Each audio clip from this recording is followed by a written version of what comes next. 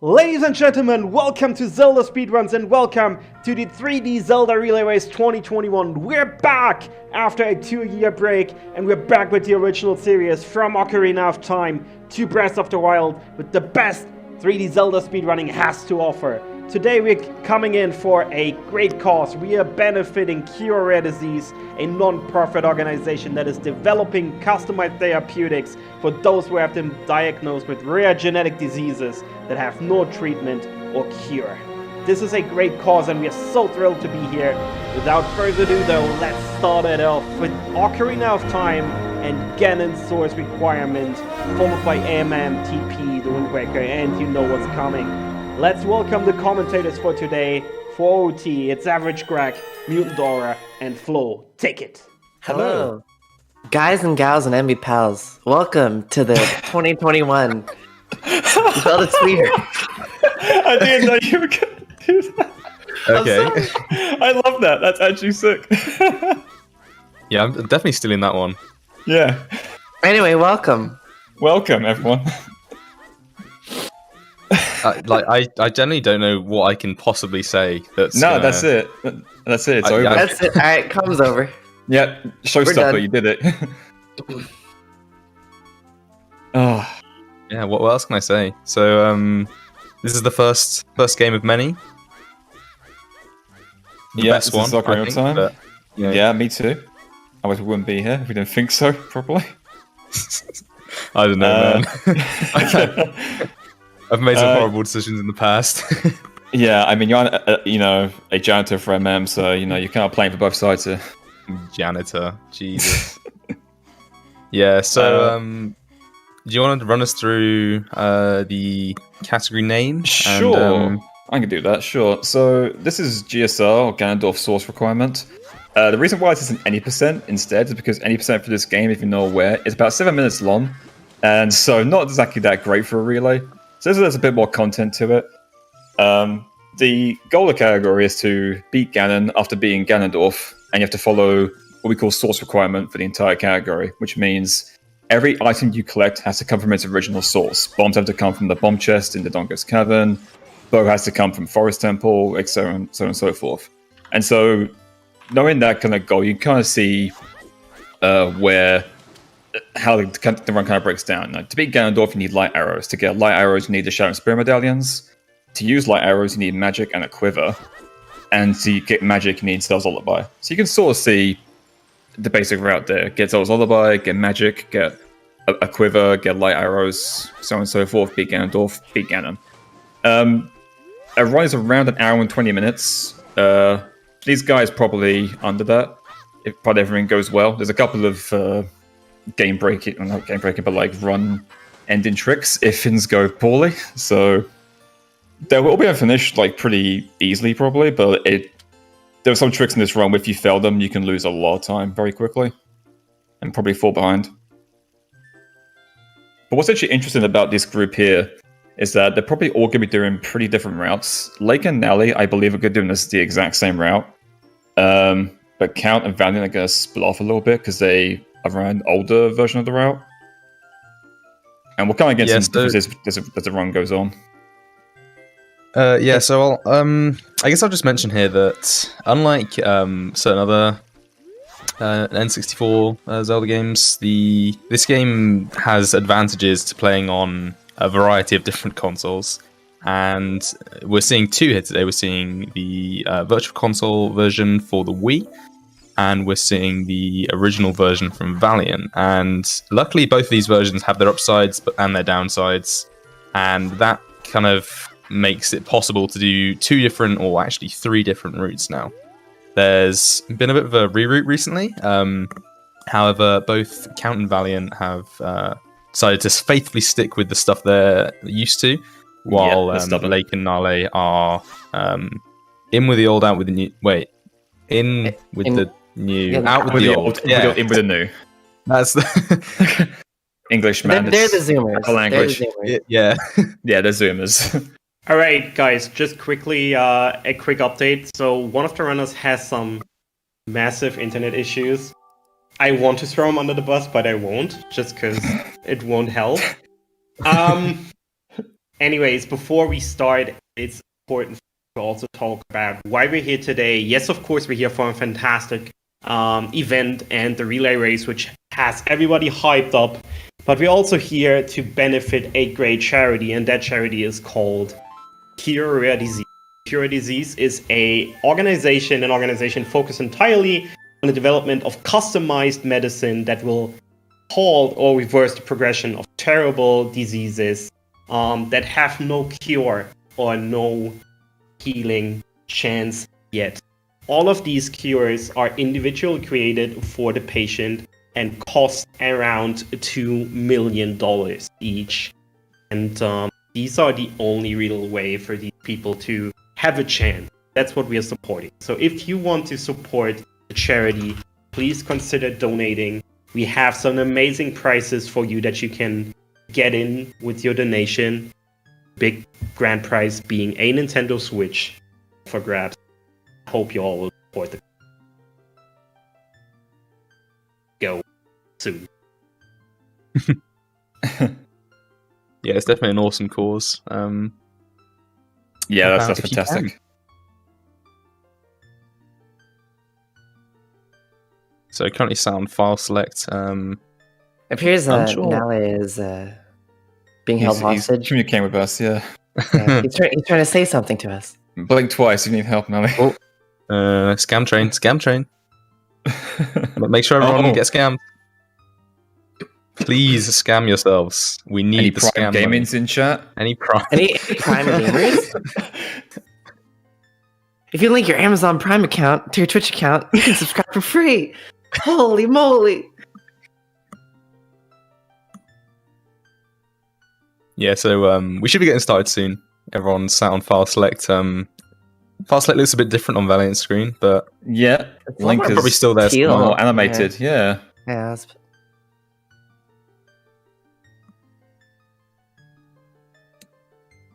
Come on, Valiant, hit the button. Hit the. Come on. I think you're good. is Lake on Seems stable. N64? No, it's NPC. No, that's just his quality. It's It's pretty easy to tell from the Yeah. the flashing of the file select. It's a lot faster on VC because it runs at 60 FPS as opposed to 30 on N64. Well, no, it tries to run at 60 and N64. It tries, just and it doesn't do a make good it. job of it. Yeah. Is What is Valiant Valiant doing? He's just going. He's on the I run. think just fix the settings, see if everything looks fine. He's got so many sticks. It's a lot of sticks. Damn. Count's game feed does look pretty good though. It's kind of funny how. Oh, sorry, yeah. The revolution of HDOT these days. I need to get on that train. It's really good. Can confirm. It's just funny how you see like around the circle from like top right to like bottom right, you just get an increase in quality.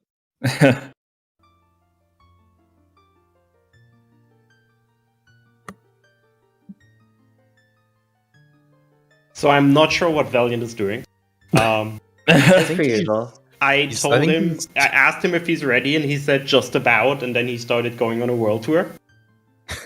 I think So here we trying have the to- Kikiri Forest. He's practicing his bridge clip. It's bridge flip. It's going to be very, very important for him. Okay, when he you really gotta get these doesn't do rupees it. in the run.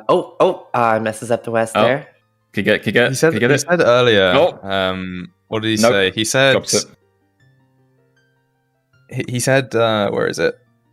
I'm gonna have to shake off a bit of rust before I start. I mean, he gave like a 116 estimate, so I hope he's not too rusty. Yeah, we'll see.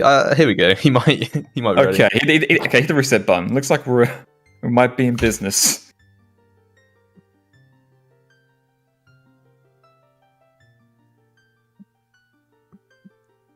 Any second now. Any second. This Come beats Tob. Oh man, that's debatable. That's debatable. In before, Tob. in chat, like, wait, are we ready? Is everyone else ready? Are you waiting for me? Oh, my bad. What? I was waiting for you. Yeah, this is definitely worse than Tob. At least Tob is active in chat while keeping everyone waiting. You know. No, I think that's worse because he knows that because you can see us all getting angry at him. I view it as a chaotic evil sort of thing. That's even worse. I don't want that. But I don't know. I respect that more than just being like AWOL while you're doing it. You know. You respect him being a blatant ass. Yeah. And we're off. Okay. Oh, fully side. Holy shit. Let's Okay, let's go. And now we have a 3-minute intro to get through. Yeah. Right. As not unlike the later games, intros not skippable. Yeah, we gotta sit through this one. It isn't that bad, honestly. There are way worse intros in. Oh yeah, Zelda. I mean, literally in about an hour and a half, you're going to hear Majora's Mask. two to three other people complaining about the exact same thing. Yeah. Shouts to MM with his 25-minute intro. Yeah.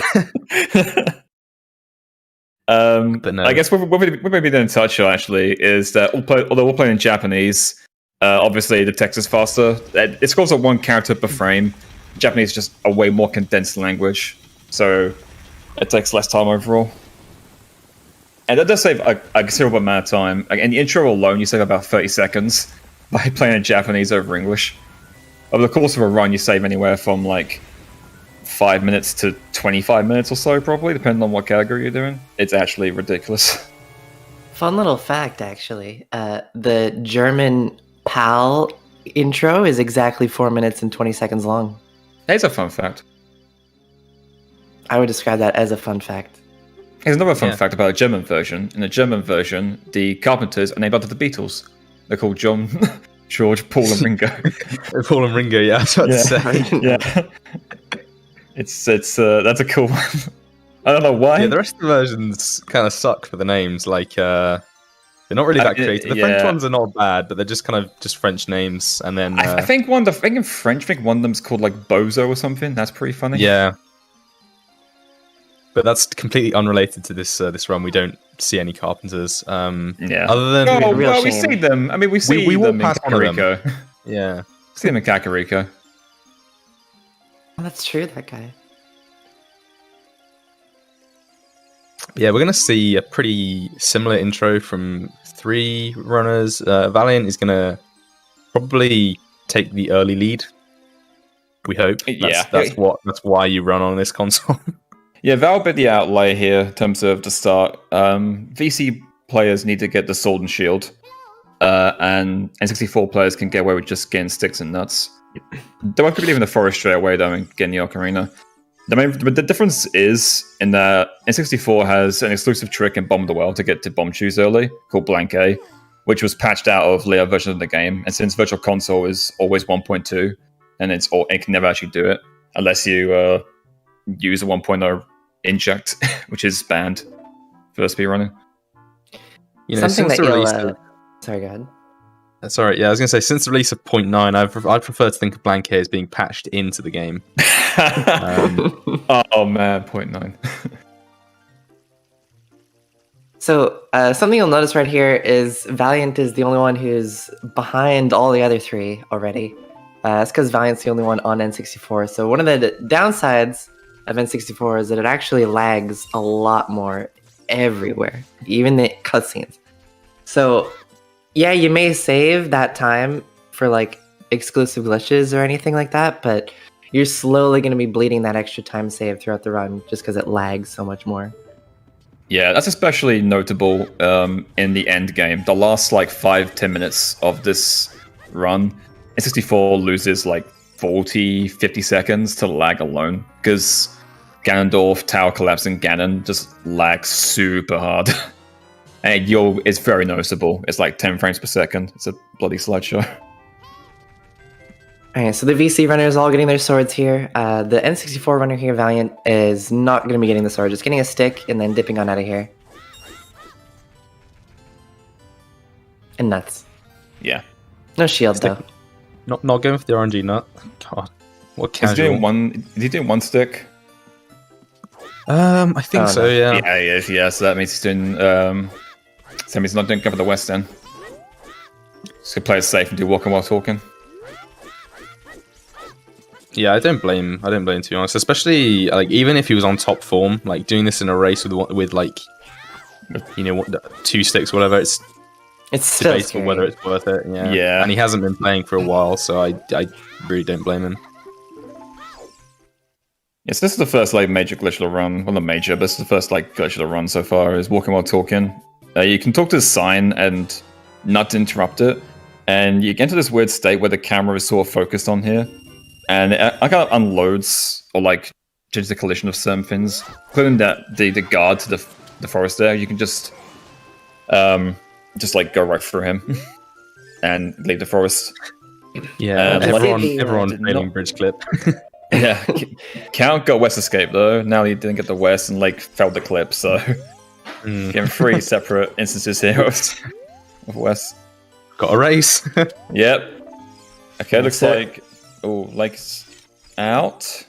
Lake really just wants to talk to Pokey for a sec. Yeah. And Nally gets out. All right. So if you guys are unfamiliar with Zelda speedrunning, what you just saw there on most of the VC runners was a WES. So it stands for Water Extended Super Slide. And an extended super slide is just a position on the control stick where Link does this little shuffle. And for some reason that shuffle has no set speed. So if you have speed while you start that shuffle, you will keep that speed. So for example, recoiling off of a wall into water, you'll keep the recoil speed, and then you can slide across the ground at incredible speeds. Yeah, we'll be seeing that again a few times for the run in different variations of it. Yeah, one time literally coming up within a minute. It's a really useful. You can, like later on we have other things that can give us incredible speed, but early on you have to make use of what you have. And water's pretty prevalent, and you have a sword, so it's the main source of like traversing around places quickly if you have those 2 things available. Later on, other things like explosives and various other enemies can come into play to give you the speed rather than water or recoil. By the way, just quickly, I want to quickly jump in and thank the first 4 donations of the stream while we're watching owls backwalking.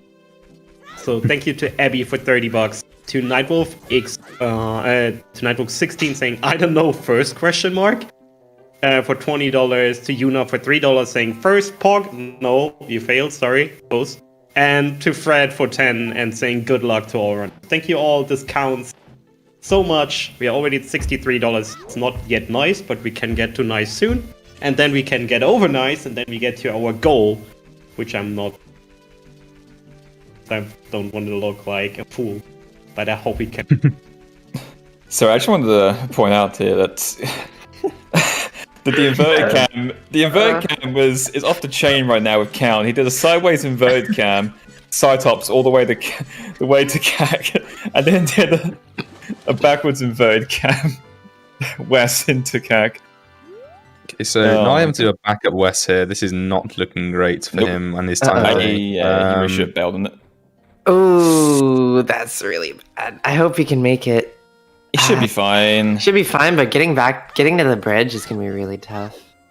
Him and ironically enough, Count kind of brainstormed a frame 1 turnaround so that you can make it even if you have 1 frame of light left. Like you do some weird like turnaround with like a backflip down the stairs, and it's super cool. But hopefully we might see that come into play here. This looks literally really 0 time hard. left. Yeah. All right, so this is where the Terrasta Verge here. You see Valiant doing blank A right now to clip out of bounds and get to this bomb 2 chest early. Count's doing something kind of similar using Ocarina Dive, which we'll see in a second. And while they're getting choose now, Nally and Lake again the bottle. And the bottle is the big major route change in this new route. It wasn't worth getting a bottle before because you didn't really use it for anything, but there was a trick found in Forest Temple to get the bow faster, which requires a bottle, and it enabled us to use other bottle strats throughout the run, including a way to get bombs faster in DC. So bottle is now worth it to get, but Valiant and Cal are just stubborn and don't want to switch routes. Yeah, bottle was always like one of those things that it was like on the verge of almost being worth it, but it just needed something to tip it over, and we recently found that like a few months ago, so it's now tipped over the scale, and it's worth it to get. Count has a goal, like a personal goal that he wants to get at a certain time with an older route, so and him and Valiant not really a fan of like the new bottle stuff. So each to their own. They're both doing pretty quick stuff anyway, so it doesn't really matter too much. Yeah, to be honest, collecting Yeah. the bottle is a pain in the butt because you can see they're still running around collecting those damn chickens. All this for a bottle. It does save time. We promise it does save time, but it's really annoying at first. Mm-hmm.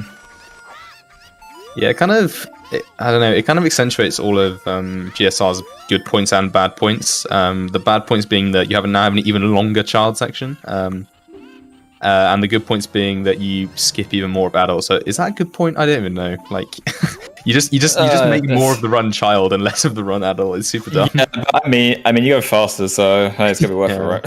I think it makes the run worse to play.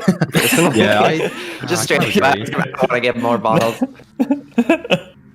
You get bottled in every run. This is the last bastion of like glitch runs of not getting a bottle. Now you're getting a bottle in this as well. Yeah, literally. I don't think anything skips bottle You anymore. can't escape. You cannot escape Cuckos, no matter where you go. Yeah. The only bastion is glitchless. It saves time in DC. You get to do Doom Jump, and then also saves time in Forest Temple. So you get to do the new jungle jump trick to skip most of it. Yeah, it's cool stuff. We'll see it coming up later. Both Yeah. of them use the exact same trick, but it needs bottle, so Yeah. So you can see late. the VC runners doing Ocarina Dive, and that makes it so that they kind of hover over the hole on the ground there. And then they pull Ocarina as they fall, which doesn't actually trigger the loading plane to get to the next room. So it doesn't load the next room. So you can run over the water that's still loaded from above, and then swim up to the bomb shoe chest here. Yeah, and to get the hover, they're using ISG, the Infinite Sword glitch, which basically makes it that your sword is always swinging every frame. And when you shield damage in midair with ISG, then you can't fall because you can't fall off ledges when you're swinging your sword. And as far as I know, that's what causes it. I could be wrong. I'm pretty sure that's the reason why. All right, count getting owl skip pretty good. It saves a little bit of time to skip that owl. He likes to talk a lot. It's actually pretty difficult without stick, so that's pretty good by count. Now I'm going for the swag ESS. I like it. You can literally get ESS off of any speed. So he just recoiled the wall and started sliding backwards. Yeah, you may have seen. I think any of them went for it, but you can do a skip at the start of Hyrule Field. At least on VC, you can by doing a recoil ESS shuffle past the owl trigger. Because while you're in an ESS shuffle, the owl can't talk to you because you're in like a busy state, and you can use that to skip the owl at the start of an entrance to Hyrule Field. And that actually saves time in this category because you need to waste time a day, and the time spent talking to the owl is the time of day is not passing. All right, There's a direct couple your of description attention here. Sorry, go to on. Melee here. He's gonna turn around. This looks. This looks He's sketchy. doing this really badly. That's- I don't know. Right. This looks too far right. Yeah. Okay. Well. Is he gonna fall in the water? Yeah. Okay. That's. Yeah, he's gonna. Look, he hasn't looked. He hasn't looked at the bridge yet. Okay, so let's sort of explain this. So the bridge. Schrödinger. We call First, we this need to talk about Schrodinger's quantum bridge. Basically, as if you look at the bridge when it's up, and then it turns to nighttime, the bridge will go up, but it'll stay down, sort of, until you look at it. You saved it. You saved Did it. he? He's good. Oh, He's let's good. go. He's So good. basically, the bridge will stay down until you look at it next.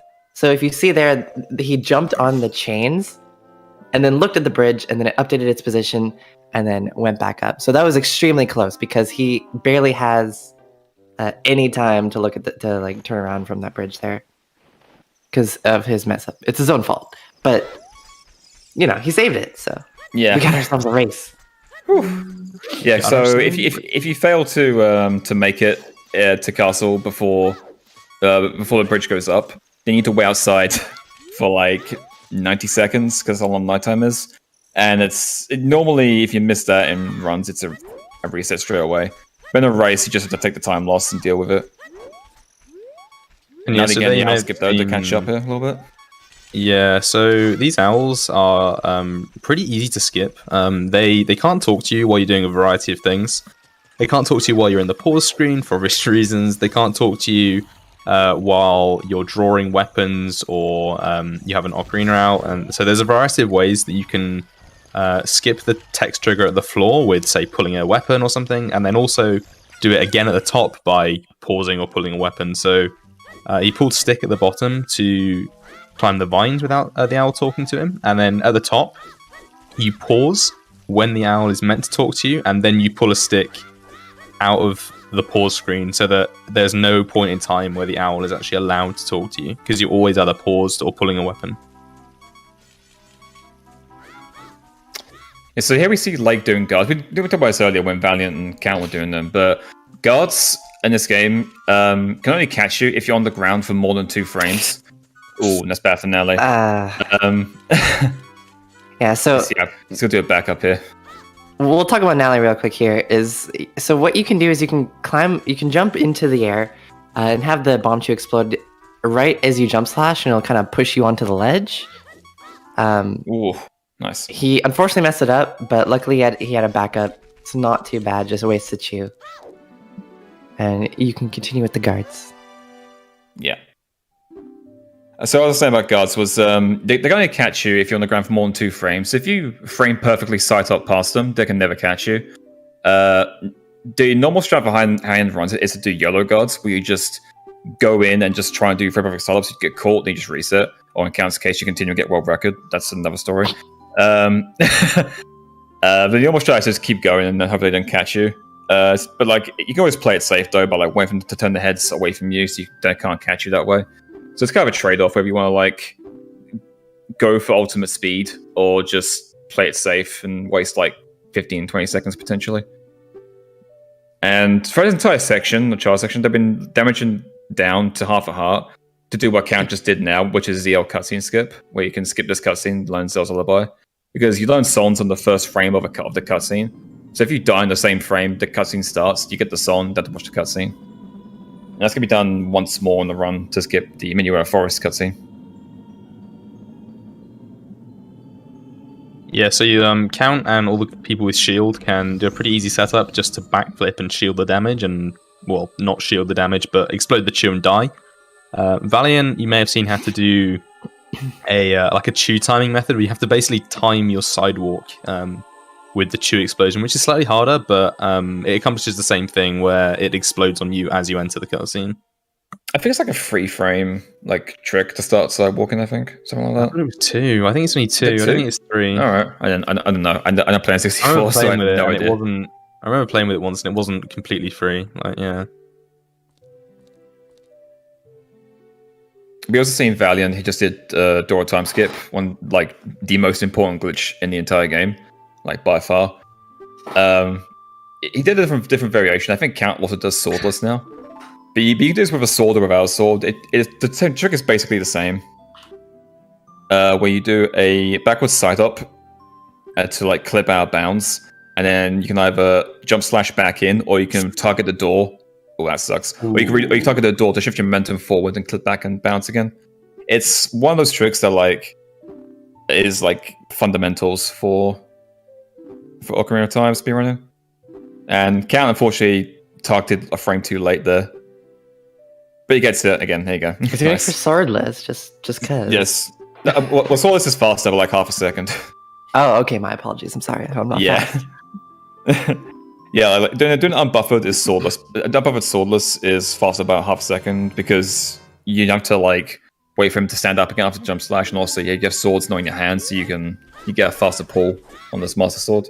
So it saves like a little bit of time if you're good at it.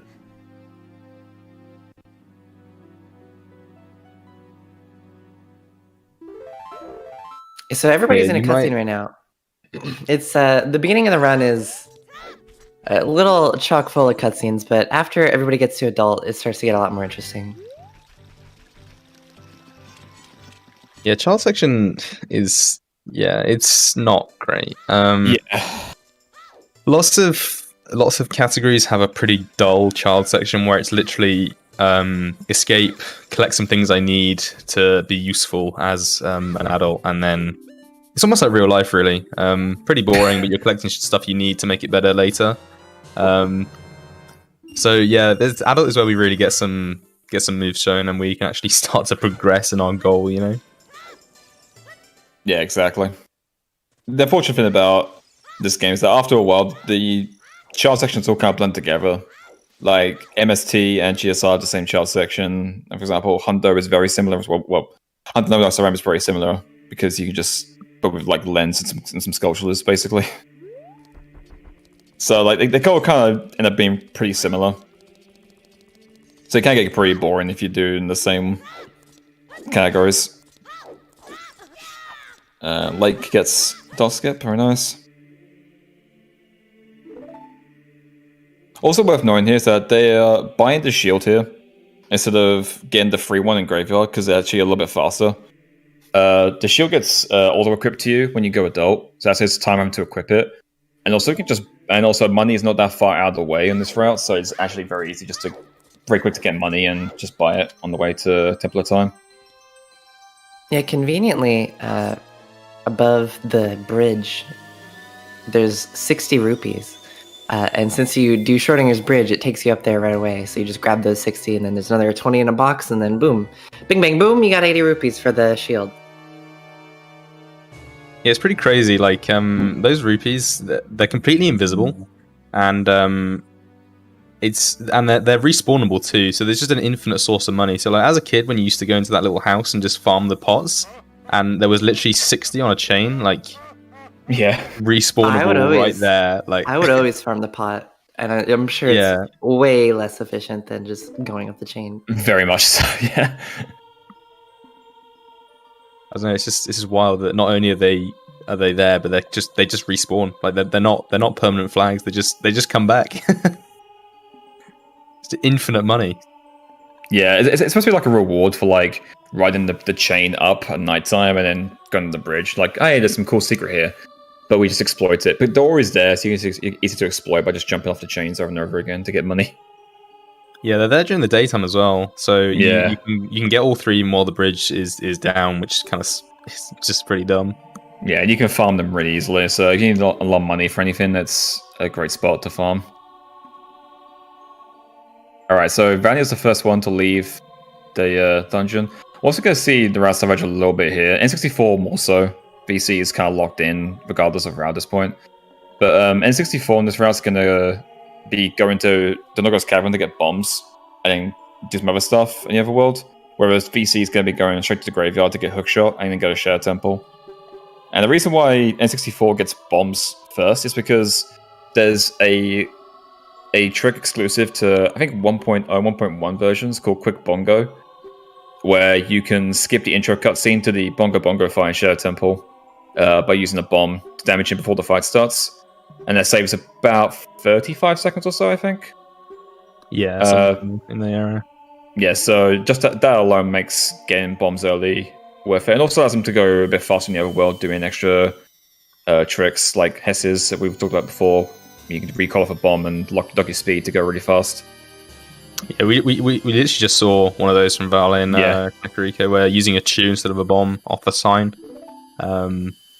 Fastest speed you can actually go in the game, so...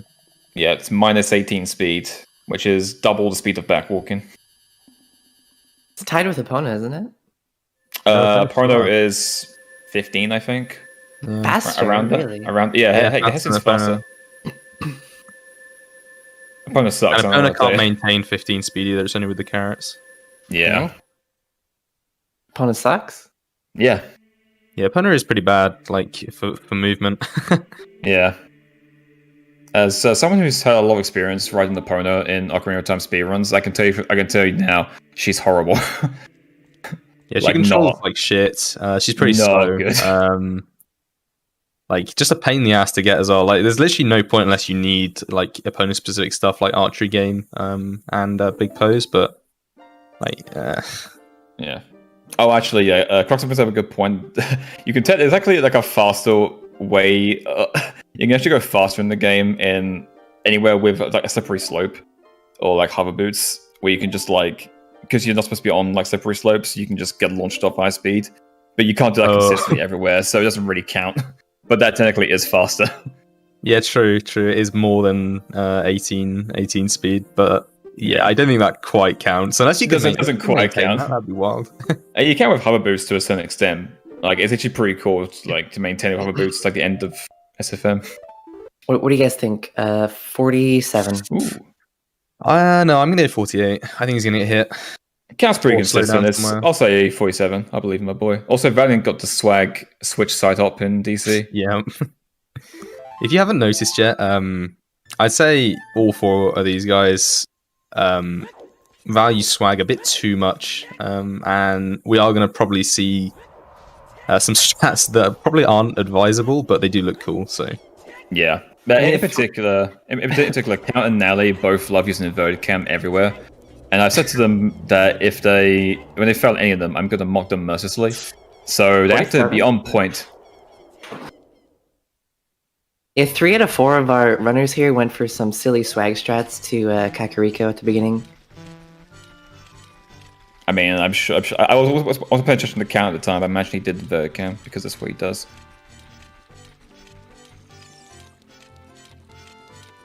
All right, Lake's probably so the most sensible one here. Yeah, Lake's trying to be consistent here, but everybody else needs the swag. So Count getting the hook shot. Hook shot's really useful for a multitude of reasons. You're gonna see it being used for a glitch right about now. This is the basis of a lot of glitches in this run, actually, especially with the other 2 runners getting bottled. So when you, like, the very first frame that the hook shot hits something, you get a lot of vertical speed, and then you lose that speed like the next frame after. Now, if you find a way to cancel that on the first frame, you get launched into the air, just like that with Count. So he did that to get on the seam here on the way to Shadow. So you can skip getting the song, just get into Shadow really quick. And they use that to cancel the hook shot acceleration in a multitude of ways throughout the run. Yeah, if you pay attention to Nelly, when you have to pull the time, he played DL for a Gospel Stone. I gave him a fairy. That fairy is going to be important in a little bit, in like 10 minutes or so.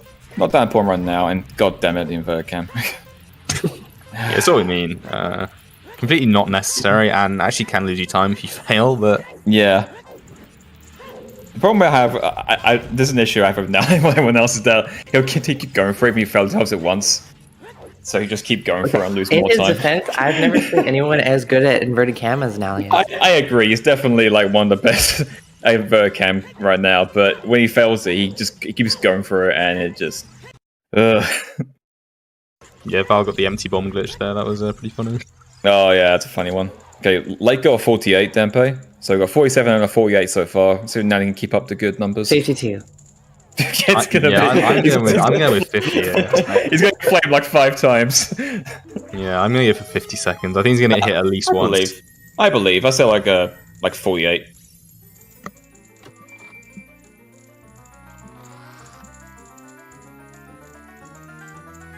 So focused. But no, Lake just gets the hook shot there. Count just about to do the first major trick of the run. The first major skip. Other than, obviously, dot skip, I guess, but that doesn't really count. Oh, he's pause buffering it. This is using... he never usually does this. This is basically a trick where it's called a ground clip, and as the name suggests, you are clipping through the floor using a lot of speed from a mega flip. You can successfully clip through the floor here, and luckily enough, the basement below you, that's completely unloaded but still very much there, is actually the boss door room. So you can do then a second trick if you can navigate to the door, which is again a ledge clip. So you clip under the ledge, get hit by an explosive, and you clip underneath the door. The load zone's still there, so you just go right into the load zone. Kind of a combination of a lot of tricks there to get into the unloaded basement, and then do the regular boss key skip, but pretty cool. Yeah. It's a pretty scary trick in a race. So you saw Count actually save before attempting it, because if he fails it, then he most likely dies because he's on such low health, and also he's down 2 chews. It's at worst, so it's pretty bad if they fail it. So in races, it's very common people for runners to save before attempting it. Count and Chew Count. Ooh. ISG there. It scared me a little bit. Should be fine from here, though. Oh, nice. Yeah. So the bongo fight is super easy. You just get ISG and then you stand in his eye and he dies. Yeah. There's Something something in we his eye. actually mentioned was power crouch stab. So the crouch stab attack in this game actually doesn't have an actual like damage number associated with it. So what it does is take the damage and the damage like type of the last attack you did with a sword weapon. So if you do a jump slash with the master sword, that's 4 damage. So all your crash stabs now do 4 damage. And if you do that along with ISG, Infinite Sword Glitch, then you can do a lot of damage to enemies very quickly because you're doing 4 damage every single frame. And they're getting hit. And you can use it to kill like most enemies really quickly. Bongo especially, right, that you just saw. Yeah, bosses aren't really designed to... The health bar isn't designed for maximum damage on every frame, so... Yeah. even with actually- damage cooldowns, you can stun lock a lot of them that would usually have like cycles. Yeah. You can actually stun lock pretty much every single boss in this game. Aside from like Yeah, Ganon, who is designed not to be stun Gadongo locked. as well. And Baronade. Yeah, don't do those 3 because they're like on cycles. They're like have pans associated with them. Yeah, but Baronade in particular actually cannot be killed in less than 3 cycles, even if you Yeah. do infinite damage every hit. It's kind of dumb. And Lake also getting the boss key skip into bongo. Very And now you nice. see how Valiant went in a completely other direction. He got the mini out of forest, and now he's finally joining everybody else here in the Ooh, graveyard. those bomb drops. Nice. Howdy. So, yeah, so two bomb drops. we're Howdy. focusing on Valiant this time. Oh, hi. Howdy. Just quickly want to say thank you so much to Croxer for a $100 donation, saying thanks for this relay and for all of our great cause, Croxer. We love you. Why Let's go, are you Croc. not racing? Also Any- to sorry. to Benji for $25, saying best of luck to all of the runners, and especially to my MM buddies. No, MM. No. Oh God. No, to my MM buddies, Dope, Key, Zippo, and Draco, Wreck Majoras. Yeah, donating for the amazing cause to help people with rare diseases. People really need it. Let's make the world a better place. Thank you so much. And to Endels for another $100, saying let's cure Angie's allergies so she can collect the chickens herself. Nice. Thanks everyone for your donations. That's very Thank you generous of you very all. much, everyone. Extremely generous. Can we get some white people happies in chat? Do you have white people happy on this? No. Trez, please tell me you have white people happy on this No. FFC. You can't even What do is that. wrong with you, so- Trez? What? Yeah, just type it in. Just type it. Make Trez feel dumb for not having it. Everyone at Trez right now and tell him to add white Yeah. people happy. He'll do it. I didn't even know this was a thing. Sorry. Disgusting. God. All right. In the meantime, Please have a rescue. in the meantime, Nally got bow skip as well and is now fighting Bongo. Valiant got the finished down pay races again, hook shot, and Cal's making his way to DC. He picked up the heart container in Shadow, which is a good choice for races. Having extra health does matter towards the end of the game. It can make a difference. And that one's Shadow Container is very like it wastes like 2 seconds to grab. It's worth doing in a race for extra safety. It depends. Like the new route, it's not worth it, but there are or even there are things you can do to mitigate that, like obviously getting the fairy from Temple of Time before this, because the optimal way of doing this is being on low health as you exit Shadow, and going for a completely RNG fairy drop in the grass, because when you're on low health, grass and rocks and stuff have a chance to drop a fairy for you, and with how many grass are actually outside the graveyard, it's about a 50-50. So usually it's pretty worth it to just go for RNG, but relay luck, etc., and a lot of these guys just don't want to have to deal with that. So late here going for the Gossip Stone after spawn. Yeah, and we saw Nally use the Gossip Stone as well at Temple of Time. So both of them are trying to mitigate any random element as much as they can by just getting these fairies in consistent spots. Lake did just stay on half heart though, regardless. So he did get the heart really container. interesting decision, I guess. Maybe he just forgot. Brave. It is faster technically for DC. It doesn't have damage down. True that. He's probably pretty confident in his ability to not take damage between here and there. If he does always hard drops. Yeah, I feel like my confidence in taking damage in DC isn't as big as the issue with being Rock Troll at the end, but I mean... That's also another thing, yeah. Yeah. Yeah, so Rock Trolls will get to Rock Trolls later on when they come up. When they come up. Don't, mate. There are 4 people playing GSR. At least one of them's getting Rock Trolls. One of them's getting Rock Trolled. At least one of them's getting Rock Trolls. There's not much. Like, there's no getting around that. Count with the bomb bag. Yeah, the Valiant and Count are... it's really difficult to tell when they're both doing different like platform routes. I think Val is probably still slightly ahead, but that advantage is probably... We're probably going to see who's who, where's what, when we both exit the... Or sorry, when they both exit the differences section and we move into Gerudo. Yeah, and also it worth pointing out that from here on out, Valiant is going to be losing time over the course of the run just to lag, like everywhere. So no matter how far ahead he is, a lot of that lead is going to be irrelevant. There's that quick bongo kill though.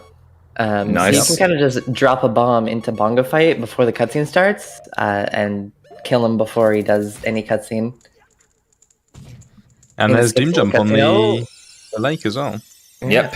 So Doom Jump is the same trick we saw in Graveyard. It's a hookshot jump, but it uses death instead of storing the damage with the invincibility glitch in order to get a big jump. And then you use the fairy to revive top of the bridge. This is a very common trick in a lot of speedruns. Count doing the // clip to get to magic, saving the bomb. Saves a bomb. The clip. What are you saying? Shut up, Ewan. Christ. Nah, I'm off that hard. It's literally called the clip on YouTube. Shout out to Possibly, I guess. I hate that name so much. Alright, now they got the Harkentarian shut up. Because he has a damage down here. Which isn't that bad, because you can take a lot of damage very quickly from lava by just repeatedly rolling. Because you waste invincibility frames. He's doing the visual cue here. You can line up your foot with a little mark on the floor, and that usually gives you a good... Ooh, bang on. Nice one pause. Jeez, very nice. I was very scared there. That was... I never doubted him. I'm happy to say that I did doubt him, to be honest. It's when you trust Nale that it all starts to go wrong. So there has to be at least one doubter. Yeah. Also, I've seen a lot confused. I've seen a lot of people getting confused in the chat about who's doing what here. So Valiant is doing the old N64 route before Bottle was implemented. Count's doing the old VC route before Bottle was implemented, and Nelly and Lake are both doing the VC Bottle route. Just everyone catch up if you knew what's going on here. Lake failing. That's it. The // clip. I need it. I don't need it. Damn it. The triple. Yes. Go on. I can't say it. We're waiting. I refuse to accept defeat. Yeah, Lake failing to savings is a bomb. Alright. So, Lake Nally again and Magic. Count's on his way to Minuet now. He's struggling to give a Mido. Crux the stream. And Valiant's now leaving Market to go to Gerudo Valley. So he is ahead still, but only by about a minute or so, I think, over Count, which is about what N64 should be ahead at this point, roughly. Yeah, Count and Valiant are, I'd say, tied, honestly, considering the lag that Valiant's going to face late game. Lake and Nally are tailing a little bit far behind, but it's not too bad. It's like they're only behind by like maybe 2-3 minutes. That swag from Count, is it going to... Yeah, yes, it does pay off. It's a great setup. I love that setup. Oh, you see Valiant here doing his Hess. Using the bomb, obviously, this time to get the recoil. Make it to Gerudo Valley. Yeah, so Valiant here basically has to, like as Greg said earlier, from this point onwards, the routes just converge on each other. So he has to maintain this lead now. Anything that puts him back is really bad because realistically, he's losing 40 seconds to lag in the end game. So you need to maintain yourself at least 40 seconds ahead of the competition that are playing on VC if you're in the similar situation, which they are. So right now they are probably quite literally neck and neck. Any mistake is going to probably push either one over the edge. Yeah, we have seen races before between N64 and VC where N64's been ahead by like 30 seconds going into the end game and lost because of lag. Yeah. Because they both play basically the exact same, and VC just wins because N64 just lags too much. One bomb super slide with ISG. God, that actually ISG really- one bomb super slide. Yeah, that's Rusty, by the way. Man. yeah the Valiant classic. Yeah, he's not played in 6 months, but he's still so good. Yeah, makes it into Wasteland. Can you get full Wasteland test? Oh, no doubt. Yeah, like don't underestimate people that might have taken a break for a while, but he's been playing for a very, very long time. Yeah, he's Definitely one of the boomerest of boomers. pretty boomer. Could probably do this in his sleep, to be honest. Looking pretty good. That's the easy part, Is he though. going for full? Of course he's going for I assume full. everyone's going full, yeah. I assume Yeah. everyone's going I'm for full. assuming everyone's Wasteland. going to go for it. Can you imagine being Yeah. the one person you'd be bullied so hard? Like after this race, like if everyone went for it but you'd be like, wait, I did half. Everyone's just like, what? You did half? You guys beat Wasteland here? Jesus, yeah. Val I mean, gets it, who no needs problem. who needs D-Rust? Yeah. So coming Well, up is... Valiant's give it the Hess here as well. coming up for Valiant is probably the biggest trick in the run, which is just Spirit Hover. It can save like 3 minutes if you get it. If you miss it, you have to go through the temple.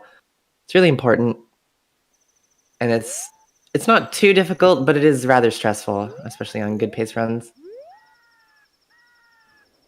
Yeah, so what you're gonna see here is getting ISG and then using the explosives you've got, these chews and bombs you have to do a bunch of hovers to get up the outside of the temple and get up to the silver gauntlets chest on the right hand, and then from there you're doing a super slide or a Hess across the hands to the other side, get to where Mirror Shield is. And this is the fastest way to get to Mirror Shield. Looks like Valiant is in a good spot here. Checking for the Gwei. Looking good. This Jesus. Gwei can ruin your whole career if you're not careful. That was an insane hover from Valiant. That was really good, yeah. Very clean. One bomb. Nope. Guess Oh, he's the going to Hess. Easy. Oh my god. Yeah, he's playing on fire today. Got something to prove. Yeah. He needs He's making up practice. for the time he wasted at the start by finishing first. Count Easy also going for the Mirror same thing. We'll see if it goes as well, I guess. Yeah. Count often is use his very shoes good. at first. Count's very good at Spirit Hover. I've seen him do extremely fast Spirit Hovers. Oh, that was... So, something that you can do to time the bomb explosion is if you just watch Link's breathing animation, it explodes at the same time every time. So you can use that to time the bomb explosion. It's not too bad. Okay. Count's Can be high really is good. scary though. Count's high is good. The Gwei is nowhere near him. You can just... Oh, that's one. Nope. Yes, that's too much. There you go. All right. Up on the seam here, and then Up from on the the seam, you can seam. hook shot to the chest. Is he going Easy. inside the temple? Nah, he's No not. way. He's a Count big boy. LG. What do you expect? He's 18 now. He's a big boy. Yeah. There we go. Easy peasy. For the Alright. record, Count and Val are the first place and second place runners, respectively. So Yeah. this is some top competition here. Val getting really good bomb luck off those Armos. 3 drops. If Al ever complains about his luck again, he got 2 drops in Graveyard and he's got 3 here. Like Yeah, it's basically perfect RNG for bombs so far. yeah, like the Probably stars putting a point here as literally. well. Does Oh, he missed the do? beam off. Does he still do upper room. Oh, okay, no, he's No, he switched. Even Val isn't going for that in a race. Like even Val's aware, like, it's actually fast, I should just do this. Alright, Nelly going for the Wasteland. It looks like Lake is not going for Wasteland House. Lake doing the old backwalk there. Did he fail it? I wasn't paying attention. I was focused on Valiant there. Possibly his bomb count's a bit low, maybe he's just worried about that. oh yeah, Rip, his bomb count is garbage. What happened to Really Lake? bad. I'm paying attention to Lake at all, he may have just failed some stuff. Oh, Count's bomb luck is insane as well, getting 3 drops on his Armos. Alright, now I get in the full Wasteland nice. as well. There we go. Very There are nice. some gamers here today, I gotta say. Some real gamers. Lake in, is in gonna. that one Wasteland test, now he basically just overtook Lake. That's how much time that saves. Yeah, it's pretty nuts. Get the Lake hassle over is Wasteland. Finally hitting the halfway point in Wasteland here. Like, Send your condolences to Lake because later on he's gonna be ashamed. He's gonna look back and go, "Wait, I'm the only one that didn't." Oh no. He's gonna need emotional support. He's gonna need. Alright, so you see Count here doing statue climb. I think Vanny just did as well. Probably pretty cleanly. You can that was really clean. If he actually gets you it can- in now. yeah, you do some parkour and then click. Unbuffered? Okay. Okay. Count, I see you, Count. Let's go. Is that hard? It was just me. Jesus. Okay, so that trick is also pretty new, and it's actually got a really interesting story. It was basically we all woke up one day to an old Tassa, like an OG Tassa comes in and goes, "Oh, I've been working on a spirit temple interior task." Homer Funky, just Homer Funky. Yeah, shout out to him. Funky comes in, shows us this task. We're all like, "Oh my god, that's so sick!" Does this thing with the head where you can backflip frame perfectly to clip out of bounds, and some very clever people were like, "This doesn't seem very task-like. Maybe this works, normally." And yeah, luckily enough, it did work normally, and we managed to save 3 bombs, and it's quicker as well. So. Yeah, shout outs to all those years of Tassa's hiding strats. Yeah. But it looks Okay. swag as hell, especially when you do it without the pause in the middle. Most people will pause for the frame perfect backflip. But Alright, Nelly gets Spirit Hover. He's gonna go inside the now he temple, goes play it inside to be safe. safe. Lake is I don't blame still him. hovering right now. You see Count doing Nibiru cutscene skip here. So you damage Nibiru down, and then drop a bomb, clip out of bounds, and then the bomb will finish off Nibiru, and then you'll void out, skip the cutscene. This might be obligatory. My obligatory shout to Nelly to say you have 4 bombs. Why not just doing the super slide? because it's slower. It literally isn't though. Yeah, but Also, I would like to just draw everyone's attention to the fact that N64 has amazing fire effects, and if you compare it to VC, it looks completely insane. Like VC just looks shit. How did they mess up the fire so badly? It's one of the bad parts about playing on VC is that a lot of the effects, like particle effects, stuff like that, were kind of ruined in the emulation process. So N64 just looks better, like in terms of that kind of stuff, like fire and stuff just looks a lot better. Alright, now he doesn't die to the Iron Knuckle. He's good. Alright, Like so current all, half here. all 4 runners got through the hardest trick in the run with no Yeah. problem. That's So very this good. That's really good. Yeah. Like 'Cause, 0 explosives. It really... there's nothing worse than watching a GSR race where like one runner gets Spirit Harvey and one doesn't, because then it just feels completely one-sided. This feels pretty even so far. All of them got through boat skip pretty easily, and one of them got past Spirit Harvey pretty easily. Are we going to see the insane bomb luck continue? Nelly, okay, void, bomb luck, nice. but then just jumps in the void, yeah. Adds a little dip. It's fine, because he can farm his pot. Late gets 2. Valiant jumped off, and he got an extra cycle. Punished, I guess. trying to get for the swag. We shouldn't mention anything about Twin Rover. Twin Rover sucks. It's like one of the best fights in a casual playthrough and one of the worst fights in a speedrun. Probably the worst fight in a speedrun. Because it's very much just randomness. Yeah, these witches, you want them to shoot at you so you can reflect the damage back at the other witch. But when they stop and shoot at you, it's completely down to luck. You can go 2, 3, 4 cycles in a row where I'm just flying around the arena doing nothing and waste so much time. Or you could get like freedom, like rapid fire in a row and save so much time. So it's very inconsistent. There's a lot of variation to what can happen in the fight. So Lake and Ally are like perfectly synced right now. Yeah. Yeah, second phase Rover is completely the first in like her first damage phase, she'll always shoot 3 of the same at you.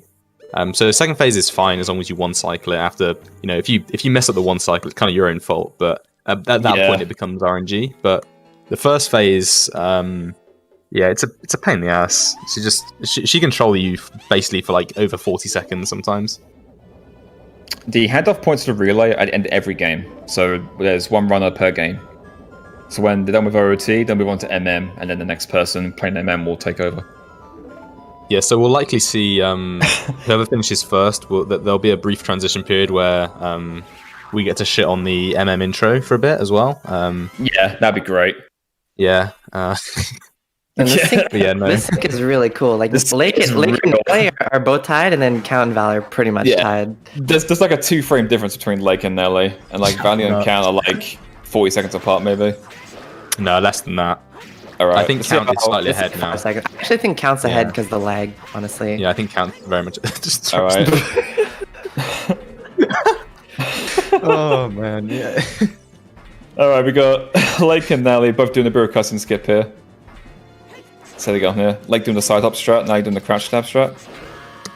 This is very scary doing a race because if you die, you lose a ton of time. But luckily, none of them died. They both got the skip. We're good to go. Nice. Yeah, this is some good gameplay we got from all 4 runners here, honestly. This is some pro gaming right here, folks. Yeah, this is some pro gaming. Not really anything messed up. The closest thing to being messed up is like Nally messing the the boat skip. Or the moat skip, I mean. That's it.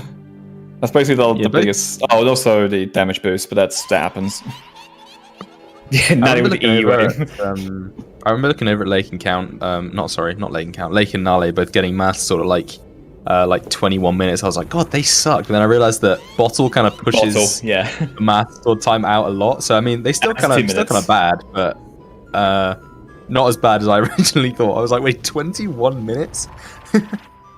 Yeah, Lake and Nally like, still have a nice 1-minute time save coming up.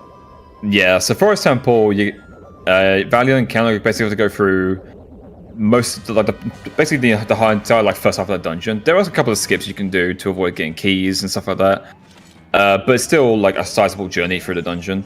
Whereas Natty and Lake, if everything goes according to plan, can kill some Star Force and then just jump to the bow. Lake with the semi-quick shot. It's not really a quick shot because I mean she didn't move. Oh wait, the double. The double. The double. The double. Can we get a triple? It is. We have triples are not particularly. Well, they are pretty rare, but we've never. I don't think anyone's ever recorded a quad, but we have a lot of triples. No, there's never no quad recorded. Apparently, there's been one in OOT 3D, but there's no video evidence of it, so I kind of I call bullshit on that. Has Fig looked at the? Has Fig decom these? Is it possible to get a quad? It must be, right? I think he said it wasn't possible. I think it's been decommed. I think it isn't possible. I think there's like. There's like something to do with like there's like an internal timer for how long they'll wait before firing more shots, and it works out that like the quad is just too much time, something like that. Along those lines. It's not quite exact, but along those lines, I believe. I could be spouting bullshit right now, but I guess that's kind of about right. Yeah. All okay. So forest here. So this is like the old forest. This is basically where you have to go through the entire thing to get bow.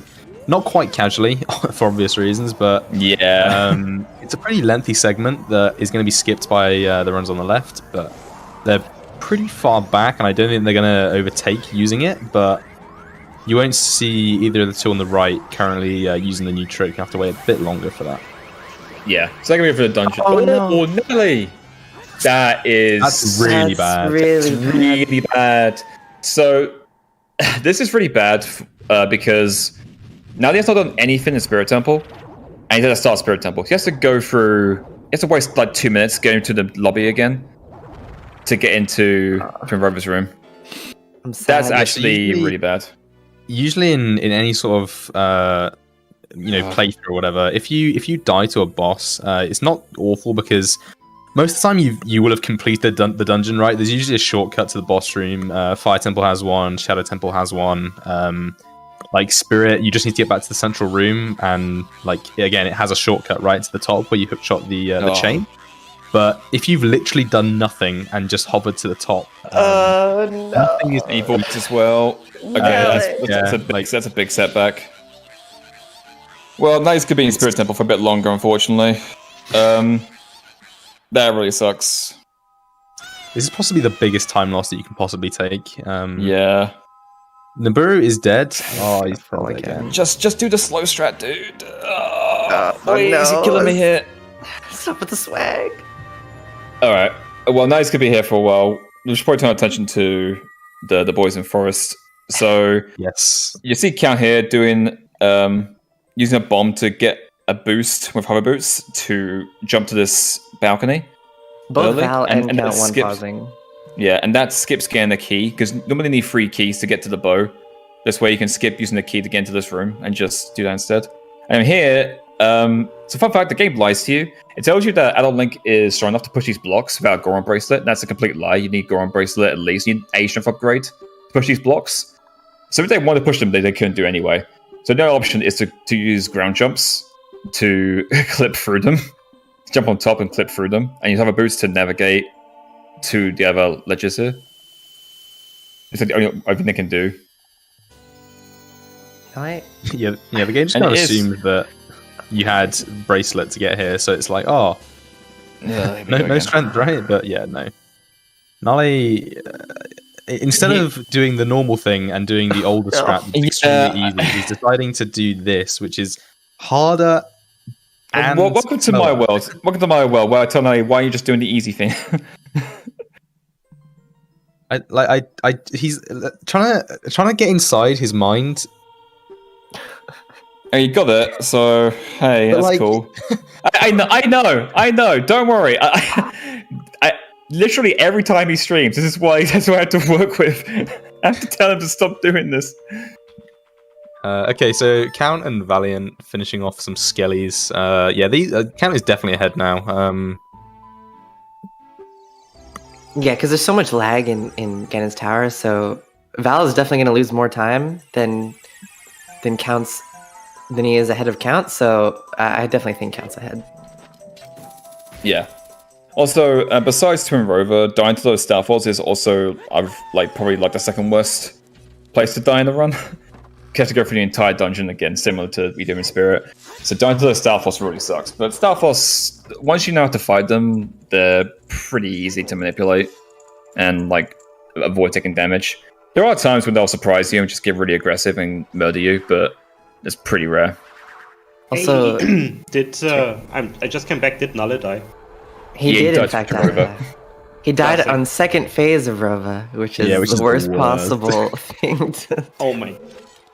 He has to do all of Rova again. Oh sh... Okay, talk about more lighthearted thing. Just 2 donations quickly. Renderon, thank you so much for $100 saying, thank you to the runners, commentators, ZSR, and everyone else for putting together this great event. Thank you so much, sir. And Pete Sheep with the $50 donation saying, shoutouts to the runners, wonderful Speedrun comps, and the OOT community as a whole. Thanks to ZSR for hosting this event for a great cause. Sure thing. Thanks for those donations. Fortunately, Lake just died to Starfalls. Luckily, it was the key Starfalls. It's not that bad. It's second time loss. Everybody direct your attention over here to Lake, because this is what's going to be the new Forest Temple strats that was... I don't remember when this was found. It was sometime last year. It was July, August last year sometime, I think. That long ago? Around that. It was summertime last year, I think. So Flo and Mune, you guys kind of know more about this than I do. I haven't done much of this, so why don't you take it away? Okay, so if Lake can kill these Stalfos here, you know how this room here, right above this room that Lake's currently in, there's the other Stalfos fight room where the floor comes down. Well, it's technically the same room, and the Stalfos that are a floor above don't spawn unless you enter that room. from a higher point, so that it knows you're on the second floor. But there's a glitch in this game called entrance point glitch, where you can open a door and then not close it and kind of change where you enter, if that makes any sense. So you'll see here Lake does a fancy trick to get into the door, and it won't close the door, but it'll stay open, so that when he leaves the area of the door, it'll close and it'll set that as his entrance point. Unfortunately messed it up. It's okay, you can try again. So what he's going to do is he's going to do a hookshot jump similar to what we've seen earlier in the run to set his entrance point on the second floor with this door here. And then he's going to void out of bounds and respawn up on the second floor. And that'll trigger the Stalfos fight. And the reason why he needs to do this trick here and get beat the door is because the floor here that he's on now, we just landed on, is solid. You can't go through from the bottom, so you have to go up through the door frame, like in the frame of the door, and then come up that way.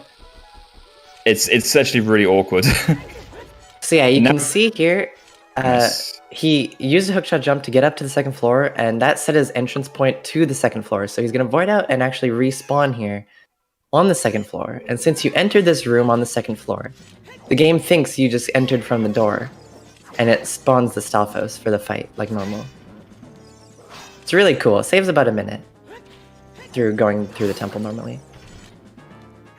Yeah, if you take into account again the bottle and the other extra time saves that because now bottle has, this route saves about 30 seconds on Wii and about a minute on N64. Also, I think that's about what time it came out. You timed it. You know the numbers.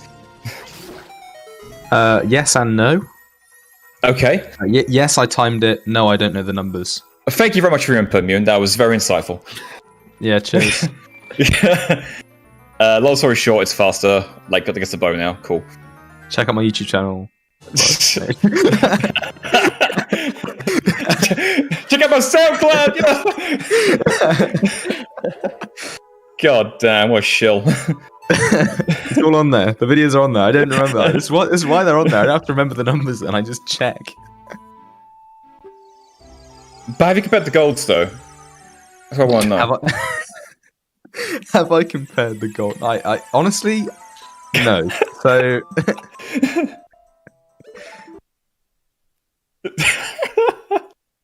Yeah, I think I agree with that. Shut the fuck up. I deserve that. Yeah, all right, anyway. Yeah, so we're going to cutscenes for a bit here, and Lake's just entering Lyra cutscene, which is about a 5-minute cutscene. There's Valiant and Counter leaving it. So Valiant and Counter get into Gan's Tower very shortly. And now he's going to head to Forest Temple in about 2 minutes or so to do what Lake just did. So Gan's Castle, normally there's like a barrier blocking the entrance to the tower to get to the final part of the game. You have to go through these trials and shoot these light balls and clear them using light arrows. But there are multiple ways to skip in that because the barrier has a loading zone in its side, to the tower. It's just there, we're not really sure why. I think it's just kind of there. And so you can exploit that by in a multitude of ways, which you're going to see Valiant and Count do very shortly. Most likely through some sort of hover. Yeah, leaving loading zones exposed is a bit of a habit that the devs have across a multitude of games, not only this one. Yeah. In this game, yeah, I mean, in this game alone, Jabu is a big one where Lone Zone is taller than Jabu is. You can just jump slash into Lone Zone or clip into the Load Zone. Even get there as an adult as well. It literally extends above Jabu's mouth. You can literally just jump off a pillar and hit the Load Zone. It's completely ridiculous. It's not even inside his mouth. It's just a square box that just extends beyond his mouth. Yeah, it's even worse than OT3D actually. OT3 is hilarious. Oh man, they didn't remove the loading zone, and it's just underneath the ice. Because when you're Adult Link, Jabu's gone. There's just ice there, but they missed a tiny little spot that is above the ice. You can actually just walk on it, and you'll enter Jabu. You can just touch it. You don't have to do Yeah. anything fancy. You just walk It's on it. it's hilarious. There's like the first time I saw that, I died laughing. I couldn't believe it was that simple. You literally just backflip, side hop, and walk forward, and bam, you're in. Well, Okay, here we go. Count side up and walking forward. Trial skip, everyone. Yeah, two there we bombs, go. and- It's Oh easy. my gosh. The two bomb. All right. Oh, Yeah, that the two bomb. gets stunned out of the great spin. That's unfortunate. That's a real These shame. these Donalfos are a pain in the ass. They'll have to just jump around and annoy you. Luckily, these guys have nuts equipped. Yeah, Just this is a taking really, nuts. really close run from Valiant and Count here. Count's just slightly ahead, but he's actually a lot further ahead than it looks like he is because Val's going to be lagging a lot. Yeah, Yeah, it really is hard to explain how bad it's going to get for. Oh, Valiant they'll next, see. They'll see. Yeah. They'll see the slideshow that is the Ganon fight. yeah. If you guys used PowerPoint before, then it's like very familiar. You guys have ever given a presentation? You gotta give a presentation in front of a class or business associates. Can I interest you in Office 365? For the Nintendo 64. Now it's Nally's turn to do jungle jump here. Yep. Actually, a pretty good health for this. You can take half a heart from this this bubble here, and you'd be good. Yeah, Yeah, Nally that's would never die to nice. Stalfos. Yeah, no, Right, he count- never dies. He would never. All right, Count desynced the knuckles, but she seems to be fine though. Hey, nice. They both get through, no problems. So you have to have two iron knuckles there. You can find both at the same time because they're so close together. Your sword box can hit both of them at once, so it's pretty easy to just hit them to kill them both in unison, rather than find one at a time. It can be a little scary and kind of tricky when you first start out trying to do it, but it's one of those things that just it gets like pretty easy once once you've done it enough times. Has to impress. To impress, I'm impressed. my boys. Double has to impress. They both have a really Double. healthy bomb To count the right door now. count. Woo. All right, now he's going for jungle jump here. His bomb count really sucks. I hope he's saved before doing this, because the annoying part about Forest Temple is that there is no where to farm bombs in this dungeon. Sure there is. There's Octoroks. There's Octorok. One Octorok. single Octorok, which is a 1/16th chance to drop a bomb. Yeah. All right, now he's going for this strat, which I don't like I'm at not a all. huge It's fan. so sick. It's so fucking like you guys don't understand how good it is. You have 2 frames for the bomb drop, and you then have adjustments for each of those frames. It's literally a 2-frame trick. Like All the other steps. it's the best strat there is. It's also technically the quickest because Nice. because you can insta drop the bomb without having to manual aim. Anything with manual aim is complete doo doo. Like stop using it. Are we gambling here? Hell yeah. Hang on a Oh, I second. believe. And it has a 360. Like what is not to like? It's literally That's one true. of the literally the quickest strat possible with a 360. Like excuse me. Fair enough. I can't argue with that logic. Can't argue with facts and logic. I'm sorry. Alright. So I guess jungle jump. As he doesn't die to Stalfos, he's caught up. His bomb count sucks, but he can Oh my god! God. What is he doing? What are you doing? He- should I get a heart here? Just get the heart. Get the heart. Oh my god. What is he Meanwhile, while he's doing that, Count and Valiant are fighting Ganondorf, which you can stun lock Vice G. He's dead. Whatever. Yeah, there you go. He's dead. But meanwhile, Yeah, we're here's also a having a bit heart more attack lag. over here with Nally. That's fine. That ledge grab. Oh my god, that took a lot of years off my life. Oh. God damn it. I think Yeah, he so, tried to like backflip to draw a sword or whatever and get close to the pot, but he just had like a weird camera, so he just did a forward side hop instead. Almost jumped off the whole The thing. ledge. If he had fallen down there, it would have been really bad because you have to go through the dungeon. He says he tried to jump slash. Oh, okay. And now he's just keeping us on the edge of our seats, exactly. He's a showman. All right, Lake going for trial skip here. Unfortunately, doesn't get the hover right away. Has to go for it a second time. He's going for the 2 bomb, which is a little awkward. You have to be Why? pretty quick here. Oh, he resets. Okay. He must because he saved before the You next. wanna Just keep waste his your bomb bomb? count. He's like, bomb count's a little tight in this category. Less so with this new route because you get more choices to farm bombs. You have more bombs available to you.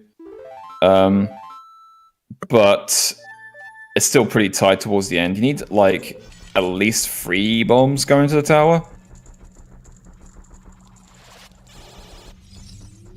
Alright, so we're coming up on Collapse Skip here from Count and Valiant. Now, you kind of just grab a ledge and have a bomb explode and push you into a loading zone, but these rocks can be a pain in the butt here. Sometimes they knock you off and mess you up. Yeah, earlier we mentioned rock trolls. So you see that shadow on Count's screen as he was getting exploded there. If that had dropped a bit sooner, he would get by that rock and it would have knocked him off and voided him. And he would have died. Because that shadow for Valiant? Okay, no, he's fine. No, it's fine. It's fine. He's fine. Okay, so they both got through just fine. So yeah, these rocks can absolutely troll you, and many runners have been trolling them before. Like, needs to get the boss key. Oh no, he's the next one. I thought I was looking at the wrong one. I saw like a ring of fire, I thought, and I thought it was that, but it's just a torch. Oh man, the pushing kiss. The kiss. That was The kiss. Double kiss. Le double. Valiant failing Le double kiss though. He's trying for it. Rip. Ah, shame. Maybe get a single kiss at least. So you may have noticed in the Ganondorf fight that Valiant's game was lagging quite a bit. That's that's kind of like we're talking about here. You're gonna see it more prominently in the Ganon fight. The Ganon fight is ridiculous. A big part of N64 trivia on the N64 stuff for the Ganondorf fight specifically. It's quite literally just his cape that causes, I think, like 90% of the lag. Like what they were thinking when they were programming that cape is beyond belief. How many Because the amount of polygons? detail and the amount of polygons that are just on his cape alone is staggering. Like, how many polygons can actually we fit on ridiculous. one object? Yeah. Oh, the game runs at 5 FPS? Ah, it's fine. Ship it. Yeah, Looks it cool. doesn't matter. It doesn't matter. There's like more polygons than the entirety of the Great Fairy, Oh. but Ganon in particular lags due to there's just so many particle effects. He's so big. The arena is so large. It's really bad, and we're about to enter headfirst. So, All right. Well, Light God has to impress up the stairs. Very nice. All right. So here, in this fight, you get a muscle knocked out of your hand, but you can avoid that happening by doing a super slide into it and just holding R for his entire cutscene until the sword lands in the ground, and you'll get to keep your sword, which saves a lot of time because Ganon takes 1 damage from every single damage source in the game except for Master Sword and Deku Stick. So having Master Sword for this fight saves a ton of time. Ooh, Valiant fails the first super slide, but he has 2 bombs, so you can go for another one. yeah, he's good. He's good. He's a one bomb Luigi. slide master anyway. He doesn't even need it. He just goes for the 2. Yeah, so normally his tail here in this first phase will take 10 hits to move on to the second phase, but because you have Master Sword equipped with 4 damage power crouch stab, you can just do it in 3 hits and move on to the next phase. And this is the start of the lag. Once these particle effects, Yep. Here we go. There it is. Next slide, please. Next So slide. tasty. If you slow it down, you can see the exact moment that the car rips in half.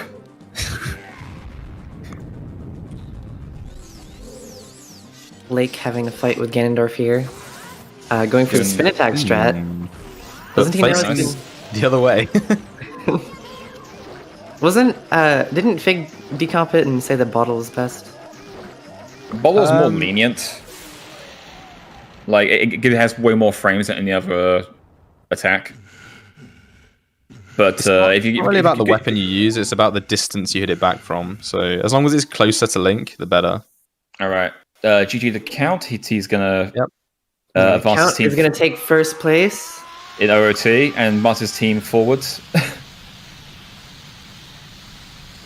GG's the Count, World Record holder, holding strong. Yeah, Count kind of bagged a bit. He put a 120 estimate for himself, which, while holding a world record of 113, 20 or something, was I think a very large bag, to be honest. Yeah. So if their team wins, just know that Count cheated exponentially by putting his estimate high, so that And we're off to Zelda. Majora's Mask. We were still on Link- Zelda. Yeah, Always Link, on Zelda. was sent back in This is time a lot Zelda quicker. Yeah, Link got sent back in time a lot quicker than usual. He's head off to Termina immediately. Immediately. He's been teleported directly onto his horse. His commentary channel's about to get a lot more crowded. Hello. Hello, A bit of a friends. duo commentary here. While we wait for Nally to finish. Luckily, MM has a 25-minute intro, so you don't have to say much for a little bit. Yeah, we get to comment Exactly. on the OT. You But guys I want to are great. commentate the cutscenes. What do I do? Oh my. Yeah, no, you can have We have commentary a- with two of us. 8 minutes of nothing, so you can finish with your whatever this other game here is. Looks kind of stupid to me. Wow. Them fighting Wow. words. That's a lot of talk coming from a ROM hack. True. Yeah, I think we can cut the formalities, and so I think Lake is almost about to finish. Doesn't get the first kiss, but maybe goes for the second one. I guess second one with the setup. The setup to get the kiss here. Imagine setting up the set. That's actually so just like depressing. Like I'm sorry, what's wrong with setting up the second kiss? it's not real, is it? Like if you set up, It's not a real kiss. yeah, like no, I'm sorry. Doesn't To me, You it's could do a real.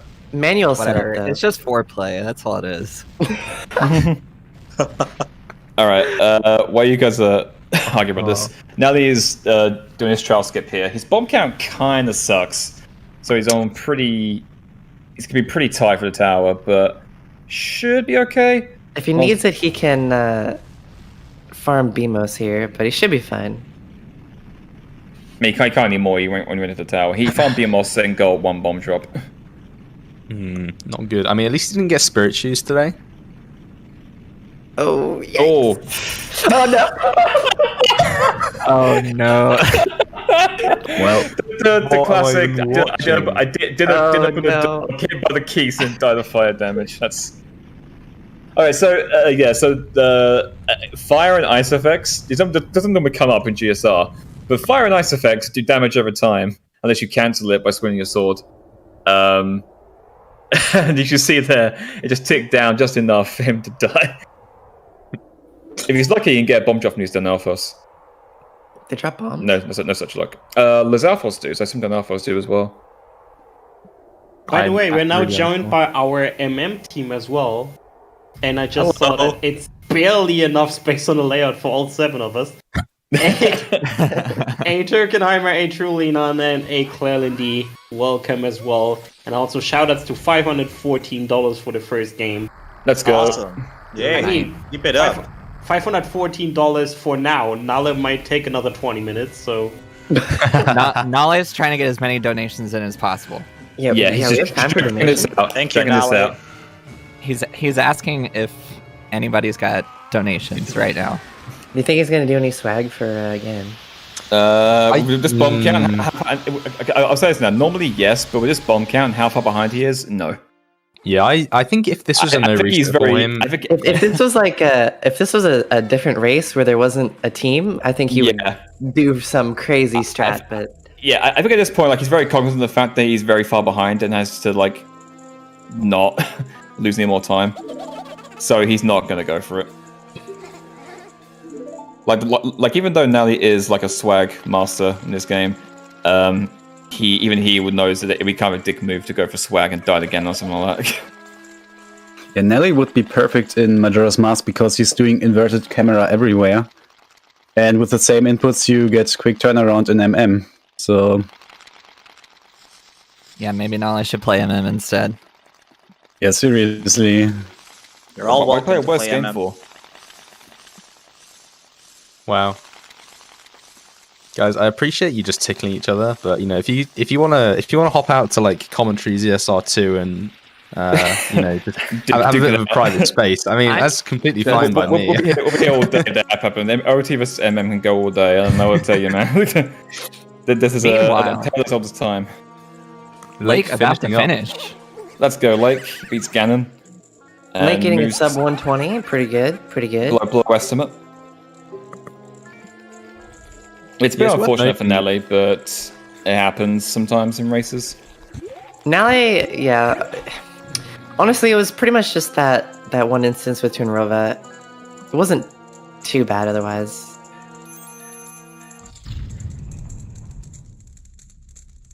All right, Yeah, now and it's worth Zepo's noting- starting. I don't know It's which worth I don't know noting which that, game to like, commentate while- here. Yeah, yeah, it's worth it's worth noting that while Nale is probably going to finish with somewhere 125, but look at it Around that, yeah.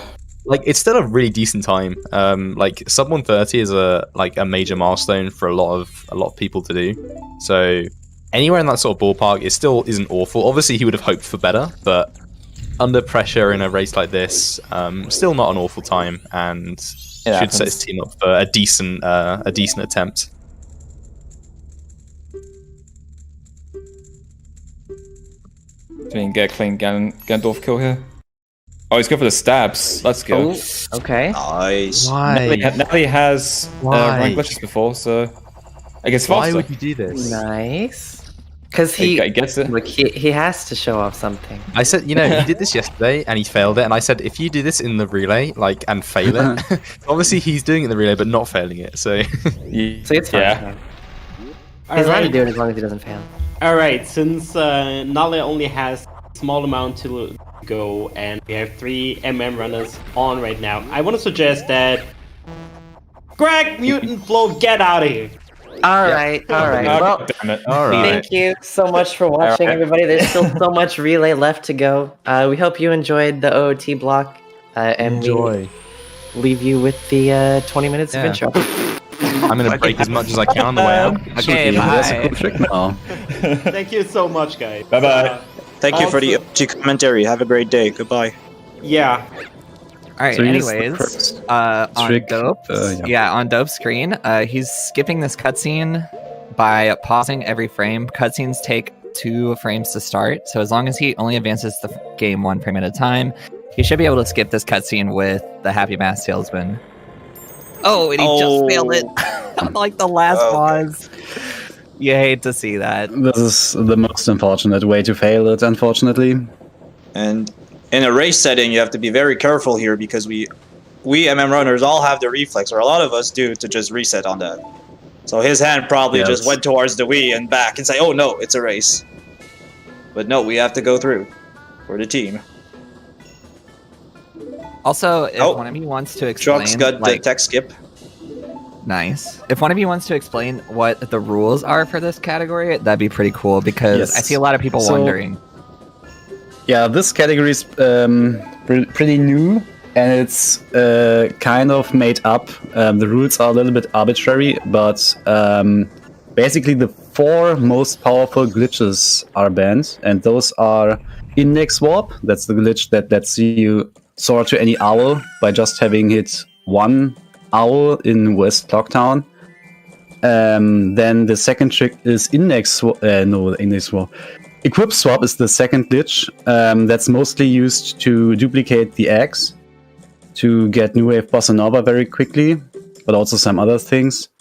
Then the third glitch is text overflow. That is the glitch that allows you to open the debug menu to just give you every item, if you remember Wii U and all that horrible stuff. And then the fourth glitch, which is also by far the most powerful glitch in this game and also Ocarina of Time, State Reference Manipulation, SRM, which lets you basically do anything. And yeah, this forms a very interesting category, which a lot of people disagree with this, but in my opinion, this is kind of an equivalent of GSR in Ocarina of Time, where there are a lot of basic things and a lot of basic overworld movements. And yeah, you cannot just glitch yourself to the end everywhere. And it's It's pretty cool in my opinion. Yeah, routing-wise, this category is very interesting if we compare it to something like All Dungeons and OSRM or the 114 any percent for this game, since you have to do a few more alternate exits. Also, routing the Zora eggs is actually pretty interesting because of all the bombs you have to duplicate, all the bottles you have to duplicate. Yeah. Collecting the X is actually pretty cool because if you allow equip swap, it makes the Great Bay section very short. So basically, it's just glitch all the X, and then in Great Bay Temple you just do a boss key skip in the first room, and it's really boring. So Pirate's Fortress is kind of the Great Bay dungeon that we don't have. Also, But we I will think see that one of later. the most interesting rules in this category is you can't use index warp, and that makes you have to do a lot more overworld movement, which is pretty cool. I think that, especially since index warp is a pretty old glitch now, a lot of people up until this category was created actually didn't know what the run was like for index warp, and I think that's pretty cool. Yes, It's that's kind of a legacy category. Yeah, it's a beautiful category. You get to use alternate exits are barely used in other categories, or just overworld transitions like Ikana to Woodfall, as we'll see later. That is used, I think, in 100% depending on the route, but really uncommon one, but very neat. Also, what the runners are doing right now, so if you don't know anything about Majora's Mask, the first thing that you do in the game is get turned into Deku Link, and Deku Link is kind of useless. He can't really use any items.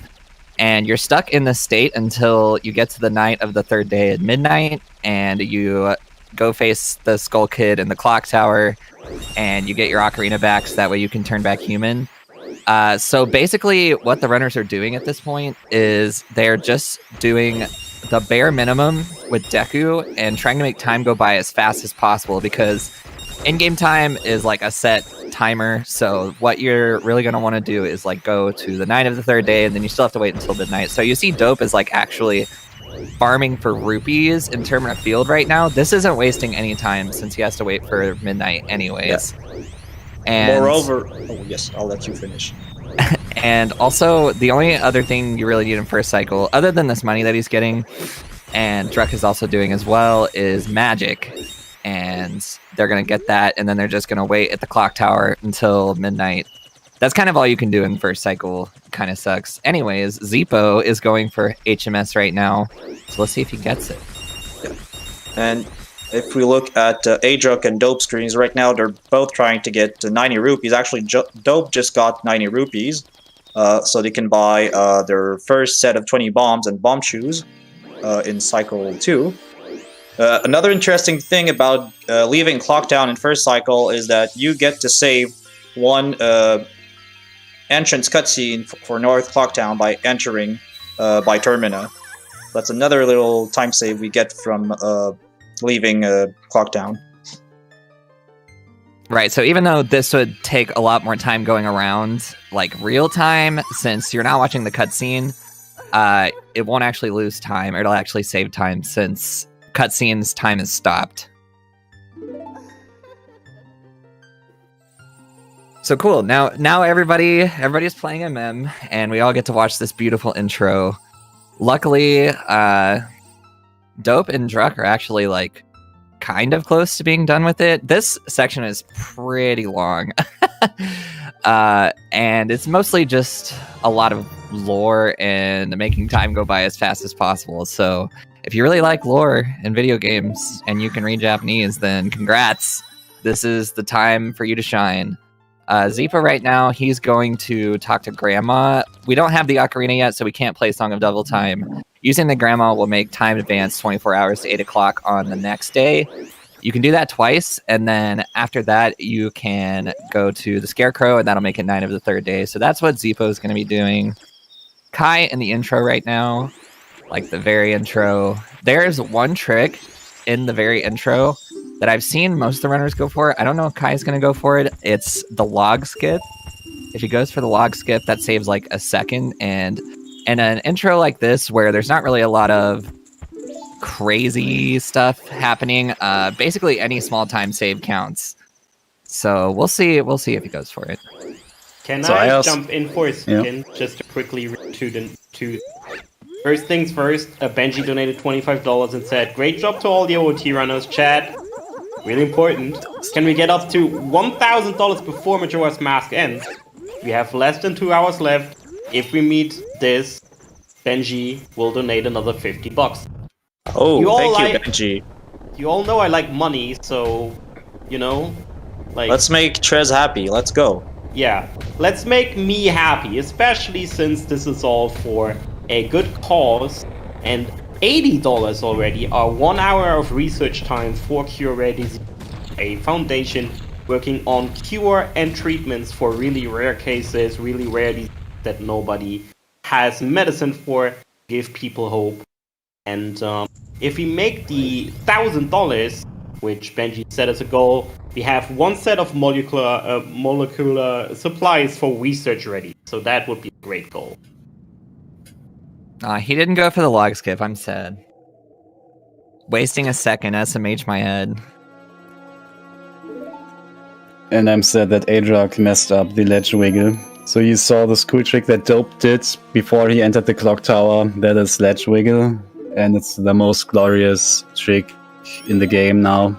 I mean, it doesn't serve any purpose other than being funny, A text box. but that is actually incredibly valuable in first cycle because you just have to stay sane during all the cutscenes.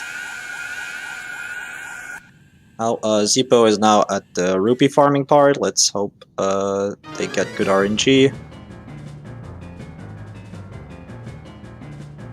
I mean, failing or not getting good rupee RNG always means more time for ledge wiggle.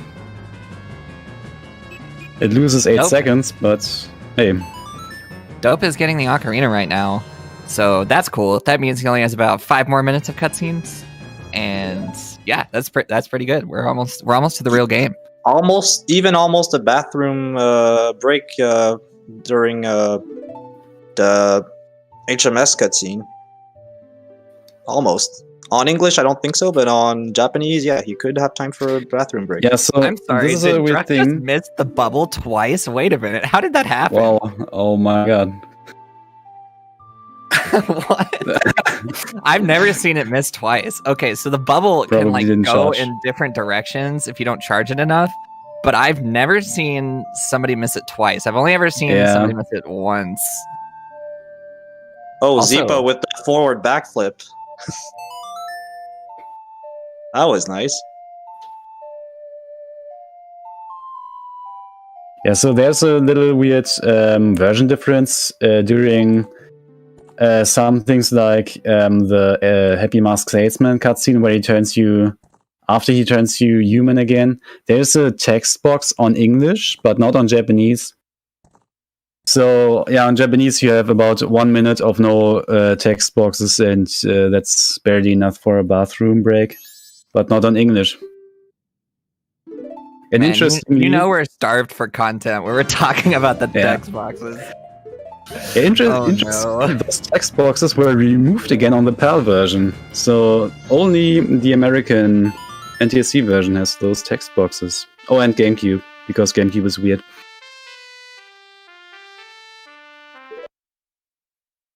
Kai about to go for HMS skip. I believe both Druck and Zippo got it. So we'll see if Kai gets it. We'll see if Dope is the odd man out here. Kai is incredibly consistent at HMS, and also he is incredibly fast at it. Yeah, Kai is actually like an amazing runner. Definitely He is underappreciated. good at HMS. Like, if you have seen his HMS on N64, which is significantly harder than on VC, then you know what I'm talking about, because it's kind of ridiculous, honestly. So Druck is confirming he did get HMS skip. All right, Kai about Yes, to go this is for why it. Adrock is almost Yeah, he's very close to Dope, even though Dope started like 2 minutes earlier. Because, yeah, failing HMS costs very much time. Depending on Zippo when you memeing fail with it, you can lose a minute. Oh, looking at the moon.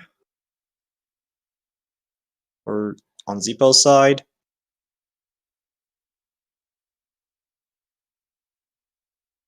Third runner almost out of first cycle. And oh, we have Human Link now. Almost. I don't count it. Well, This doesn't count. He can't move. Yeah. We still got can like do- another minute. But he can do all those nice animations where he feels relieved and everything. I mean, these. honestly, if we say, oh, first cycle is 22 minutes long, well, actually, if we take it very technically, first cycle is just like about 10 minutes long because it just starts when you enter Clock Town and ends after you play Song of Time. But yeah, Thank you. because before and after there's still cutscenes. And Kai did get HMS skip, by the way. Congrats. Yeah, I would have been very surprised if not. But that Zero is cycle for in the his chat. for his standards. That was a really bad HMS. Like that was an HMS that I do. I'm disappointed. He cannot be as bad as me. No, you cannot be. We'll argue over this. You cannot be as bad as me. No.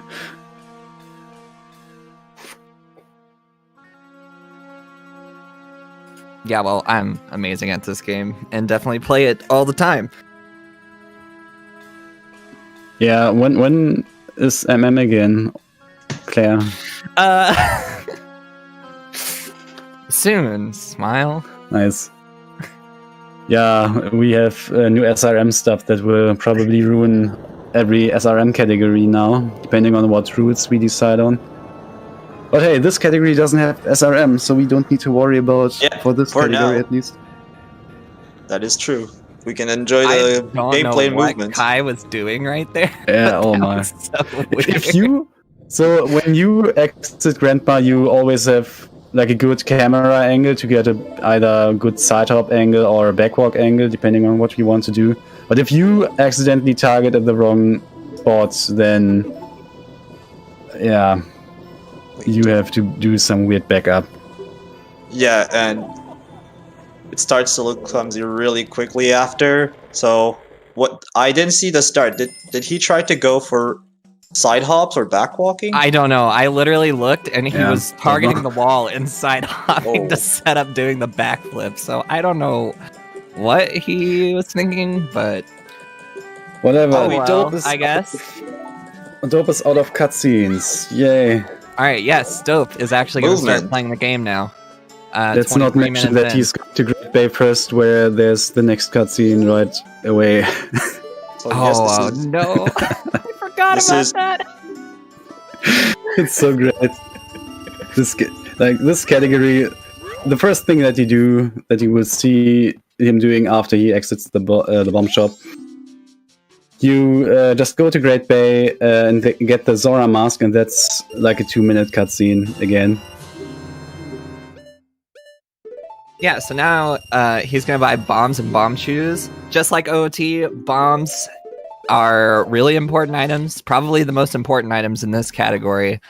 Also, unlike in OOT, where the bombs are in a dungeon, you can literally just buy them at the beginning of the game. So you can literally start sequence breaking as soon as you become human.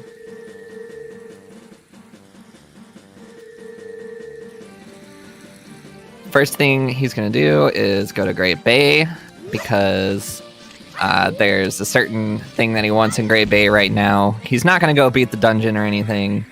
We're just going to Great Bay, going to do a little bit of sightseeing. so notice here Dope's optimization where he ISGs and super slides off the same bomb, and then a second, then that's a back-to-back super slide to enter Great Bay.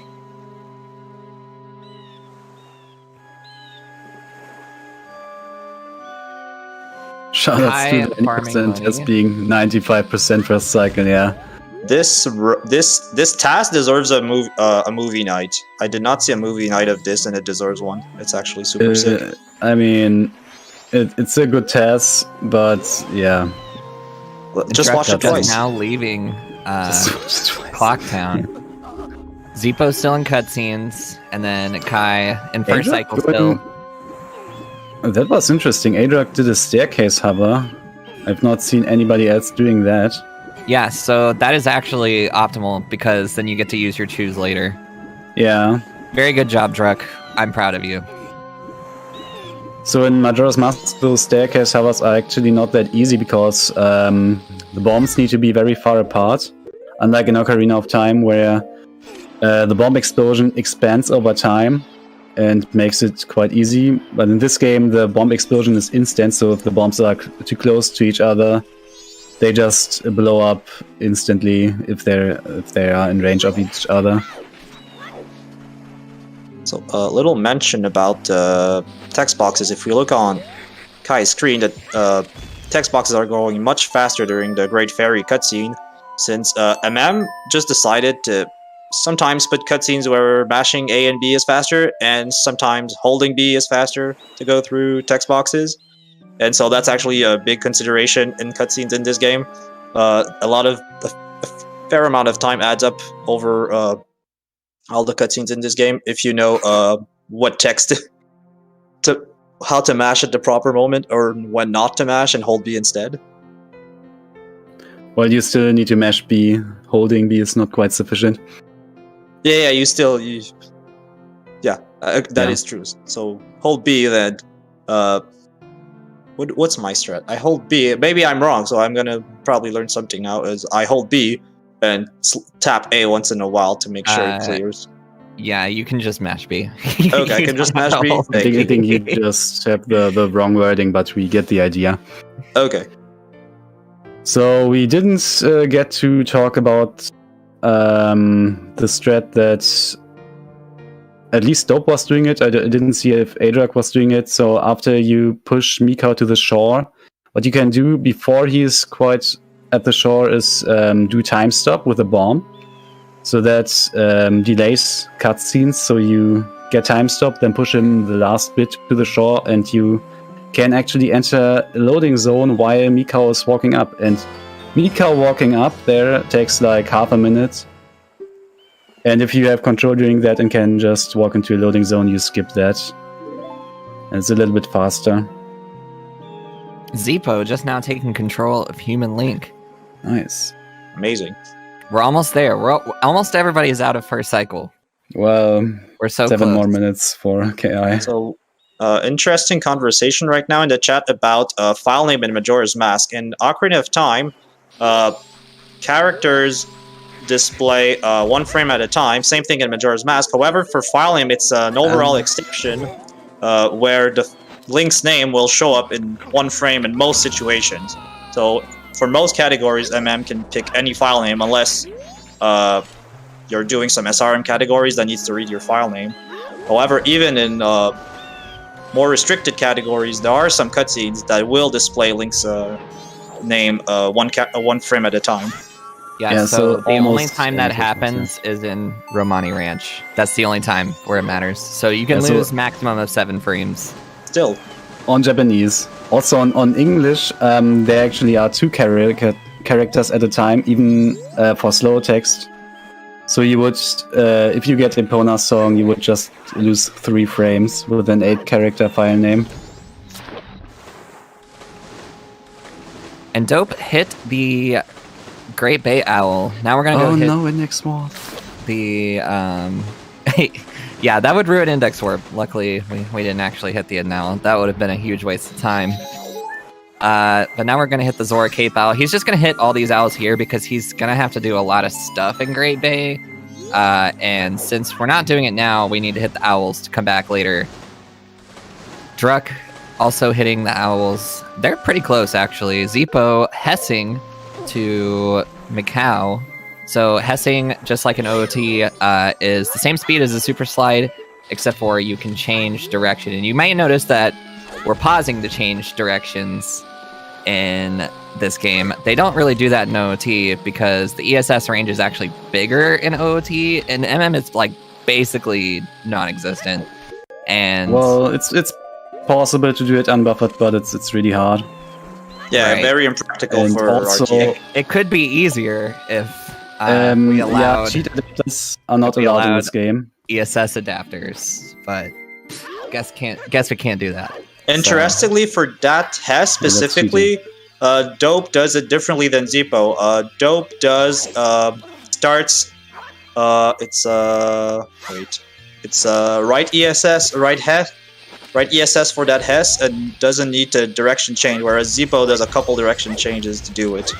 Yeah, so optimally, if you could do it unbuffered, changing directions is usually faster for that. But there's a way where you can avoid that, and if you have to pause to change your direction, then it's usually faster to do the strat where you don't need to.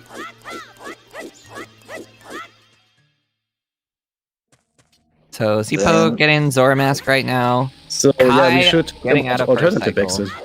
Oh, Jug got the Mega Flip to the Great Fairy Fountain, Yeah, and is so about to enter it. Dope already did it. We didn't even mention it, but Adrak is doing it now.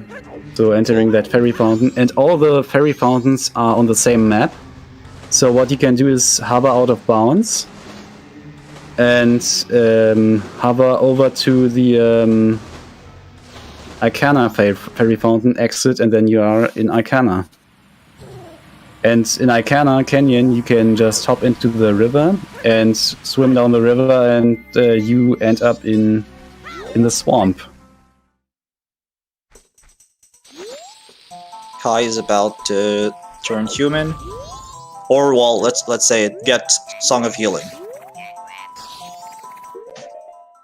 Right. He's not human yet. Not Yeah. yet. Not in my So basically, the route that you see the players doing with the fairy fountain alternative exits, that's basically the any percent route up until Index Warp was found in 2014. So this category is basically full circle back to 2013. Except there are a lot of new minor glitches that actually can, in some cases, save a lot of time. How much does remote hookshot save in ADR? I think optimally, I forgot what it was. I think like 10-20 seconds. All right. Yeah. So We will come to that later. Yeah. There's a cool new trick called remote hookshot, where you can do hookshot jumps, and yeah. Not only is it much cooler, it's also a little bit faster. Ooh, And- Dope doing a Zora Hess here drops it, but if he had gotten Yeah. all the way there, that would have saved a lot of time because you can actually just walk on this, like under this water, because Zora's so tall. And yeah, that Hess would have saved a lot of time, but unfortunately did fail it, so now we're just gonna have to walk.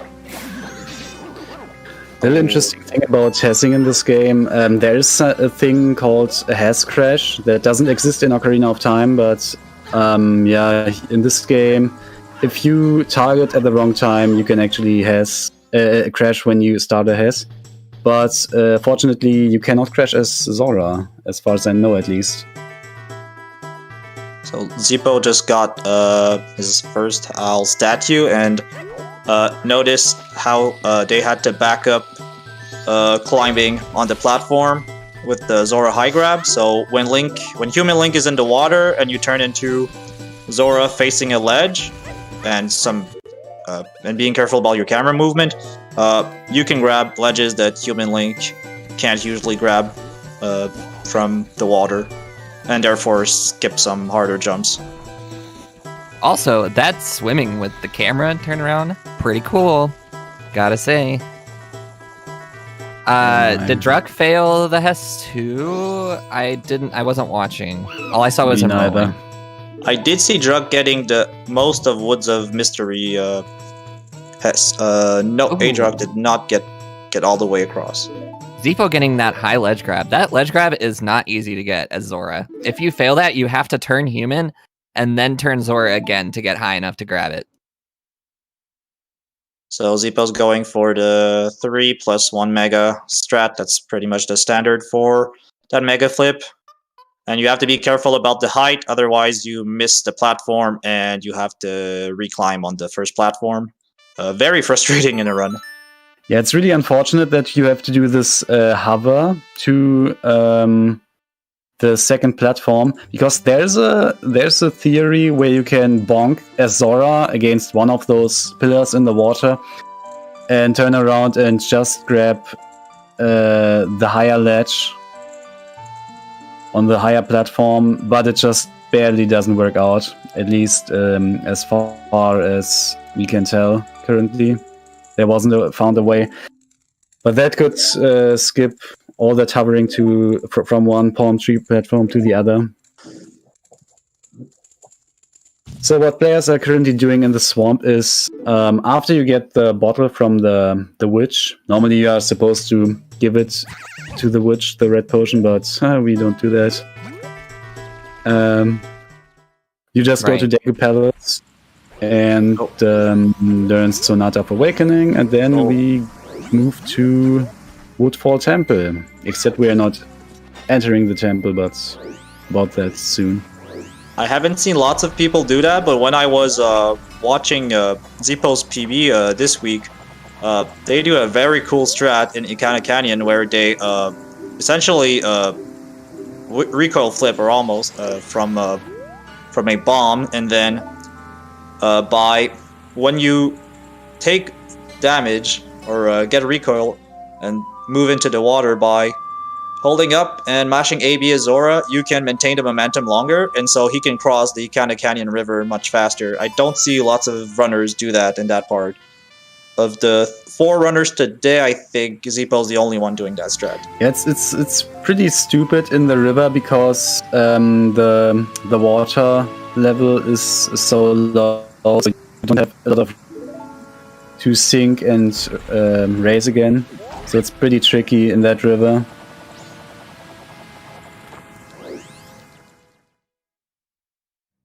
But Zippo said, or I think he's doing super swims basically everywhere where it's possible.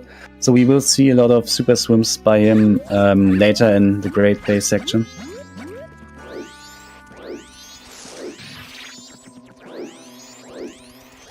Oh, also, Kai, out of first cycle. All of our runners out of first cycle. Yeah. Finally. So Dope is now moving to the Woodfall Owl, and yeah, obviously you need this owl to come back here later, since we don't go into the temple right away. But what he's also going to do is he's doing some bottle duping, because we need to collect all the Zora eggs. We need more than 1 bottle. And what he's going to do is having a Deku Nut and a Deku Stick, and doing a trick called ESS dupe. And yeah, with that trick, you can just dupe over certain items. Also, the reason that we're like just kind of going all around the world hitting owls, before you have Song of Soaring, you have no way to warp. And since we don't have index warp, we're just trying to hit the owls when it's the most convenient to hit them, and not necessarily like when we're actually going to do that section. So that's why we're like going to Ikana and then hitting the owl and then leaving and then coming here and then hitting the owl. And then after this Sonata of Awakening, we're actually going to try and do a cutscene skip. Let's see if Dope gets it. He did. Nice. So that'll skip the Woodfall Raising cutscene. Even though it won't show the Woodfall Temple Raising, next time he comes here, it will be raised up. Druk going wild. Oh no! Oh no! I hate this so much when this happens. This is so horrible. Okay. You so respawn it's right really where unfortunate. this enemy is, and oh no, he got hit by a Kill the nut. hip loop. That's so unfortunate. Yeah, Kill the so hip loop. unfortunately, when you fall off here, it'll save where you last were on the log, which is usually right where the hip loop is. Yeah. And then one time he got really unlucky, and the hip loop wasn't there, but then he got hit by a nut. So finally, wait a minute. Okay, yes, finally we're getting past the first obstacle. Hopefully he can get past the second one. Okay, so one more reason why we don't just do whatever we want to do at certain areas where we hit these owls is that we don't have the items yet. So one very important item is the hookshot. Like for example, we have already been to Iconic Canyon, but we need hookshot to climb the tower there. So we will come back later for that. And now Dope is in Pinnacle Rock, collecting the 3 eggs that are there. There's a pretty cool stretch after you hit the after you killed the second eel, and that is you get eaten by an eel. And on the Japanese version, this is a Japanese exclusive glitch. If you shield when getting eaten by an eel, you get in some weird glitched state where you just sink to the ground very quickly, and the third egg is right at the bottom, so it's a really cool fast trick to get to the bottom quickly. Kai about to get his second owl statue.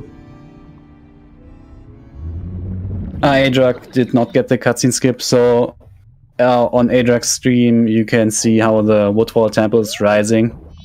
Dope was able to skip this cutscene by mashing pause, or timing the pause. I mash because I am a noob, but good runners try to time it.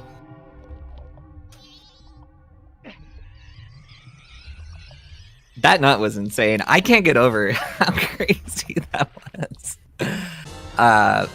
But yeah, Zippo going to get Song of Soaring. Yeah, that's what that's called. And then he's going to go do the same thing that the other runners did. Dope doing a trick called Ocarina Items to play the guitar underwater. Normally you can't do that. And that's just to get out of there quickly. If you didn't do that, you'd have to actually like swim out. Yeah, interestingly, Ocarina items and the ESS duping over other items for another bottle, it's actually the same glitch, just depending on what item you do it with, you either get Ocarina or you dupe over the item. And the reason why I think you get Ocarina is because, please correct me if I'm wrong, Ocarina is, or Ocarina animation is the default one. And so that's why you end up in that state. I actually don't know the theory behind it. I think that's the idea. The idea is that... It's interesting because Link will do what he does in OT, which is play whatever item he's using. But since the other characters don't really have like animations for some of that stuff, it just uses the Ocarina, I'm pretty sure. I don't know. So I know that Zora B and Goron B are coded just like a Kokiri sword, so maybe that has to do with it. And yeah, index swap is indeed banned. Somebody was asking the chat. What did I say? Equip swap is banned. That's what I meant to say. And that's actually pretty cool, the egg collecting, because Pirate's Fortress is an interesting place. There are a lot of cool strats, and Dope is actually just entering Pirate's Fortress. Yeah, so if Equip Swap was not banned, you actually would not even come here in a playthrough. Like, you would just skip the hook shot, skip all the eggs here, well, and just get actually, an in egg this from Pinnacle category, Rock. if index swap is also banned, you need the hook shot. So you would get your egg in Pirate's Fortress, but you would still just collect the one egg that is in the hookshot room. Oh yeah, and then I was skip thinking Pinnacle of Rock. old any percent, I suppose. Yeah, well, there are also other routes, easier routes for old any percent, depending on your skill level. Oh. Some still got hookshots, some didn't. Druck going for... just went for the eel dive. Let's call it like that. That's... Yeah, interestingly, you break out of that glitched state when you sink down with the eel after you hit the B button exactly 10 times. So that's pretty interesting. Thank you very much. Is that I true? didn't know. Yes, exactly 10 times. Like, What? what I do is, when I get eaten, I spam B 9 times and time the 10th time. Interesting. That is amazing. So You have given Dope me is- more speedrun homework to do. Thank you. Yeah, Dope is in Pirate's Fortress. First thing you do is Getting go to the the- hookshot room and notice that it is night time. And on the Japanese version, actually, the guard in this room is placed a little bit failed. further away so that you can enter this room at night. On the English version, they placed the guard a little bit more forward, so you cannot enter this room, at least not without Stone Mask. And yeah, this is now he did a long jump to the tank and hopping a little bit stick you over, and you can shoot this beehive with Deku Bubbles. So on now we Zippo's have hookshot early on. So on Zippo's screen, we can see them just do dolphin dives. You do not need to go at the bottom of the water and follow the signs. You can actually count your Zora dives and turn at right angles and get across to the eggs this way. Saves a lot of time. Yeah, it saves a few seconds because dolphin diving is actually quite a bit faster than normal swimming. But it's pretty tricky to get that strat down. It gets So here in consistent. Pirate's It gets Fortress- consistent once you have your cues and the feel for it. I learned it. I feel it can be learned quickly. Druk hit the wrong planks Nice. to go to Pirate's Fortress. He got fooled. He got fooled by the pirate's trap. What a beginner. This is my casual playthrough, guys. Hey guys. Yeah. Just want to quickly say thank you so much, everybody, for your donations so far. Last donation we got in came from Seria Face, who donated $40, saying, just wanted to do my part to support. Good luck to all the teams. Thank you so much. And I also want to say, remember Benji's challenge. If we make 1K by the end of MM, which is in around 1 hour, we'll get another $50 from Benji. Let's get that going. Next Wait, up is the Wind Waker, by the way. Yes. I'm sorry, does Dope not know that he has a fish? Or what? He He only has 2 knows. eggs, right? This is right. Don't you know the route? So yeah, what he's doing here is he needs to dupe over bombs because we need a 4th bottle, and that's why he caught this fish. But he couldn't do this earlier because he still needed bombs. So this is why we delay duping over bombs until here. So there's in the second fish tank, there's a fish that you can catch on Japanese, and normally it's really annoying in like glitch lists where you just want to avoid that. But in this category, it actually turned out to be pretty convenient because we need that fish. Yeah, that's what lets us dupe over our bomb slot to get a 4th, a 3rd duplicated bottle or a 4th actual bottle. So we can do one trip Pirate's Fortress. Otherwise, for 3 bottles, we'd have to come back. Or with 1, we'd have to come back even more. Yeah.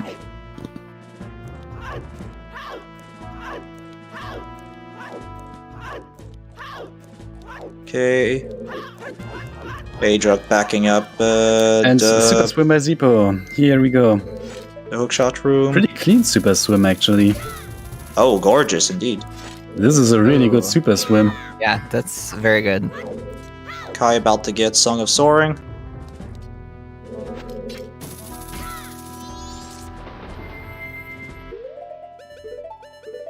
Oh, going for the side hops to the flower.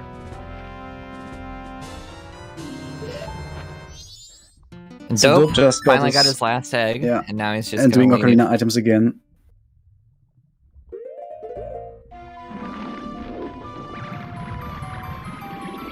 So Aydruk got his first egg, I think, yes, in the hookshot room. And here's a cool jump. If you look at Aydruk, well, after he got hookshot, you can actually skip quite a lot of Pirate's Fortress with very precise movement. So the second egg he gets is he does a weird jump. It's actually, the trick is called weird jump because you have to do a very curved jump, which is awkward. But yeah, you skip quite a lot of the Pirate's Fortress here. Oh, one pause, mega flip for Zippo, entering Inner Fortress.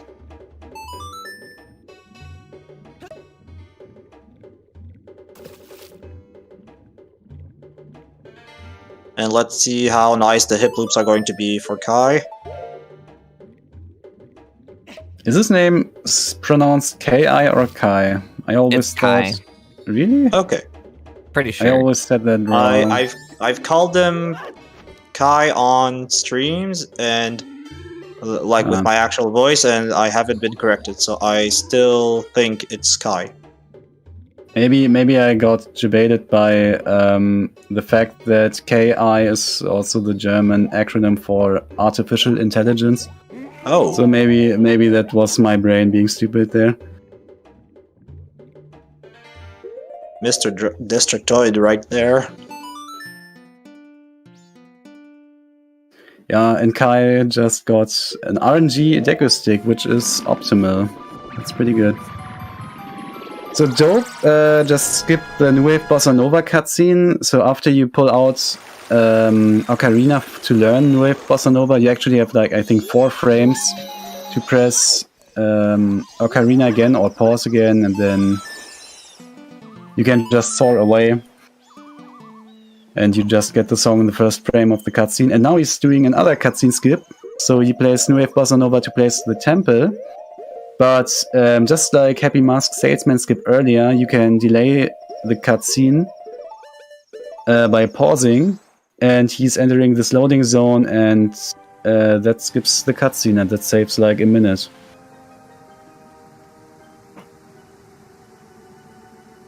Wait. Oh, the Zippo doesn't use hookshot here. He just uses the barrel. I mean, I honestly, I always use hookshot. I didn't get used to this barrel strat here yet, but optimally you jump from the barrel.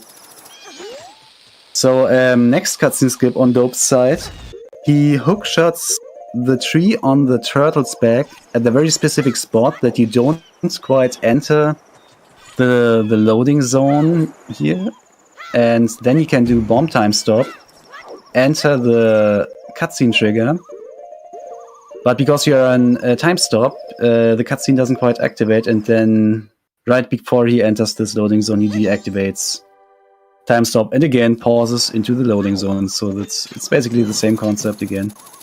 Dope just got pirate cutscene skip, and so he's just gonna enter Great Bay right away.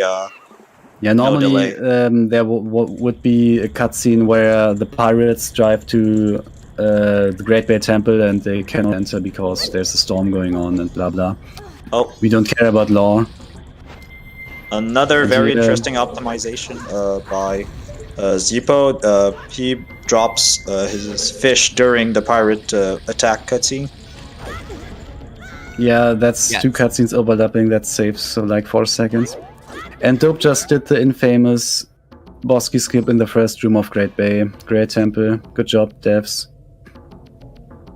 You can just clip out of bounds to a recall flip, and you're in the loading zone to the boss. And this is why I think this category is great, because Pirate's Fortress is like the Great Bay Temple that we don't have. Yeah, it's kind of sad that you don't really get to see a lot of Great Bay Temple, since it's like actually a pretty cool dungeon. So the question... in categories that collect the ferries, it's, in my opinion, the best dungeon. So now the question: if Pirate's Fortress is a dungeon, what's the boss? Ooh. Well, it's more like a dungeon like in Ocarina of Time, Bottom of the Well or something, or Ice Cavern, I don't know. Actually, Ice Cavern has a boss. Oh, Bottom of the Well also has a boss, dang it. I don't know. So is it the fish if it trolls you, or... Oh yeah, yes. I think it's in this category, it cannot troll you. Oh, the clam. Oh, good contender too. Oh yeah, the last clam. So yeah, in the last tank you need to do Ocarina items, and if the clam hits you at the wrong spot, that loses you like 5 seconds. So that's the end boss here. So Zippo's about to drop their last eggs, and Kai is dropping his first set of eggs.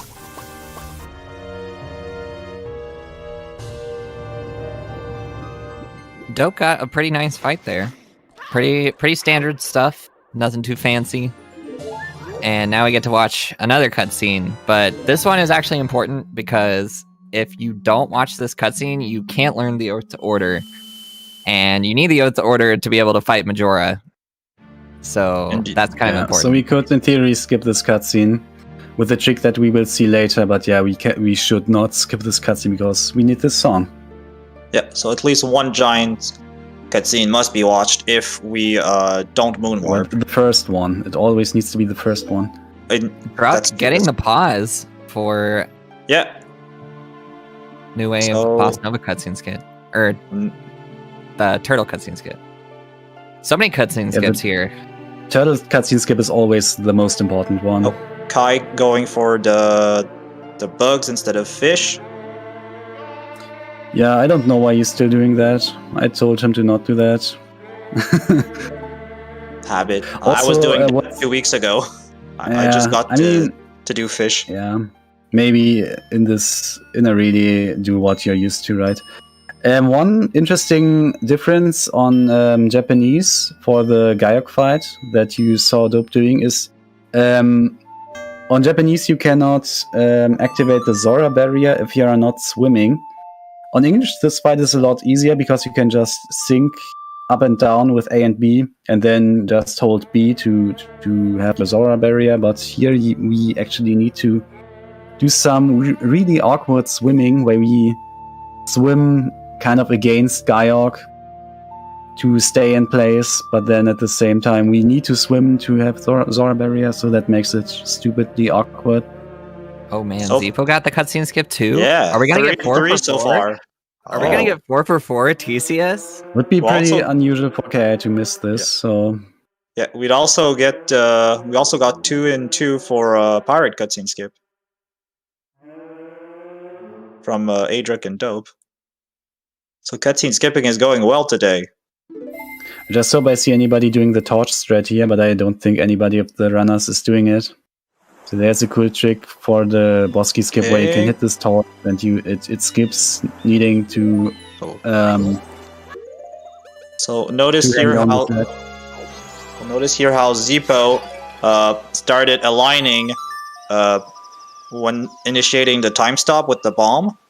So that like this, they wouldn't have to align after the time stop started. I don't know if that saves time, but that's first time I see someone doing that. So that's what really... this up because my angle was bad, so I absolutely understand what he just did. Like it probably doesn't save time, but it makes it a lot safer. Okay, good. So yeah, that's what really characterizes Zippo's gameplay style. Lots of little optimizations and details that you won't see in the three other runners. When I was watching the runners runs this week, that's really the big differences you'll see overall over the whole run. You'll see Zippo again coming up with something, and they'll be the only one doing it. Kai will finish first. I can actually absolutely see Kai finishing first because he is consistent. I think nobody is as consistent as Kai. Kai's a god. For sure.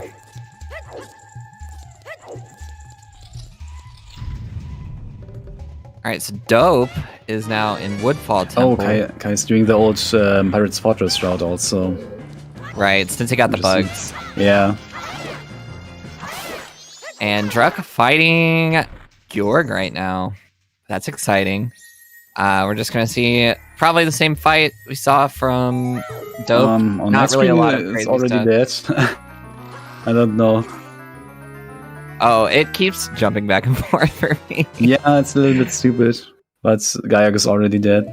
Oh, well, there you go. That's about how fast the fight is anyways. Yeah. My stream So lagged a little bosses, bit, and now the boss is dead. Majora and Twin Modes, the bosses in this category are kind of more or less a joke. At least we don't glitch Fierce Duty Mask and make it absolutely trivial. So Dope is setting up song storage in Woodfall Temple, so he can skip the second giant cutscene. Yeah, so he clips out of bounds and plays Ocarina while avoiding. And this will store this text that comes up when you play Song of Time. And next time he brings up any text box, you can just save the game with it. Yes. Now Dope is doing Woodfall boss key skip. Very, very sensitive trick. Probably the especially hardest trick in the category. Yeah, I would agree with that. Oh, I love this boss key skip. It's so good. It is super fun. It is difficult, but very satisfying. I completely not agree doing there. the mega side hop strat either. That was interesting. Yeah, I always do the strat with 2 mega side hops. Yeah, I always do as well. I'm the odd one out for this one. I do the exact same strat as Dope. Maybe I should do the same because I keep failing it. The 3 mega flip strat is can get very consistent. Maybe I should try that out. And yeah, actually KZ is the trick that is the tool that helped me learn it, because with KZ I was able to look at collisions and understand the trick better. So if ever even if KZ might be more for, I guess, maybe SRM practice, for tricks out of bounds, it's really, really helpful to learn. Also for Swamp Gossip, so just mentioning that here, that we have a couple of cool practice tools in MM.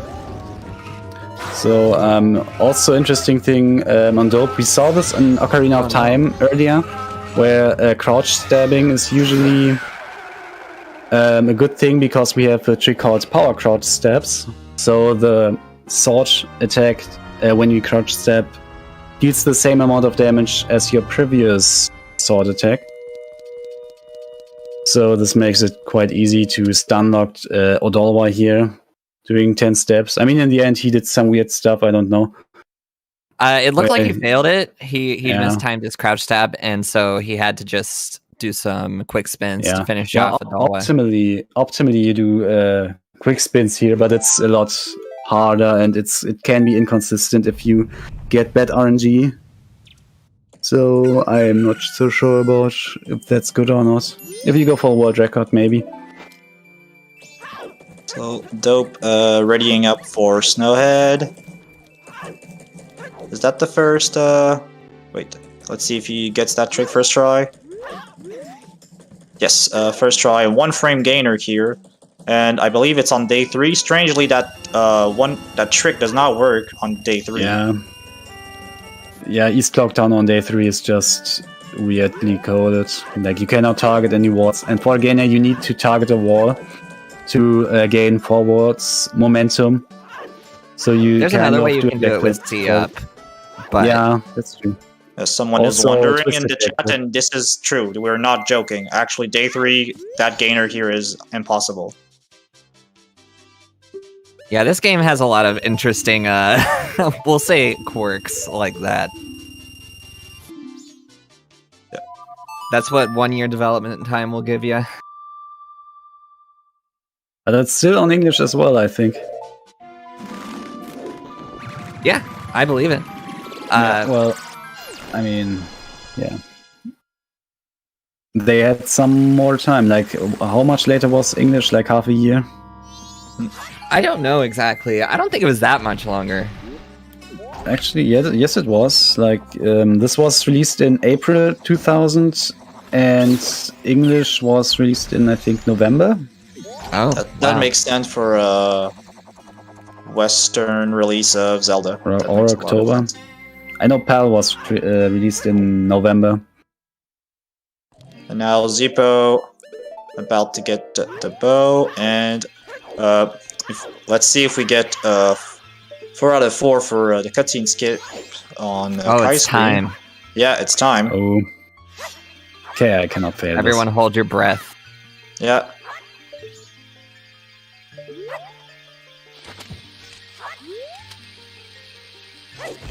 Oh, got the pause. After getting the first pause, this trick is very easy. Yeah. Well, I'm not saying anything about that. I had so many weird things where I just accidentally input a backflip instead of a side hop, and then also fading pauses. I don't know. So what Dope just did here, he did another of those fairy fountain alternative exits, and he actually jumped from Woodfall just to Snowhead, and now he is up here, and he does a trick called Lullaby Skip, where you, in this case, just have to be lucky with the wind and do a super slide, and then you just need to run up a ledge with ISG. So if you have ISG, you cannot get blown off here. I got unlucky with the wind. And But one, I just hit the loading zone. yeah, it's okay, I got the trick. One interesting thing about ISG is, or with slashing your sword in general, is you cannot fall down ledges for as long as you slash your sword. So the intended mechanic was here that you should not be able to slash down a ledge. But if your sword is infinitely swinging, that also means that the wind cannot blow you off, which is very useful for this trick here. Right. Unfortunately, there is a little bit of luck, as you saw, with the wind blowing too early. The wind does not blow consistently at the same time every time. Yeah. So this is a little lucky, but Dope's getting up there now. Yeah, Dope And- is essentially at he could complete the trick no problem now, as long as Ooh, depending well, on how he I wouldn't say snowballs. that. Yeah, I'm personally not worried when I get to that part, and so if I'm not, I'm pretty sure Dope. You know when you just have to do the last few side hops into the temple, and then you just somehow fall off with the first side hop because you're if kind your of stuck. if your shield is too much in the snow, Yeah. you're in trouble here. Yeah, exactly. This happened to me a few times, and I don't know what to do about that. Like he's kind of fine, yeah. But you can get stuck there in the spot, and yeah, if you're unlucky, then Also, Zepo Alright, doing yes, the quick we spin do. strat for Adala, that is a little bit faster, Nice. I believe. It is kind of tricky, though, so that's pretty impressive. Alright, so Zepo got the cutscene skip. Also, yeah, I don't know if we mentioned yet, but as soon as you press yes on the Song of Time, it saves the game, and then they will reset the game after that to skip the cutscene. Yeah, so saving is exactly 1 frame, correct? Right. yes. And unlike if you play Song of Time normally, you get into this on this cutscene map where you fall down into the white time circle, something, whatever. If you use Song of Time storage, so just the text, then it doesn't do that. It just saves the game, but it would progress normally. Oh, Adruk going for some extra bombs. Yeah, I believe no, he failed what the Bosky happened? skip. Yeah, I think he missed it, failed the oh Bosky no. skip. So there are a few backup strats here. So if he still has choose, or if he has at least 2 choose, he can just hover up onto the pillar again and try again. And if Yeah, everything using the fails, he flower. needs to get the boss key. Right, definitely can still get the boss key, if nothing else. Yeah. It doesn't take that much time. Yeah. I mean, then song storage again, and yeah, maybe 5 minutes. Oh yeah, he needs to get song storage again because he soared to the entrance. So when you have Right, song he would have storage, to do it but anyways. pull the ocarina, you lose song storage. Yeah, And Dope already getting fire arrows. Kai is about to. They just finished Guy Org. Kai hot on Drex's heels right now. Yeah. When you fail this Bosky skip here in Woodfall, you lose so much time. And And how did he even get ISG on the flower? I thought that was not possible. It is, But it's he's just a somewhat later lower. timing. Oh. But yeah, it is. It's just it's just you know compared to normal ISGs, it feels very unnatural. Yeah, I always avoid just being too close to the flower to get ISG. So here's some cool hookshot movement in Snowa Temple, and now Dope does hover to skip the last bit. Because we have all these extra bomb shoes in this category, you can do that. Normally you don't want to waste that many bomb juice, just to skip this gap. I think Dope does action swap, and I And am he very didn't bad actually. He didn't? Did he went No, he for didn't. a weird shot? Yeah, go for so weak there are shot? two Sorry, strats gosh, you my can do. English. So you can He might either do. have. He might have not gotten the arrow drop. No, he okay. didn't go for it. He also didn't go for it in practice. Okay. Interesting. I'm not sure why he wouldn't do that. I mean, it doesn't save that much time, and it's very tricky. Yeah. And So also his then you PB need to does have it, I believe. lucky with. You need to get lucky with error RNG. So there's a trick called action swap where you can kind of mix the actions of a ranged weapon and Deku Stick, and that lets you shoot flamed arrows. And you can use that in the first room of Snow Temple to melt the ice and enter a door that you are not supposed to enter that early. And that will skip a little bit of movements. But yeah, if you have Zero's arrow and do the trick, then actually the game crashes. So you need to also get lucky with RNG to get an arrow drop. So Just- Adrock is back at Adalwa, or well, made it to Adalwa. Timing the crouch tabs. Zippo in Lullaby skip right now. Now About to go Adrock is kill him. scaring me by tilting the joystick. Okay, sorry, Well, you got it. Adrak finally done with Odalwa. and Kai about to enter. And Dope finishing up Snowhead, definitely making it Go. it very hard for these runners to catch up right now. Yeah. So I mean, you Zor- started first, but yeah. Yeah. I He's think just- Zippo he's is keeping very about good on the pace. same pace. Just So quickly, what's- just quickly Yes, want to yes, go say ahead. sorry about the little jumps in the streams. Sadly, Key's stream is not that stable and it keeps jumping a bit. So I just disabled the functionality that tries to keep the stream synced right now, just because that doesn't make a lot of sense right now.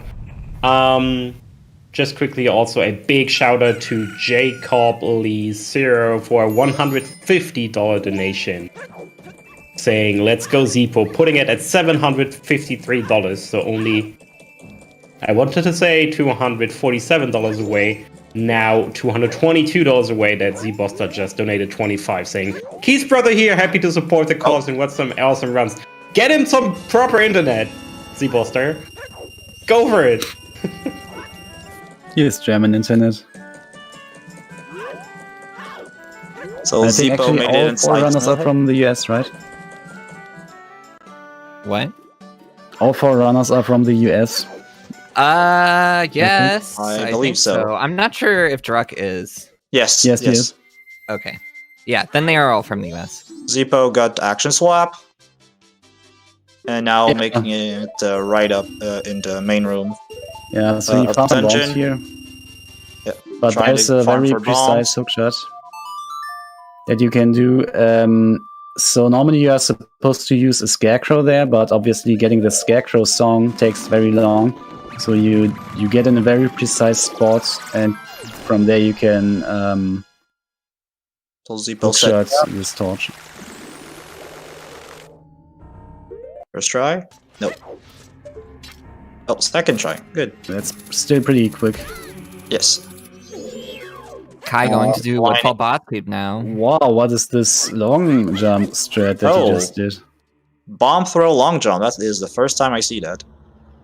Yeah, I think I've seen Zippo doing in other categories some of these swag strats.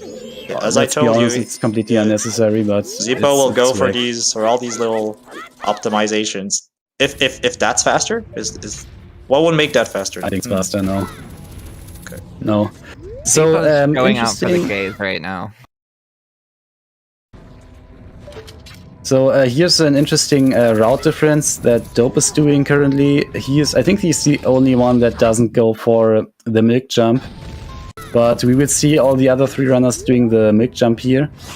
Dope will just climb up the stone tower with explosives like you did normally a few months ago before the new trick was found.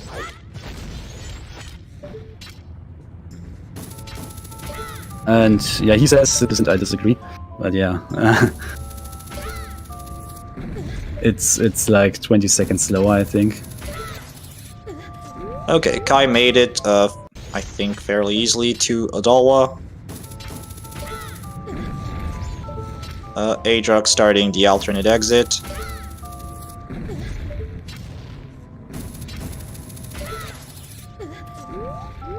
Wow, this is crazy. They're all like at different parts right now. That is amazing. It's hard. It's hard to keep up with what's going on. Well, we are still kind of lucky as the second game. I guess it's going to be much worse for the categories later. Kai pulling it out for Team 3, though. You gotta give it to Adruk him. missed the auto exit. Adruk just got a weak mega flip. So mega flips in this game, unlike in Ocarina of Time, they require you to let go of the control stick frame perfectly. And if you hold down for like 2 frames, then you already lose a lot of speed. And he actually reset to, I guess, get back to the start of the cycle. Kai pulling ahead for Team 3 right now. We'll see how his Snowhead lullaby skip goes, but he might be able to do it.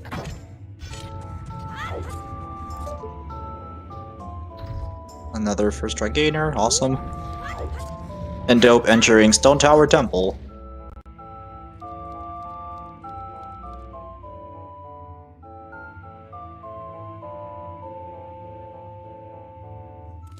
Now we're gonna see Dope align with the door to set up the next trick. And now he waits a bit to drop the bomb, so it's in the good position. Targets the wall whole day, and he just goes through. So apparently my stream was desynced, I don't know. mine too. Kai stream is still trying to synchronize. It happened to Dope for the first time a couple seconds ago, but we get to see the gameplay still, so it's fine. Yeah, these resyncs were to be expected. I just pinged you the commentary channel as well. So everything should be fine now. There was just my attempt to fix the time warping. Should be fine. Yeah, I think that my stream is now where it should be. Zippo just got God's Remains. Is that correct? Yes. Yes, that is correct. Nice. All right, we're back. Dope going to get lighter right now. Here going for the first frame strat, which is the common one. There's a second frame strat, but I always do the second frame strat. Oh, me too. Oh, team second frame. Let's go. Yeah. So a cool thing about this version of MM on the VBC version of the Japanese, you don't have to worry about weird shots. I can't talk. There's a thing called weird shot crash that basically exists on, I think, every other version. But on this version, it's really hard to get the crash out of a weird shot. You can get it against the wall, and that's about it. Yeah, but you should not. As long as you stand in the right spot, you don't need to worry about that. Right. Also, just in general, weird shots are easier on Japanese. You get more frames to work a lot more flexible. Yeah. Lots of the runners still opting to buffer them, I'm sure, just to be safe. Dope getting the perfect frame.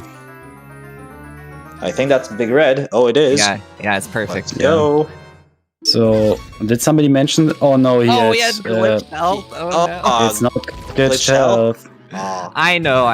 But it's called sub-quarter health. That's what we call it. Because hearts are displayed as quarters, but in reality, every quarter is 4 health. So 1 heart is 16 health.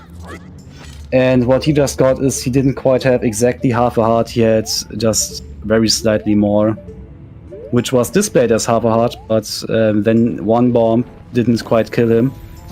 And you want to die there right after you open the chest, because there's a little jingle when you get the item, right? And if you get this jingle when you die, it skips the jingle when you, the death jingle. And that's like 8 seconds faster.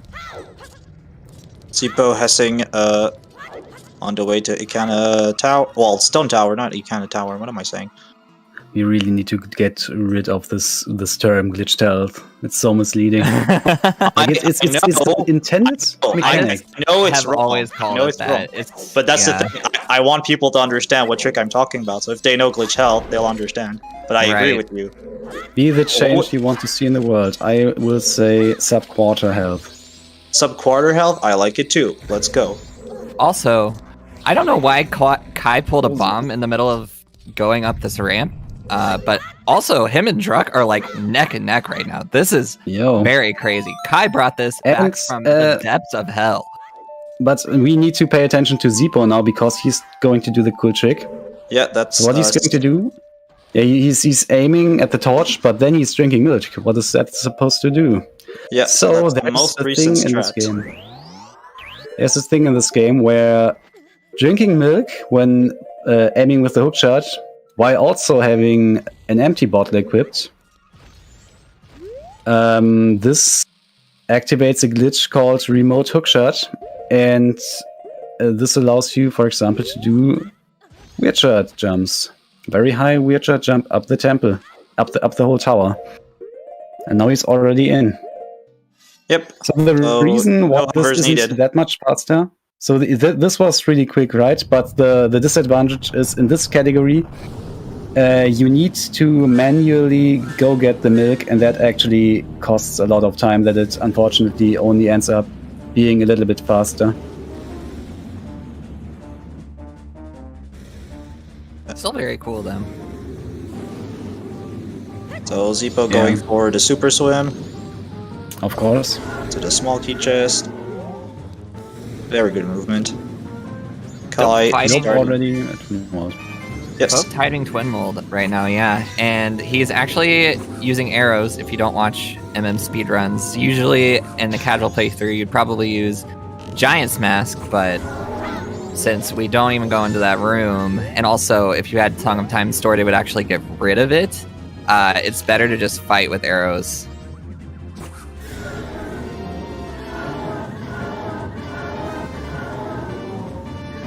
It also turns out, like, optimally fighting with arrows is faster anyways. Zippo trying pretty crazy. Zippo going for unbuffered weird shots. Got it. Second try, I think. Farming bombs. And farming some bombs, probably. So those nature rounds are actually not too bad to farm bombs, because the drop chance is like 9 in 16, which is over 50%. But he didn't get a bomb drop.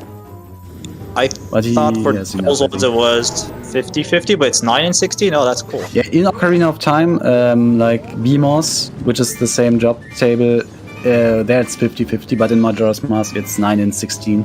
Amazing. I'm learning so much today. I should commentate more often. Yeah. Or just watch DSR more. We should all watch DSR more. Or also Iron Knuckles is also the same drop table. 9 and 16 in Majora's Mask, but 50-50 in OOT. That's a cool change from OOT to MM also, is Iron Knuckles dropping bombs. It's kind of random. I don't really know why they changed that, but... Okay, is it not bombs only in Ocarina of Time? It's hearts or rupees in Ocarina of Time. Yeah. Oh, okay. Yeah, very, very interesting change. I definitely have nice seen for runners already having run over, but then getting a bomb drop from an Iron Knuckle, and that saved the run. So, Kai going to Goat with 2 bombs, which is doable depending on the strat he's doing there. Oh yeah, this is more than he has 2 tries for the Bosky skip. One shoe or 1 bomb. He missed the bomb.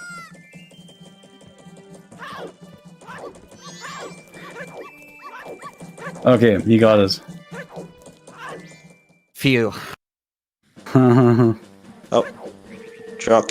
So, Catching Dope up. already done with all the 4 dungeon bosses, and now what he's going to do is just get a Deku Stick and then get a bomb drop, which is much faster than going to buy them. So he just needs to get good RNG now. And then he can hover into the clock tower.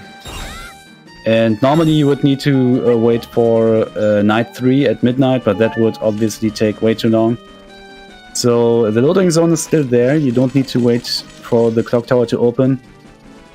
Also, Zope just got like the best, well, almost the best luck you can get for bomb drops. Yeah. You need to get a random bomb drop there, and that was like the best one that you could get, which is really nice. Once again, God just giving Dope all the breaks here. There's no way he's gonna let these runners catch up. As annoying as this dog is, it's really convenient for this hover here because you need to untarget, and the dog just allows you to untarget. Yeah, you can do everything with that dog. ISG, on target. It's like the dog was there for that trick. Yeah, I mean, it would work without. You can do, for example, twisted backflips, which would also kind of work, but it's really annoying. You don't need to do that. And now he's playing Oath, and that will mean an unskippable 5-minute cutscene. Zippo taking the boss store route. Right? So since he did the milk thing, he couldn't do the other boss. Okay. Makes sense. Yeah, so optimally you get milk and buy bomb shoes, and then do a 2 bomb shoe heads up to McRoad. It's ridiculously difficult and saves like 8 seconds, I think. Oh gosh. Over not getting bomb shoes, but it's kind of insane. It's not worth it. Like there are 2 boss key skips, and the faster one is insanely hard. So if it only saves 8 seconds, then you might as well not do it. Zippo gonna fight Twin Mold now. Twin Mold is probably my favorite fight in this game, honestly. The arrow strat for Twin Mold is so cool. I absolutely agree. So here, for blue, Zippo threw a bomb and then shot an arrow, and throwing that bomb makes it from 4 fire arrow shots to 3, because of how damage is calculated for blue with fire arrows. Yeah, fire arrow deals 6 damage, and he has 20 health, so that one bomb deals 2 damage and just gives perfect 1 fit. fire arrow shot. Perfect amount.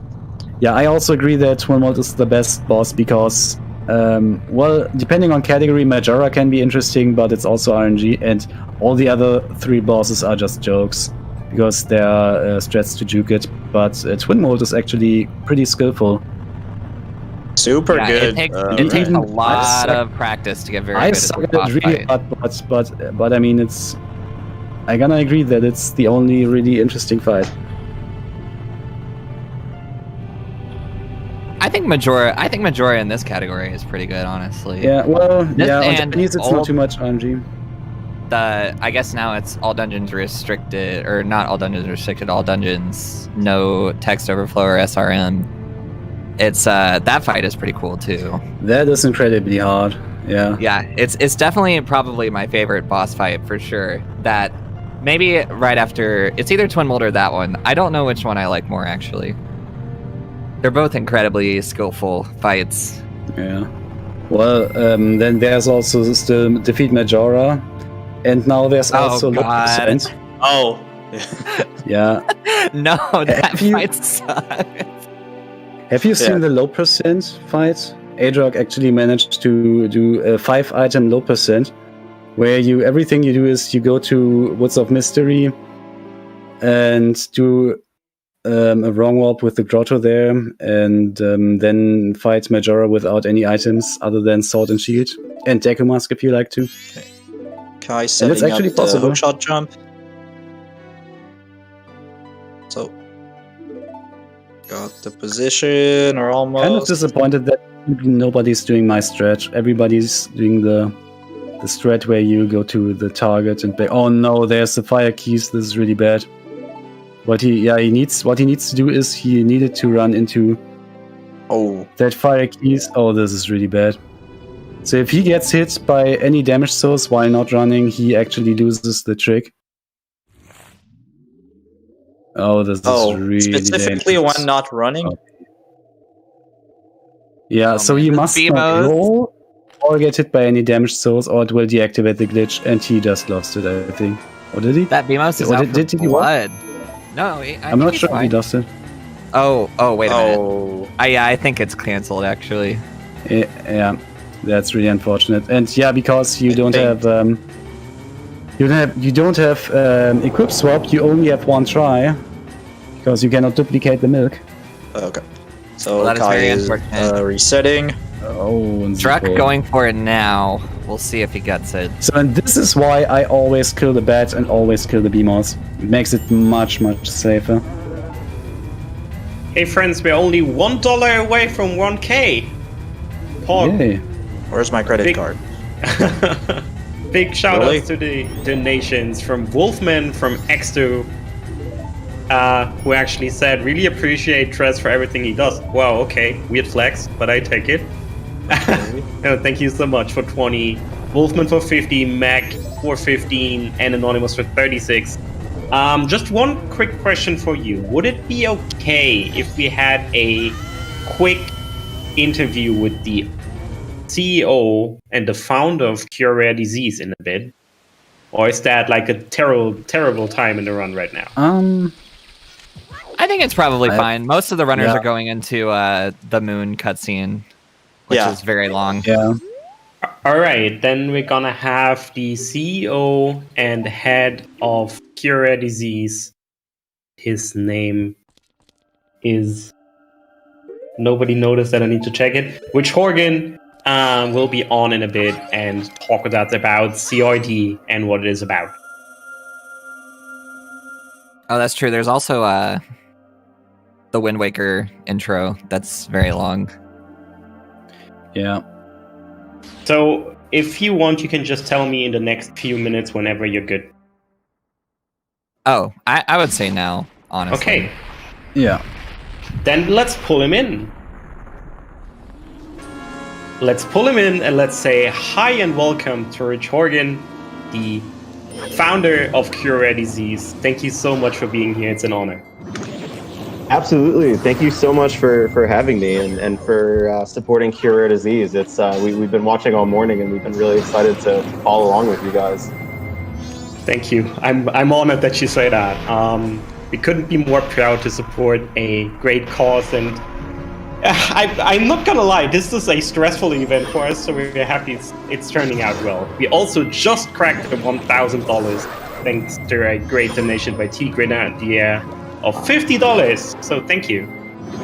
That's amazing. It's just so incredible to see your community come out and support the cause.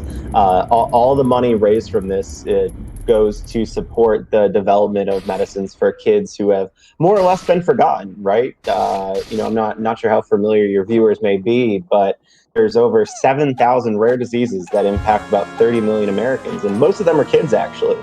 And so, we've got a lot of our community who follow our streams and who participate in esports, and it's really incredible seeing what an incredible equalizer gaming can be. I've got a younger brother who's got a rare disease called muscular dystrophy, and it's a progressive muscle wasting disease. And Terry's been a big Zelda fan for many years now, so we were really excited to hear that this was going on. And then I know my brother and a lot more in the community are very excited as well. So thank you. Hearing that you're a big Zelda fan makes me really happy as well. So I guess you just touched on it with your brother, and I imagine that's the story behind founding Cure Rare Disease. But maybe tell us a little bit more. What are your goals? What makes Cure Rare Disease or what makes it special? Let's put it like that. Absolutely. So I think, regardless of kind of the background that viewers and listeners come from, we all kind of get the idea that to develop a medicine, a therapeutic, it takes a lot of money. And so companies, for-profit companies, really want to develop medicines that can go to as many people as possible, right? Big fixed cost, a lot of people to take it means a lot of profit. We're really focused on the other end of the spectrum, where we've got individuals who may be one of a kind that are impacted by disease. And given that these diseases impact few people individually, but in aggregate affect 30 million people, nobody's helping them. And my brother fell into this category. So 3 years ago, I started Cure Rare Disease, formed up of a collaboration of really the best and brightest researchers and doctors across the United States, from organizations like Yale and Boston Children's Hospital and UCLA. And together, this team is developing medicines for these kids who would otherwise be forgotten.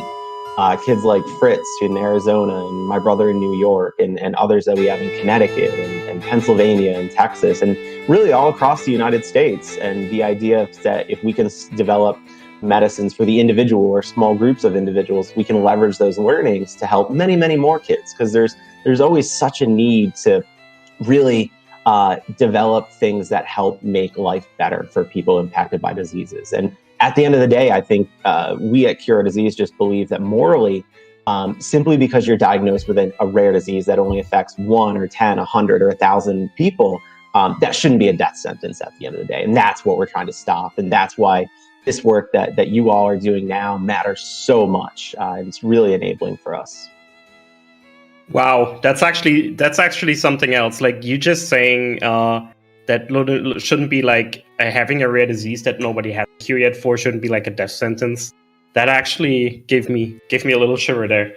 So it's actually quite insane how important this cause actually is and how specific that cause is, while still helping people, and I really appreciate it. I couldn't be happier that we get to support something like Cure Rare Disease, which is probably not in the spotlight all that much in comparison to like other big charities that everybody knows. So that actually gives me a good feeling.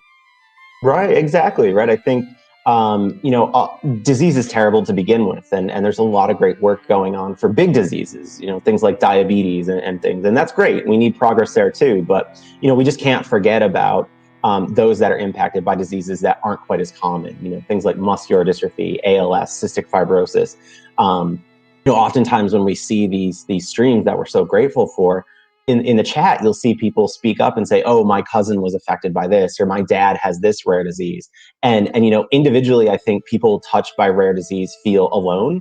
But when you actually look at the numbers collectively, it's a huge part of the population. It's 10% of the United States. And so, in addition to developing these medicines to save these kids' lives, what we want to do is make them feel as though, you're not alone at the end of the day. No one's fighting this battle alone, even if you have a disease that nobody's ever heard of, or maybe doesn't even have a name yet. Ultimately, I really take my hat off to the gaming community at large, because this is a incredibly generous community, and they're helping us make progress that humanity has never made before, and it's really astounding. That actually makes us proud as well. It's the first charity event we have this year so far, and let's hope that we actually manage our goal. That would make me really proud and obviously give us all a great feeling.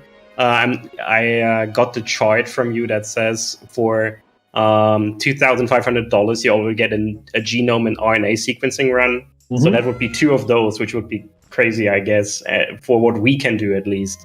So it's huge. It's huge. If you think about, what does that mean? What does whole genome sequencing mean? I think most people have heard of 23andMe before. Whole genome sequencing is sort of a more intense version of 23andMe, where we're actually able to take a sample of our patient's blood, extract the DNA from it, and then run whole genome sequencing. And that tells us what disease, what mutation, and then that really gives us the information we need to go in and develop something specific to that individual, right? It's like building a bridge. You got to make sure all the pieces connect. And this is the same concept here. So no, 2 runs of whole genome sequencing. I mean, that's 2 lives you've touched that have a disease diagnosis, have the beginnings of a custom drug development program for them. And it's not just the individual, right? I think when we think about disease, if we aren't touched by it personally, one last thing I'd like to leave your group with is, or one thought at least is, disease affects every part of an individual, their family, their community, their entire ecosystem that they operate in, right? So, when a diagnosis of ALS or muscular dystrophy is made, it doesn't just affect the individual. Of course, it affects them greatly, but it impacts their community, their parents, their grandparents, their friends, their neighbors. This is very much so a team sport here, and with your guys' support here, we're one big step closer to the finish line. And on behalf of Cure Disease, on behalf of our families, all of our patients, thank you. You guys didn't have to do this, and we're incredibly grateful. And the impact is real here. This is not sort of just smoke and mirrors, raise money, and there's no impact. Over 95% of every dollar raised goes toward the cause, and that's what we strive for, and what we'll keep striving for until every last kid that's impacted by a rare disease has a treatment. And ultimately our vision is to democratize this process so that families from all walks of life can participate and find help and find hope at the end of the day. I think that's what we're after. Wow, that was actually a lot more detail and a lot more inside of your thought process and your desires and your plans than I was hoping for. Which thank you so much for this. I hope we can make it up for you that you came on and make this a really successful and great event. As we are around, wow, this is actually already a third of the entire race. That went fast. But yeah, I hope that we're at the end gonna make something that's worthwhile your time and worthy cure our disease's cause. That would be amazing for us as well. The next set of races and games just started, so I suggest that we maybe continue here. But I think that was so much interesting stuff and so much interesting detail from you. I can't thank you enough for coming on. This is not something you always see for these smaller, in quotation marks, for these smaller donation events. So thank you so much. Thank you again. Thank you to your audience. Thank you to your viewers. Thank you to everybody participating. Every dollar matters here, and we're all rooting you on. We got Twitch on here on the background, and we're rooting you on. And let's just have a great turnout and a great day, and let's help some people. Thank you. Thank you so much. Bye-bye. Bye-bye. That was Rich Horgan, everybody, the founder and creator of Cure Rare Disease. Julian Tokenheimer and Claire Lindy, thank you so much for giving him the room, even though MM was about to wrap up, but I know that was kind of important to him and to us. In the meantime, both Dope and Zippo finished with 1 second apart in time, 1:33, 57 and 58. And I suggest now that Mini is already doing manual super swimming, we also get the others in. And you six share the spotlight for a bit. Let's see how that goes. Yeah, all right. All right, let's bring them in and let's have a 6-player commentary session. Let's go. Let's do it. Oh, man. Okay, so what is... Doing great. Everybody. Hello. All right, Wind Waker on the Oh, no, screen. flickering Majora's lights. Mask fixing up to be ending. Good run so far from everybody. What's going on? Good How- gameplay. Fun runs. Yeah. I have a serious question about Wind Waker. How is flickering light warning not a thing in Wind Waker speedruns? Seriously. You It's the entire game basically. So Yeah. It is in a render I've gotten serious headaches from watching Wind Waker, seriously. yeah, it's not very easy on the eyes, but And Minnie has already completed their MSS to Dragon Roost. Let's go. Very good, very that was good. a really good MSS. Yeah, actually, the time's very good for that. Yeah. Especially for a marathon. Probably better than most of my MSSs, so.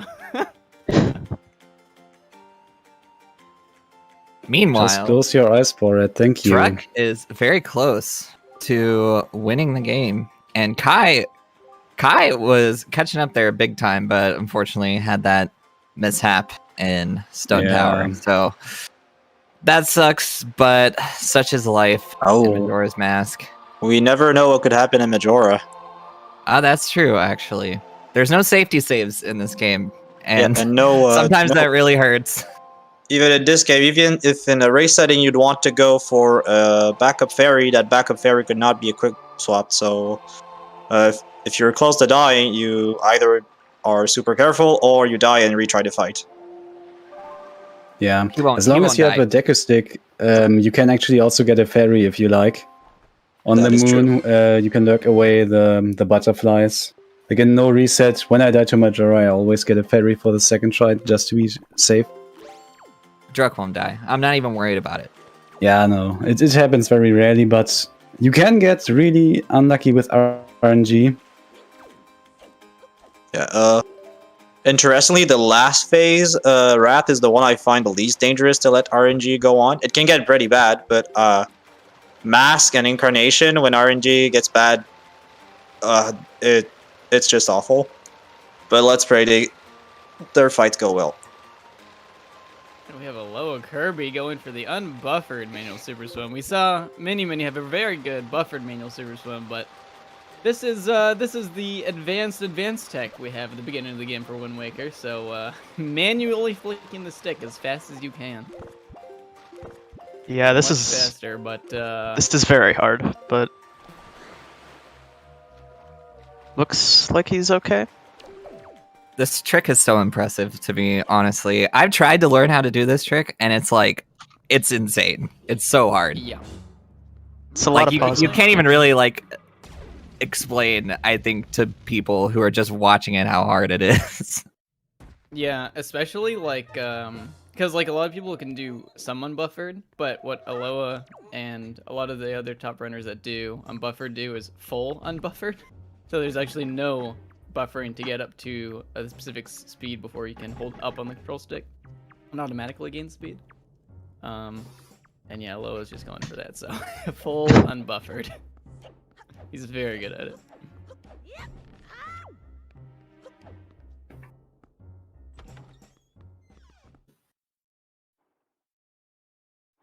Man, this cutscene's still going. I forgot how long this cutscene is. Yeah, 5 minutes. Don't worry, we got like a 3-minute cutscene coming up for Mini for Wind Waker, so Oh, perfect. And into the upcharge. Very nice for Aloha, getting his unbuffered. Cutscenes, nice. Chat's gonna be big chillin'. Don't even have to look.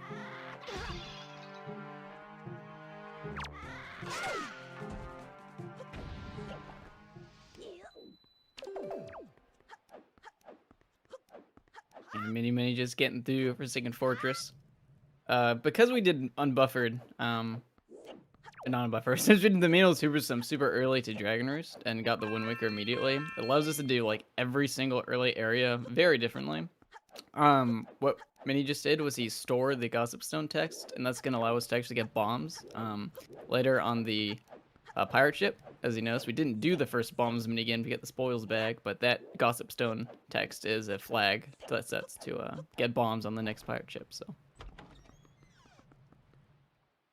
as well as we don't have a sword, so if you don't have a sword, moblins catch you no matter what. So Mini swam over to the submarine, and since there's moblins in that submarine, he was just caught because he didn't have a sword yet.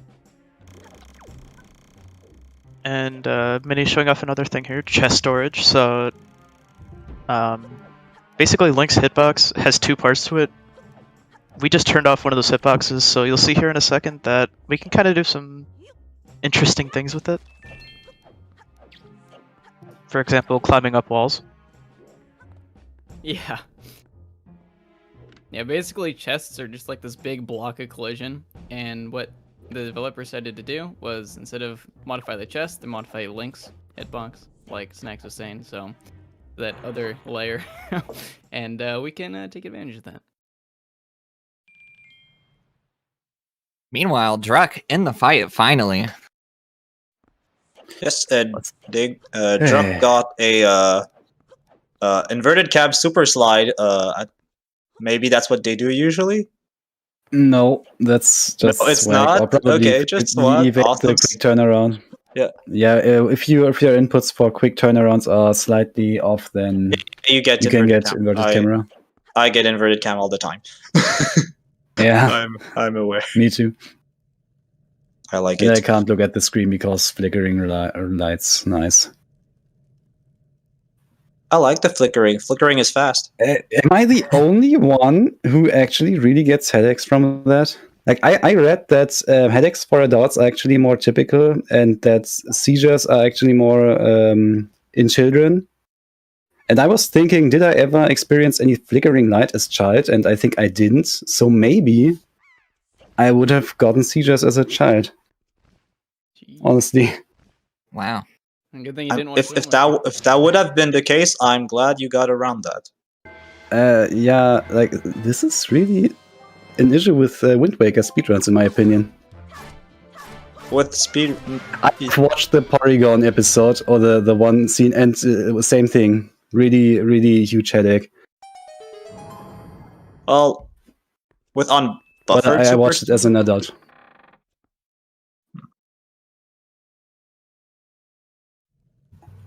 I think it might also have to do with how bright Wind Waker's colors are.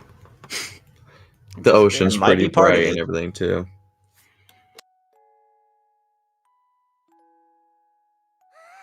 Adrock made it to the final phase for Majora. Yeah, let's see if he closes it out.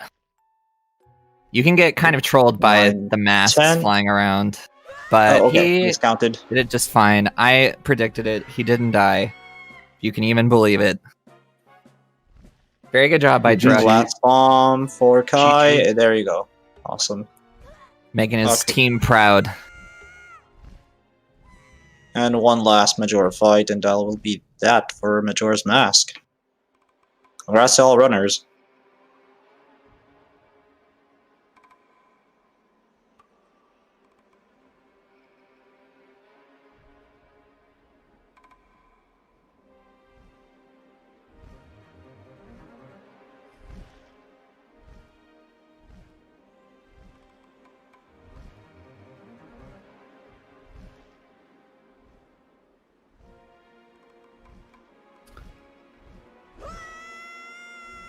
Now we're in cutscenes again with Minnie.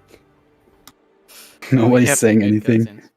cutscenes. I mean, Yeah. what is there to, there's not a lot to talk about with So Wind much. Waker. There's a lot of cutscenes. Yeah, I mean, there's lots to like explain and talk about, but I also don't want to. I mean, as about to be finishing up here, don't want to step all over the end of this MM stuff. Don't worry, Wind Waker will go hard in a few seconds here. Oh yeah. Yeah, well, Kai did an amazing job this race, honestly, I think. Yeah. Considering the deficit that he had starting out, he definitely did a very good job of keeping pace.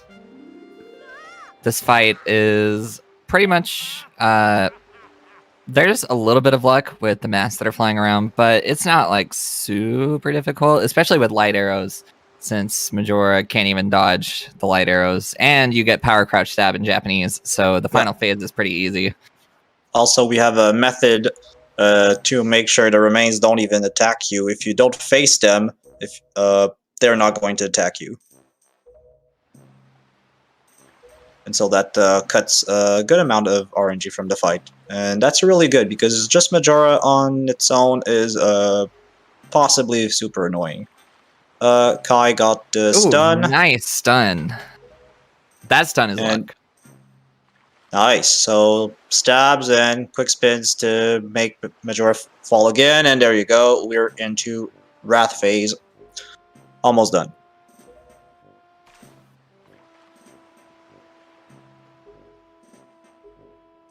Should be pretty easy here. We'll see. We'll see if he closes it out. I have faith.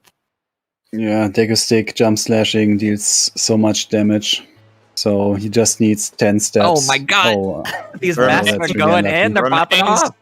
Remains. Enough. Let him finish. Thank so you. the good thing But don't is, get lost. Wrath does not jump away if you shoot him with light arrows, or a normal arrow if you don't Ninth have hit. enough magic. As long as you He have got grabbed. light arrows Hits. equipped. This is Is he actually going to die? Oh no. this is Oh no. Holy! Oh, this is really unlucky. the Beyblade Oh my Oh. god! is He shielded him. protecting Majora. He is dead. Oh, Oh, no. That's how it can go sometimes. That was really unlucky. Oh my god! Ah, the Beyblade. The almighty Beyblade. Wow. Yeah, you really, really, really don't want to get to that part of the fight because it gets way harder. And now he just has to backwalk all the way Yeah, back. she Now he only has 3 spawns hearts. the Beyblades when she's low health, and optimally you just stun lock her until she's dead. But yeah, if you fail like that, or if you get unlucky like that, then the Beyblades come into play. I'm pretty sure you can shield that grab. Commentator Like, quiz. I'm almost positive you can shield the grab. So maybe Kai doesn't know that. Shield what? The grab, when Majora like tries to grab you, you can shield it. Not always. Not always, but you can definitely Yeah, try. there are 2 kinds. Like there, I don't know how it works, but sometimes you cannot shield it, and then the only counterplay that you have is if you're Zora, you can activate the Zora barrier and break out. But yeah, otherwise it's an attack without any possible counterplay, which is pretty stupid. Also, I think I should note here, don't worry guys, mini screen is not broken. This is a glitch known as door cancel. And it turns the lights off, so unfortunately we won't really be able to see, but he's going to get a quiver for light arrows later. So Yeah, basically this is kind of the same concept as a chest storage here, except this time we get to cancel the animation of opening a door, and with door cancel, we actually have even less collision, where we can only, like, our feet just have collision essentially. Everything else we just walk through walls. So it's very broken, but the lights go out. And it's really hard to get, because door cancel is very, very, very finicky about what allows you to get door cancel. also EJ's also doing unbuffered manual. Jeez. Or he started, now he's doing buffered, I guess. Okay. Yeah, EJ does both. He goes between unbuffered and buffered quite a bit, but yeah, it looks like he's just switching to buffered though. Okay.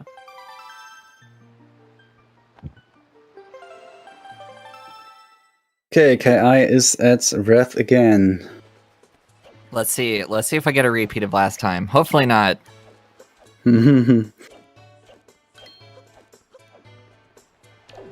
So there is like a strat you can do to like get the remains off screen, but can you do it with light arrows? I feel like you can, because No, she doesn't dodge arrows if you have light arrows equipped.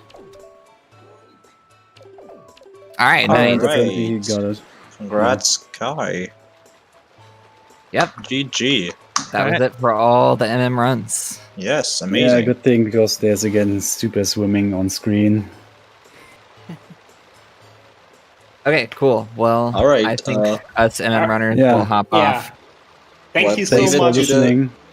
You're very welcome, and thank you for having us. And thank you for organizing all of that. Thank you Yeah. so much for being here, to the 3 of you, and also to our 4 MM runners, to Zipo, to Adrak, to Kai, and to Dope. And also shoutouts to Benji for owning up to his promise and giving us another 50, saying, congrats on reaching 1,000 DSR. I'm proud of you, Chad. Here's my promise, 50. Let's continue rocking this relay race. Keep going, runners. Take some deep breaths. You're doing great no matter what. Much love to you and the commentators. And also shoutouts to Bamboo for 50, the Bean Seller for 15, and EV for 15, saying, you all rock. Shout out to Flo, Claire, and the others I follow here. Let's speedrun curing some rare disease. And I couldn't agree more. Let's go with the win. All right, see you guys later. Thanks. Goodbye. Thank you See for you. having us. Goodbye, everybody. All right. And now only Yeah. Wind Waker remains. Alright, so we got 4 runners in very different spots in the game. Yeah. We have Minnie here doing password skip. So we really want bombs, and we don't want to watch like a 3-minute cutscene of them explaining the password, so we can kind of just do that and skip all that. Yeah, and one thing that I definitely want to mention is Minnie's run right now is very good.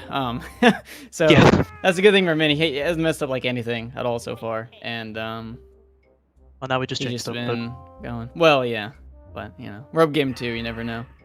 But yeah, we were able to get into the pirate ship with a roll clip. When you grab a ledge and climb up it, if you're far enough, like grabbing into a wall, and you're a little bit into it, if you roll on the first frame that you can, when you climb up a wall, you can actually just clip through walls like that, but you have to be far enough in to the wall. So that's what happens there. We can climb up on the pirate ship railing, and we're able to clip through the roll clip.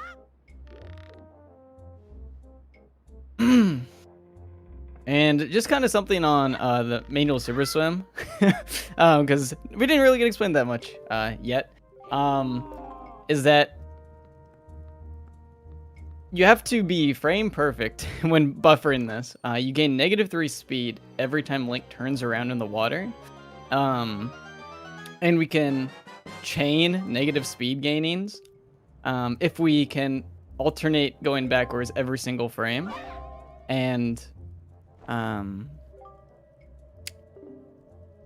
if you're able to do that to -500 speed, since negative speed isn't capped in the Wind Waker, if you get to -500 speed, and then you can hold up, and because you're going so fast, the camera tries to constantly follow behind Link. So when you hold up, essentially what happens is Link constantly tries to face the camera and ends up spinning himself manually and gaining lots and lots and lots of speed very fast. But we have to get to that -500 first. So that's what we're seeing the runners do to get that. I feel like a lot of Nintendo games just doesn't have a negative cap. No, they don't, unfortunately, but... Or maybe not unfortunately, but... Yeah. We do see here Aloha gets his door cancel super swim. Is actually picking up the quiver, so I don't think he's going to do PG skip, unfortunately. No PG skip. It's a When we sad get day, there, we can but- probably go over that. But yeah, there's a crazy route for the actual optimal route for Wind Waker, and it is nowhere near marathon safe. So. Oh God, no. Yeah. And Gymnast is about to get started too with his manual super swim. So that'll be exciting. Everyone will be getting here. So yeah, we want the Wind Waker really early here because it allows us to get the glitch storage. And if you climb up a ledge with your Wind Waker in your hand and press the Wind Waker within 3 frames, you actually fall. And if you cancel out Wind Waker 3 frames before you hit the ground, so frame perfect, you activate the glitch called storage. And that is just the most broken glitch in Wind Waker we use everywhere constantly. It's how we're able to super swim. It's how we're able to get the chest storage. It's how we're able to do the door cancel you've been saying. It is an insanely broken glitch that we can use pretty much everywhere. Yep, Minnie's having a little bit of an issue here. What he's trying to do is, we don't have a grapple hook, and typically what you do on this island is you need the grapple hook to get the leaf. So what we can do is we can do what's called a bomb clip, where when you climb a ledge and you push up against another object, the game is going to push Link slightly out of bounds. And so we can use a bomb here and do that. And now we're in the water, so we can just swim up to where the entrance is here. It's also to note, water in Wind Waker is really stupid. Water, in general, it always wants you to be on the highest level of water. But if you're out of bounds like this, the game doesn't know what to do. So what it'll do is, what you just saw is that the game will shoot you up to the highest level of water once you're in bounds. So that's how we can skip using the grapple there. And then we have another glitch right after that called zombie hovering. So what you're seeing here is Minnie's damaging down to 1/4 of a heart, or around there. And what he's going to do is, is Aloha really doing another? So Aloha is doing a harder route called sail skip, where he does another unbuffered. And usually what we saw Minnie do is we sail into the cutscene to start the bombs. Instead of windfall, but what Aloha was doing is he said, I don't want to get money to buy the sail. I'm just going to manual unbuffered into the cutscene instead. And a little harder. Just a bit, yeah. But back to what I was talking about. Minnie's actually going to be going for a cutscene skip here. So what we're going to do is we're going to normally have to kill all these chews, and then there's a super long cutscene of the Deca Tree being like, of them talking about like the pearl and all that. It's really slow and boring. So if you push all the chews out of bounds, there's a certain time where they'll despawn. And if you void out on that same frame that the cutscene would activate, then you'll be able to skip it. So that's what we're seeing Mini set up here. Yeah, the setup is very weird, finicky, but it is very cool at that. We actually do, so we get storage here, and if you bonk the tree with storage, you see those chews go off just in like weird static positions and go towards the wall. But what it also does is it keeps this head moving, so we're actually able to get crushed. And will Mini get it? It looks like he got it, unless the game said no. The game did not say no, so he got it. Okay, he got it. The cutscene, and now he can go get the leaf with the zombie hover, which is a very long hover in this room. This allows us to skip needing the Tingle Tuner to do a hover from the outside of Forest Haven. And we're able to hover up against the Deku Tree itself, so that we're able to get enough height to actually grab the leaf. And oh no! Oh no! Yeah, Mini, that's unfortunate. That's a sad moment. So he's gonna have to take some damage again. But that's So- just one of the many risks in Wind Waker tricks. Yeah, so zombie hovering is really strange where if you do... The game put in a couple frames where when Link dies, a fairy would activate. But we can kind of abuse that by... If you do a jump attack and then start mashing B, Link will start hovering very slowly.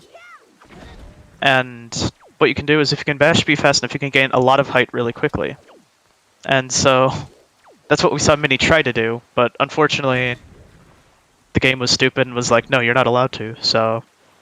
And Jin is getting his up charge for manual Super Swim. So it looks like, well, I don't want to speak too soon for Gymnast, but looks like all of our runners will be getting like decent, good manual Super Swim. Yeah, so for the zombie hover, I believe it's 13 or 16 frames, I can't remember, for the actual A press. So it's actually very, very large time to press that initial A press for the jump slash. And then you have to press B around 9 times per second to actually maintain your height in the air. But to actually gain height and gain height well, especially for the start of this trick, you need to mash at least like 13 times a second. So it's not the easiest thing, but hopefully we'll see Mini be able to do it now. Oh! Oh no! Oh no, Mini! Another death. That's so unfortunate. That's really unfortunate, yeah. Gymnast did get his MSS off, also had a really good time, so all 4 runners had really good MSSs, so...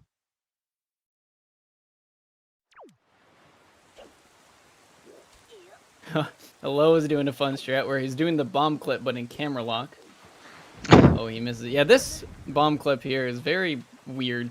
You just like don't clip through half the time. But essentially what Lo is trying to do here is that once he's actually clipped through, he can super swim to the water.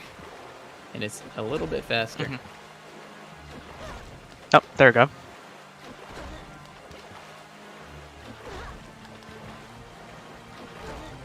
Yeah, one really cool thing here about these runners, I think I want to mention, is that I think the gap of when all these runners started is actually really cool. We kind of have like a little history going on here with the so Gymnast started, not counting months, around 8 years ago, speedrunning Wind Waker. So he's about as old as me, a little older by 2 months. And then we have the next oldest runner, Lo Kirby, who started around 3 to 4 years ago and has been just known as the Wind Waker prodigy. And then we have Mini, who joined in next about a year ago, probably more closer to 2 now. And he started before Barrier Skip was found and had some very clean old runs, but joined just enough time to where Barrier Skip was found once he was already good and had exponential time save on the course of his PBs for any percent. Yeah. And then we had EJ, who joined a little bit later than Mini, when Bear Skip was found, and he is our newest runner on the screen, and all of the runners though are just very, very good, regardless of how long they've been here. So it's a very, very fun display for everyone here, I think. So actually, Mini does finally get the zombie hover off there. So well done to him. Mm-hmm.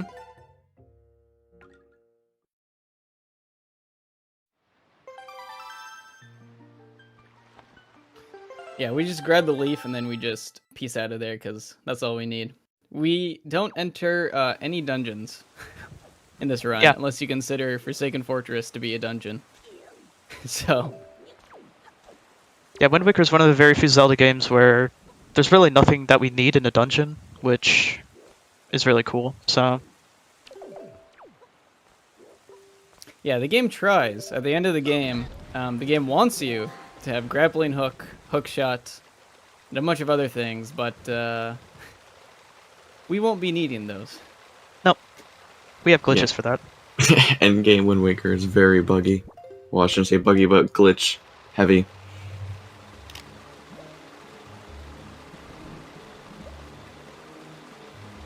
Oh, interesting. Okay, so Aloha did it. Oh, sorry.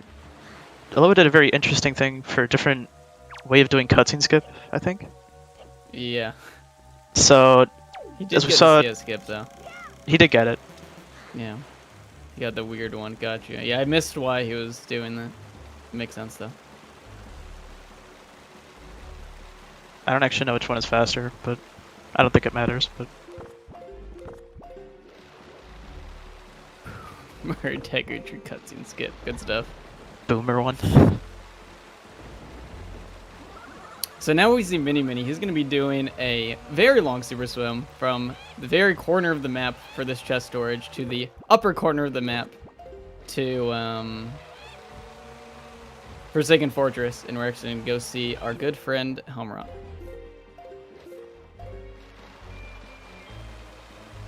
Also, Aloha does get the zombie hover off here. Well done to him. EJ now getting the sail. This swim is really cool. Also, in this long super swim, there's a small chance if you swim wrong or if the game is feeling particular that day, is that you get a fade out when you enter the FF quadrant. And that reloads the ocean, reloads you, you lose your chest storage, you lose your storage, and it's very sad. Essentially run over. So luckily, Mini did not get the fade. Yeah. It happens on a few islands as well. Windfall is the most notorious island to fade out. It's essentially any time. Like, there's so many times in this run where it's just like, okay, just don't go Windfall and you'll probably be good. Yeah. Yes, as you see here, Mini's just kind of climbing his way through FF.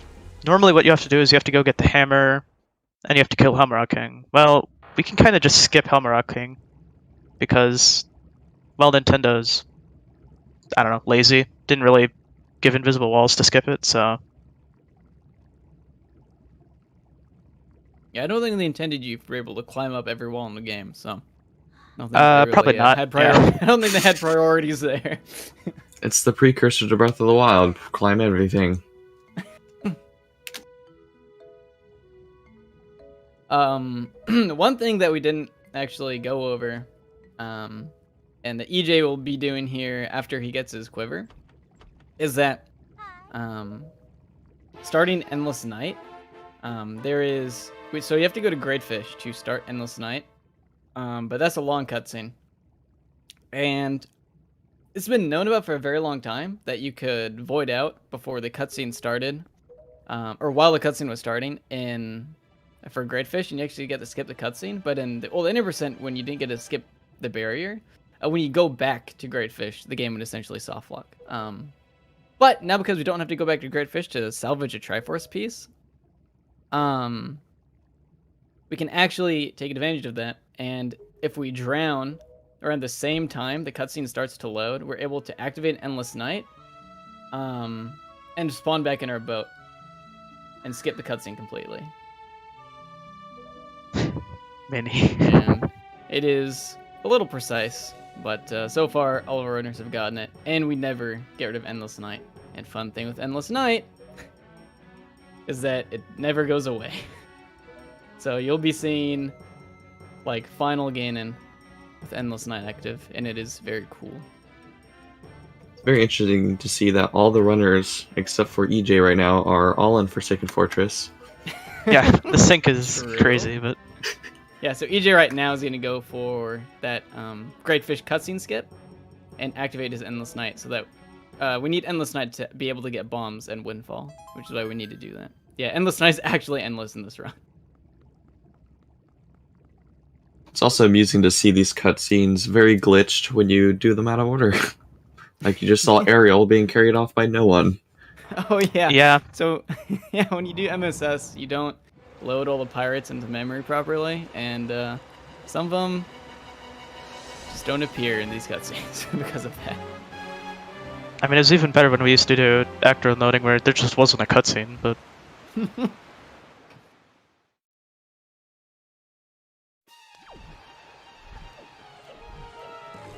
Gonzo is Gonzo. There you go. Yeah, that's a classic. So EJ got his Decadry. Great Fish cutscene skip. Oh my gosh. Yeah, better might not be the right Better, word yeah. for actor and loading. Screw actor unloading, but it did do some really fun stuff in the game, I will say. It was very fun. Yeah, so we're gonna do a nice little Helmrock skip here on mini screen, and we can just kind of leaf around him and grab the sledge. And there's a few ways to skip this boss. One of them being a very long hover to the loading zone. Another being a short hover on top of the spikes, and you throw a rock up there to grab a heart. And the way that it's not insane that we do now is if you're at low HP and you do a slouch over animation, you're actually able to clip through particularly angled ledges with low health. You just climb up and it clips you through because of your animation. It is very strange. This is the only use for it in the run, and Mini did it the fastest way, where he actually grabbed the ledge with the leaf, and that was very, very clean. We have Link with a quick wardrobe change to the cutscene. Yeah. So unfortunately, the game's coding does make it so you do get the Master Sword and Hero Shield and the Hero's Tunic here. So unfortunately, we can't finish throwing in PJs, but... Well, luckily we don't keep our tunic, but we do get to keep the shield and sword. Yeah. Which is interesting, is that the game's cutscenes actually give you the items that it wants for the cutscene. So you'll also see when we enter the Puppet Ganon cutscene, it gives us the Mirror Shield and Fully Powdered Master Sword that we just get to keep. Very convenient.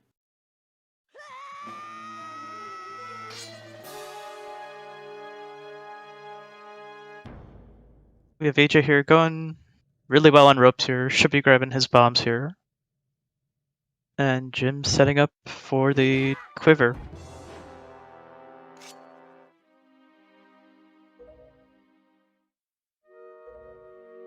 Yeah, the only thing given by the cutscenes is what you see on the screen. So you don't get any other weird inventory items. It's only what you see.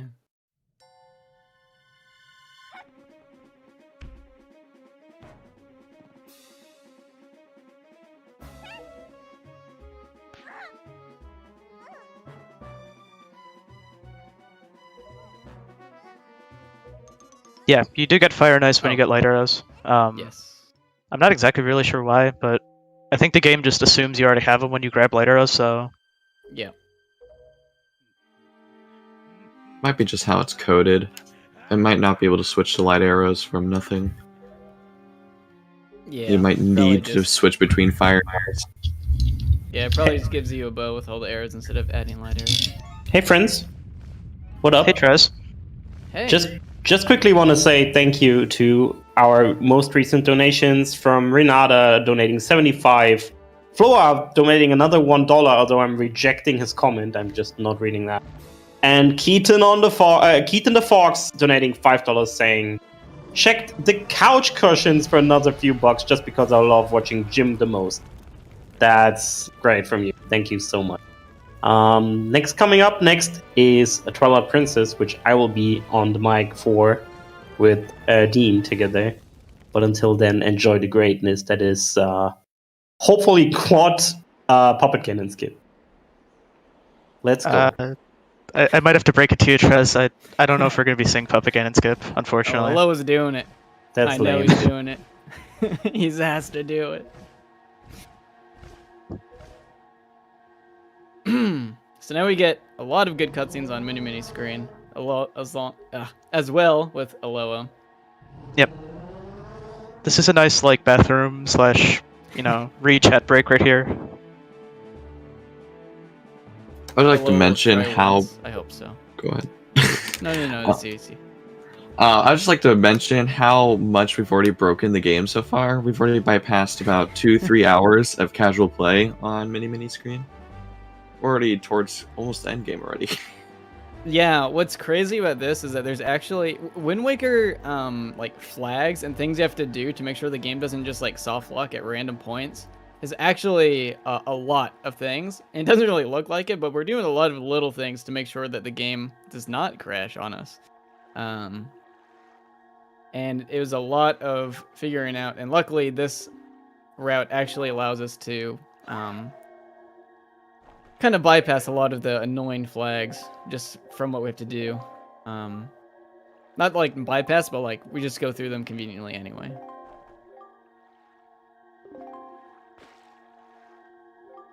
And Gymnast got Gridfish cutscene skip, so all 4 runners got that trick. Very nice. And we're about to see one of the biggest glitches found in the Wind Waker coming up on mini screen. We're going to be doing barrier skip with a bomb. Legendary barrier skip. I still remember the day when this was found. It was a strange day, I will say. Yeah, so I was mentioning earlier with actor unloading, that was our original barrier skip, and not to say it wasn't the worst thing on the planet, but it was very close to it. But then we realized RNG. It was entirely RNG. But what we found out is we kind of stole this from HD, where we realized if you hit, I think it's negative 35 speed, if you put a bomb behind Link, he gains negative 50 speed. And if you hit... So the barrier has a small crack in it, and it's extremely small. I don't exactly know how small, but it's really small. And if you hit that crack with enough speed, Link will just kind of pop through the barrier. So what you see here is Mini setting this up. And if you drop a bomb behind Link, Link will gain just enough negative speed that he'll actually pop through that little crack. That's yeah, the you can like. actually like see the two halves coming together. Oh, and Mini got it first try. Very clean. Yeah, so this is extremely precise. This is not only at extremely precise angle. I think you have a range of like 20-ish or even like 15 to 20 angles that work. But it's also down to like the 10th. Yeah, 16 angles. You have to like the 10th of an X position. You have like your Z position's also very precise. And then on top of that, you have to frame perfectly drop the bomb on a specific frame because you get different speeds depending on your animation cycle holding the bomb when you drop it. So Azer just put in chat the specifics. Yeah, it's really precise. It's really annoying, but it saves 2.5 hours. Very easy. Yeah. But yeah, it is Worth it. Extremely precise.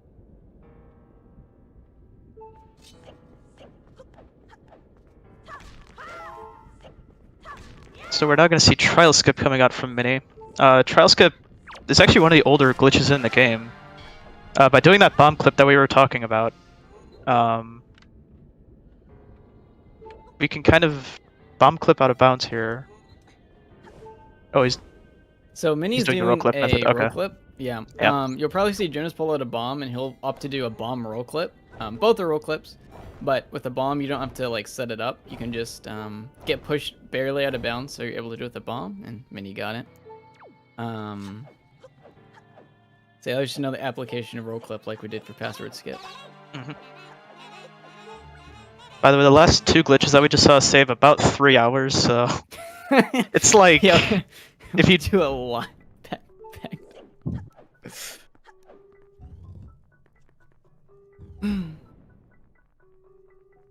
Now Minnie's on his way to grab his light arrows here. It's worth noting though that the path to get to light arrows is always the same. So it's back, left, straight, left, right, straight. So every single time we can just do that specific pathway because it never changes. Yeah. Hello, unfortunately missing his first try, but he'll hopefully set it up again quickly. Tetra, unfortunately, is extremely annoying here. Yeah. And can get in the way. You see the runner's pulling a bomb. That bomb's actually so you can't talk to Tetra, because you can't talk while holding the bomb.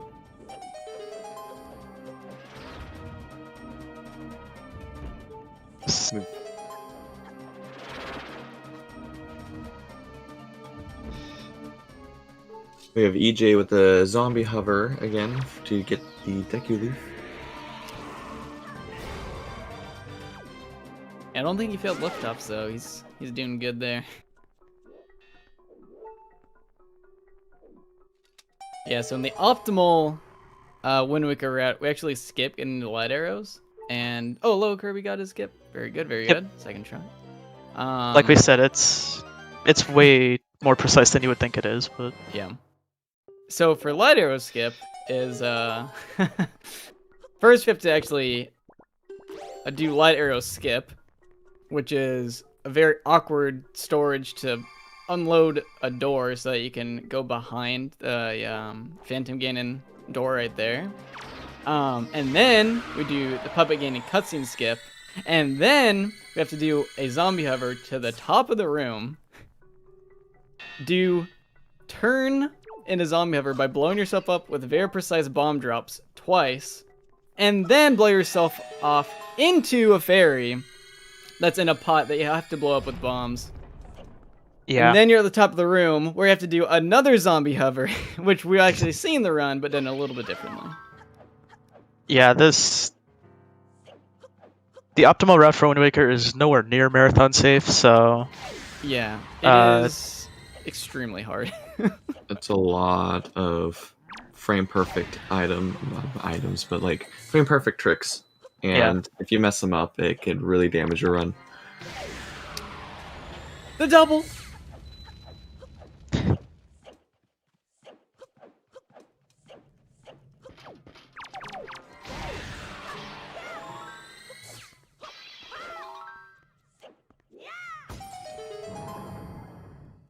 And we're coming up on Puppet Ganon, not the skip. And this is a very fun boss. Notorious in Wind Waker speedrunning, first phase. We just snipe the tail. You're supposed to cut him down with the boomerang, but 1, we don't have the boomerang, and 2, that's slow.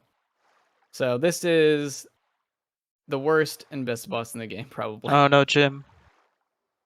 Unfortunately, Jim failed the Deku Tree cutscene skip. Dang. It's not the end of the world, but it definitely sucks. Yeah, it's definitely not required by any stretch of the imagination, I guess. That's not the right word, but we'll go with it. But it does waste like 2 minutes or so. Yeah, whatever. Unfortunately, this is a really long cutscene, but... Alright, we do see Aloha going to grab his light arrows. This doesn't mean he's still not going to skip PG. Technically, he could still do it, but... He's going to try for it once, which would be sick. But if he gets it, I think everyone... There's going to be a lot of Pog champs in chat. I will absolutely Pog my champ.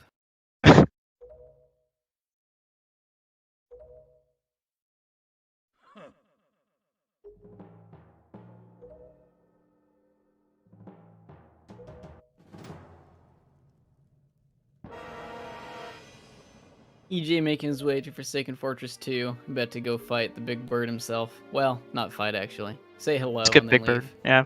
Yeah. And Gymnast just hanging out with the Koroks. We gotta go save Makar. Definitely. I mean, he is best boy, so you gotta go save him, right? That is true. I mean, maybe he's just being nice.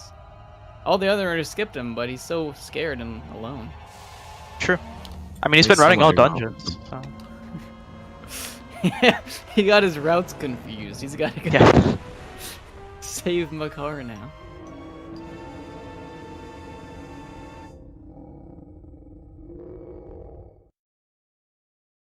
And Mini is starting pub again in first phase. There's a nice little quick shot you can get here, and he gets it right off the bat. Very nice. He needs 2 more good snipes, and hopefully he gets them. Gets the second one. 1 more. Ooh. Ooh. Very Barely. close. There we Alright. go. Decent. That was first a really- phase. That was pretty solid, yeah. Yep. He got the... When he does an attack, it's actually a lot easier to hit the tail. It's not guaranteed because the tail still moves, but it is a little bit easier than him moving around the whole map and you just having to hope he's nice to you.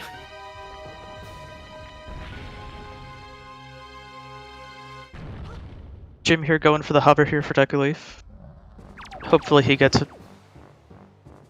It's a fun little trick you can do on the spider phase. We'll see if Mini goes for it and gets it. Looks like he's going for it. Oh, he gets the crypt shot. Very nice. Unfortunately- Shoutouts to Cryptech for that one. Unfortunately, doesn't get the double, but we still take those.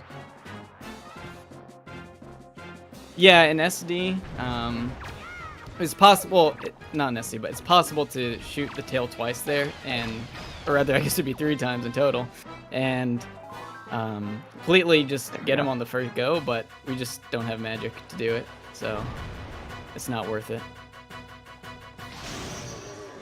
And there's second phase done for Mini. And on to the third. Olo is not doing public game cutscene skips, so it doesn't look like he's doing the skip either. That is very sad. But very understandable. Do not blame him at all. I'll say, yeah, we, as people point out in chat, we're not going to see this PG skip, unfortunately. Oh no, Mini. Died on third phase. Oh no. Puppet cannon. Luckily, he doesn't have to watch the cutscene again. That's still really Oh, unfortunate. no. Oh my god. He tried to quick spin, but he got a single sword slash and took damage instead. Unless I'm mistaken, that Got would put very both unlucky. runners about equal now. Yeah. Yeah. Alola might even be a little ahead. Yeah, he's Maybe almost not. at the end of this cutscene. Wow. That is so unfortunate. He was at such good health too before he died.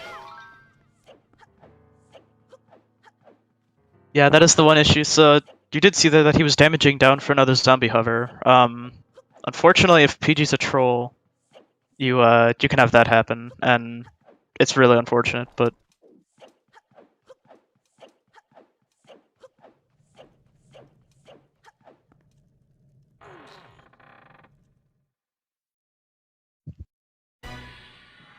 All right, round 2.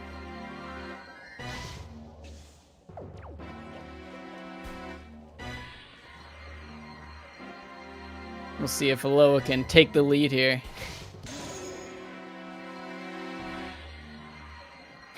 Yeah, moving in this camera lock state, as on Gymnast's screen, is very weird because your controls get like reversed in the worst ways possible. And the Bocoblin's there, and the targeting, and when yeah, you're it's- halfway in the water, your controls aren't reversed, but then you got on land, and then your controls are reversed. And that was a very nice first race for Mini again.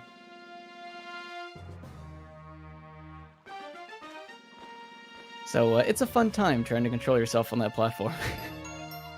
and Alola finishes up first phase as well. Yeah. Very, very nice. EJ getting past Hemlock. Very, very good for EJ as well, yeah. And Gymnast Oh. is about to join him in FF2. Yep, all 4 runners actually doing very well. Couple unfortunate things for Mini, but you know, it's Wind Waker. Stuff happens. That's what keeps them interesting.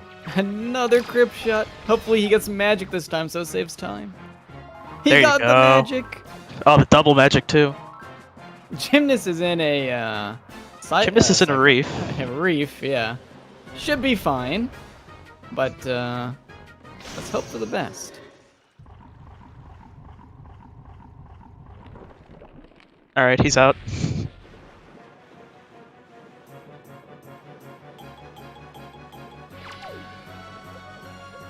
Yeah, hopefully Jim doesn't get the void out here, but he should be fine. Yep, Yeah, he's good. Fine. No runners getting the void out is also very good. Yeah.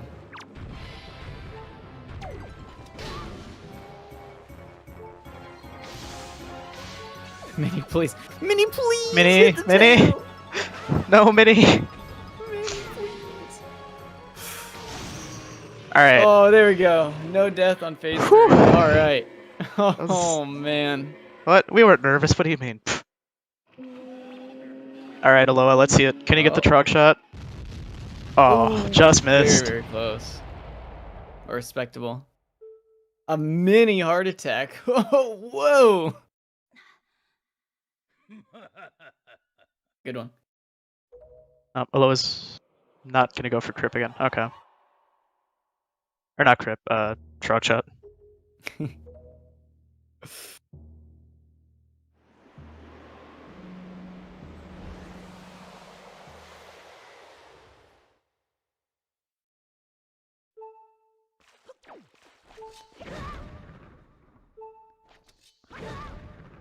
And here we're gonna see our first zombie hover from Mini.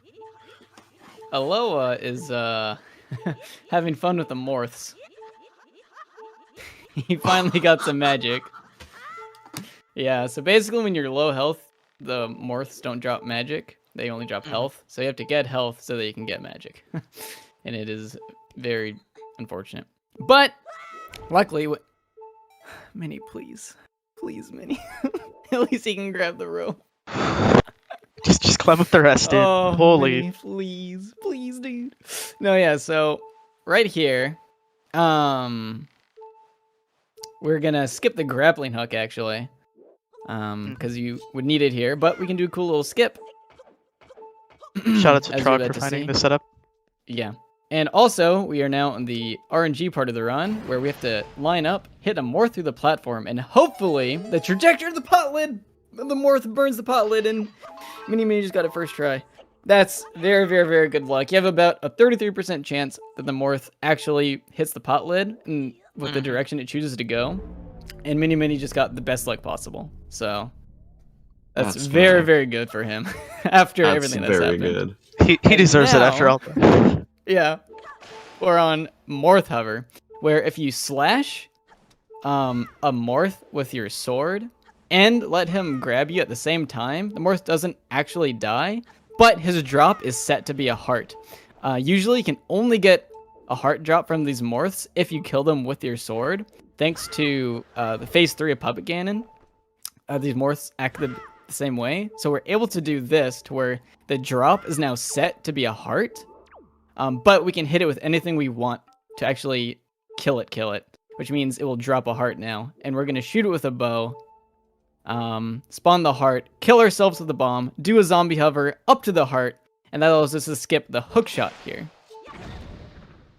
And he was sidewalking there to prevent it from moving, as if you sidewalk with Link, the morphs do not follow him. Yep.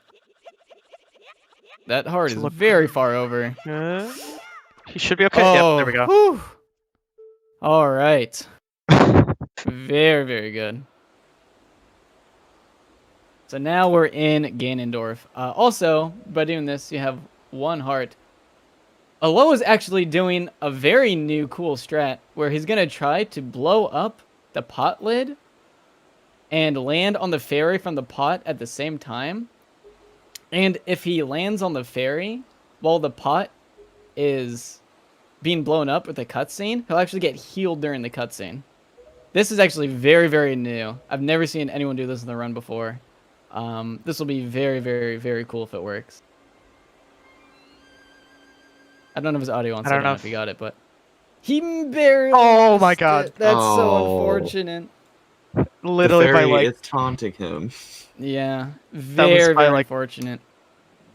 that was probably by like Yeah. a couple pixels or something. I don't know. Yeah, he was a little bit too high there for it to be essentially guaranteed, and then he got bad fairy RNG on top of that. Yeah. Luckily though, that strat blows up the pot lid. So he's just gonna go in the warp pod anyway. It's way slower than what Mini did. Dying there actually costs about 2 minutes, because now you also have to damage down again for the zombie hover, which Aloha seems he doesn't want to do.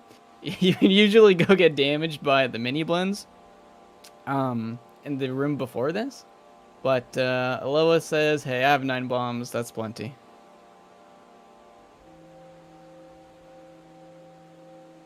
Alright, now for the Ganon cutscene, which everybody loves to spam their Hueys during, so... Oh, yeah.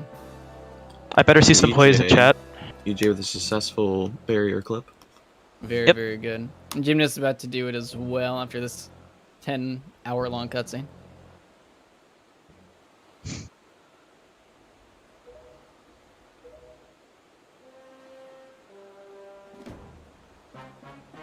The king's got the hover hand.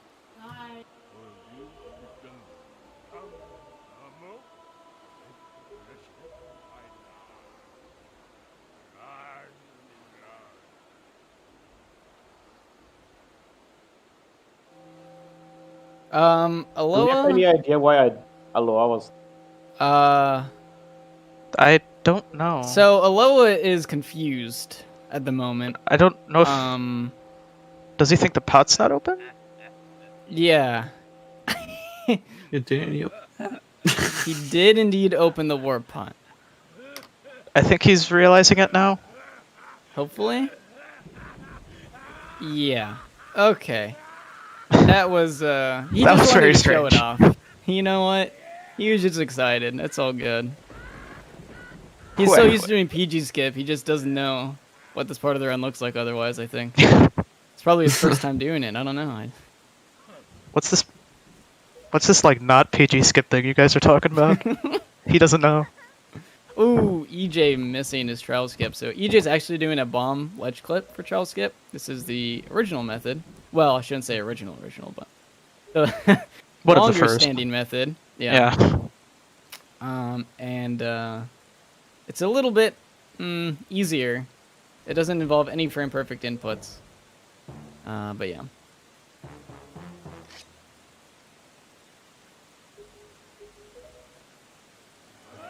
Alright, Mini. Oh, also a very safe strat that you can do is you can take a morph with you, actually, in this morph hover section. So Mini actually went into Ganon with 1 heart, but if you take an extra morph with you, you can actually keep it with you through the entire hover and do the Ganon fight with 2 hearts. But Mini said, that's slow. I don't want to waste any time here in this speedrun. Alright, that should be phase 1 done.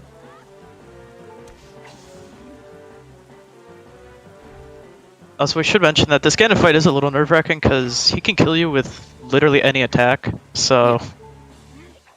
And then you have to redo everything there, so... Yeah, usually it's only scary to get hit after the first phase, which Mini is past. Because he can, like, weirdly hit you over your shield or kick you or just do a bunch of really weird stuff. You're really close to the barrier, so your movement is not great. But... Alright. Aloha setting up his Morth hover here. Yeah, Zelda can also just hit you at a bad angle and kill you with the light arrow. And Mini... that is GG's to Mini. GG to Mini on that run. Honestly, he had a very good run. That was a very impressive showing for Mini. Besides the very few unfortunate deaths he had, everything else just went really clean. It was quite good.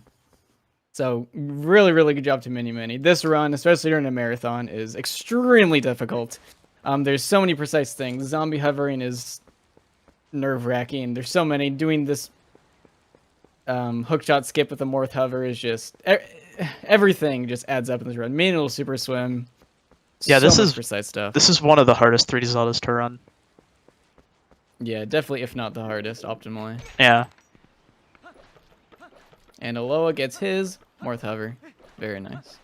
EJ, I think he's trying to damage down, I hope. Yeah. Let's just say that.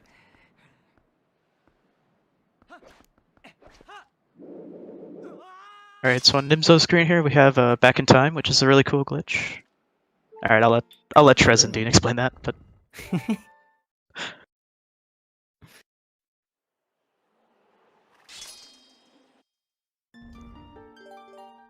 Is it my turn? Am I on? I mean, we're all here. we're all on, yeah. We're all here.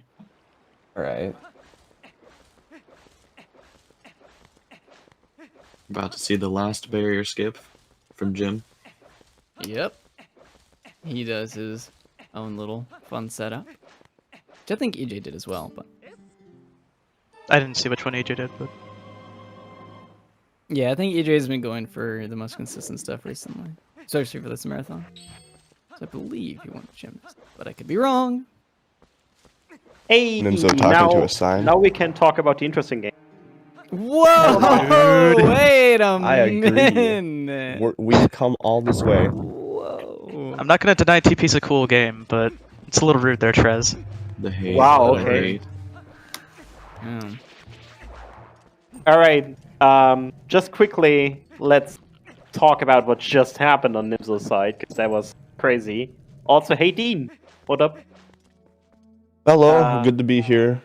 Cool. Dean, you're a little quiet. If you might be able to boost your mic.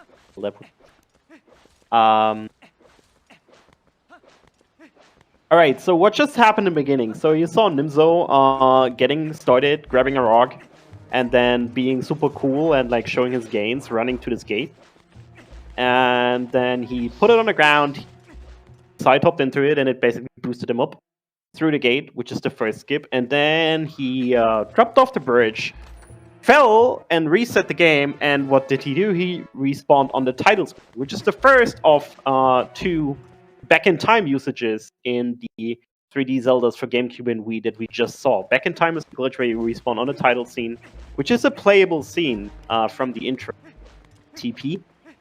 And if you die there, you gain full control of Link on this title, including to the save menu. So we just saved there. Title screen is a specific save file. It has Epona tamed, so it means we're past Elden Twilight story-wise. It gives you the hero tunic and the Orden sword with the Hylian shield. And that's what we just did. That's why Nimzo basically skipped all of the intro, everything in there, including fishing, getting a slingshot, and talking to weird people in the village. And goats. And goats. Shudders. Well, One part of goats. one goats, yeah. Yeah, I would just like to mention too that Back in Time does actually exist in Wind Waker. It's just not very useful for anything. Yeah. Unless you're playing the 14 keys category. True, Dean. True. True. Any truers in chat? No. No. Yeah, if you void out or anything and try to press the start menu and Wind Waker's Back in Time, you go to the start menu. So, or the file select screen. I mean. I agree, So, Lunar. Why are you guys skipping catfishing? That cat's gonna be hungry for the rest of the run. It's so rude.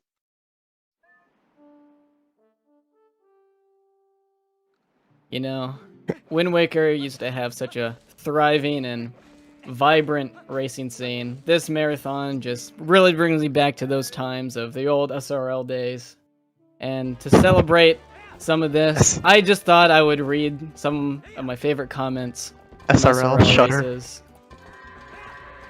Whether they be forfeit or not, I'd love to just, you know, have some out here just to celebrate. One of my favorite comments I did on the Wind Waker 80% race. I finished badly and I commented, fart noises. Next. What? I commented a forfeit on my Wind Waker race. It's my birthday apparently, I have to eat. I had to leave that one. Let's see what else we have here. What is wrong with you? This was supposed to happen during the FF cutscene, but MM ran long, so. Some people also in this race, some other forfeits from not me. I freaking soulflock. A very good comment. What else do we have on this list here? I wonder.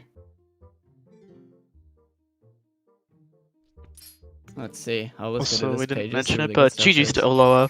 Yeah, GG's to Aloha. GG's to Aloha. And before this GG, my mess man. continues, let's just talk about what just happened on Nimzo. Please continue. Okay, so since we did Back in Time, Odin is actually in this where everything that is supposed to happen in the first Twilight and all that stuff is already over. We actually passed the second Twilight as well already and are basically on our way to Goron Mines, we believe the story. And this will trigger this conversation with Bo and the Bo fight, the wrestling fight that we just now. Sadly, it's in a messed up state, so instead of a cutscene, it's actually played like you're in the room and you have to trigger every single time.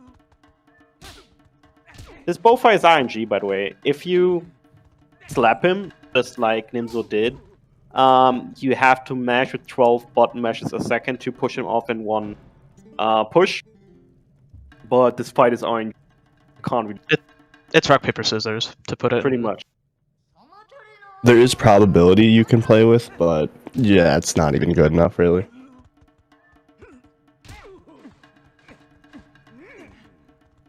Very interesting watching the Twilight Princess runs, especially because I have very little knowledge of the game. Well, we have I mean, more frame perfect tricks in this game than Wind Waker does, just rolling. Just get your barrier skip already, alright? Jeez. It's been like, what, 10 years? Yeah, pretty much. Just gotta find that wrong warp to Ganon. So anyway, back to important things. Next forfeit comment. Whoa. Thank you. I got to go feed dogs and I got grounded for an hour? Question mark. You had to leave that race. And to round things off with the comment I asked Gymnast to give me. I said, Gymnast, what's the comment from SRL you want me to read during this marathon? I asked him and he gave me an answer.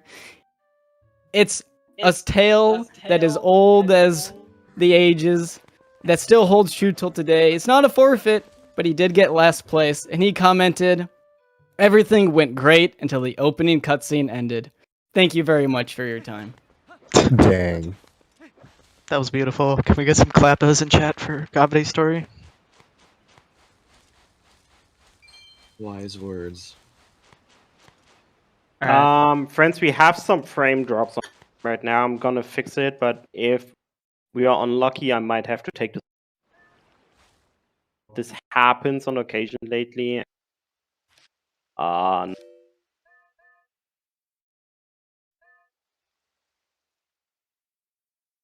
with voice, please. While I figure something.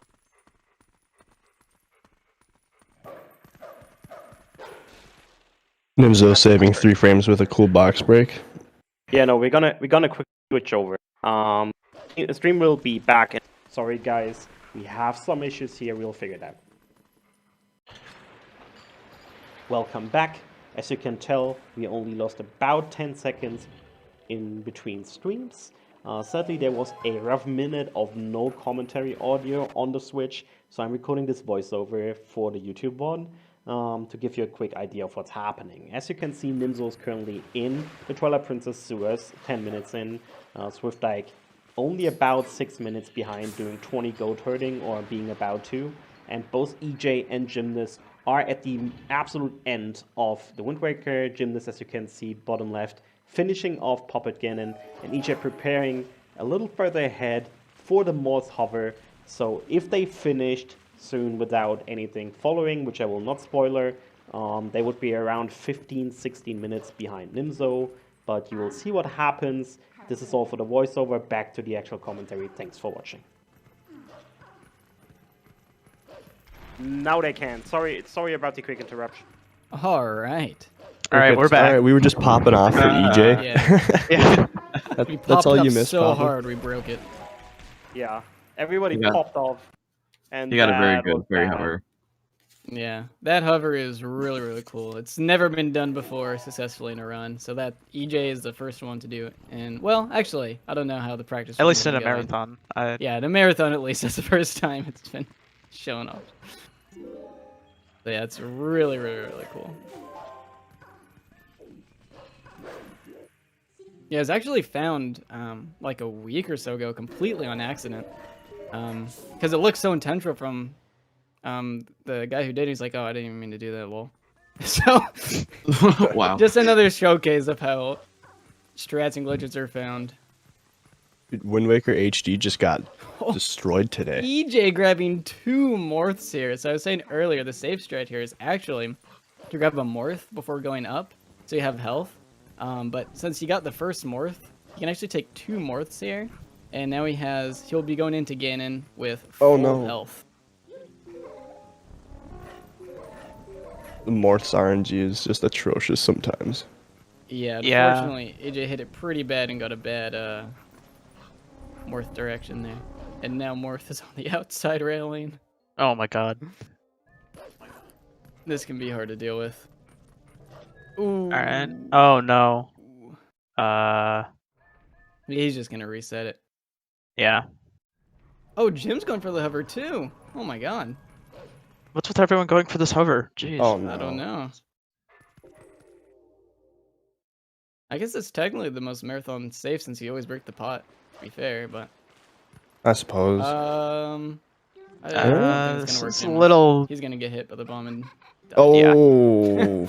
Okay, the He pot's was open at not high least. enough. Yeah, he was But- definitely not high enough there. All right, coming up on Nimzel's side is now one of the worst tricks in the game. Say hi to Hugo. Say hi to Hugo, indeed. Hugo is not our friend. He might look friendly, but that's deceiving. Hugo is a pain in the ass. So Hugo is a boblin, and since we did back in time, as you can see, Wolflink already has sword and shield on its back. However, the game wants to actually go to Orden at night and grab the sword and the shield from the village in this little thievery sequence. However, since we did back in time, Orden is in a completely wrong state. It's not even night there. It's weird, so you can't grab the stuff. And this means we have to get over this trigger right there where Hugo is standing right now. He's standing in the trigger right now. You have to get over there in a different way, and that's what Nimble just did and gets it. Sword and shield skip, using a long jump attack and enemy LJA right there to bump the Bulblin into the air and then jump towards it, crossing the distance of the trigger and getting it. First try. Oh, so yeah, we should. Just for reference, that trick took me 6 hours to get with save states my first try. It was super hard. That trick sucks, honestly.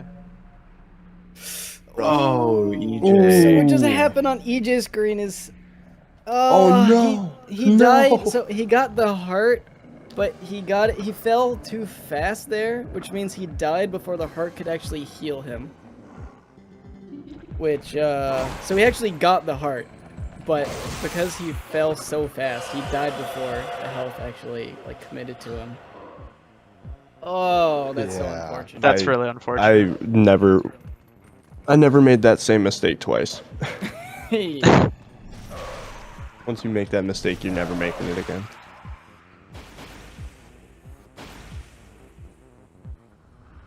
Alright, Jim's setting up for his Yeah, morph over TP here. isn't all too interesting in the beginning. I mean, the first hour is basically your most reset heavy, so... Yeah, it is. TP in general, of course, is really long. TP by itself is almost as long as the first 3 games we always did. No, more like the first. But yeah, the first hour is really reset heavy. Then there's more stupid stuff in the next 30 minutes of it. Then it gets a little more relaxed. Not as glitchy.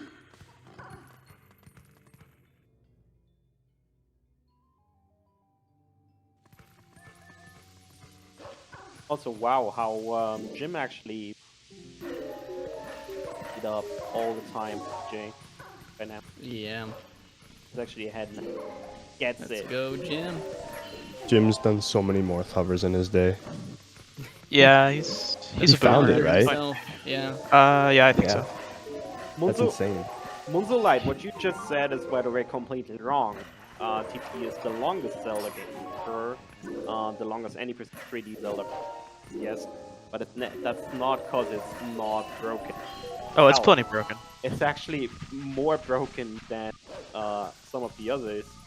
The breaks are just not as big. There's a lot more breaks, just as crazy big ones. It's like not the, okay, let's skip to the end of the game. Yeah, the very little bit I do know about Twilight Princess is there's a lot of very small glitches that save very small amounts of time, but are definitely worth doing. Yeah, the main thing Nimzo holding just got a TP first back. try. Yeah. Nimzo just got one of the biggest examples of an insane glitch first try, which is early Master Sword. Ooh. That saves 20 minutes probably. Early Something Master like Sword? Saves Yeah. an hour. An That's a hour, big really? number. It's a big number. Holy. Big. I thought it was like 20 minutes. Okay. Early Master Sword is a big glitch. I mean, it's a little hard to calculate how much it saves. Just it like changes so much. But like, yeah, this was a big skip. So basically, we get the Master Sword now instead of after Lake Bed. It's a billion hours. EJ lost his Morph because he rolled. The Morph was nice. He didn't lose it. He rolled to the other corner. So he gets his safety heart. And that's Hey. the gob strat. Thank you very much. All right, let's go. Idea found by Ian Miles, confirmed by BotW. Anyway. Unfortunately, there's nothing exciting going on during TP, so it's not really... Yeah, once you I do like the jump trick, attacks. there's about like 7-minute intervals between the next trick or so. You're just kind of doing movement, which granted is still quite hard to do optimally, but yeah. Time Swift-eyed for Hugo. Swift to do Sword and Shield skip while Nimzo is running through Sacred Grove, which is not RNG. It looks like a main, but it's basically the same path every. I mean, it's not that complicated. Just need to know where you go. Same goes for the puzzle that's up after Skull Kid. For the Skull Kid fight, pretty easy stuff. Just 3 rounds. Hit them 3 times. Good.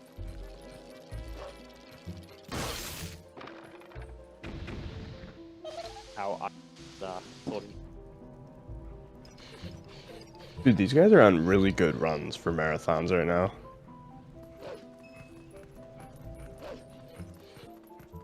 So there's this black Mike is line on- on the floor that actually basically your giveaway where the passes black. Swift Oh my gosh. There you go. That was a little almost didn't close. work. But that was a little Yeah. close. Yeah, Winner race no, match like wins. it's, Oh, with- Wind Waker's way faster than TP. But Oh yeah, I was gonna say too. I mean, like, just keep in mind with Bear skipping Wind Waker. I mean, without that one bomb push trick, which is like a relatively small glitch. Like, it's not like it's a game-breaking glitch. I mean, it breaks the game open for us, but without that saves, one bomb like, push, it saves like 2.5 I mean, hours Wind by Waker itself. is 4 hours long. So Yeah. like, saying like TP's the longest Zelda game is just like it's one like small clip away, you know, as any other game. So instead, it's not that broken. Alright, All so right. Nimzo just finished the Skull Kid fight and is now going into the puzzle. This puzzle, well, before speedrunning of TP was a thing, everybody on the internet and in gaming magazines and stuff was convinced that 13 jumps is the fastest. Then the speedrunners just a little. Yeah, I always love when casuals find the fastest way to do something, and then it takes what speedrunner a few days. Like, oh well, actually. Alright, Jim on the final phase again in here. He doesn't die to the light arrow. Good stuff. And GG to Jim. GG's to GG, Jim. A Jim. good time. too. 106.58. That's really good, yeah. Ooh, JDLM, my man, dude, the newest 254 runner on the team. EJ is about to start his gaining as well. And then we'll be kicked off because Wind Waker is illegal after EJ's done. Then you guys get stuck with Trez and Dean for the next, like, 2.5 hours. Please don't arrest me if I speak once EJ's done. I'm sorry. Shadow government. It's over. Yes. Yes. What I do bought you a want? ZSR hoodie, okay? You can't ban me. I still can. I'm the shadow government. I can do. I'm whatever literally I wearing want. my I'm literally wearing my ZSR shirt right now. Okay. Good boy. Good boy. Good boy. I would wear my hoodie, but I'm in Texas, so it's hot. Still wear your hoodie. Damn it. No, I'm sweating and I'm in a short sleeve. No excuses. Holy dick.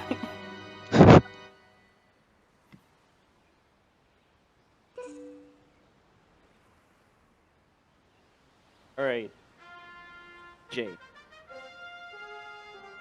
Close to finish now. Meanwhile, JD got back in time. By the way, all three of them did save back in time, which is right. That's also it's just not really marathon. Alright. And We're about to see him finish. Yep. EJ on to phase finishing 3. up here. Let's see how Zelda shoots the light arrow. Hopefully not right at his face, although he'll live regardless. And he gets it. And Ice had first Here it strike. is. G to EJ. To EJ. Unfortunate GG, things dude, happen to let's every go. runners, but great run, just like everyone else here. A great yeah. showing. All right. Thank you we all have a very much. 23-minute spread. Holy crap. Oh, geez, yeah. Yeah, that I think- was GG's to all the Winoka runners. Very good Yep. stuff. Yeah, We'll leave it GGs. to all you TP Very dudes. solid runs. Thank you so Um, much, but, Snacks, yeah. Comedy, and Coyote. Yeah, thanks for the opportunity. thank you. This was really Yeah, fun. thanks for having us. This was awesome. Thanks for having us as well. All right. Now we're in for the four-way TP action. Now that those guys are gone. Just kidding. All right, time to go to speedrunning Oh, jail crap. since I'm a Wind Waker player. Bye bye. Bye, boys. We'll see ya. see you guys. All right, Dean. Let's see what we got here. We have a first try back in time from Zacklink using the safe method.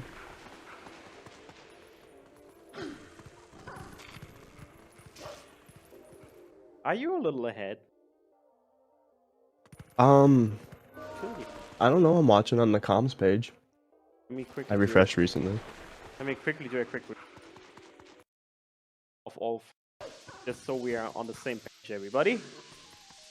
As you can see, Swiftdyke is in the midst of the Sacred Grove as well, and Nimzo Nimzo. dying by running into the mist. Well, okay, Nimzo. Yeah, he just didn't pull Z. He probably pressed it a frame too late or something. Yeah. That's not how it was supposed to go with her.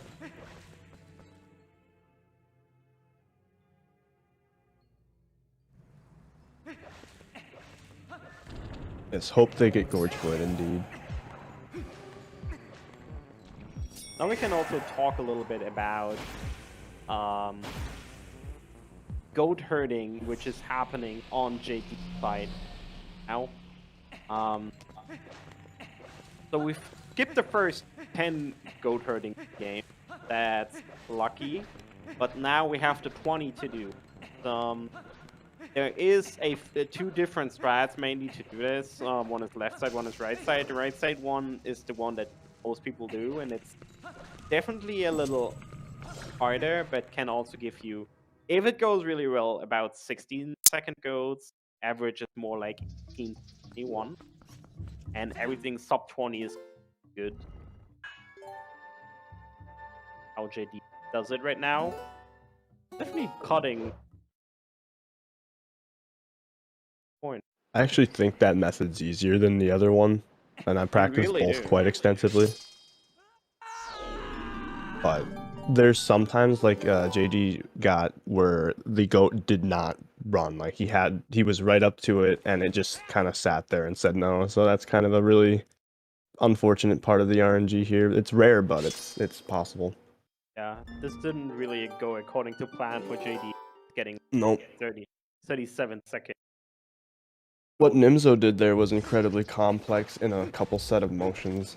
He did a second back in time using the void out at the beginning of Forest Temple to trigger a fight on the main menu map, skipping that fight as it started back to the main menu and keeping the boss flags set so that we can use them in this file. This is called back in time equipped action.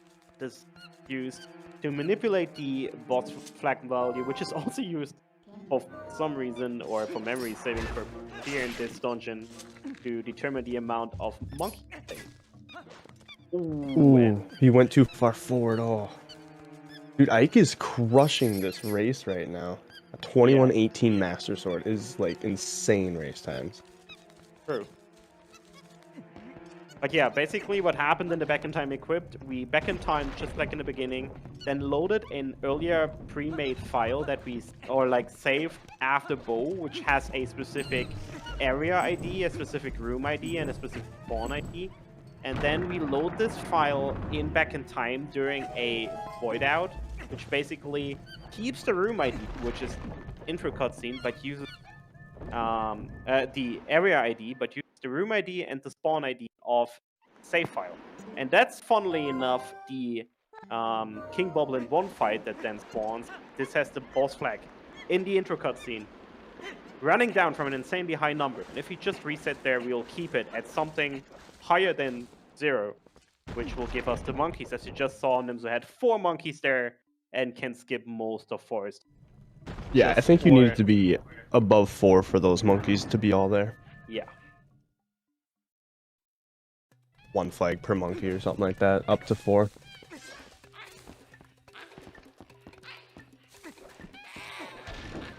Ooh, good fight. Yep. There's actually only one other file that you can do that with the same IDs. It's after the Pharaon Twilight, but that's obviously very slow, and if we can skip the Pharaon Twilight, which we will, it's obviously faster.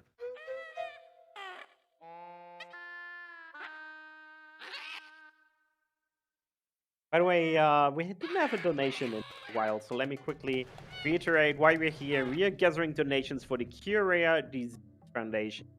Cure Rare Disease is an organization, a non-profit charity organization focused on finding cures and treatments for people with rare illnesses who are often neglected by drug companies just due to the insanely high cost and the rareness of the cases. Especially children are often set at the receiving end of this tragedy. Cure Rare Disease is trying to get every single patient a individualized cure to give them hope, to give them a chance. Today we are gathering funds for them. If you can, please donate. We have a few cool prizes for you to actually get. Our big main grand prize is a Nintendo Switch. We also have a hardcover edition of Hyrule Historia, a Zelda music box, some Zelda Uno card games, a Wind Waker Link and King of Red Lions figurine set, a Cure Rare Disease merchandise kit, and so on. Please check it out, and if you can donate, consider helping those really.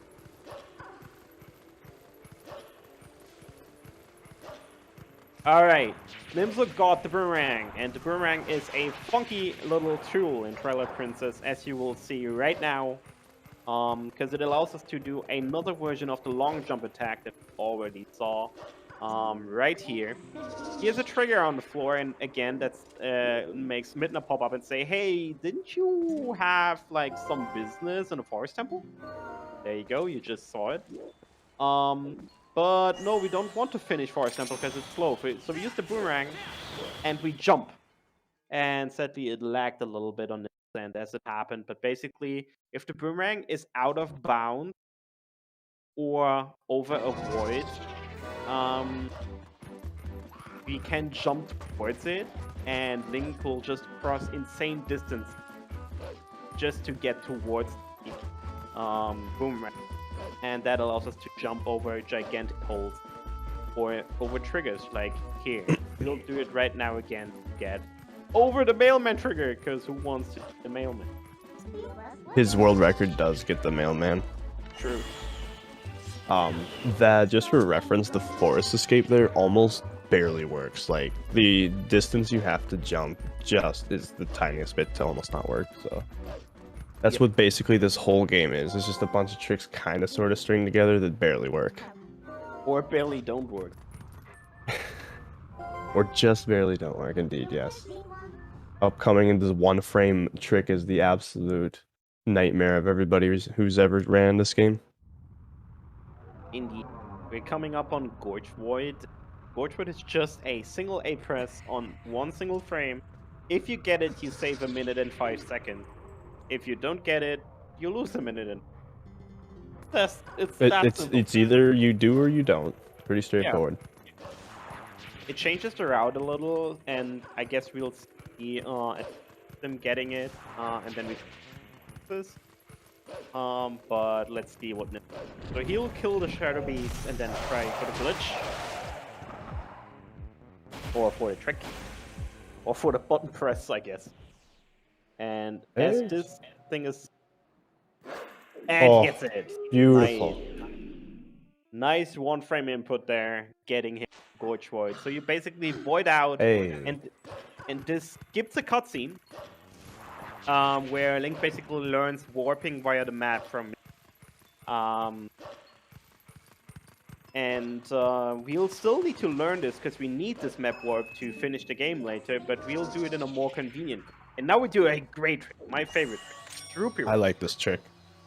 So Nims will duck out the Rupee, and now he will target on the other side, and the Rupee will be in the boomerang. And now it gets over the fence. Over the fence, we trigger this Rupee cutscene, then we roll and we turn around. And this makes us land just on the edge behind the fence. And this is really useful for us, because this gives us enough clearance to be able to get here. And this is barely enough again. Oh, no! He pressed the A button too early. Oh my god. Oh, no. He forgot to pull out the sword. Oh. That's terrible. Oh my god. What did he just do? Did he just save? No, he didn't even save. Oh no. Oh, no. No. Oh, he forgot to save. He just took a 4-minute L. Just for reference, he could have gone straight back there and attempted a reattempt if he would have pulled up a blue Rupee in a different spot, but... No. Oh, he could have just saved. Or that. That is always an option.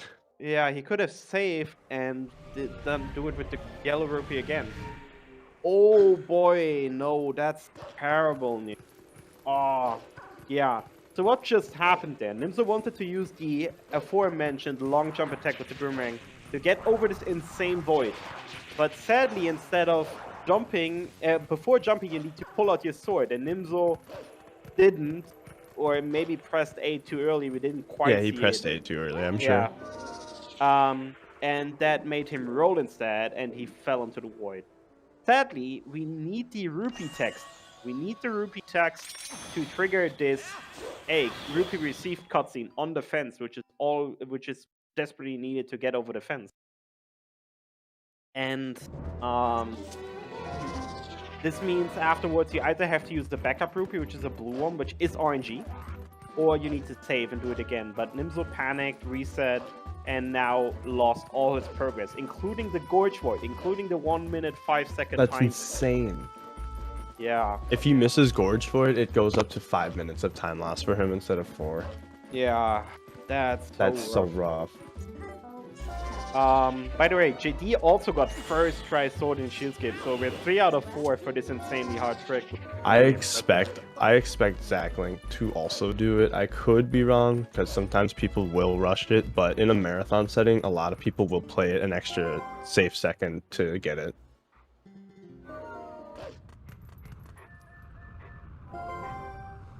Also, thank you so much to SetAD and PhD and to Dean for your $20 donations. Dean's PP best sweet game, and he's right. He's so right. Dude, I didn't know I needed TP in my life until it was, and now it's like, yeah. I'm here. Alright. Swift are getting Farron escape there clean. The JD on his way to go to early Master Sword while Zack is going for Sword and Shield. And this one, if Zack and JD both get Sword and Shield skip and EMS first try, we'd have 4 first try of both. Would be. Alright, let's go. Nimzo. Let's go, dude. Good job, Nimzo. Again, this is a 1-frame trick, 1A press without any setup. It's just you need to time it perfect. You have There's a very clear visual, though. There is a clear visual, yes, but you still have 1/20th of a second to press this button. Oh, we got it. Let's go, dude. 4 out of 4. That was so far left. That Holy was shit. really sketchy, dude. That was a weird timing and a weird angle. Alright, Nimzo. Pull out your sword! Just take it easy. Just take it easy. He's got it. The rupee Nimzo lost stops 4 the... minutes. Alright. Rupee roll done. Now you can see Nimzo is nervous right now. Now, again, aim, pull out your sword There. and jump. There you There go. it is. Maybe he's been drinking too much coffee and that caffeine was just hitting him right there. All good. We got it. We got past it. We okay. But yeah, this Swift was a right big on time. its tail, though. Yeah, indeed. But Swift also has to get Gortort now. So let's see. We what Swift believe. does. We believe. Elsewhere, you'll see the route difference firsthand. No. Okay, so this is what happens. As you can see, for Swift, the cutscene is playing. Midna is showing the map and showing how to warp. And this is a forced warp. Midna will force you to force back to Farron. And this is bad, because now we need to actually take another trip. We lose 1 minute and 5 minutes because we need to do another escape on Farron and also on. Whereas Nimzo just activated the Elden portal, which means after returning later, he can just warp to Elden, so he's skipping one. So he is now going back to the gorge, getting his map warp, and then he'll be right on Swift Ike's tail, right behind him, but at least can later warp to Elden instead of having to run back there and do a rupee roll. And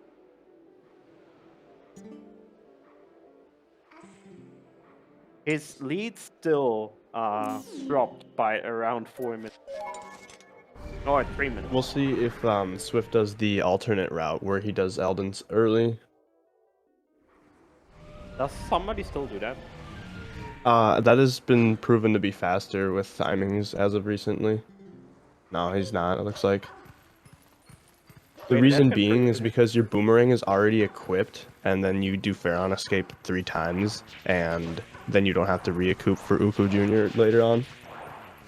Okay. It saves e-equip, basically.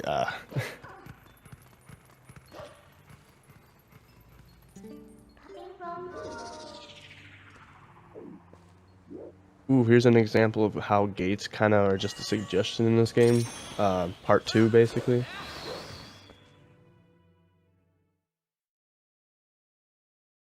Alright, Zach on E.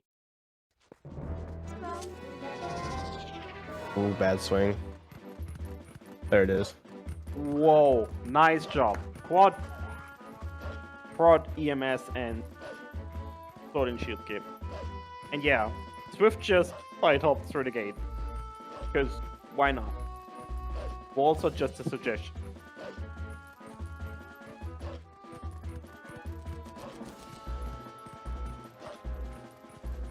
So, this gate, when you bump into it or when you bonk into it, goes on a swinging animation. And some parts of the swinging animation do not really play along nicely with collision. Nimzo. Yeah, didn't get it quick enough, so I had to kill the boblins. Try it again. Oh, Nimzo having trouble. Not yeah, there we go. Okay. Angle with that does kind of make a difference, but also your timing of your A presses on the hops as well. There's a couple variables, but again, you're playing with a RNG of the gate swings. All right, so on Swift Ike Nice pillar clip. Let's go. Yes, nice pillar clip on Swift Ike screen. You will see it on Nimzo's side as well now, which is a crazy trick right here. So as you all Almost know, doesn't work. as you all know, we can't really do Lake Bet before getting Zora Tunic, except we can. And this is by getting into the Lake Bet Temple with an insane trick called Pillar Clip. So, if you use this pillar to get pushed out of bounds by just calling Midna, basically, as you clip into it, you can do it without, but nobody does it because it's stupid. You can make it into the loading zone behind the wall, behind the rock, just barely before the air runs out. And Nimzo just did a beautiful clip. He will make it into this loading zone. Now, With just a sliver of air left. That's normal. Yep. And now we can just save warp here, because usually if you save warp it there in a normal playthrough, you would land the same spot. But since we have the Master Sword, the game actually thinks, you must have finished Lake Bet already, because you have the Master Sword. So it just puts you in. If it wasn't for that fact, I don't know how we would get through that first section without Zora armor. We wouldn't. Exactly. It's like it's just another thing that just somehow barely, coincidentally by luck, works. Oh wow. Nimzo. Right. Also, Swift Ike doing the old Lake Bet. Nimzo will do the new one, I believe. So just recently we found out that the old Lake Bed route that we have done for 10 years plus, or for like 15 years almost. No, not that long. Actually, since the boss flag. It's not faster because we do a different version of the boss skip here days, and it gets rid of the insanely cool double LGA that I just, and instead we just roll down the stairs. Yeah, it's not as cool by any means, but I understand how it definitely saves time. Also, really good Master Sword time.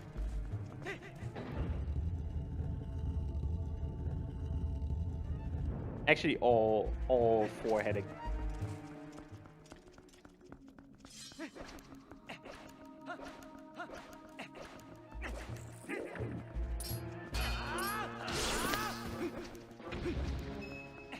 Alright, we get Uko here because we need them later to get back to Lake Bet Temple, because Lake Bet only done this run that we points. We come back to Lake Bed 3 different times. Beautiful.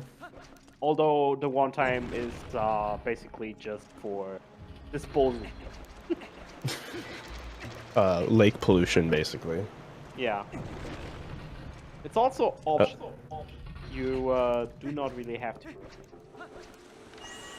But everybody does it because of tricks. Oof. Oh, okay. I'm missing the one cycle there. There's a chance that if you string together your sword slashes really tight together without completing a full combo, you can one cycle with the Master Sword, but it's a short window of timings. Yeah, it's a 7-frame window, 7 frames that you can waste between 10 flashes to get to 10. In this case, I was a little too fast on the last few flashes. I got a 3 hit combo, and then that's all it. You see up here, just because this makes Deku instantly drop down from the unit. And now Nimzo getting the 10 slash combo like a boss.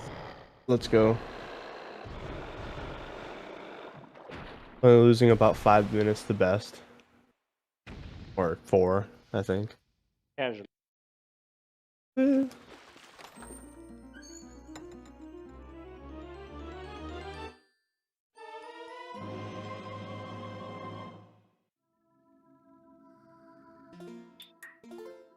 Luna Soap, thank you so much for your $50 Great community showcase, great game. Great community showcasing, great game. Thank you for all that you... No, thank you for your donation.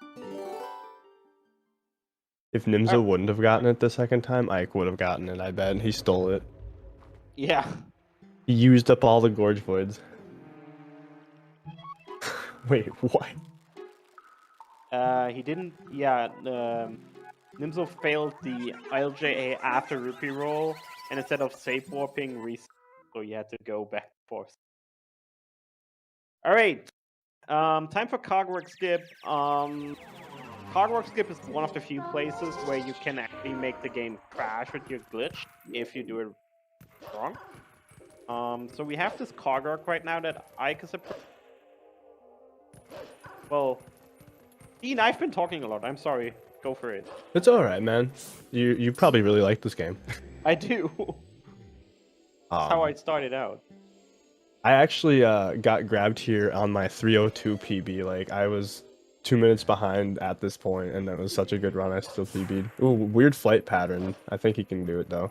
Yeah, that looked really... Oh, you got it. So once the Boblin is under the water, it drowns, I guess, because of insta mechanics of enemies with water in this game. But if you get grabbed as Human Link as the Boblin's dying, the game just crashes unless you can soft reset within a, I don't know, 2-second frame window or something. He'll be attempting this trick called Kagerot Clip, which is pretty easy, but... Oh no, that angle looks so weird. How he approached this. I think he went late. I think. Yeah. He was. The angle was alright. I think timing was off there. We'll see them. They're synced basically now, Nimzo and Swift Ike for a moment. Yeah. Granted, the routing changes make a big difference, but. Yeah. Note that while they are basically neck and neck right now, Nimzo is a minute ahead. Alright, getting the second time, Nimzo getting it. Beautiful entry for both of them. Swift actually got lucky because when you do crash at such a high point, fall damage in this game is kind of ridiculous, and he actually almost died with Wolf Link. If he would have landed on like his feet, it would have been a game over for him, costing it even bigger time loss. Yeah. And they're just gonna do this thing where they fly just straight north, and they're not gonna clip back in bounds because the trigger is just like a specific Z axis or something.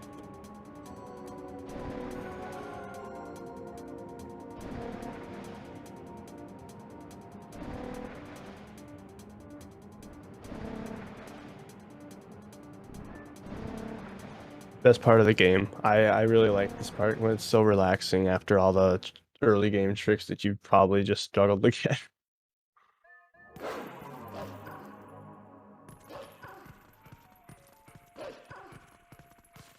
Something about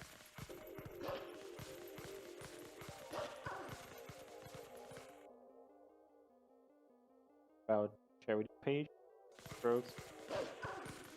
Oh, I see what happened. So it showed the rewards as not available anymore. Yeah, I noticed that. That's been fixed right now. So sorry about Well, this. I will still consider all your donations if you match a certain threshold for something. Don't worry about this. That's. I personally don't need anything. I just wanted to donate to say the TP best speed game.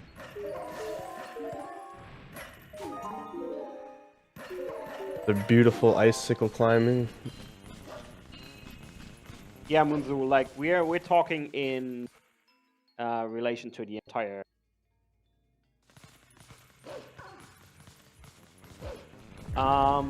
But yeah, as you can see, both Nimzo and Swift are now opening up this portal, and then you'll see a difference, as in Nimzo will warp back to Eldin and just basically proceed from there straight from Kakariko, whereas Swiftike has to go back to Fire and Trail again, and then all that stuff.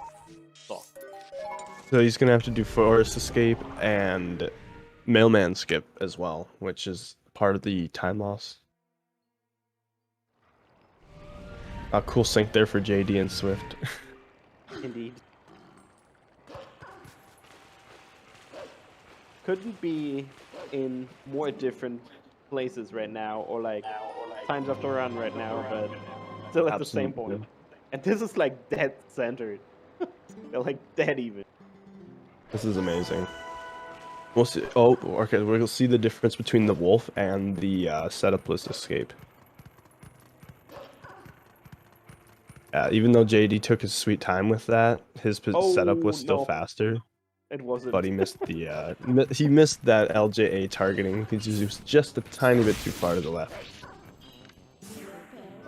Still really good demonstration though of the two different methods simultaneously though. I like that. Yeah. So Ninja Screen G just saw why having the Master Sword early is so imbalanced. For example, since it gives us the ability to basically transform between human and wolf whenever, we can abuse some collision mishaps that Ninja had. For example, this rel right there in the Kakarot graveyard can't really handle the different hitbox of human, so we can just side hop into wells through wooden plank on top of it. For reference, if we did not have the Master Sword, we would have to go into the first building that you come across in the town and do a long cutscene and, well, not the cutscene skip, but then like some weird torch lighting puzzle. It's like, I don't know, probably Definitely several more seconds, I don't know. nice, no time loss bonk. Next. Alright, JD, is he gonna press the big green A button? Yeah. Swift just now doing his rupee. Taking a to actually set up, I hope. He's got it. This early game is almost as good as Nimzo's. No, I was Oh about no, to say, his second target was just a little too low. yeah, I was about to say, this looked kinda low. Oh, and he's getting the yellow, so he has to save more. Nice. That's bad luck. It's bad luck, but it's good rupees for later, allowing him to skip a chest in Arbiters. Yeah. Let's Alright. go, JD. Getting Gorge Void. Good.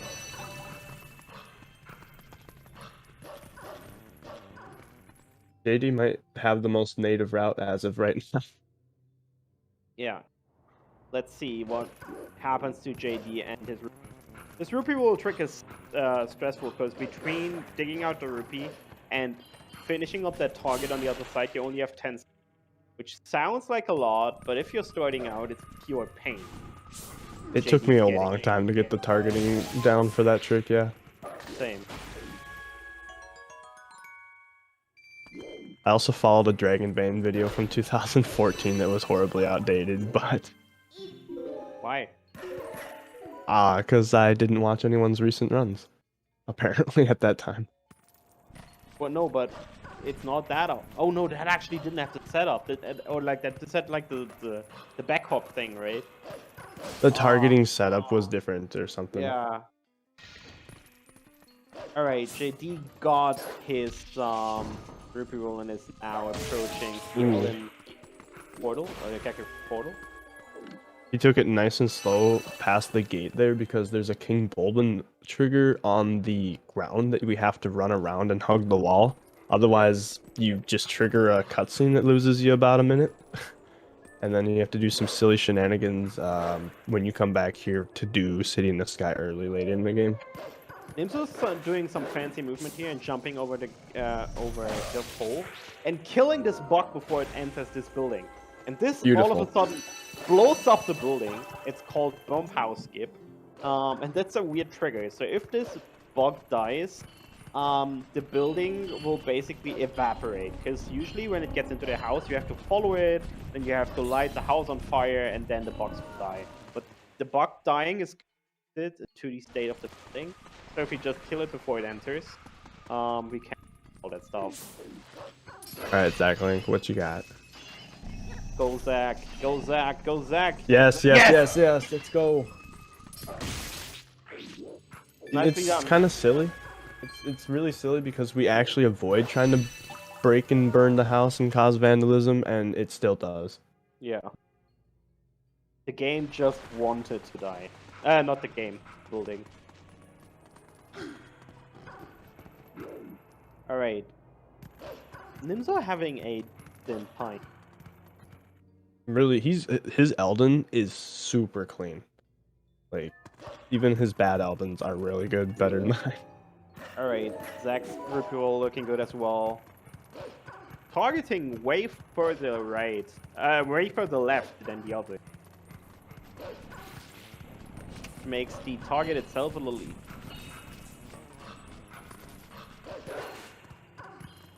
Good.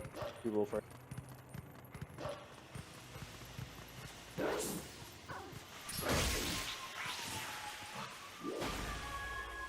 Alright, 4 Gorge Road attempts, 4 have been successful.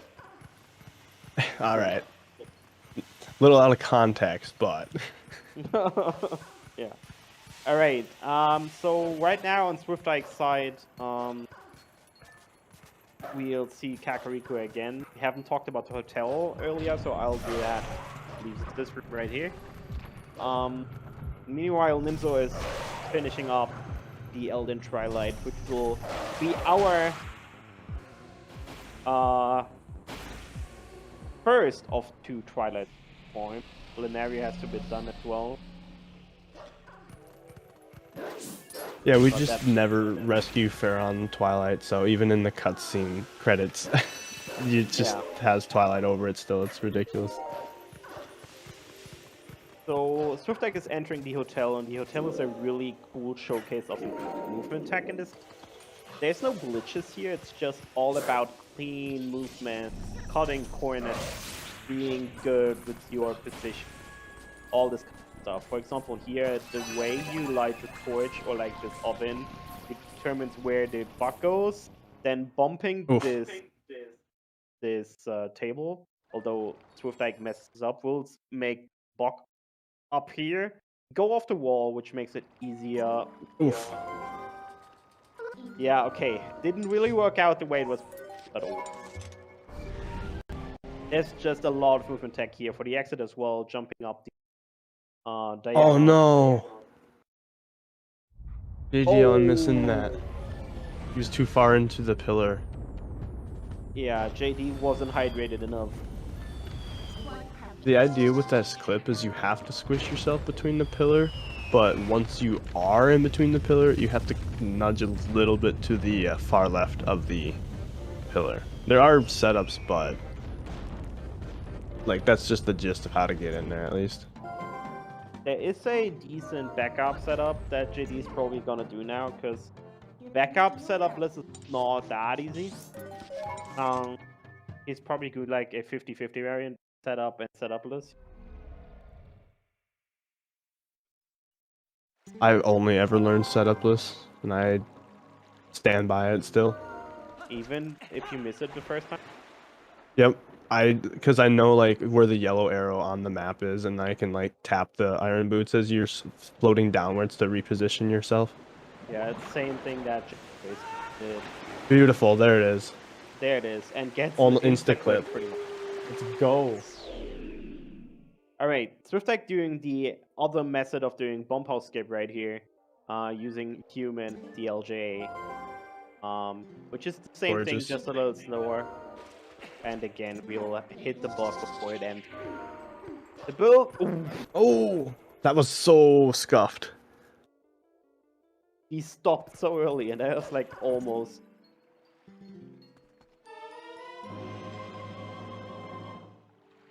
Zach's got a really clean run going right now. That was a really good enter time. Yep. Alright, Nimzo. This game... Go ahead. Oh, this game is just a marathon of consistency more than anything. Alright, Nimzo on his quest to fill a Lenario vessel now. Lenario Twilight is a little longer and sees a variety of locations. And there is not that many glitches involved. Most of it is just movement optimization and a few really nifty movements.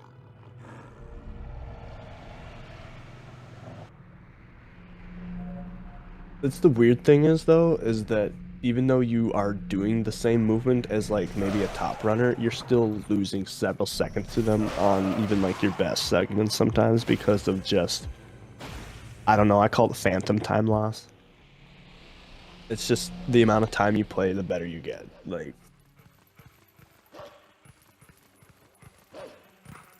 And yes, we do. What's that? somebody popped in and popped out of chat for a second. Ooh, nice rupees. And yeah, we do the first part of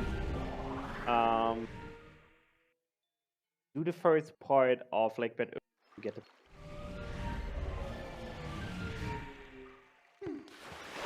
and just because really. Ooh, that was really close. That slide is kind of sketchy with the Tektite up there and just like the angle. Well, the claw shot, the water ones we get later. Let's see if Nimzo goes for the side hop.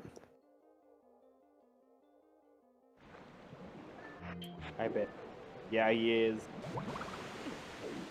Waterfall And side. oh, he was early. Could be worse. So there is a side hop that you can do right at the edge of the waterfall. There's a 3-frame window, and if you side hop within these 3 frames, you will basically land exactly where you need to go.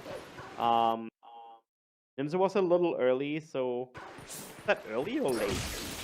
There's a 6-frame window for the side hop, but only the last 3 frames work, basically. Ah, okay. Otherwise, yeah, you'll just go early or fall down. These 2 bugs are RNG, and we all hate them with a passion. I've had nightmares about these bugs. That was actually not too shabby. Pretty average, yeah.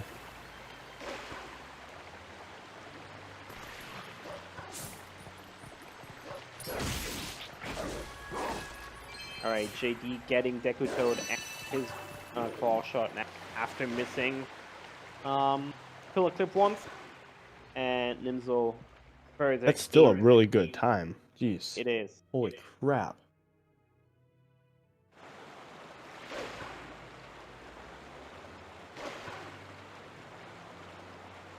Lineru honestly is pretty chill. Like once you're out of that early game with a lot of those rough tricks that can lose up to a minute each, once you're in Lineru, it's a lot of just holding up on the notch of your joystick and pressing A about every 3 seconds.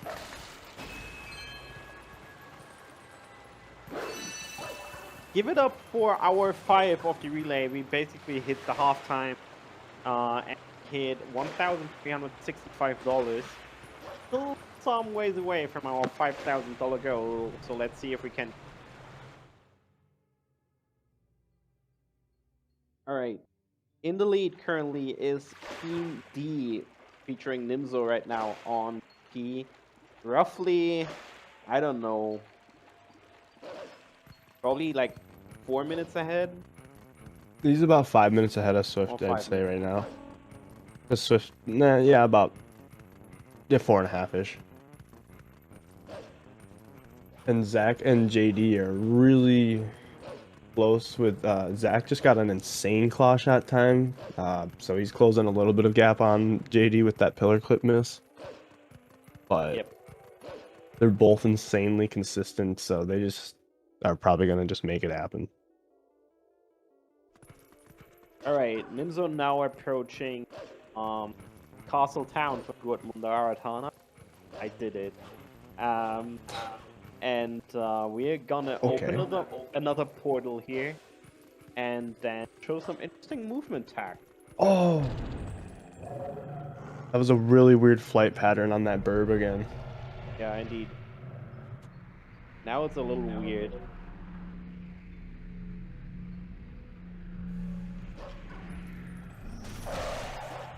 This burbs can be really annoying sometimes. Ooh, that was. This is gonna be fine. Okay. JD actually handled this really well. Waited really long to actually get rolling, and that helped. Alright. Nimzo now. In Castle Town, he's still Wolf because we're in Twilight. And you will see he's not dashing. He will do something interesting that we haven't talked about. So he will basically he'll do a dash and then instantly B cancel it by using a B attack. Called dash. Decently out of. Wolfing is so slow in Castle Town that normal running is just slow. If you use dash cancel, Wolfling will have another dash at its disposal instantly, which is a little faster than. Just a quick note on Nimzo's bug there. When you dive into the corner breaking those boxes, it can push the bug out down further, saving several seconds of it moving around up on that ledge. That was really clean movement overall. Dash cancel basically, yeah, anything that cancels your dashing technique within about a half a second or so after doing it. So if you cancel it with an attack or just a ledge, jumping off a ledge, are pretty much the cases where we're doing it. Nice. And Swift, missing the waterfall jump as well. Also early frames.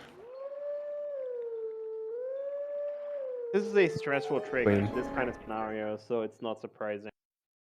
I really would like pressure away from doing that, I guess, in this setting.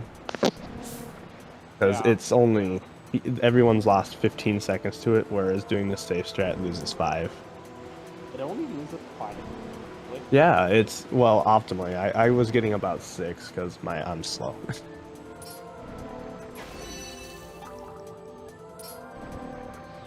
Wow, that was really clean RNG with those bugs. Wow. Yeah, that was good. That good a loop pattern longer. KitKat making a good point. Please donate to our charity. You're ready to win amazing prizes like the Nintendo Switch. Donate $70 or more. And not yet 14. Yeah, 1.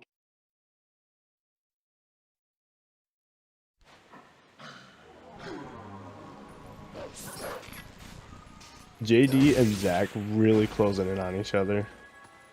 Early pause there by Zach, sad. I do that all the time.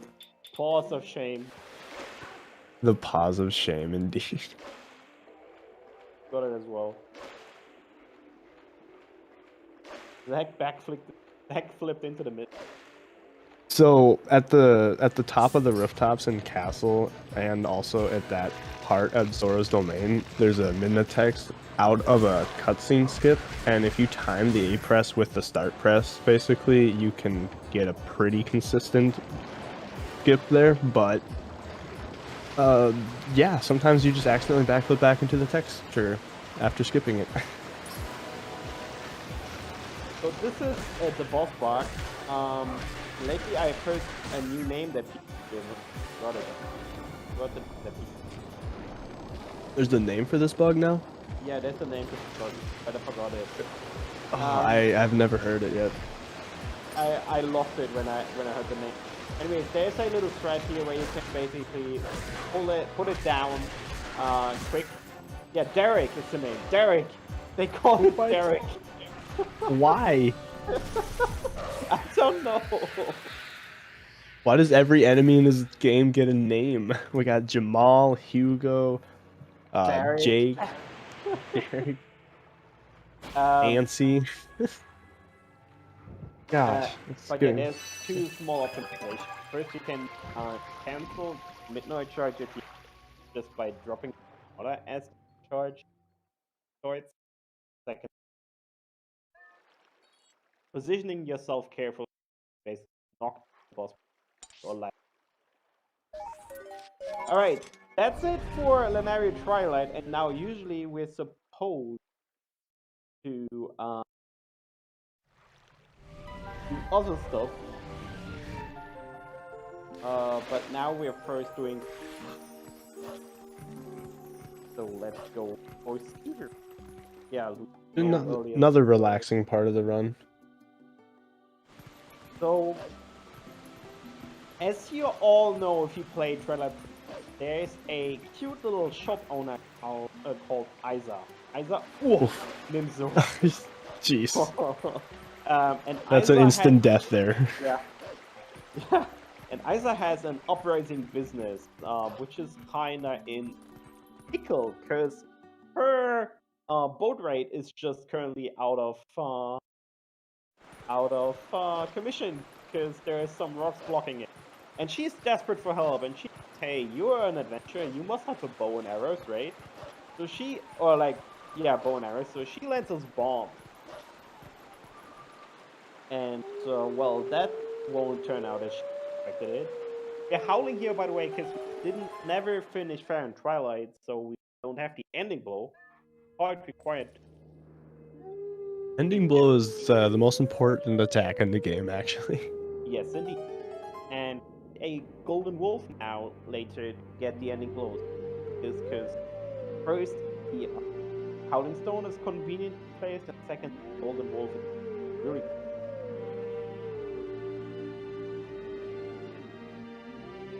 also we JD. $14. So Norinado and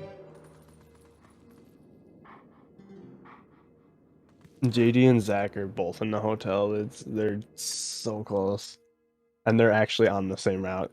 So yeah, they are really. All right, so Nimzo just activated explosive.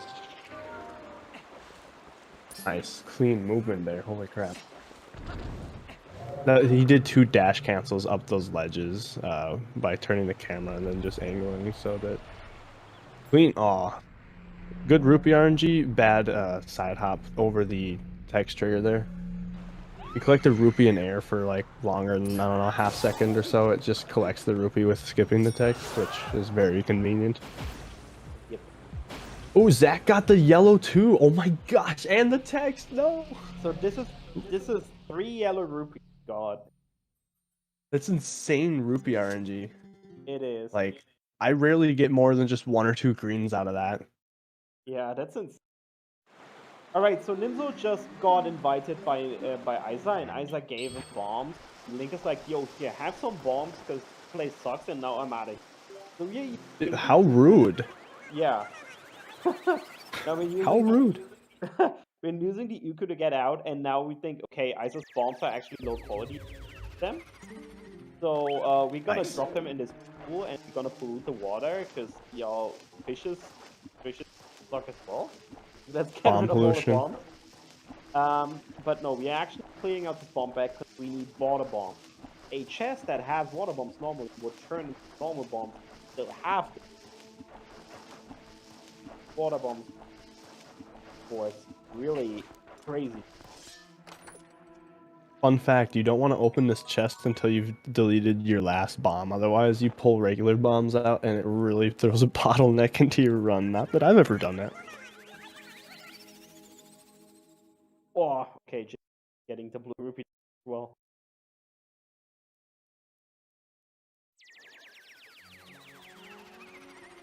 Alright, so now Ninja's going back to Zora's domain. Now we're gonna meet another character in this game that we otherwise wouldn't. Or like there's a Goron, and that Goron lives underwater. And doesn't drown. Yeah. Fun fact, if you talk to this Goron on the last frame of your air meter, it deletes the bomb bag permanently. What? One of our buds got that in a race one time, and he was just having issues talking to the Goron and talked to him on the last absolute frame. But before he pulled it out to like show the item, it just game overed him, and then the Goron just acted like he's already been given it. But yeah, That was a pretty sad way to end the race. But yeah, that Goron just gave us a permanent bomb bag, as Isa's bomb bag is just lens. Will fade away on game over or on board. And what just happened there was Nimzo actually equipping the iron boot, which allows us to pull out the water bomb. then force unequipping. Then you can swim with water. If you then press A once a Link is holding the bomb over his head, he will shoot to the surface. That's where he's supposed to be. By game. Oh, the rocket. But there he did another trick, but that's up to. Lots of dash cancels here for Nimzo. But we just did. App glitch, basically falling on first after we confirm it before. Just by being the map open. Often by unplugging the controller and holding both buttons. And that will put Link a certain state where it's not allowed for model to interact with the loading. The loading zones are still there, but you are not allowed to interact. This actually allows us to skip past the F plane right there we usually fish. Fishing rod which we do not even have. Just allows us to bypass it. Now we deactivate it again.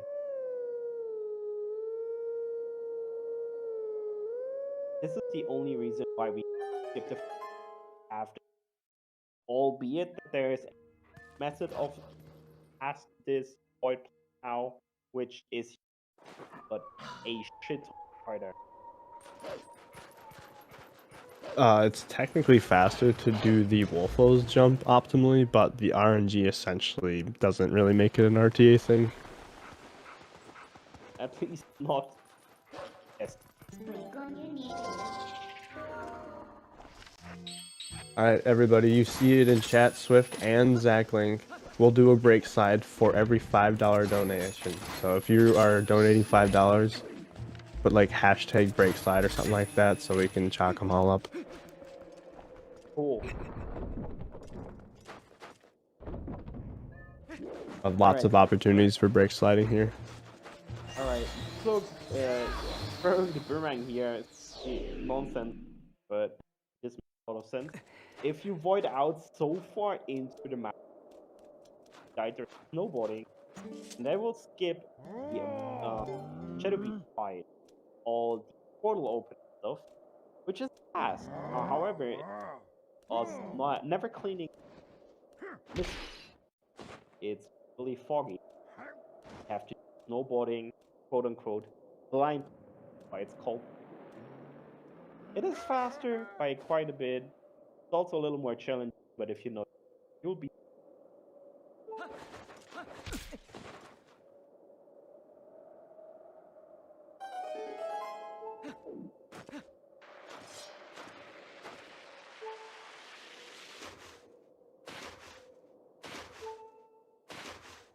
If you noticed, we got map glitch at the bottom of the mountain, and when Nimzo got to the top, he used a Howling Stone because that scene change reloads the ability to have loading zones.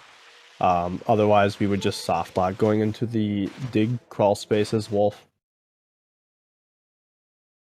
Also, sorry by the way about the drop side about it.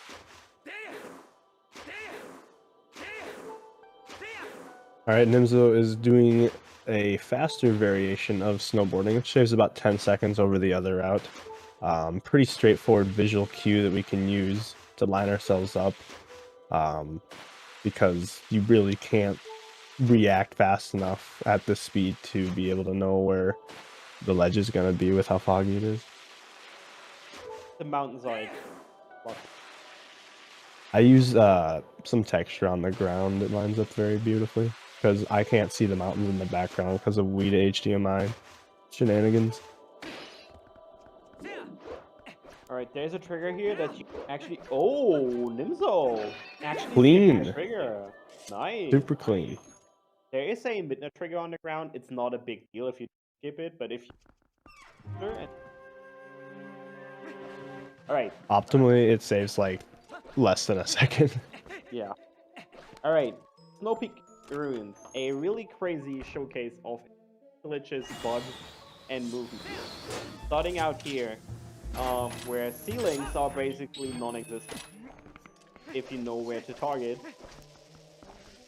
JDLM getting it. Let's go. Nice. Double First- LJ room. first one And to also get- beautiful. Zach also getting it. Beautiful. And also you see Nimzo's dropping a crap ton of bombs because we have to take the permanent bomb bag, empty it out so we can get water bombs into the permanent bomb bag. And yeah, collision is just question mark. that because it's just an ugly.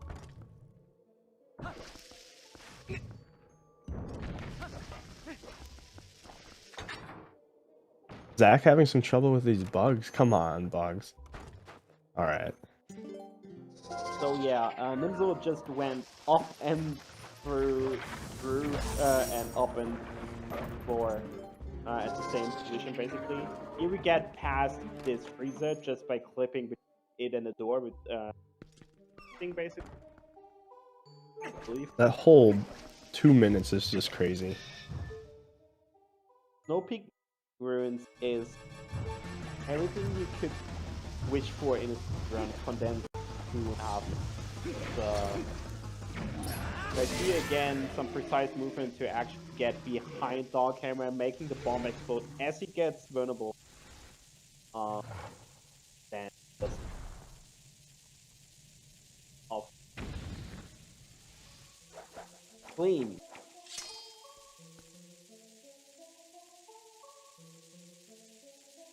Having Nimzo on your team is basically cheating. Yeah. Basically. Maybe that's why he forgot to save. $5 donation from Painted Metal. So guys, own up with your break. We are at $14.30 right now. Would be amazing. God. Hey, 1700 by the. That's. Nimzo got a successful side hop over that rupee in the Snow Peak room, and he froze his bomb in the process of it. Look, so yeah, there's 100. Yes, 300 rupees after. There's a second statue. Oh. Beautiful. Yes. Go. And now we use Uku again. Go back to Lake Batam. Finally, time after being there twice, finish Lake Batam. And boy, are you in for a threat if you didn't do this before. Because yes, as you can tell, we still do not have the Zora arm. But hey, who needs Zora arm? We don't. Definitely. Just a suggestion, it's put there in case you need it type deal, yeah. Knocking down the stalactite. Over it. I like this so much that we. So. And then we're getting more water bombs. That's all we need. Water bombs are great. Go on.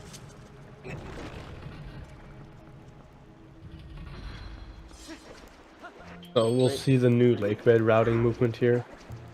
Freeze suckiness. We do not freeze the bomb for a purpose. Alright, Dolphin. Balders. Great job from all. Good luck to all. Future. Alright. Boss key skip for Nimzo. Basically. Beautiful. Wow, that was so fast. That was fast. Now he's in the morph. So as you can, another case of TP barely making something possible. We are losing air. Fast. We're losing it quickly. But we barely, just barely can make it to the floor. The ground before our air meter drops out. Oh, silly. And there you go.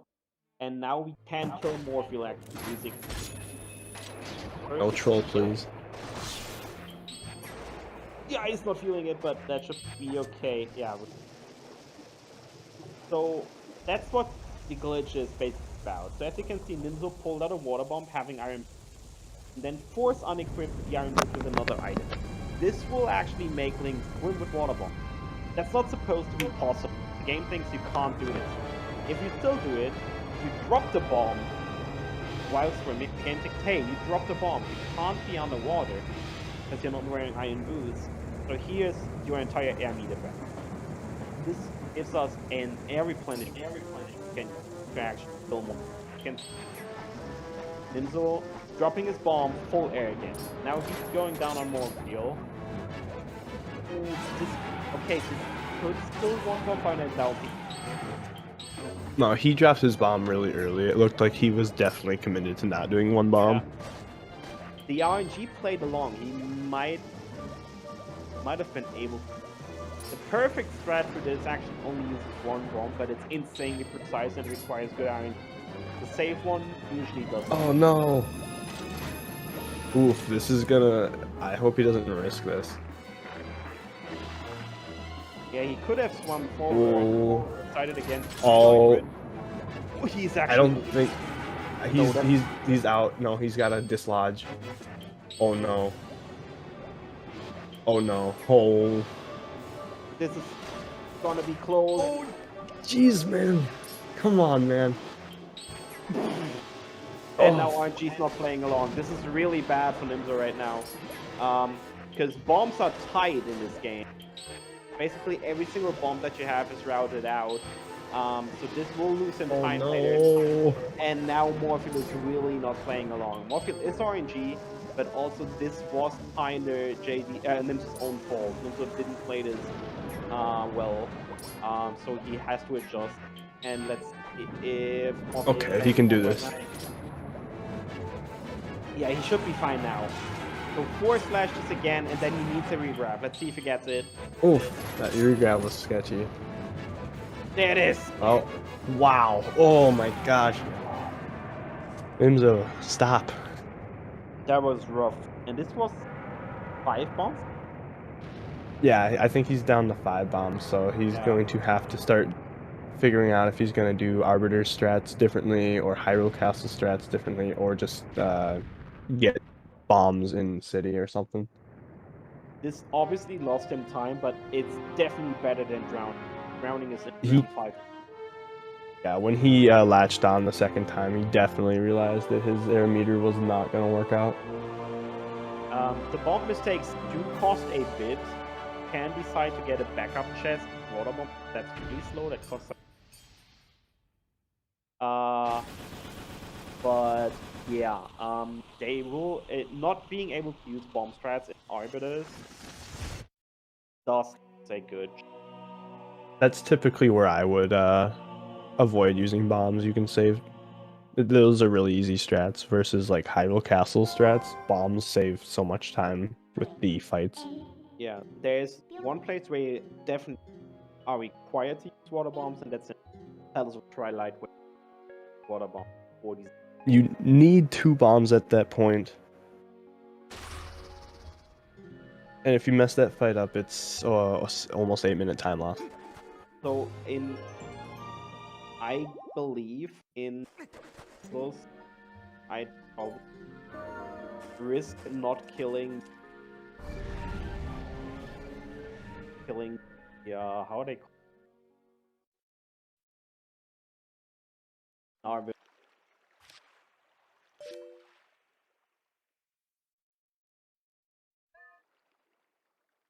Now? You're breaking up a lot, man. Breaking up? You were... I didn't catch a whole bunch of what the last 20 seconds you just said.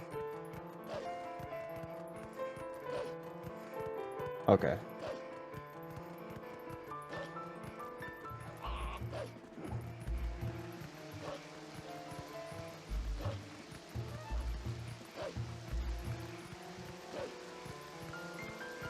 So Nimzo's in post lake bed, and basically everything after getting the boomerang is just setting up the game so that we can do lake bed.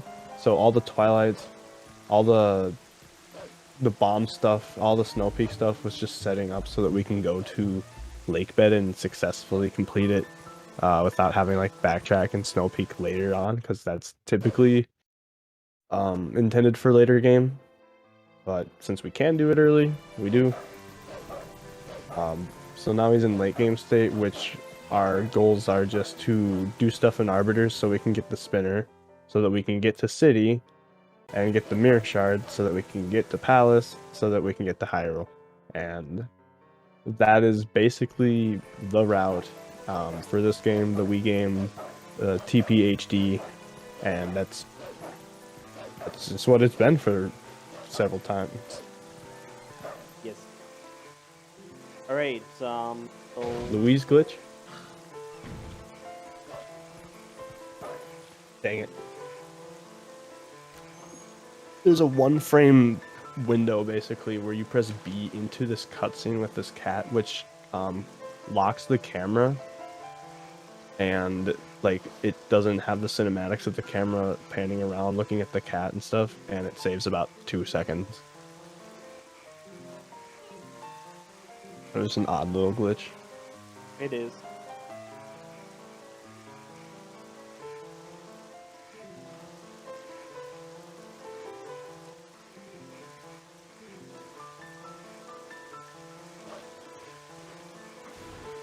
Swift Dyke looking like he's got some good Marshall RNG.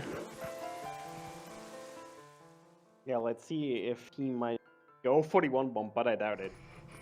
I hope not. You just Waiting kind a of hope long that people time. don't. Waiting a long time for the bomb to... Ooh, Morpheus swung the wrong way there. That's bad RNG.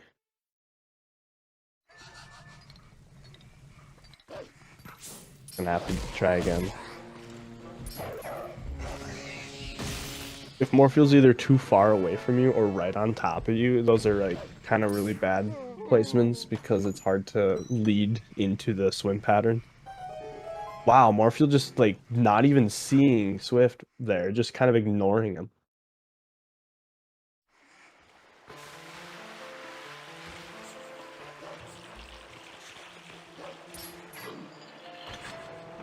Morpheus so far, 2 out of 2 being shitty. Troll feel. Troll feel for sure. I think Swift is gonna do the big suck strat. So, and he does have an air meter for this, so it's gonna be good. Should be fine. He gets the regrab, yeah. The regrab, yeah. we pause until Morpheus starts heading downwards, and then we get a consistent regrab.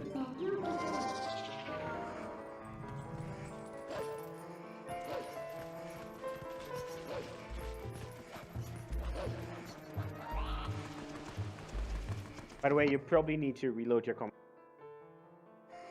I had...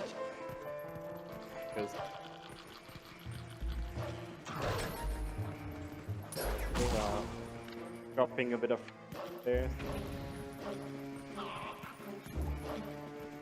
Alright, anyway, Swift Dyke finishing off Morpheus and being on the hunt for Nimzo, gaining a bit of this segment. Nimzo is now doing the staircase here. Going up the ropes backwards, I guess. Yeah, going up the rope backwards. The archer that he killed again. Nimzo, stop it! What are you doing? The archer that he killed on the bottom is actually required to kill as a snipe, no matter what. Nimzo! No, he randomly jumped because of floor collision checks. They are really jank. Yeah. Oh my That gosh, hop was, yeah. That hop was something else. I hopped up there twice in one day, and I just like lost it.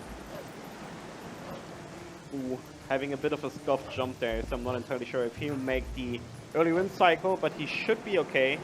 So this is a really tight cycle that you can make. Oh and no, the bridge said no! The bridge didn't feel it. He was too far to the middle of the bridge. That bridge is... The collision of this bridge is a joke. And if you just touch a little bit weird territory of the...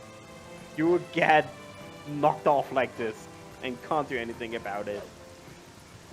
So yeah, the wind cycle is so tight there. Not the cleanest MDH there for Nimzo. Midness, desperate 6 minutes, not feeling it. Yeah. The win cycle there works out just barely for both loading point entries, and thankfully, when he voided out, he didn't get sent all the way back to the beginning, which can happen sometimes randomly. Yeah.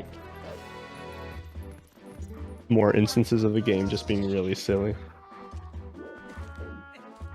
Nimzo opting for a half a second time loss by not claw-shotting up the vines. Silly.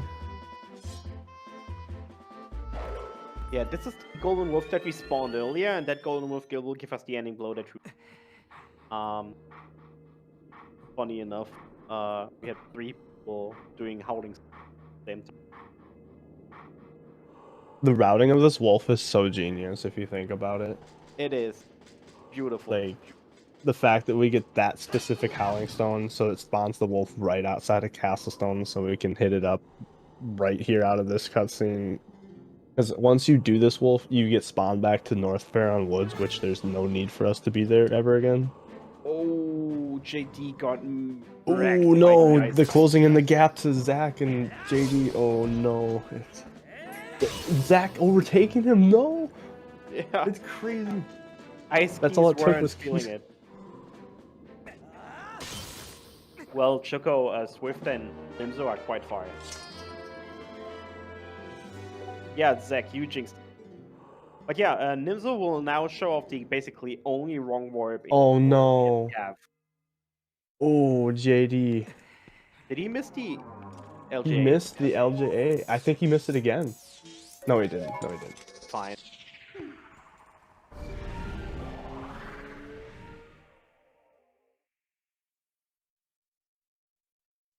He has a quarter heart now. That's rough, but he can... I mean, it's fine. Can get hearts in the pods. Sure. I think at that point it'd almost be better for him to just grab the heart container chest or heart piece chest that's after the first LJ in SPR. Like, that is an option if you're too low of health. Makar, this is a relay race, so runners are the 4th runners of their team. And the other 3 are already done. Right next to their name, you can see how long the individual runners have. With Nimzo being 139 in Swift, like 30, like 115 JD. For the records, this is probably going to be the fastest 3D Zelda Relay Marathon in the history of Zelda Relay Marathons. By because far. simply of Wind Waker. Of Skyward Sword. Oh yeah, that's right. The last Skyward Sword Relay was like 5 to 6 hours. Yes. Skyward Sword And is the big deal breaker. Yeah, Wind Waker was the 4 to almost 4.5 hours. Then as well. You're at 350.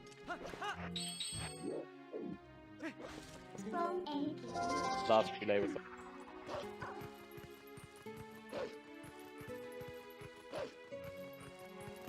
Nice snowboarding there for Zach. Speed. JD holding on to his quarter heart.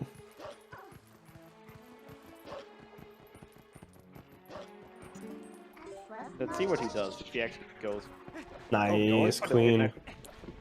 Yeah. I think it's like, if you're like all the way back, then it's like not really, or it's worth to do it, but if you can get really far into the text, then you might as well just do it.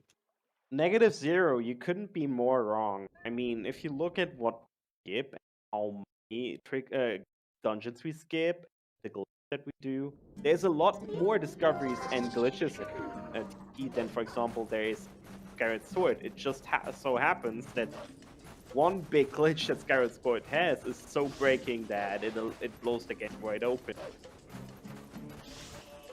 Like Similar wrong thing- warping. Yeah. There's just not this one game-breaking, let's skip to the end of the game glitch. You know, TP has gotten about 10 seconds worth of movement time saved this year, so like the new lake bed movement, which I guess nobody ever bothered to time for the last however many years. And it's, I don't know if we noticed this, but when Nimzo and JD hopped down from Zora's domain after getting the Goron bomb bag, they just did some movement as human down, so they'd have to change into wolf and drop more bombs earlier. I don't know.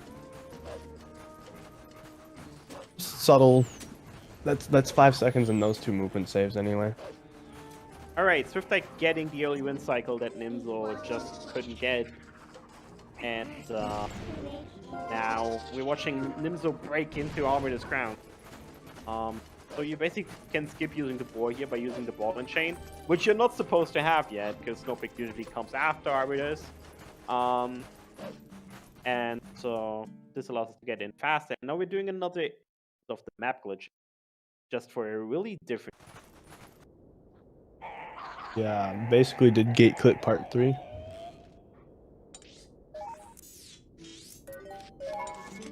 Alright. Nice map glitch.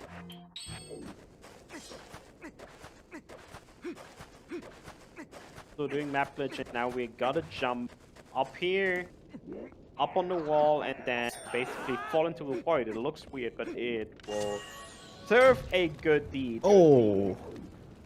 Now this is now getting rough because you need to be careful not to be sniped. Yeah.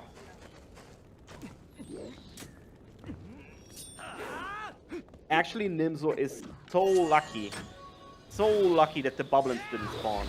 That was so fucking lucky. And that's why he will be fine.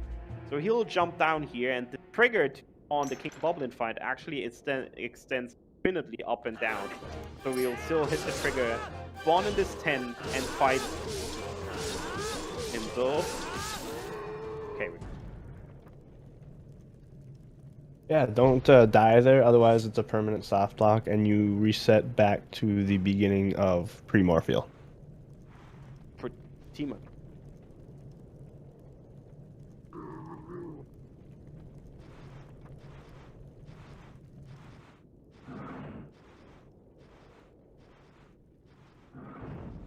Alright, time for Zach.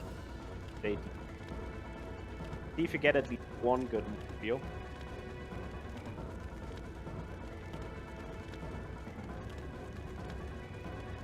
Hey Zach, go for 1 bomb. Let's go. Just kidding, don't do it. Go for it! You're behind. Go for 1 bomb. No thanks there. Yeah. Zach is kind of against it. Do it! Save 15 seconds or lose 3 minutes. I don't know, man. Kind of a tough one. By the way, while we're waiting before Nimzo's going into crazy stuff in Arbiters, just quickly, let's remind ourselves why we're here. We're getting donations for the Cure non-profit organization, trying to find cures and therapeutics for rare diseases that do not have a cure, do not have hopes yet for those that are not supported with a medicine just yet. That's what we get the funds for. If you donate, you can win a cool prize. For example, a Nintendo Switch, which is our grand prize, if you donate $70. But there's other cool stuff that you can on our Tilty. So if you can spare something, $1. The runners have also agreed, or at least 2 of them, to do brake slides for $5 donations. So get your $5 in. Alright, more fuel time for both JT. Nice.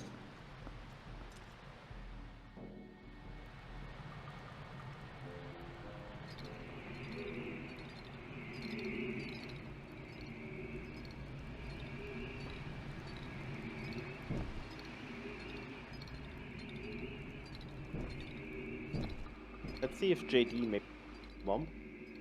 I don't think he'll 1 bomb at all. Like 98% sure. Probably. 124 in Lakebed is an insane time for a race, indeed. Indeed.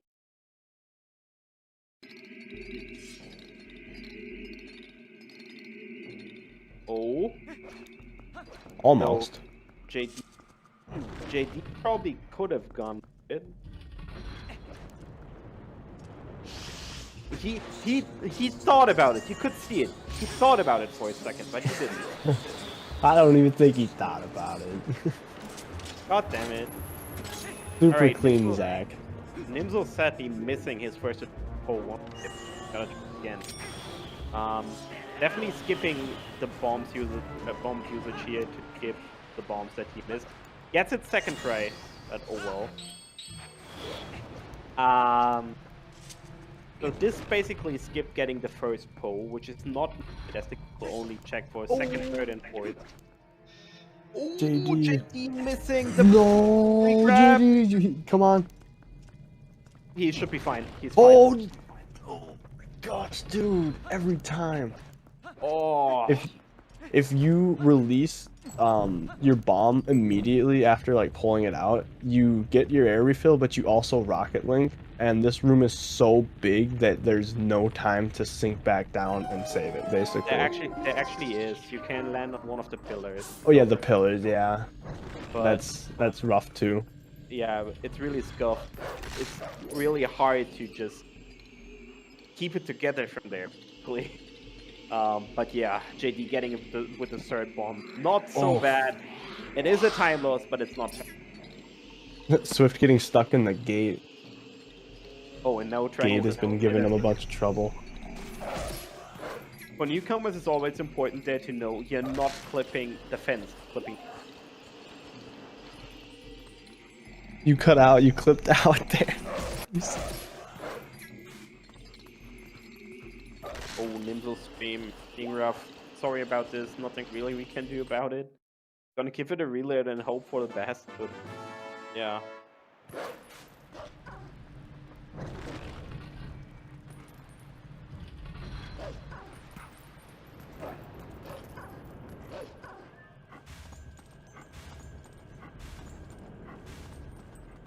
Yeah, Link gained some weight on.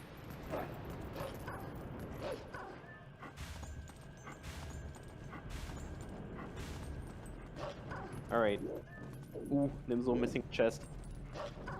If from where he was, if you do 2 side hops to that chest from where he was, it's an instant open. A nice little optimization there. Yeah. Alright, so we got our first pole. 2 more. There's actually a way to skip this gate. However, it takes 10 hours. And I'm not even joking. There is a little glitch in TP that's called pickup cutscene fight. Where during a rupee pickup cutscene, if you approach the rupee from a correct angle, Link will ever so slightly slide during the cutscene, and if you stop this any for 2 hours in this room, you can actually get it and slide through the gate, but it takes 10 hours. So, yeah, low percent is fun. Fun, sure. I guess if that's what you're gonna call it. Insane. Anybody who runs it is insane. Yeah. Ooh, Swift Hike. I'm trying so hard to actually okay. Didn't get his driver's license, I guess. No, not yet.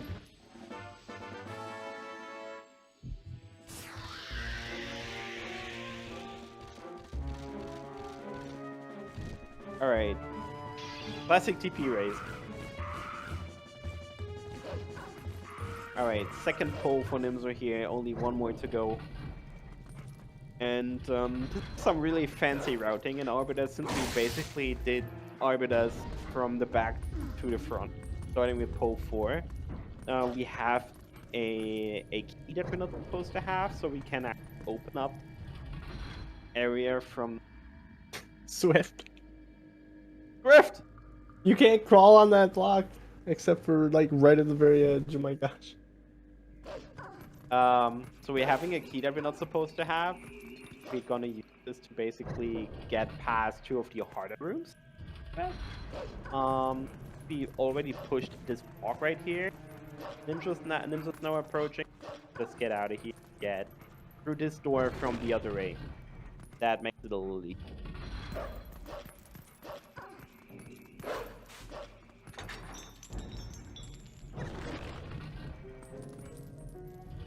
Swiftdike's timer with Nimzo, though, is only 20-ish seconds or so behind. 20, 30-ish seconds. So in terms of gameplay, they're right up close to each other. Indeed. Nimzo getting this ad from pulling, getting the red rupee, and thus having 300 rupees, which is Let's all go. The whole game we were just slightly collecting whatever rupees we could here and there, just so that we can have 300 after this dungeon to repair the cannon. The city in the sky. How do rupee counts look, by the way? Zach is sad. JD is also sad. Goblin Bear. I think they're all really good. I think they're all gonna do the Arbiter's Grounds rupee skip. Or the chest skip. Yeah. They for sure are. I'm Nimzo guessing. Nimzo didn't. No, he definitely did not have the rupee count for it. But the others. Alright, Swiftdike going for once he's Beautiful. getting it first try.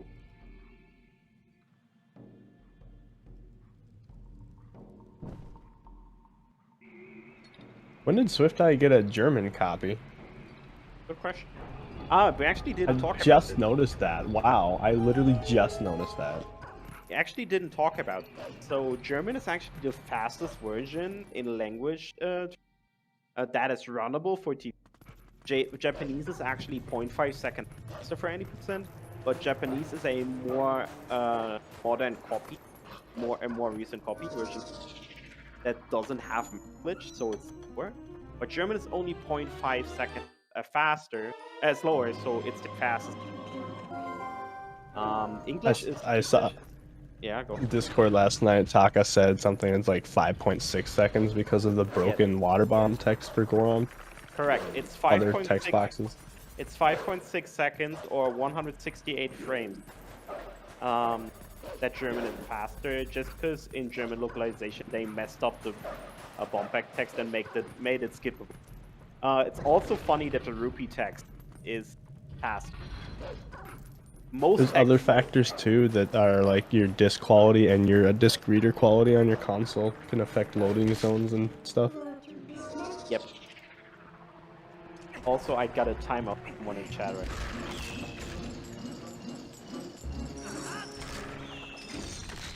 Nice clean ball and chain strat there for Nimzo. Yep. This is actually one of the places where he could have used a bomb, but since he had to use so many bombs for more fuel, Wow. Okay, Nimzo, I see how it is. No break slide there. Not using the modern. That modern tech saves like 2 seconds. Yeah. All right. Are we gonna see? No, Swift not skipping this chest? Right. Okay. Interesting. Maybe he'll skip the red rupee at the first redead. Oh no, Nimzo. Missing the B attack. Alright, Also, Nimzo does have 4 hearts, I just noticed as well, whereas most of the other runners have 3. Well, JD has 3, and I think Swift and Zach have 4 also. Alright, that sword skip for Nimzo. Let's see if he gets Oh. it. This is RNG dependent and also stupid hard. That sword's position is really awkward. Should be fine now, though. Now it's up to Nimzo to get the timing right. Wait, did he forget to slash? He didn't forget. There's just a slashless strat. Ah, okay. He gets it. Nice That's job. insane.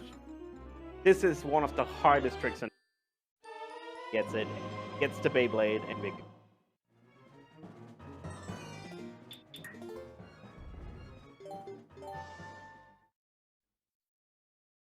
That swap skip is a really hard. Not gone.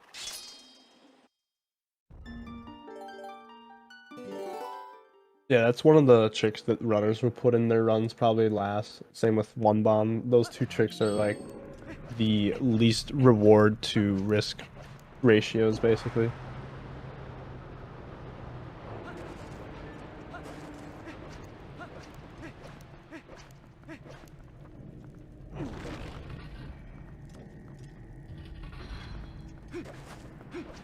Norgor. Norgor is a hilarious glitch that if you jump into the water at the same frame a cutscene like starts, your bomb floats all the way down into the water, whether it's a water bomb or not, and that allows you to skip some shenanigans in the bomb section, but nobody does it because it's incredibly precise and not a solid setup for it. Oh, Nimzo's died.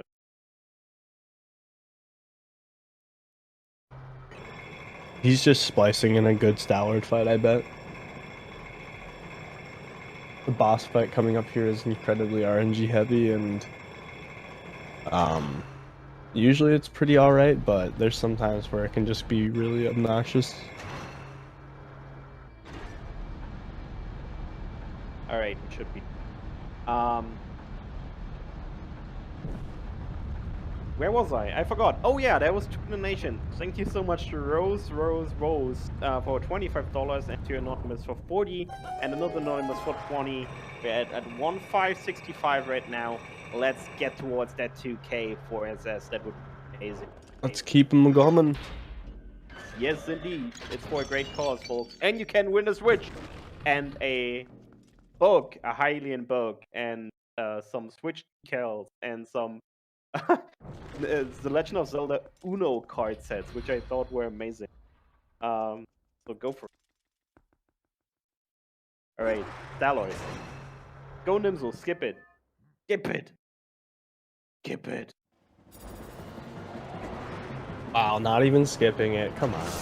Not even skipping Staloid.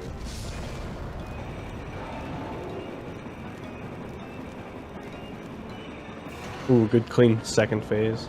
Very clean. Well, Train, when I was your age, we were still playing Uno. Take that.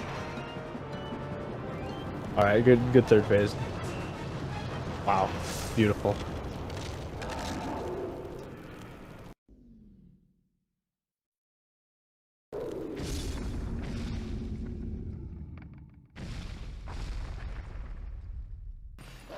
I need to catch up. At least no one else has caught up to me. Coming up here with Nimzo, I would feel he's really going bad. to be My timing team his gave me a spinner big lead. to knock down the head instead of going all the way up the rail, and it's sort of precise, I guess, on the He started timing, like but 5.5 minutes before me, yeah. Nimzo's pretty good, so And we both had kind of disaster runs. Okay, so he's had disasters in different spots. Alrighty, so quick knockdown here. There's a strat where you can actually roll before getting on the spinner, and that will actually make you catch up enough to Stalo to actually be right next to them or to him and be able to knock him down instantly. Which it's like Yeah, since no one really died to like time and Morpheal gets or rid of a something, stupid- dying to Morpheal is, or like any like Beautiful. major deaths, those can really rack up time. Ike But it doesn't voice. sound like Do that's you want happened to Ike voice anyone, on? so. Oh, I thought. Oh, sorry, my bad. bring Ike into our commentary for the sorry. I'm sorry. My bad. Fixed.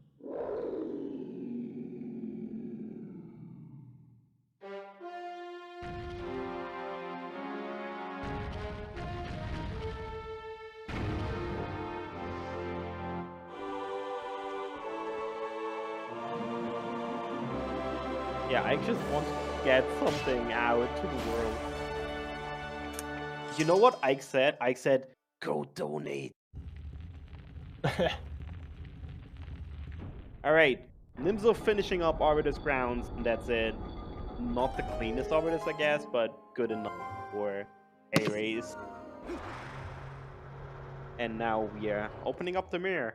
Or Nimzo's doing incredibly good if you just forget one mistake he made, basically. I mean, overall, he's still an amazing runner, and his movement is more than enough to account for a mistake, but one slight oversight cost him a little bit of time.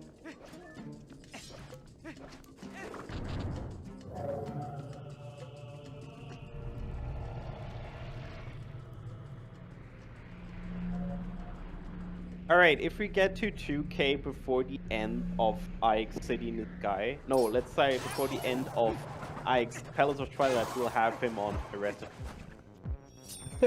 Let's go. Let's go. Alright. Time for City in the Sky. Luckily, we have 300 rupees on Nimzo's side now, because that's what we're gonna need. Because Fire wants to repair the cannon. Fire wants 300 rupees for it to make his magic happen.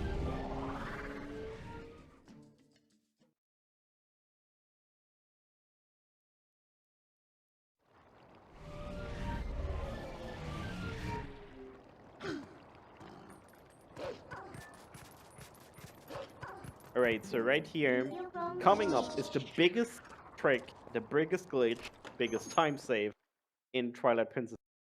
This is a barrier skip of Twilight Princess, basically. Yes. It's called Early City in the Sky. And that's it. And So- it's honestly easier than easy, really. Yeah. It's basically the easiest trick in the game. It also exists in HD and in the Wii version. And it's just clipping through the statue and thus skipping the entirety of Temple of half of Snow Peak, the Ancient Sky quest, all this kind of Ancient Skybook quest, all this kind of stuff, saving over 1 hour of gameplay if you're a speedrunner. For casuals, obviously a lot more. And yeah, just like that, Nintendo thought this statue doesn't need to be wide. We back to Nintendo. Wind Waker's barrier skip is position perfect, angle perfect, like frame perfect, basically, and that one is just kind of run up there and kind of transform near it. And there is some technique to it, but it's basically free. And they actually tried to fix it in HD by making the statue a little wider, but it wasn't enough. Now in HD we actually have a setup that so it's HD's silly because if you do the insta transform using the gamepad, it won't clip you, but if you talk to Midna before transforming, then it will clip you. It's kind of a really, really odd, tiny detail with that. yes.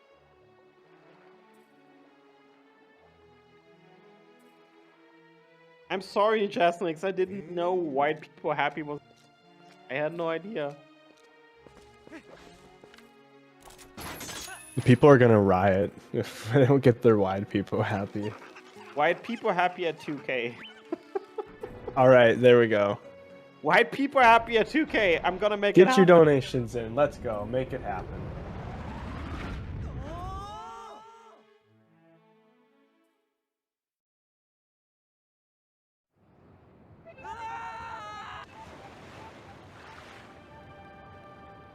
Welcome to Raiders from ZSR3.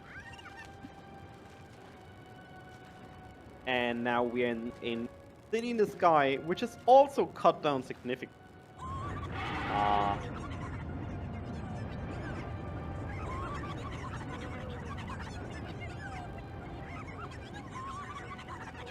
The movement through city is a lot of people's favorites. I don't like it anymore ever since we got early boss. I love the room after act. Yeah, I practiced that one night because I ended up failing that in a race with somebody and lost like 8 minutes to not knowing how to be a casual anymore. It's so sad because these rooms were the best that he had to offer. But yeah, there is a way. Nimzo. Holy balls. So right here, Nims was just approaching this door, then transforming wolves while standing of it. Basically skipping a small trigger that will activate the fan in this room right here, and basically giving early. Oh yeah, he had a perfect setup to that, basically.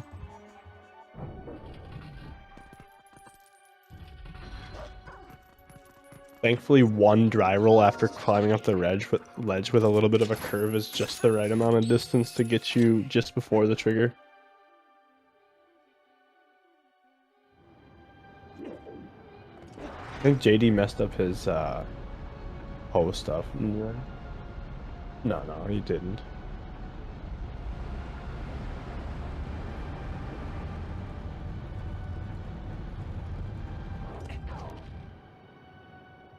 Is there a backup for activating fan? No, actually. It's, you have to go and do the other rooms that we were just talking about are no longer a part of the run. A dry roll is a roll not at full walking speed. This game is ridiculous with its rolling. If you just roll from a standstill, you have like 23 speed or something like that, but when you have a full speed like walk and then start rolling, then your speed is 33.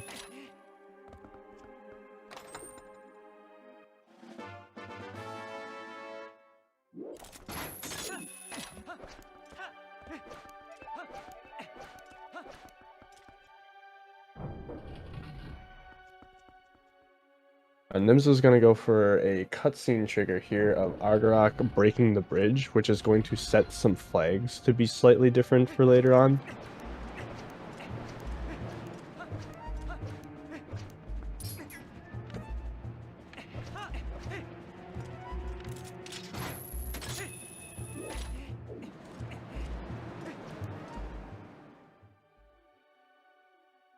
Alrighty, time for the... Just quickly gonna activate this bridge, go to a few rooms.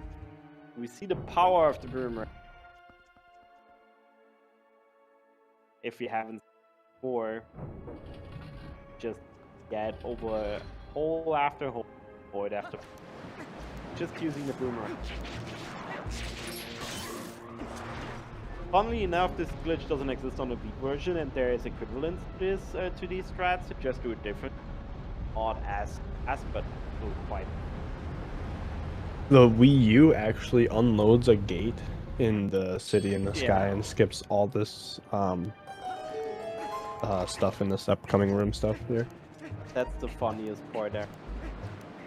Nintendo actually said, okay, Wii U has so much, load the entire game to RAM basically, and that opened up the glitch.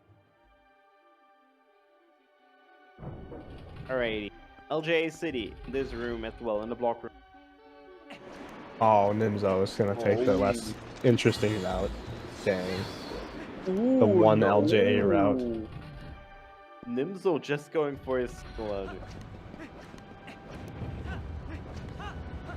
Yeah, that movement that he did saves about a half second over optimal LJAs or something like that. But it's not as cool, and therefore it's not as, you know, swag points.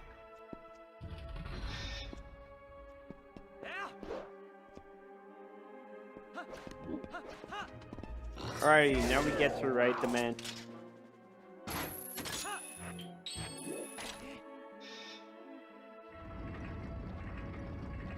Thank you so much, Anonymous, for your $50 donation, saying, comment, white people happy. We're not there yet, we just need Keep them coming.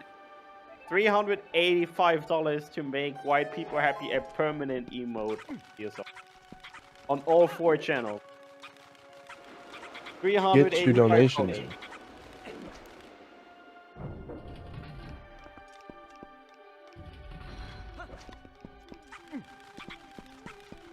Alright, Nimzo getting the jump, getting quite good.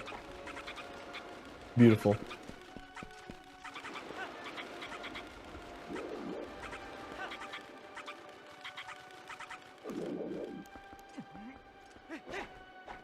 Nobody's going for the jump.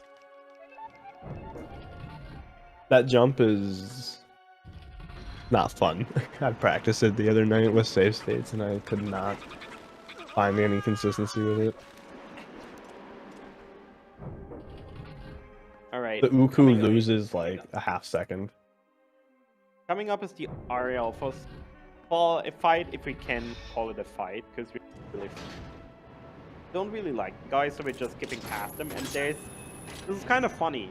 There's a bit of a setup that Nimzo's gonna do with our back roll, with iron boots, and then out. And then there's a 1 pixel target that you can actually target claw shot that he barely just got, where you can just flip or like claw shot behind the gate. Sadly, we didn't see much of it because Nimzo's stream was late. Sorry about this again.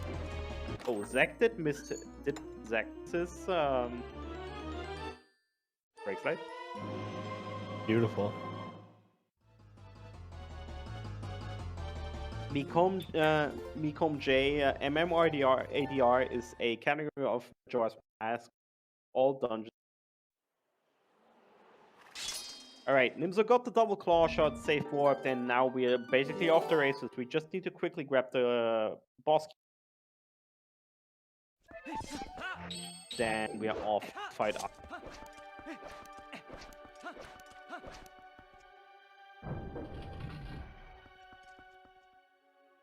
I like how the any percent tournament for the relay doesn't want like actual any percent. Like we get like the categories with a little bit more sustenance to them. Yeah, I mean GSR or like OT any percent and MM. Oh, Zach. I kind of dumb. OT. Zach just missed a death sword skip there. Just ever so barely by frames. It was either a position base or timing, which are both incredibly tight windows. He's opting to do the slash strat as a backup. By not doing a full combo on Death Sword, you can just lace sword slashes into him until he's done for. Alright, what you just saw on Nimzo's side was just setup, or like the result of the setup he did in the beginning. The fan was not running, so he could just skip up, climb up, and basically skip the entire track through the double claw shot. Giant Deku Barber. All this kind of stuff, saving minutes, or like I believe 2 minutes. And City guy saving so many rooms. The coolest rooms in the game, sadly, but that's Marine LG. It's German. It's German version. Yeah, Swiftike and Nimzo are running German. JD and Zach Link are running a couple seconds slower version, but just as amazing, nonetheless. Full double LJ and Nimzo's side here. That looks tough, but isn't really tough. It's basically. It's kind of interesting when you think about how like we can skip Death Sword and we can skip the Alphros fight. Like being a speedrunner is honestly very merciful. JD with a first try there, very clean. All right, this room is a lot of optimization. Can lose a lot of time not fast. Shoulder aim. You all probably know. Nimzo. That was actually really close on the target. Yeah, this is the first cycle that is rough, and this is an even more rough cycle. This one is fine, but the next... Getting this... And beautiful. Beautiful. Perfect room. That timing on that window is very small. Yep. Beautiful room, so saving a lot of... Because this room can be a time. Yeah, this room can be a time loss. There's occasionally a glitch where you have a claw shot target on the target, and yet it still just says no, or just like doesn't have the collision activate. And I got that at the last one, deactivated, like, or I just clicked off and fell all the way back to the bottom instead of claw shotting.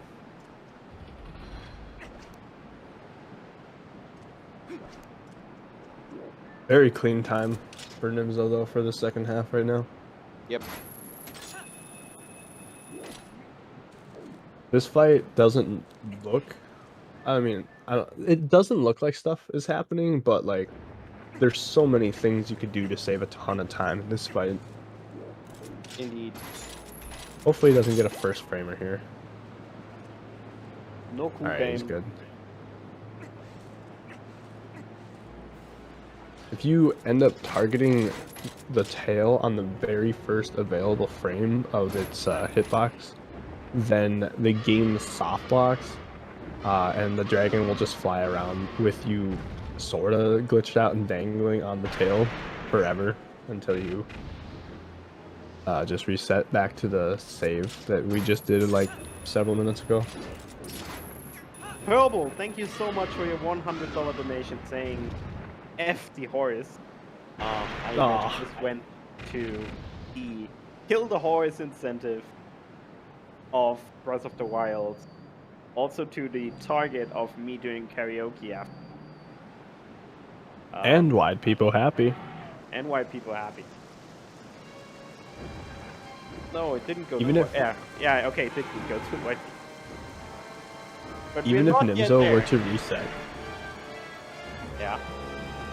you'd still be ahead of Swift Ike in terms of like position placement. Yeah. Alright, so first phase done. Now Nimzo will just... Wow, lucky for JD. No! Oh boy, JD having terrible luck. Ouch. Nice claw shot strat there. I've never thought of that. Indeed.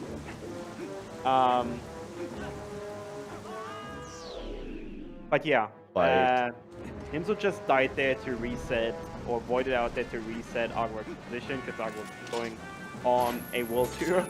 And now here we're doing flame skip. So there is two different patterns that Agwark is gonna do. One on the first two phases and then the third phase, where Agwark basically just spits fire, and we can skip that animation by using the iron boost on one of these heads to drop down so low that Agwark thinks you're back on the net roll.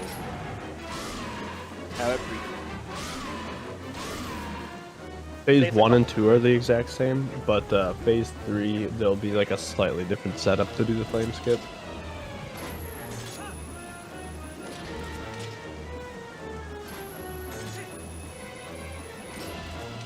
Zach was going for a backup there. If you do a brake slide, which is something that gives you negative speed, Stallard gets confused and tries to go behind you, I guess, and as he's passing you, you can pull out your spinner and get another attempt at early knockdown. But Zach...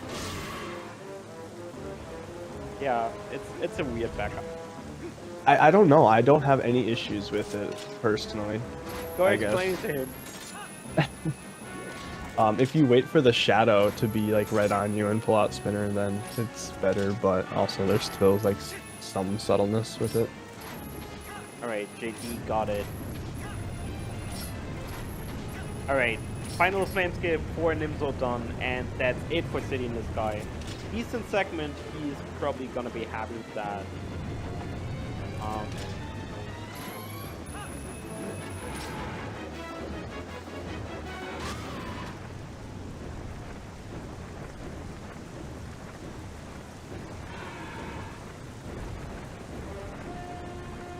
Zach, I have a suggestion for you that will probably help you getting the stack up. That suggestion is just get good. I mean, that is like the strat I like to give everyone. Get good.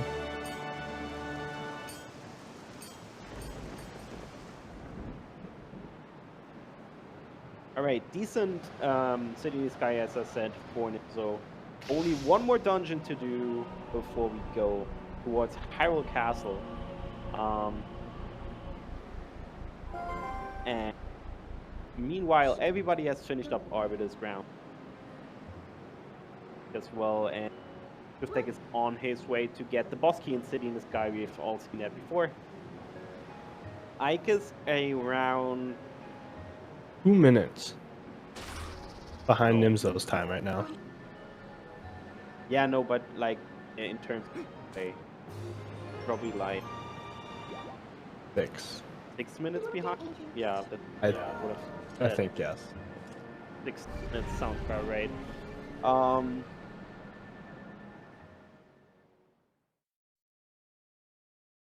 Probably even a little more.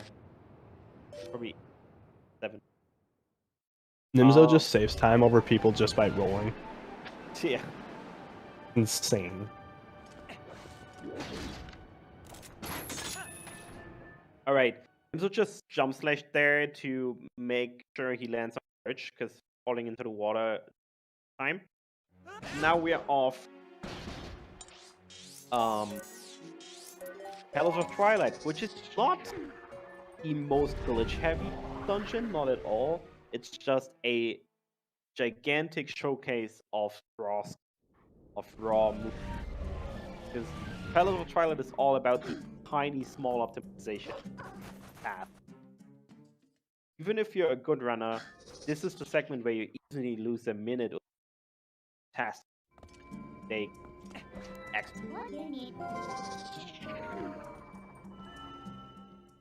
Yeah, Palace of Resident Sleeper, more like. I like it.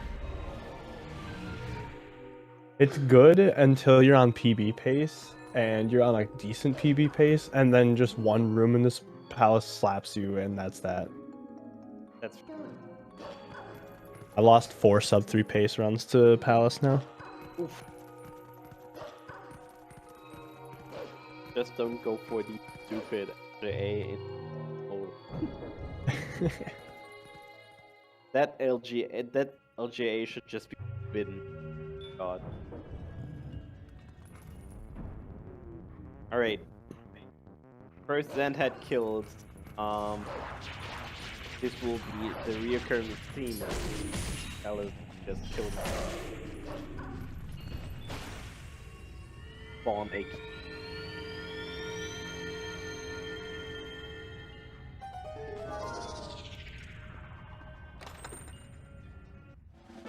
And now there is this room, and afterwards becomes Phantom. Phantom Zan, sorry.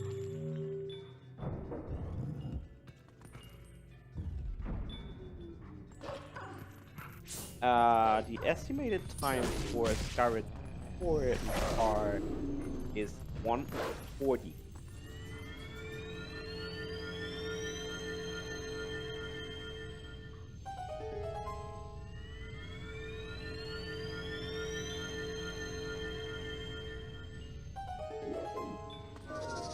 In this next room, Nimzo's gonna be doing some sword slash combo things to make sure that the fight doesn't like go to a phase where Phantom Zant is warping around the room randomly.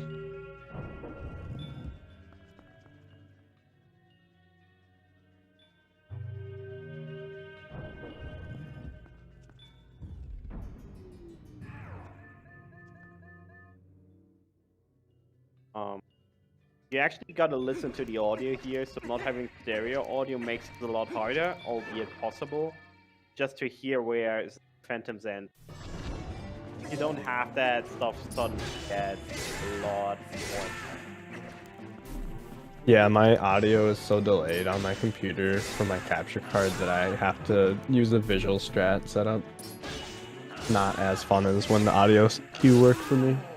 It's the reason why back in the day I got a capture card with the audio pass, so I could basically just HDMI out to plug it into the computer, but also have an audio out for headphone plugging.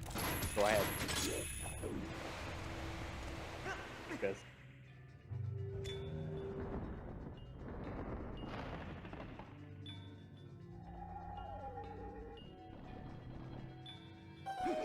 Also, Palace is the Palace dungeon of like new movement tech. We're doing L slides here to save that a little bit of. That L side saves about like a second because it prevents the little shadow vermin from spawning, and that can be annoying if they end up bopping the soul out of your hands. Yep. I'm cutting out again? Jesus. Sorry about this. There you go. Nimzo did the L slide, and that prevented spawn.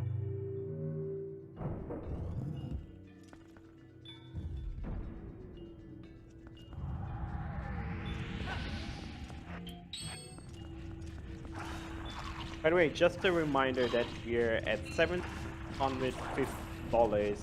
of our $5,000 S, which will be get, I guess, by now. But we're still trying hard. Note that you can win insane prizes like a Nintendo Switch, like a Hyrule History book, all this stuff, and it's for a good cause. It's for cure rare disease. So let's try to. Also at 2K, we'll get white people happy. Every people. And yeah, final.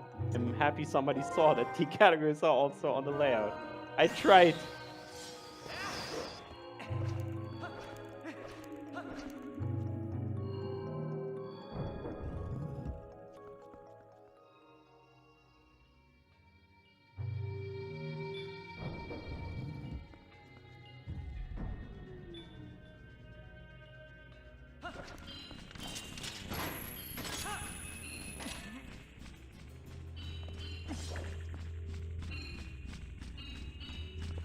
Can we please skip the soul section in Palace? Gosh.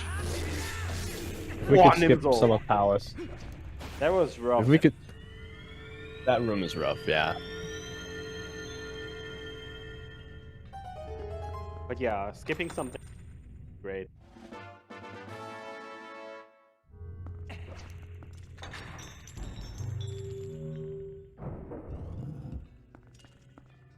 Not a lot to say about Palace other than what you see is what they're doing, because Yeah.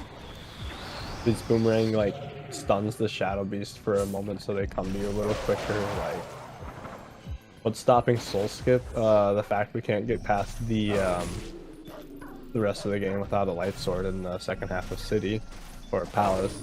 Yeah. And Xanth being defeated is the requirement to get into Hyrule Castle, which is blockaded by a barrier, which we haven't been able to skip. Yep, the wall of shadow right after getting the light sword just bypassed. Sadly, so we. Well, also in the next room after that, you need the light sword to light up the orbs for the platforms. That. Oh, it's just. If you could skip Palace, oof. Ooh, JD.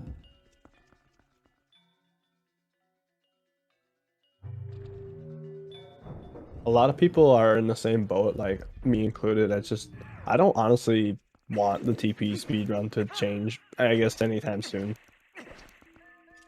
Well, some changes on a smaller scale, cool, I guess. Yeah. Like not a hour game break, let's 1 hour long. Like we do not. No, want like. it. Like most of the DP community doesn't want a 1 hour. Would be cool to have something for Palace. It might even would be cool to have something to get rid of like to maybe have full post. These kind of things that maybe save like 10, maybe 20 minutes. That's something we'd all do, but just because we like Uku. Yeah, that was insane. We like that the speedrun has some content that is showcasing how great he is as a speed game, how much of tech it enjoyed it. It's an amazing game casually, and it's an amazing speed game. And it's like you actually have a feel like you're playing a game and you're not just like adjusting some code and all of a sudden you're warping to some credits. Alright, really clean.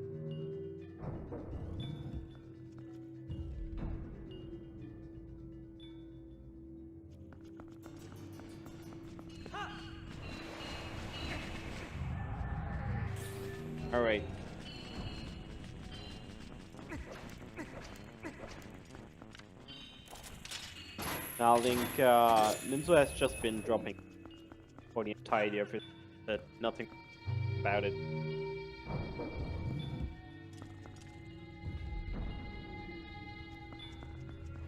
Yeah, Ellie, please. That's what I meant with the post full.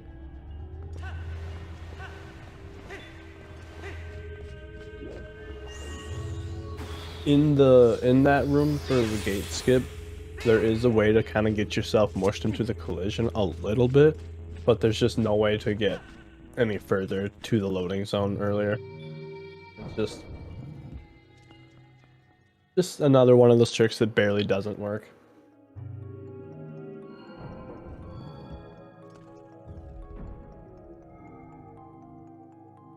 And Zach and JD are still right up close to each other. SwiftX closing in the gap on Nimzo.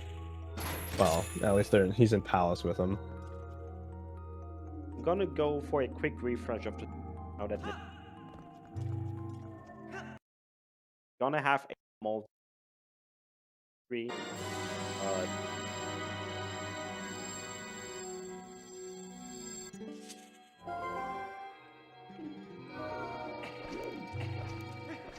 Well, I guess. Is that a gold for Nimzo? That was a gold. That's insane. 1104 for that split is insane. That's insane indeed. And I thought 1108 was insane. that's insane indeed. And it also was a 3.5-second goal on his level. Huge. That's really, yeah. He's 9 seconds away from being sub 250 summer best. That was an insane. There was like nothing there that I can't. The fact he's still on sub 3 pace with a 4-minute time loss just boggles my brain. I can't even do sub 3. Yeah, and this terrible Morphle as well. Like the 5-bomb Morphle. That's insane.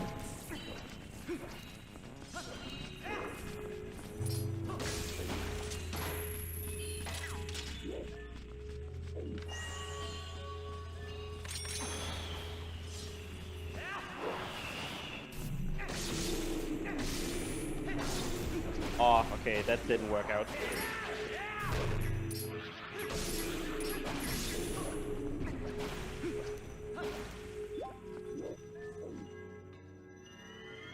Yeah, Nimzo needs to be nerfed in the next update, that's for sure.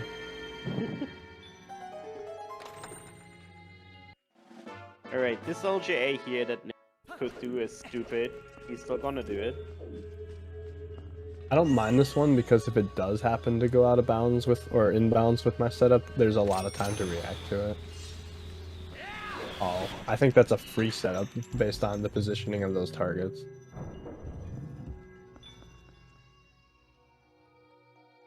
Like, that looked like 100% guaranteed to be out of bounds. Yeah. Two criterias for a boomerang LJ is out of bounds or over a void, which I guess out of bounds sometimes or most of the times is over a void.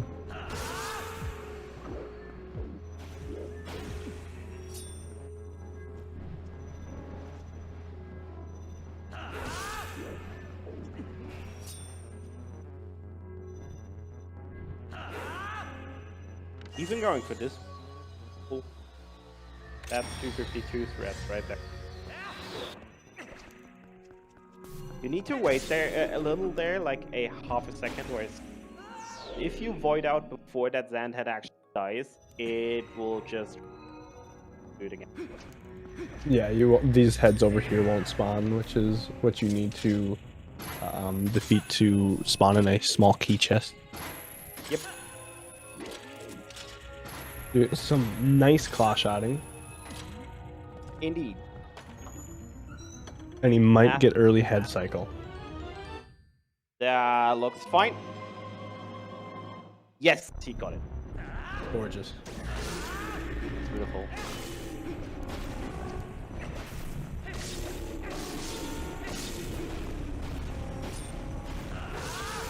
Zach, why would you look away if that lost you 20?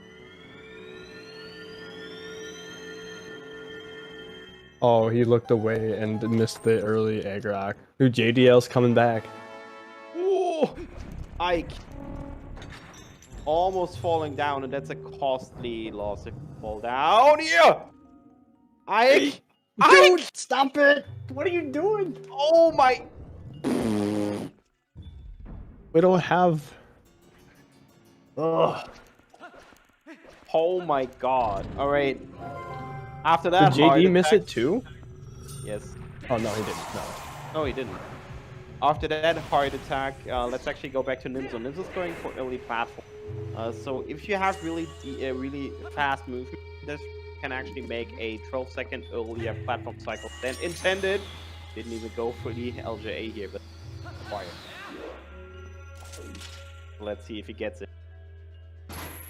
Gotta go for the LJA. Actually, no. The second LJ is pretty free. You only need one of the two LJs to get the early platform. Yeah, he didn't do either. Didn't either.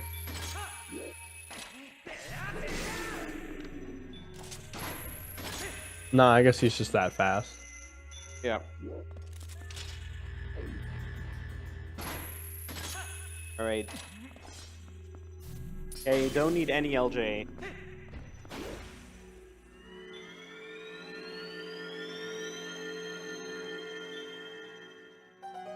Alright.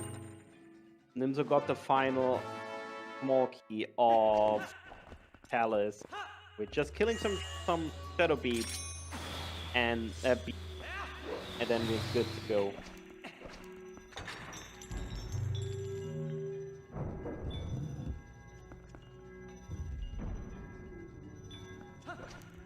The hardest fight in the whole dungeon right here. Oh yeah, it's terrible. With the timeout spin attacks. It's actually really convenient to time these because you can literally let the spin attack rip as soon as others pop. Makes this really Alright, Zan fight. There's multiple optimization strats in this Zan fight and one big glitch that we need to do. There is a one cycle for the forest phase, which is stupid, and nobody does it because it's bad. He'll go for the one cycle for the second phase for Goron Mines. Is that the 2-frame window, but with a decent visual cue, but no. The other one cycles are pretty not doable unless you're Simikins. Edge and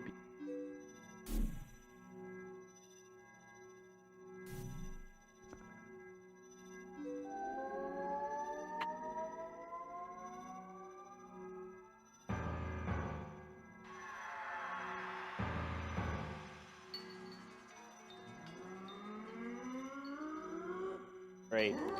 Time for the Zan. As said,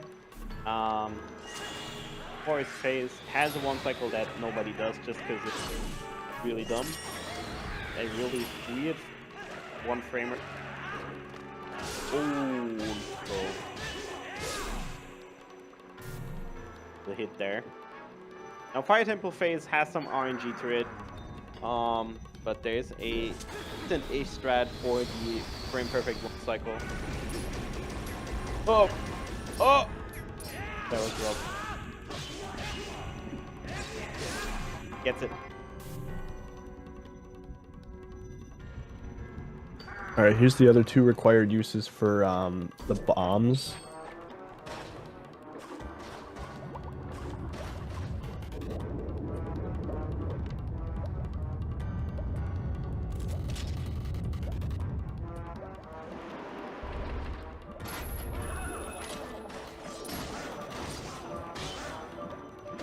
Replenish our air. That. By the way, Chet, just saying, since you wanted White People Happy on 2K, if we do not reach 2K by the end of the White People Happy will be banned on all these.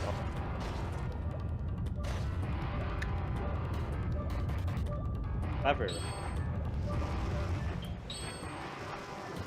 Well, I'm jumping into the.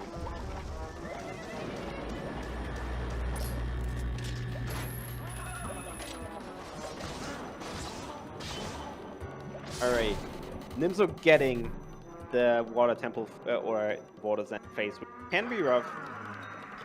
And now it's only 3 more phases to go. First forest, which is simplest. It's the simplest, and yet I still had to practice it for 2 hours one night after running this game for months, and then just all of a sudden forgetting how to do it. That's TP to you. I also forgot, there's just a couple glitches where I've just randomly, my brain decided to delete the memory files for them or something. Faulty memory card. Should replace it at some... It's a third-party memory card. Oh shit, that's bad. Oh. I heard bad things.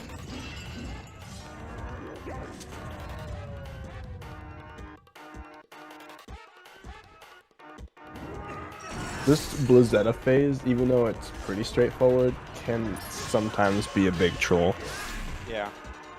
Ice physics. Ice physics. Alright, final phase has a really good strat found by the mighty SPA. They just have good timings for when to do stuff. Basically walk forward until the right pillar hits the floor that started doing our combo, and that works. And there, it's really simple. That's it for the final of Zan. Very fast. Very fast. It's in Palace for Nimzo. Not much that ran. I think yeah. If press band right or have blocked with that already happened, my friend. Too soon. Alrighty, Nimzo. Nimzo is he lost 6 seconds to his best. Bit of it was probably a little low. What else? Oh yeah, both forest and fire effects were a little. But we're talking, so not really.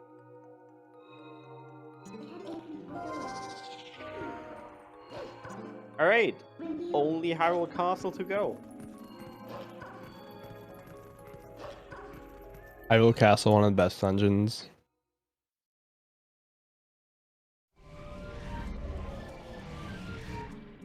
How are the others looking? So Swift Ike getting his boss key really soon.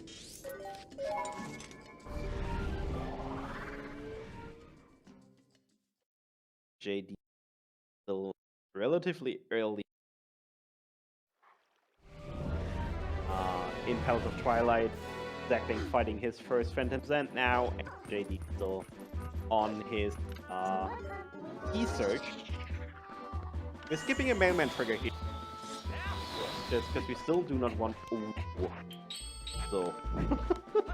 Almost knocked back into the trigger.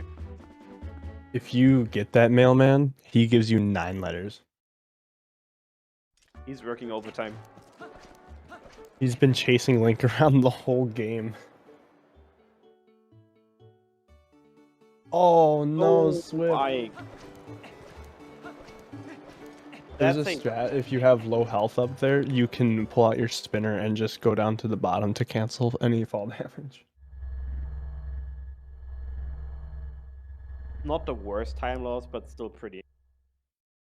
Pretty rough, yeah. This Palace health management is definitely a skill within its own. That's why Palace is so rough sometimes.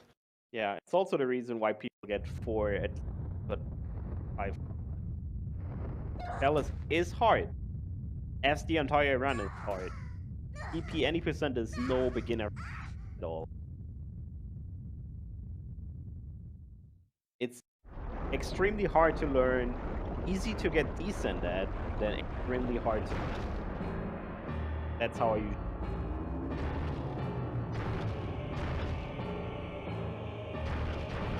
Yeah, I put probably over 80 hours worth of time into learning things with practice tools before I even attempted my first run, and it was still pretty shitty. You know, Dean, back in my day, there were no...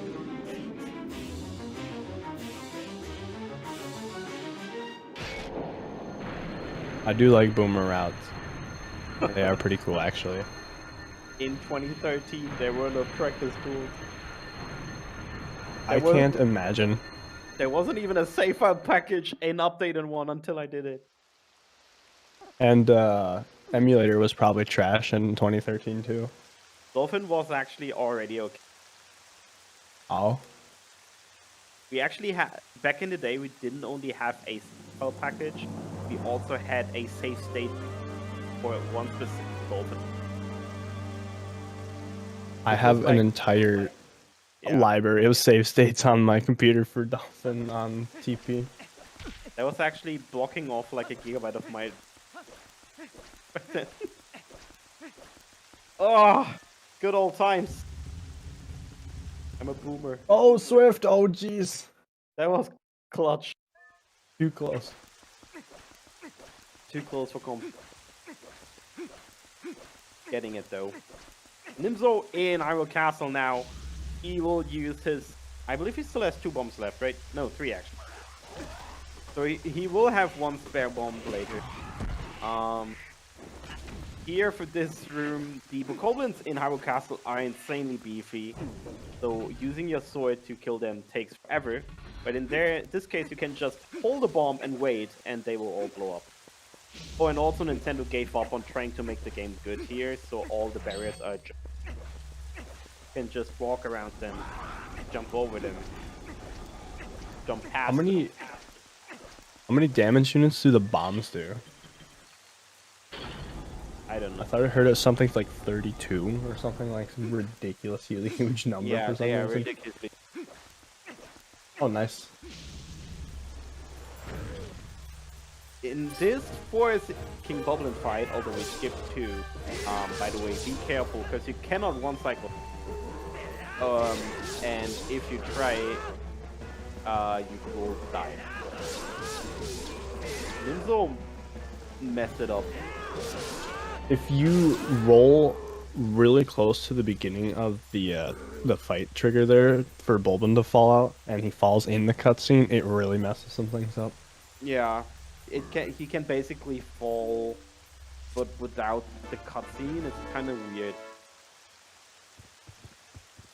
But yeah, this fight can be rough because King Boblin Forge one shot. So careful. Does he save warp? Yeah, he gets the save warp. Let's go, Pog. You're ahead. 5 Why seconds. are you ahead? I just refreshed. Oh, okay. But yeah, there you can use the iron boots or a backflip, get Link up in the air on one. And if you do it, you have time until Link lands, save warp, and it saves 5 seconds over.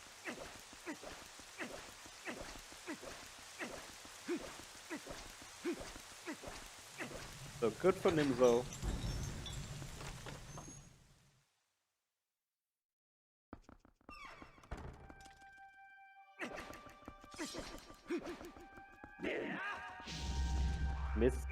Gets the cuts, the barrier skip here. Still can't believe those barrier skips aren't allowed in glitchless. I don't see any glitch happening there at all.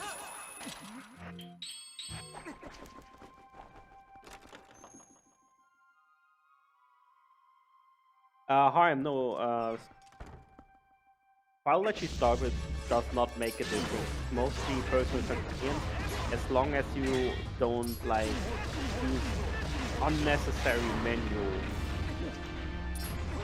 So basically skipping over a file point. Oh, the 100 rupee. Oh, jeez. Oh wow, nice one. He does Yes, not get the Archie, 100 welcome. rupee. We are still at the 3D Zelda Relay of 2021 benefiting Cure Rare Disease. By the way, we had $1,700.50. And we're trying to gain donations for Cure Rare Disease. Double raid! Double raid! PKR, thank you so much. We are trying to gather donations for Cure Rare Disease, which is an amazing organization trying to find cures and treatments for those who do not have hope or any chance of being healthy again, for rare diseases that are not publicly known or that do not have a publicly available we are happy to support this show. If you support, you can win a few cool prizes, including a Nintendo Switch. So make sure to drop your money if you can spare some. I know right now are dark and difficult times for most. So we'll see, and I understand everybody that just I can't right now. It's more than enough. Alright! This time we actually find aerial hook. Although it's not much of a fight. That ball and chain really makes this game really broken in a lot of fights. Yep. Also, yeah, Good Mundo Aratana is in the lead by around 7 minutes, roughly, something like that.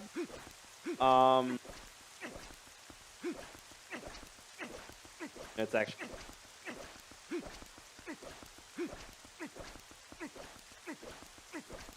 It's actually more like...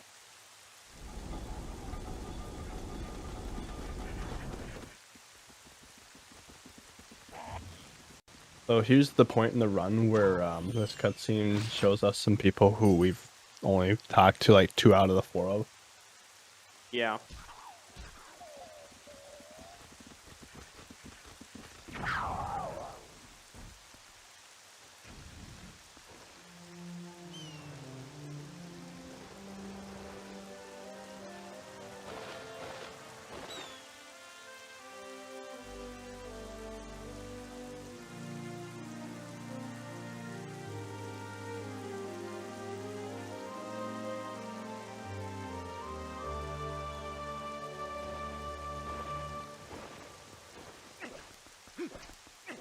Nimzo is not on sub 3 pace, but it's very close.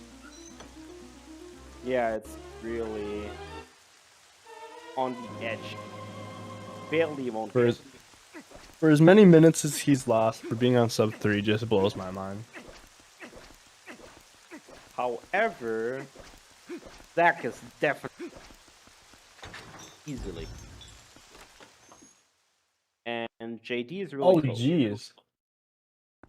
Boomerang Yeah. just did not go out. Yeah, that was rough. Definitely patched. Alright. Swift gonna get past the moment now. Transforming go. right here. Okay.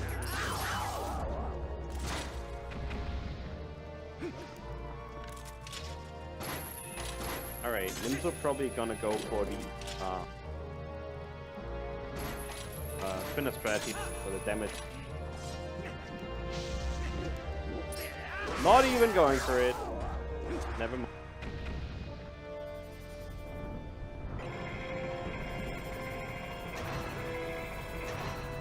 -0, there's quite a few RNG in this run, including the coming up Zelda fight, where you need to hit Zelda with her own light ball 3 times.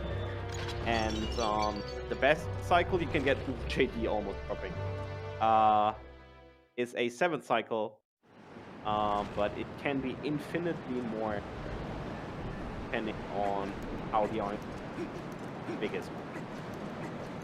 I got an 11 cycle on my fight race the other night.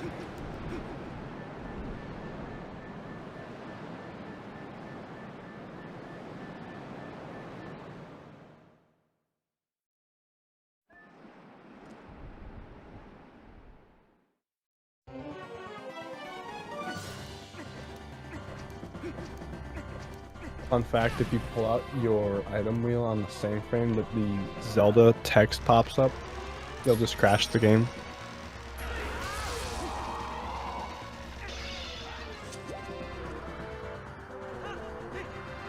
Wow, Nimzo. Showing off.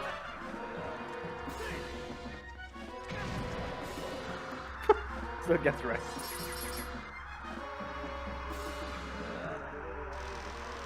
Alright, perfect RNG so far.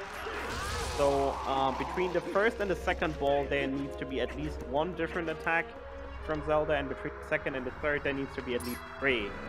So, so far, this was a perfect fight for Nimzo. There was 4. No area attacks, which are slower than... There it is. okay, but that's still fine. That was also really fast. Like, so far this.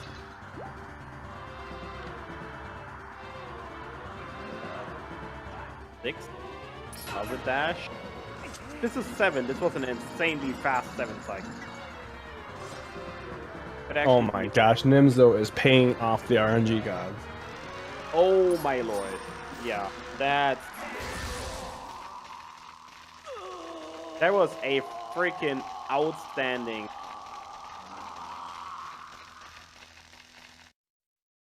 Seven. This was the best you can possibly expect. Even Yeah, it was better about. than. Yeah. It was like 5 seconds slower than perfect, which like anybody would take on any run. Yeah. This is actually, I'm pretty sure this was as good as Nimzo ever got it, so this could be gold for them.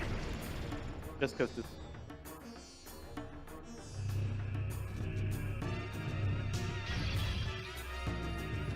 And he has 25 seconds to save on this segment to gold, so yeah, might save 5 seconds or more.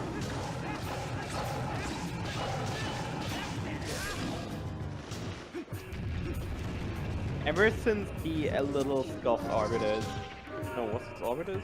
I believe it was Arbitus, the little scuff. Nimzo has been on fire.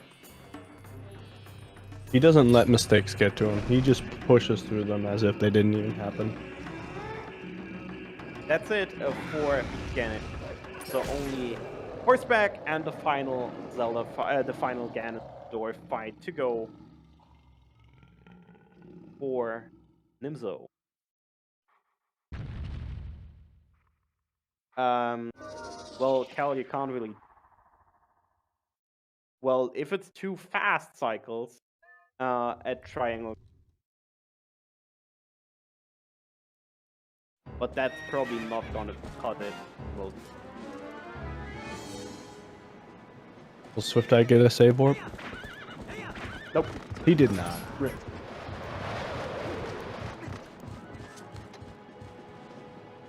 All right. JD and Zach staying on pace with each other. Oh, slap from horseback. Twice now. Oof. Oh. That's rough. Yes, Cal. This is good camera movement there from Nimzo, because you actually decide if Zelda is hitting the arrow based on the cap. Yeah, in that case that was rough. Getting a pretty hard Ganondorf pattern. That's it. And this is gonna be a 3-0-12. Yeah, it's gonna be like 3:00:30 or something.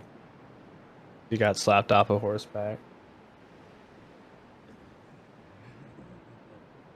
No, this is not sub 3, sadly, but still a really It's sub good 3:01 though. Yeah, definitely. Yeah.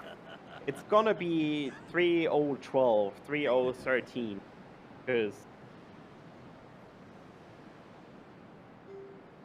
we donated for it.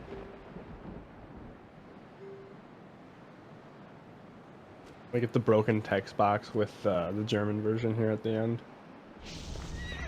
Oh yeah, fun. All right, we're gonna switch over to the widescreen layout. Give me a second to fix stuff while it's happening.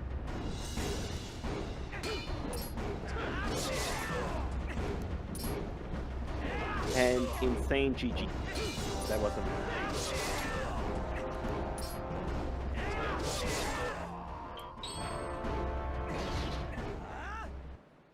Yeah, 3 hours and 27 seconds. That's my PB! Oh my gosh, Nimzo. He just got my PB. GG, man.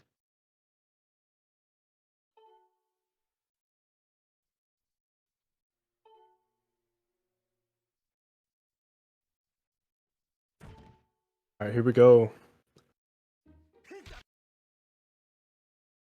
Starting off Skyward Sword with a bonk in the first room here. That's setting up for RNG manipulation.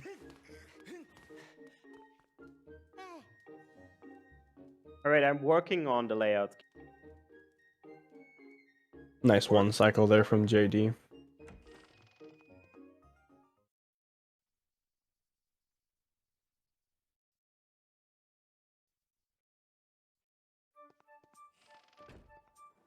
I gotta figure out why Swift Eye exact JD streams are not loading.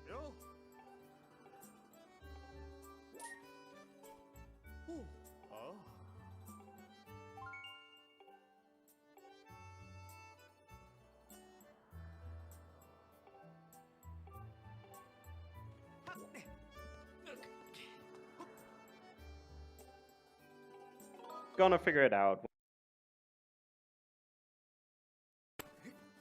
There we go. Sorry about this. Took a little bit.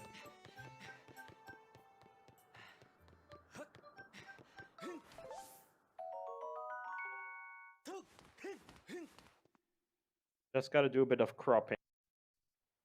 Because we are now obviously on a mix of 4x3 and 16. This obviously makes stuff a little. So please bear with me while I'm.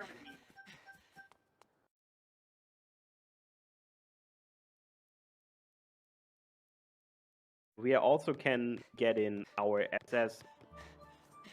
So hey, Forbid Link, Floa, Yo, welcome. How are you? All right. Hello. I guess we've seen enough furry game. Time for the real star of the evening. Yeah. Nobody believes you. Why are you even trying? Multi-Twitch, why are you making me watch ads for Jasnik's run? All right. So first off, I guess what you already missed on Jasnik's screen, what is common amongst almost all of our runners, Jasnix is playing on Japanese, which is definitely the fastest version for Skyward Sword.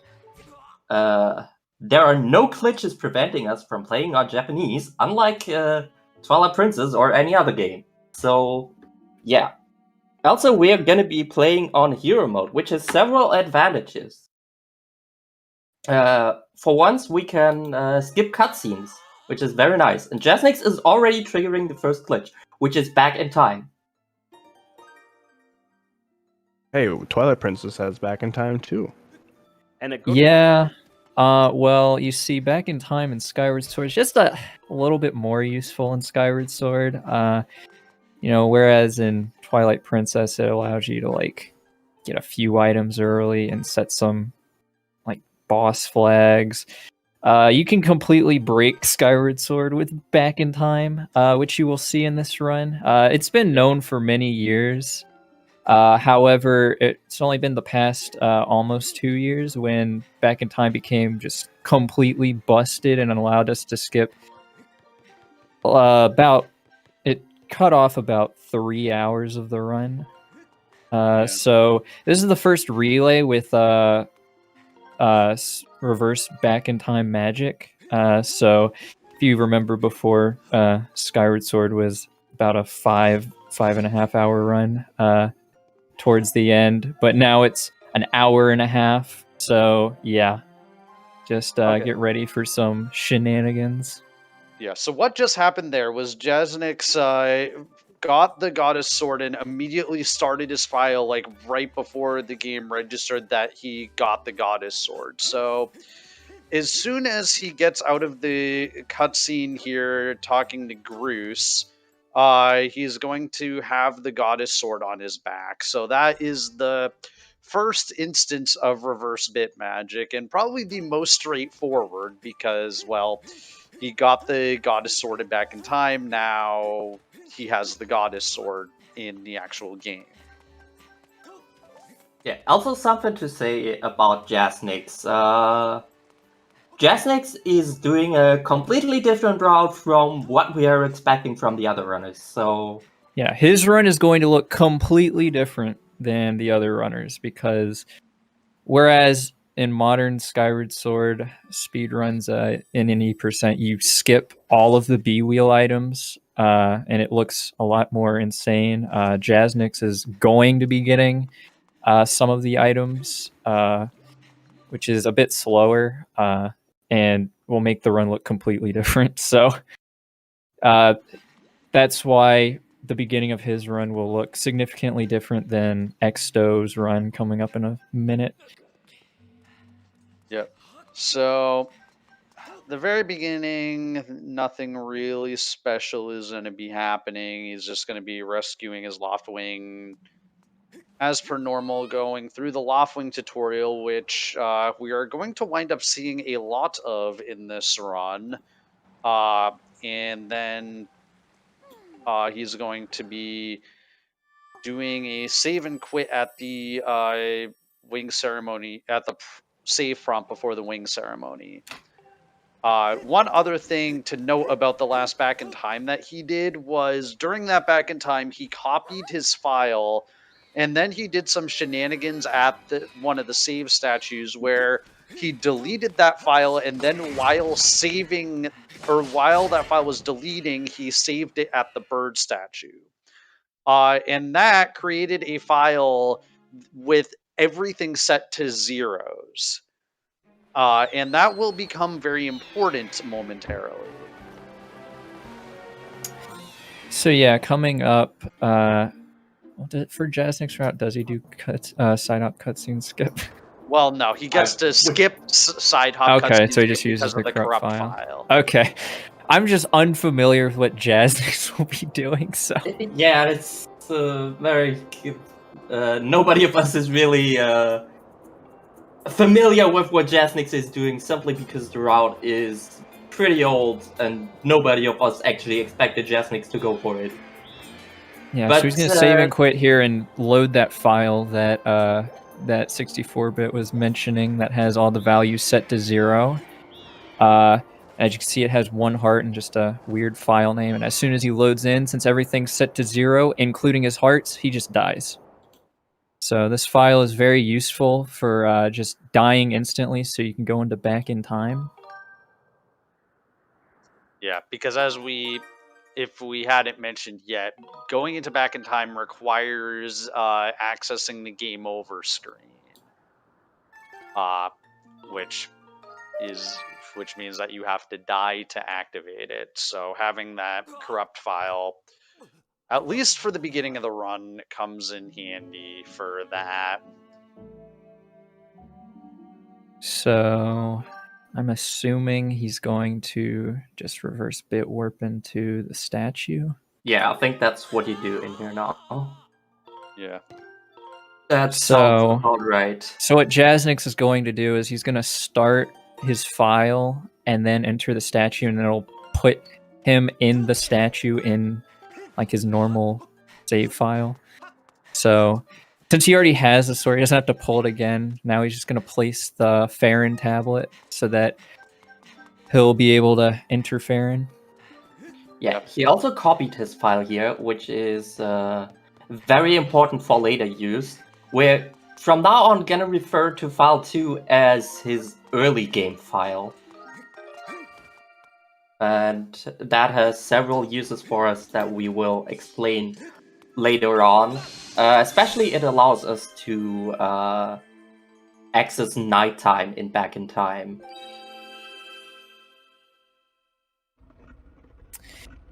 So yeah, you just have to wait for some cutscenes to play out, and Xsto's about to be set loose. Just quickly want to say, yeah, as Swiftike is a minute away from GG to Nimzo with his 3:00:30, Swiftike gonna finish low 3:05. Really nice run. Quickly just saying, guys, if you want to donate for a great cause, do so now. Donate.ZeldaSpeedRuns. You can win a Switch, you can win a Hyrule Historia book, you can win a Zelda Uno cards, all this cool swag for a great cause. So I hope in our donation quest we had 17. We want to at least make this K happen. Let's GG to Swiftike right now. GG Swift. Alright, GG. GG's to Swiftike, and we're gonna be seeing Xsto Dasher starting in here. And if you remember how Jasnix started, just don't remember. Yeah, just don't it's gonna remember, we're gonna different. be saying something completely different. We didn't get to mention it earlier, but at the start of the run, you talked to Fledge here. because it sets a scene flag, which will be used in Back in Time a couple times later on. And yeah, so now Jasnix is about to go enter Farron, and what you're going to see Exto do here is going to be very weird. Whenever I first saw this in the run, I was like, why are they doing this? For the first time ever in any Skyward Sword speedrun, they're going to save the professor's pet cat, aka Remlet. It's a Remlet, but I'm just going to say it's a cat. So Exo's going to do the second hardest trick right there perfectly. He's going to roll there to skip a text trigger. And then he's going to go up here and to save Rimlet. So either you are miles ahead of me or I am miles behind you. Yeah, I was gonna say the same thing. Oh. I'm just on multi-Twitch watching this. Oh, so you're not using the commentary page? I don't have Yeah. access to that. Yes, you do. I just don't know where it is. You actually have a link. Erase. Just ping. Please commentate off that. I thought I mentioned that before. Maybe I didn't. I did. Okay. I got it now. Thank you. Yep. So, yeah, Jasnix has landed in Farron, and it's gonna look like he got to Farron really quickly, and that he's gonna be really far ahead. But, basically what's gonna happen with Exo is he's gonna be doing a lot more setup on Skyloft, but then he's gonna be able to skip like everything that Jasnix is doing right now.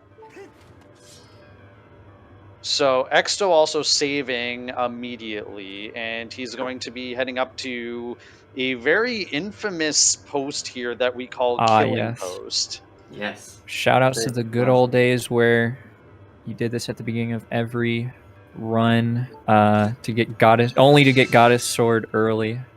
But then SVA found out on Japanese version it's faster to just get the practice sword. But it has made its way back into the run, unfortunately. Or fortunately, depends. Yeah. But I like to say that Killing Post will kill either Link or the run, because it's like ridiculously precise how you need to climb on it and jump off of it to take damage. And it just feels so bad when you miss the jump and don't actually take any damage. Yeah, and if you miss the post and jump into the void, you lose like 20 seconds. So if you want to do it really fast, it could be a bit of a run killer early on. Yeah, yeah, and the worst part of it too is that like you do it immediately after you save. So in a PB attempt, you fail that, you want to reset your run, and that requires going back into the Wii Save Manager to copy a new blank hero mode file. Yeah, since you only unlock a hero mode file in Skyward Sword by beating the game, if you start a new run, you have to delete your save data from your Wii and like import a hero mode save data from an SD card. So it's just tedious whenever you want to start a new run. Or yeah. All right. So yeah, so Exto is doing something a little different from what Jasnix did. So he's gonna get the Goddess Sword in back in time, but he's just gonna let the cutscenes after play out normally. So what Exto's going to do that's different from what Jasnix is doing is he's going to, instead of RBMing the Goddess Sword, he's going to RBM the Farron Pillar. And he's doing this so that he can eventually get into the Farron Pillar in back in time. And it's going to be a bit more clear why that's useful in a little bit. Also, Jasnix has to place the beacon for Impa, gets it first try, but Impa is extremely picky about that beacon. Yeah. If it's just slight, well, it mostly depends on whether or not you get it on a certain ledge. But that can just be, it's pretty dumb. The good thing is no one of our other runners has to place a beacon. Yeah, like I said, Jasnik's run is going to look completely different compared to the other runners until Lanayru. So now Exto now that he's got has the Farron pillar placed on his main file, he's going to go and grab the Goddess Sword because he did a back in time save, which means that he saved Link onto the title screen Skyloft, which means that the Goddess statue's open. So now he's just gonna go get the Goddess Sword so he doesn't have to get the practice sword. Yeah. And importantly, so he got the Goddess Sword back in time, but he wasn't able to keep that on his file. The only thing he was able to keep on his file was the Farron pillar. Because basically the reason why this all works is that you have about a second after you start your file during the fade out where you still have control, and anything that you do during that 1 second fade out will get applied onto your file.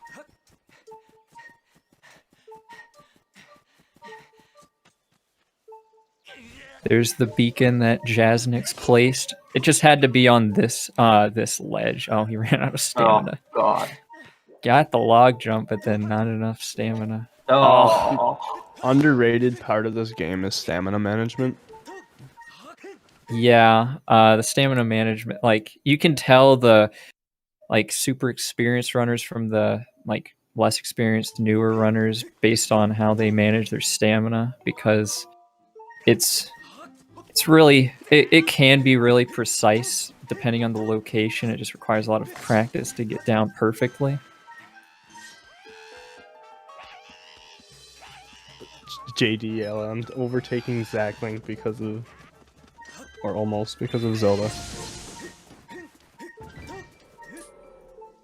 Well, I'd say it was Zelda and that game over. That was close, yeah. So now Exta's going to do something that looks just a bit random. It's going to look like he accidentally pressed A on this door. But this is to set a scene flag for later. Just going into this house and leaving it. Really random, really weird. But see, a lot of the tricks in back in time for this game is playground rumors for finding Mew in Pokemon Red. Do up A, B, then talk to the truck, and there's Mew. Sounds about right. Yeah. So just don't pirate the game. Now Jasnix is doing right now something that I'm glad is cut out because of item lists, which is saving the Kikwi, which is just a super boring process that in order to get the slingshot, which you need in order to enter Skyview legitimately. And to get any other B wheel. Oh yeah, that's true. If you get any of the other items without getting the slingshot, then you just soft luck. So it's either you get the slingshot or you get no items. Yeah. You can't just skip slingshot and get the other items, which I don't know why it's programmed like that. It's dumb, but that's just the way it is. Yeah. Technically, you can RBM the B wheel, but that's almost as slow as getting the slingshot anyway, so no one would... So, apart from a really old low percent route, that's just not really done. So Exo is going to save and quit here and copy his file 1 to file 3. This will be important for this upcoming back in time. Then he's just going to start it again and then save the Loftwing. But rather than Jasnix only having to save the Loftwing once, Exo and the other runners are going to be a little bit more heroic and save the Loftwing twice. So That's pretty sick. Yeah.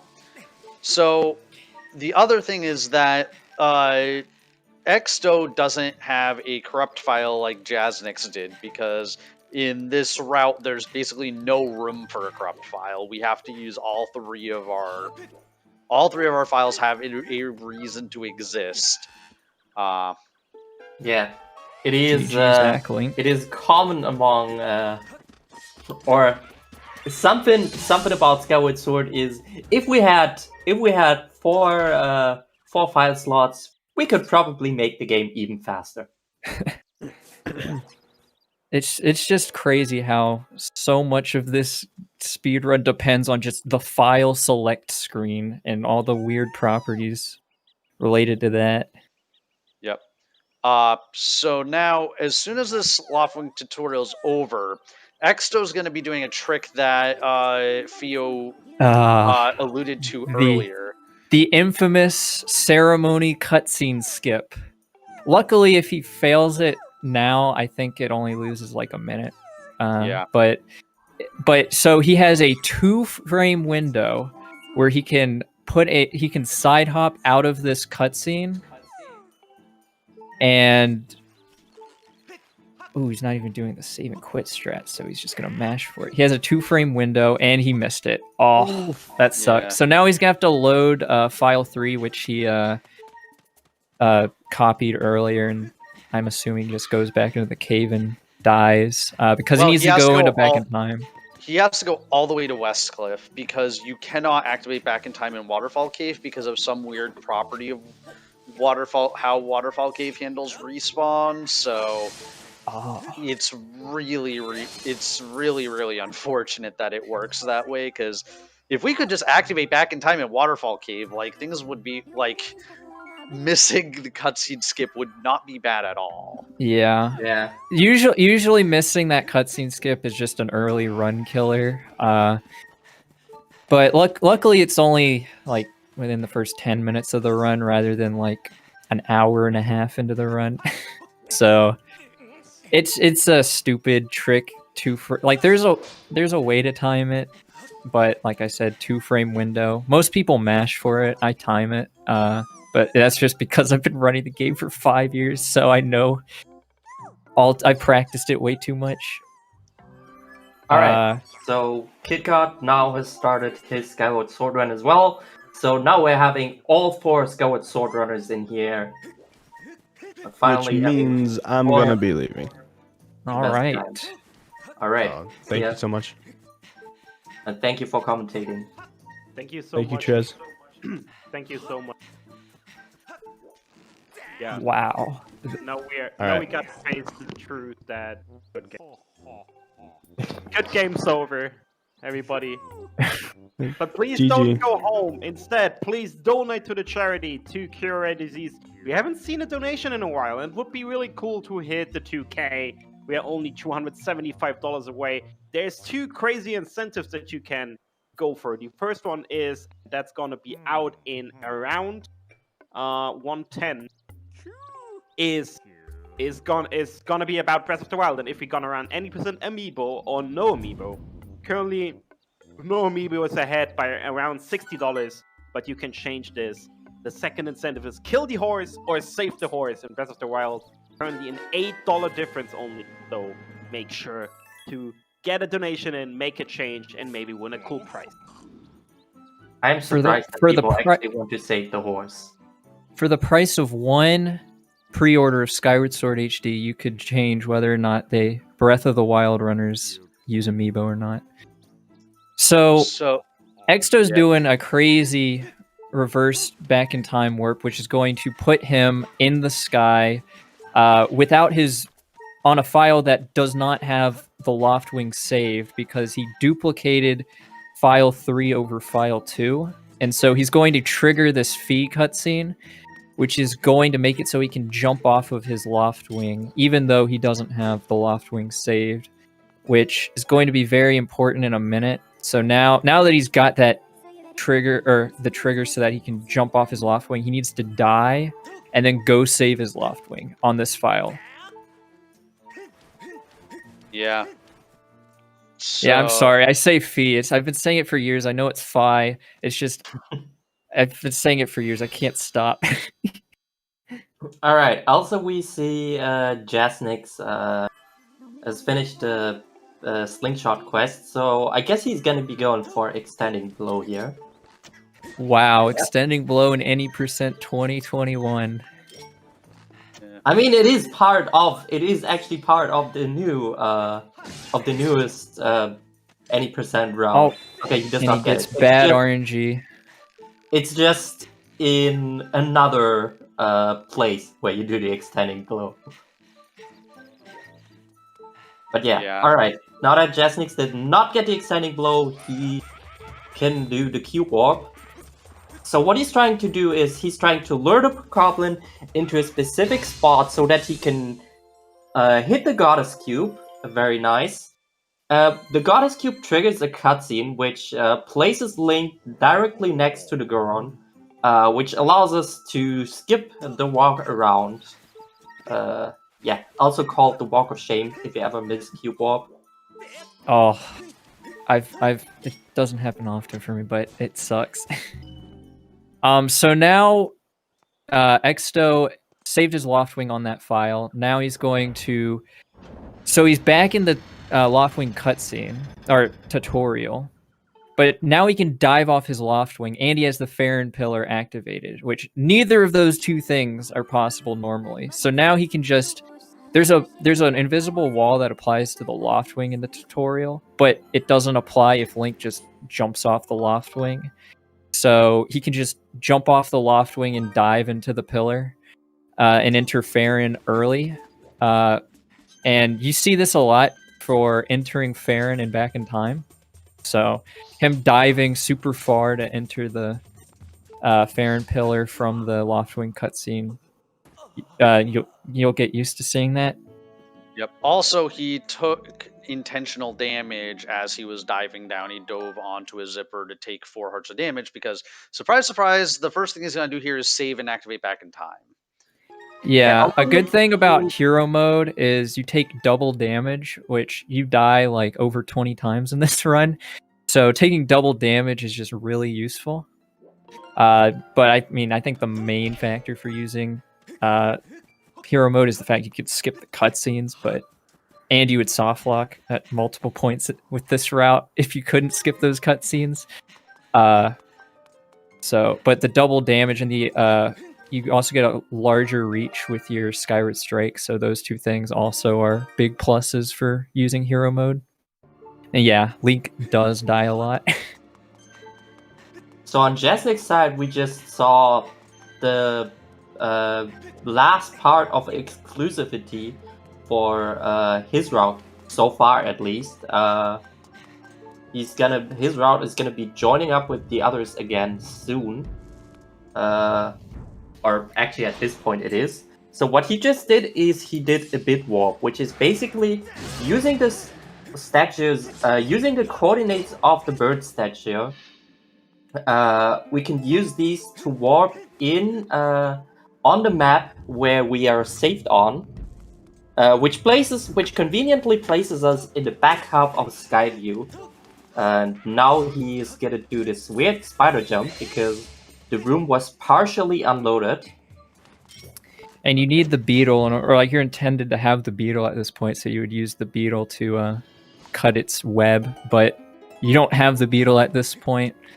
Or like Jasnix doesn't have the beetle because of the back in time warp, so he has to do that Skyward Strike and just jump past it, which it's kind of Monka-esque to learn, but once you get the hang of it, it's not too bad. And now what Exto's doing, Exto's going to be doing a lot of different things. That is, it's just witchcraft. He is taking full advantage of how broken back in time is.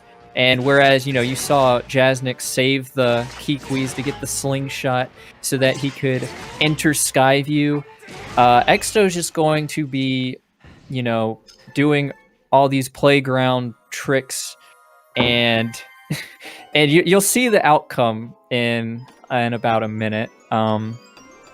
So just if you want to see just some crazy, like, this is what speedrunning's all about. Just watch what Exto's doing. Like, it's just insane the amount of like technical stuff that went into this routing. Yeah. And what he's doing is allowing him to skip getting the slingshot. Like, if it wasn't for this back in time, like the only required use would have been to get into Skyview if this wasn't possible for the slingshot. Yeah. So what Exo is going to do here is he is going to create a corrupt file now using this statue here. And once that file is created, is going to... So this area like is in a state that you're normally not supposed to be able to access, but the only enemies here are these Octoroks, and he's actually going to specifically die to one of these Octoroks back in time. And the reason he's doing this is just so that he can reload the area, because the vine going to Deep Woods, he needs to bring that vine down, and that's one of the things that he seemingly random things he did on Skyloft. But for that to take effect, that flag has to be set on load, and so for various complicated reasons, it means that he needs to die to reload the area, and now the vine will be down. Yeah, the thing that he did to make the vine come down and back in time was he went into that house earlier, like I was alluding to. So now this vine, which you usually need the slingshot, or I think you can do like some stupid Skyward Strike to knock down, that's now down. And now this is the crazy part.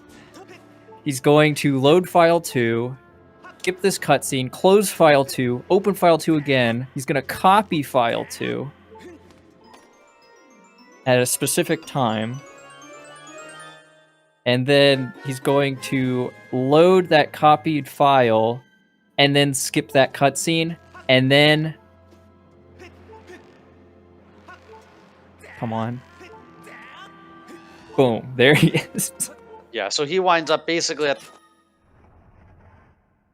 because basically reverse bit warped from that statue, because the very first thing he did in that RBM was to save file 2 at the Upper Academy statue, and when he copied file 2 to file 1, that also got preserved. So now he is in Skyview with no items. Yeah, and if you see, he's still Also, like he doesn't just even real have the quick, hero's tunic. Kato and Kid Cop both getting cutscene skip. Oh yeah, I wasn't even paying attention. So that's time save for both of them over Also, something Exto. we have talked about, Tato is actually playing on English. Oh no. Hey friends, hello. First, Tato is playing on English because his Japanese copy got lost in the mail. Oh. And second, shout outs to 3 new donations from Baldy G donating $15 saying save the horse, Anonymous donating $25 with hope you reach your goal, and Demon Fire with a $100 donation. Thank you so much. We are $145 away only from that 2K. Let's get that done before Breath of the Wild. That would be amazing. So Jaznix is fighting the first boss of the game, and like one of the few bosses you actually fight in this run. Girahim won. Meanwhile, Exto has to... Oof. That's not good. Yeah, well, I think Jaznix had, with his route saved in front of the boss statue, so he should... Oh, that's good. Like, it'll lose him time, but it's not as bad as it could be. If Exto dies in that fight... Yeah, if Exto does not save... He didn't do it when he was on his way to the boss key. For Jaznix, so. it would suck, but it would not be unrecoverable. However, for the others, if they would die to Girahim and would not do a safety save, that would be... I believe it would take them back to the entrance of Farron, but I haven't. Yeah, I haven't seen what happens. Okay, good. He's gonna safety save. Yeah, it's... Yeah, so he safety saves, so again, like, this is a fight that, like, it's not a terribly difficult fight, but sometimes Girahim can, like, do an attack you don't expect or something, and then yeah, and Yeah. you're on 2 hearts for Yeah, this. Girahim is a really RNG heavy boss. I'd say like one of the biggest RNG sections of the run right now. Like that. Yeah. The only other thing I can think of is the Keys in Earth Temple. Oh god. Scaldera, but also Oh like, yeah, and you manage Scaldera. Scaldera so that his RNG isn't really a factor. But if you mess up on Scaldera, then he's very RNG heavy. Okay, so Jaznix has defeated Girahim, and like also to kind of show the difference between the almost to Jaznix, and this is mostly just due to the route difference, because getting the slingshot is so slow. Yeah. Luckily, if you do get items, it forgoes having to do this stupid trick in Earth Temple, which is the only, like, because you need the beetle for one thing in Earth Temple, but if you do a stupid trick, it allows you to skip it. Like, that's the only advantage for getting the items, but it's only like a convenience thing. It isn't even really that much faster. Yeah. So like, Exto is now done with Skyview. Is he going to skip the heart container? Jaznix didn't. I think Exo said in his practice yesterday he would get it. Oh, come on. I mean, he already missed cutscene skip, so I imagine PV is most likely off the table. Yeah. I mean, getting the heart container costs like 6 seconds, so yeah, Like, it's not that big of a deal, but it makes it so you can basically take a third or a fourth hit without dying. Well, you can take more than 3 hits before dying. Yeah. That just makes the later part safer. Yeah.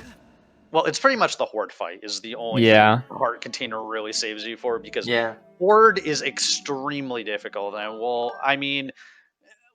talk about it a bit more and closer to the end of the run, but like that is basically the only reason to pick up that heart container, at least in the itemless route. For Jaznix, he needed to pick it up for the health refill. Oh yeah. Because he doesn't. None of the runners will have sailcloth, which you get by beating the ceremony race thing. Yeah. But yeah, you need. Horde is super hard with this route because in order to have a fast Horde, it's required for you to take 2 hearts of damage from doing Horde skip. And there's also like 50 enemies swinging at you. And then you have Girahim 3 and then Demise. So, and you have no shield and no other items to help you. So it's really tough with itemless.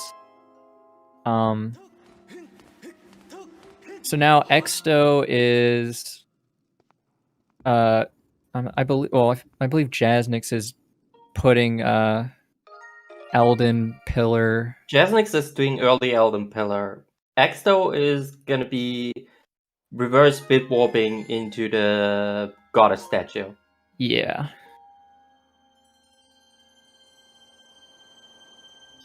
Yeah, so the one thing to note too is that Exto still doesn't have the hero's tunic, whereas Jaznix followed a progression that was a little closer to the intended progression, so he has the hero's tunic already. So basically what's going to happen after is Exo's going to reverse bit warp back into the goddess statue. He's going to place the ruby tablet, and after that cutscene of the tablet, it goes in.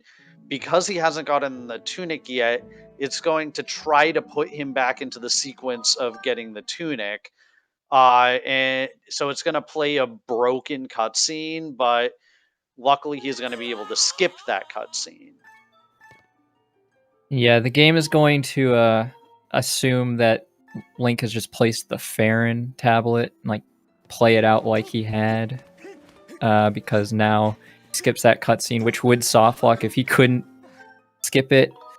And now he's going to have the tunic because after that it would play the cutscene of him getting the tunic. But he's going to save and then quit, manually reset and load that corrupt file to go back in time so that he can enter Elden in, or I'm not sure, some routes. Yeah, he's going to be reverse bit warping into the Elden Pillar. Meanwhile, Jasnix is going to fly normally into the Elden Pillar, and then once he or actually no, he's doing this in back in time. He's doing. Normally is an interesting choice of words if he's gonna do it in back in time. He's just normally entering Elden, and it's gonna put him, normally super far out of bounds. Yeah. Just I the way misremembered Miyamoto intended. So yeah, now what's happening now is Jasnix is heading into the.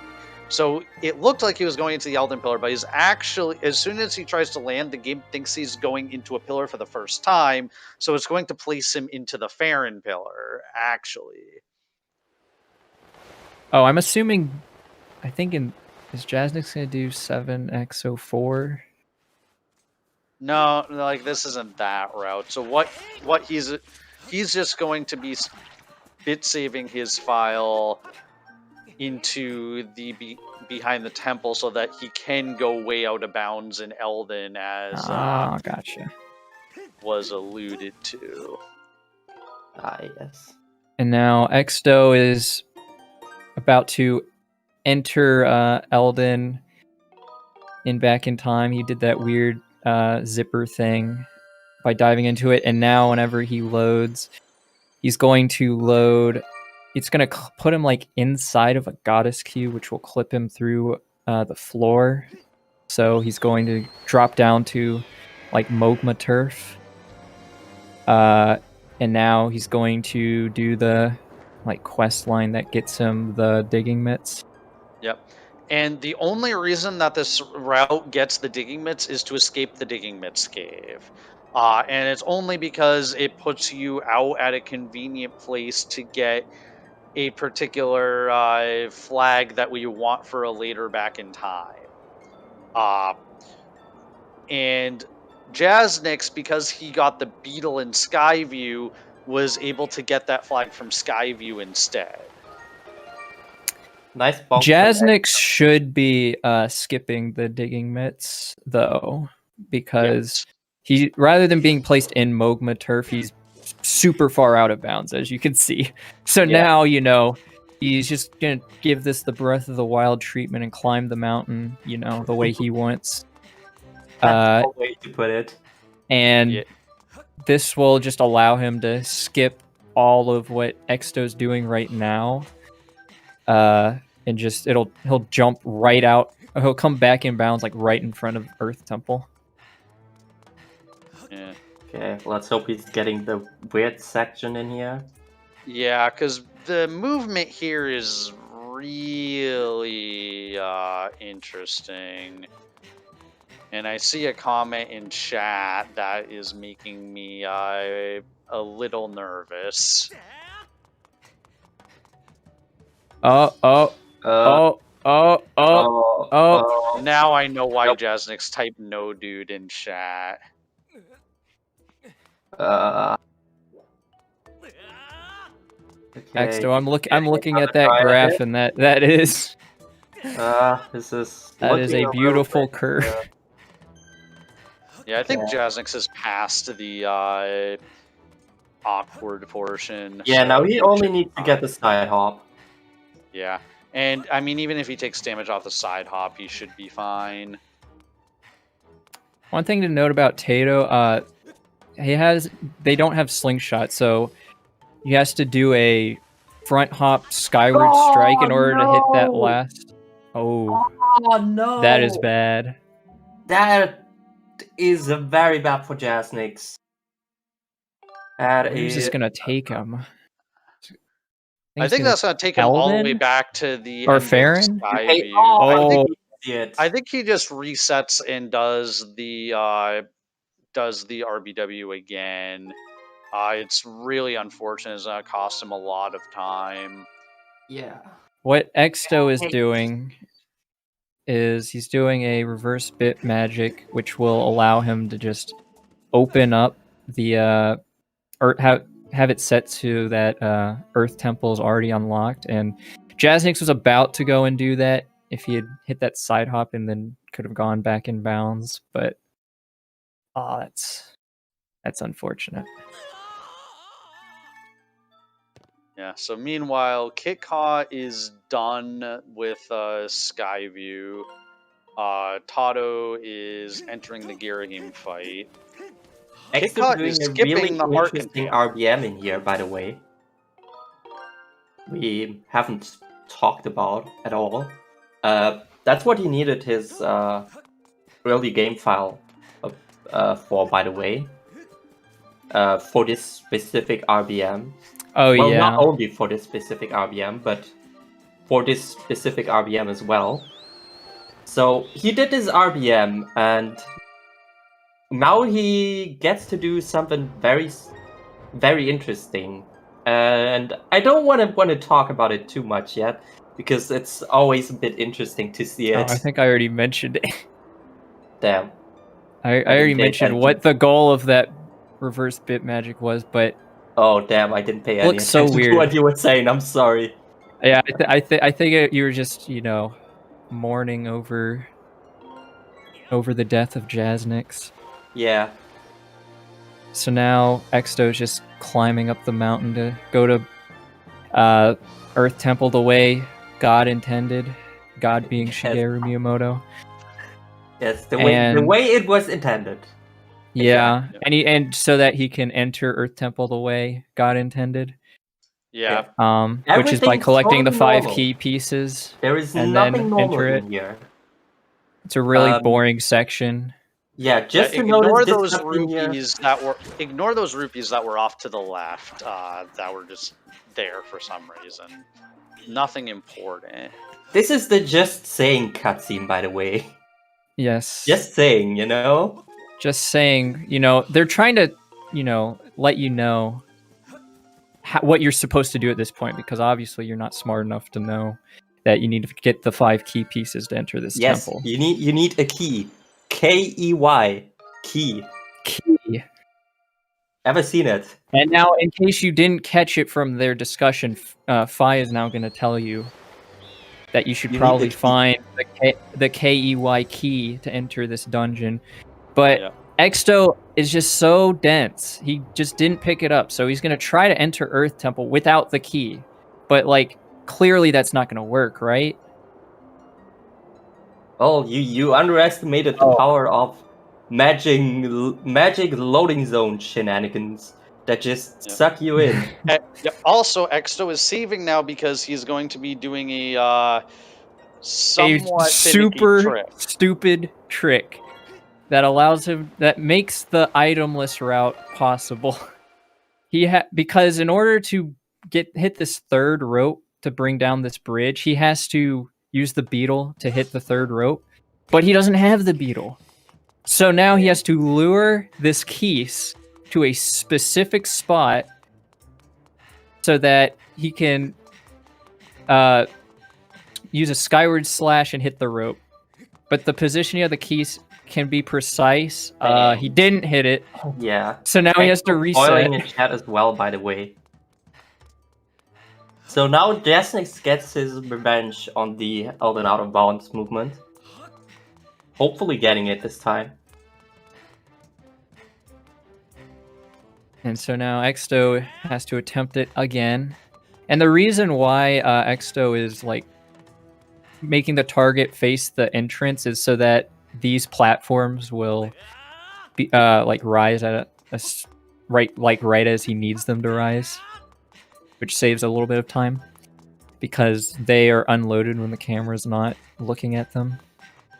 So now here we go again. Now the positioning of the keys is RNG dependent, like which way it goes back to charge at Link. That should work. Nope. I am surprised that one didn't work. All right, I think Exto is confused also. Nice. This keys trick is honestly the worst part of any percent. It's just so stupid.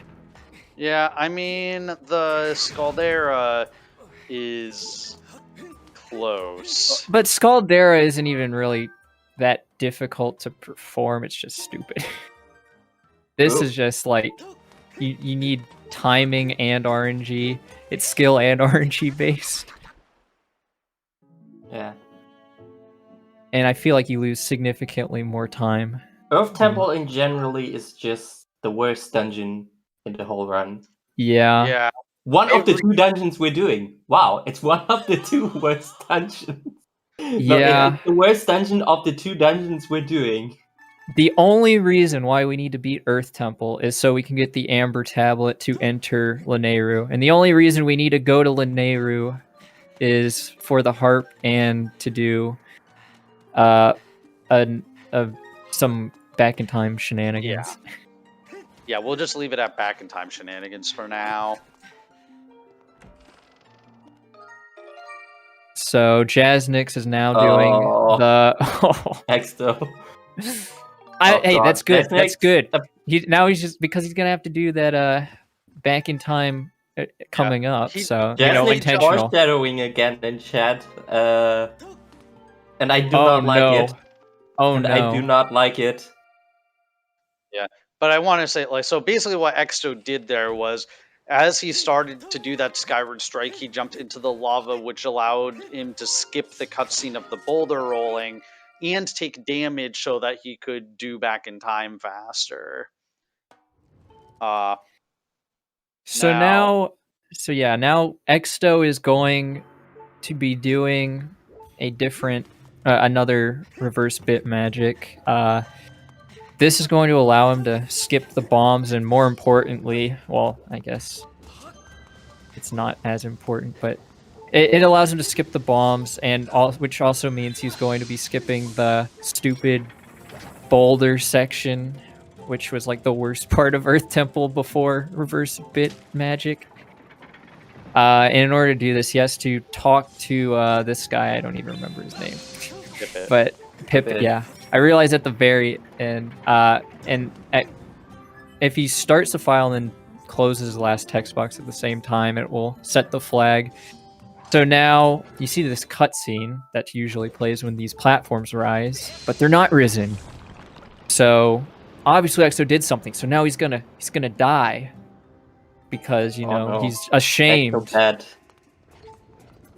But now Exto is so bad he has to die. The platforms are risen because dying reloaded the room. So now we're all good. Oh, did KitKat get circles? Damn, Nice. we didn't even pay attention to KitKat's circles. We're bad commentators. If you roll into that cutscene at a specific time and like angle, Link will just run around in circles during that cutscene. It's great. Yeah, it's basically because the game wants to put Link in a specific position, but if you angle a certain way, so that kind of prevents him from doing so, then that's the result. So now Exto is doing something known as stutter sprinting, which allows him to skip this like little puzzle. Just by pressing A and letting go of A, it conserves his stamina and lets him just sprint up that whole slope without needing to take a break. And because he was positioned at a certain spot when those boulders were falling, the boulders wouldn't fall on him again whenever he was running up the second time. And now he's getting the boss key for the best boss in Skyward Sword. Oh god. You know what? Casually, I like this boss because it was so easy. The way you said this already makes me already. It's just. Yeah, I in don't this know. in this category though, Scaldera is awful because although it's not really technically that hard, if you do screw up, it becomes really scary because since you don't have the bomb bag, you can actually soft lock if you do the wrong amount of damage to him.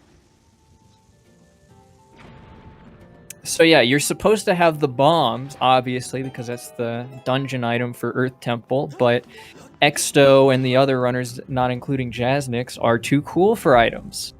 And so they're not going to have bombs for this fight, which, you know, makes heavy use of the bombs in order to stun Scaldera. So what are they gonna do? Speaking Oh, of bombs, by the way, Tato with the circles. Let's go. Yeah. I noticed that time. Yeah. Jasnix was doing the fight in here for the bombs, and before he entered the fight, he did a neat little cutscene skip to prevent the cutscene from starting the fight to happen. Yeah. I have to say though, watching runners not pick up bombs here is very weird. Because usually you'd have the bomb bag and would pick up bombs before jumping down on this platform to refill your bombs, but can't do that with no bomb bag. Yeah. So, yeah, Garaheem's all mad at Exto because he showed up too early and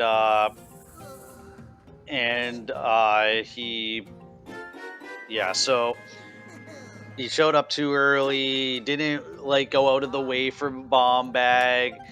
And so now it's like, how are we going to do this fight without the bomb bag? Well, basically we have to do this fight entirely with the bomb flowers that are near the top of the arena. How convenient that there are bomb flowers in here. Well, I mean, if they weren't there, then you would just soft lock if you ran out of bomb. Well, I guess you could do that I mean, for, they but could that would just be do it bad as a game normal game, as a normal Zelda game, and put pots there with bomb drops. But no, Yeah, this that's game true. thinks we need to put bomb flowers in here, and if you put bomb flowers in here, speedrunners are gonna make use of them. If it was bombs in a pot, then there would be no way to do this boss without bomb bag. Oh, threw that bomb early. Yeah, but basically in each of these phases, Exto is doing a very specific set of attacks so that he does a very specific amount of damage to Scaldera. And now he's gonna run behind Scaldera and try to take. Unfortunately, he didn't quite do it. What he wanted to do is run all the way to the back and take damage off the back of Scaldera to knock him down before he stood up into his rage phase. Now he's going to want to Skyward Strike the Eye, and now... unfortunately didn't quite get the tricycle, but he should still be fine to finish it on this next phase. Batman. Now, the thing that can happen is if on that second phase you don't do the correct amount of damage, the eye won't be vulnerable. Alright, KitKat doing the Keys. I don't want to say Kishi because that's I don't like that name. I don't like that. That's the only name You're doing the Keys Skyward Strike, and he got it. I don't know. I'm pretty sure that was first try. I wasn't really paying attention. Probably. Yeah, I'm 99% sure that was first try for KitKat. I was pretty sure. I just don't want to confirm. Got another $10 donation from Lemiphobiac, donating $10 saying, donating this to support Exto, the fourth best speedrunner. What the heck is...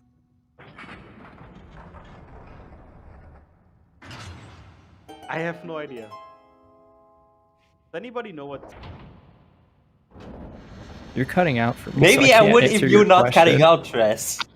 What's TBTTC? Oh, that's a meme game that Exto did runs of a long time ago. Taco Bell Tasty Temple Challenge or something yes, like that. of course. How could I not know that? Apparently, Exto is the fourth best TBTTC run in the world. So Yeah, I'm actually the best. So Cool. Nice.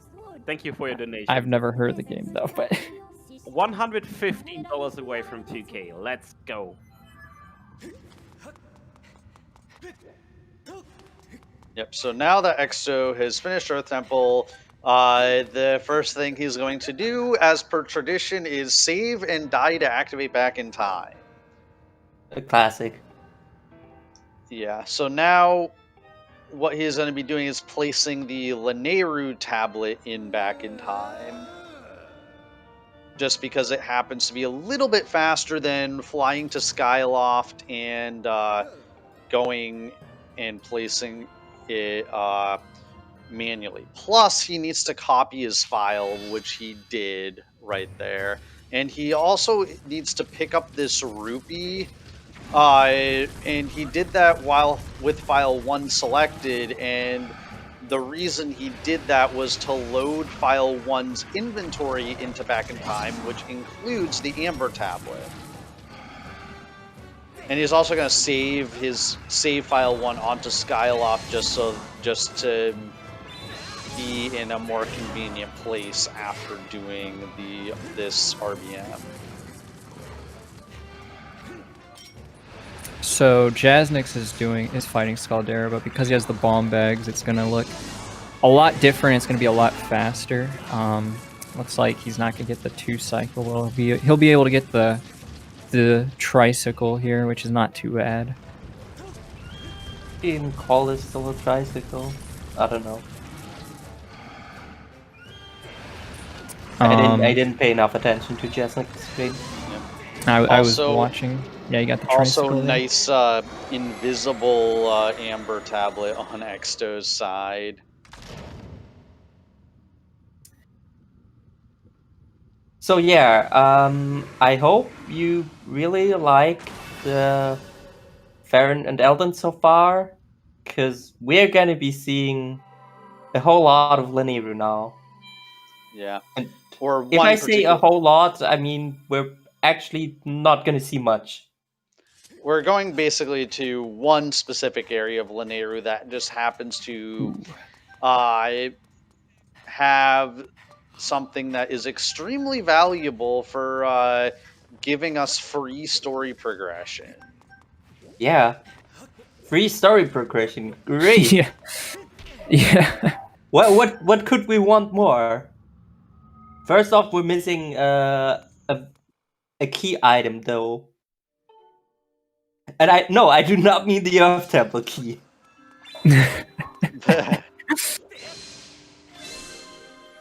And yes, Earth Temple is the final dungeon in the game. There's no more dungeons.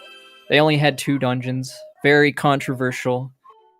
You know, Skyward Sword's just built different. Yeah, so again, Exto saving a statue, dying, activating back in time. Yeah, so I hope you like yourself some more bit shenanigans. Yeah, because that's exactly what we're gonna be seeing here. Yeah, so now Exto's setting up to talk to Betro in back in time. So this is going to He's going to be doing his Betro check for randomizer. Yep, clearly that's what he's doing right now. So because of the stuff he did, because of talking to the magma outside of the Digging Mitts cave when he was in Eldon and he copied that file, when he bonked that tree, it caused the shed to open. And now he's going to be able to enter Betro's house in back in time. And by doing this specific reverse bit magic, this is one of the first big ones to be found, and it just allows you to completely skip Lanayru mining facility. Yeah. You'll see why in a second. But first, we have this really scary monster. Yeah, so he has to kill him. Oh, he's already surrendering. Exto's just so powerful. Yeah. Yeah. I would be afraid of it as well. From seeing Link at night with his sword in the hand. Very very scary. Doesn't have the beetle. Yeah, doesn't have the beetle. Or he doesn't have the Bugnad. You know, the most powerful item in all of Skyward Sword, the Bugnad. So now Jasnic's is gonna, Exto is going to talk to this robot, and this robot's going to teach him a secret technique that allows him to unlock bird statues he's not talked to yet.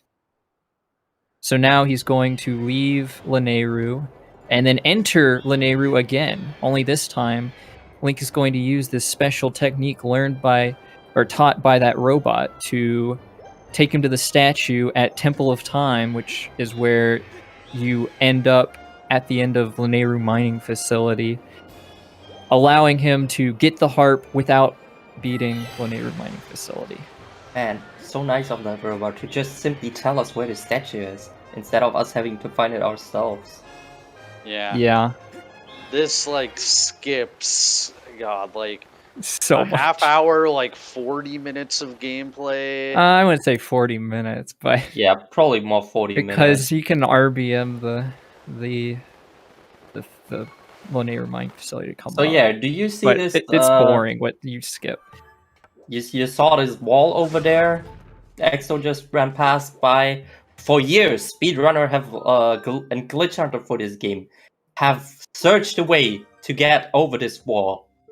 Little did they know that the secret to getting to that wall was simply to get to the statue behind it. Also, Exo getting the 2-frame, I guess, a backflip out of that cutscene trigger. Yeah, that one only saves about 15 seconds. Doesn't save as much time as the wing ceremony cutscene skip, but I mean, it's still a free time save if you can get so it. So why would you not go for it? All right, friends, just quickly want to say we are at $1,933, and currently no amiibo for Breath of the Wild is $1 ahead of with amiibo. Come on, let's get some more amiibo. This is really close. The decision to for the category will be made in, let me see how far Jasmine. Let's say in 22 minutes. So when he's at 1:30. So on dot on the hour. You have 22 minutes to donate to that goal. No amiibo or with amiibo. The runners really want to show off with amiibo because last time we had no amiibo, but it's up to you guys. So please get your donations in for a great cause. Have a chance to win a cool prize. I want to watch the world burn, so donate for amiibo. I don't care if it's amiibo or not. I just want to see the horse dead. So now that Exto has the harp, he went back to the entrance to Lanayru, and now he's going to use another technique that he learned from the robot, a secret ninja teleportation technique that has been passed down from many speedrunners of the past to teleport himself way out of bounds.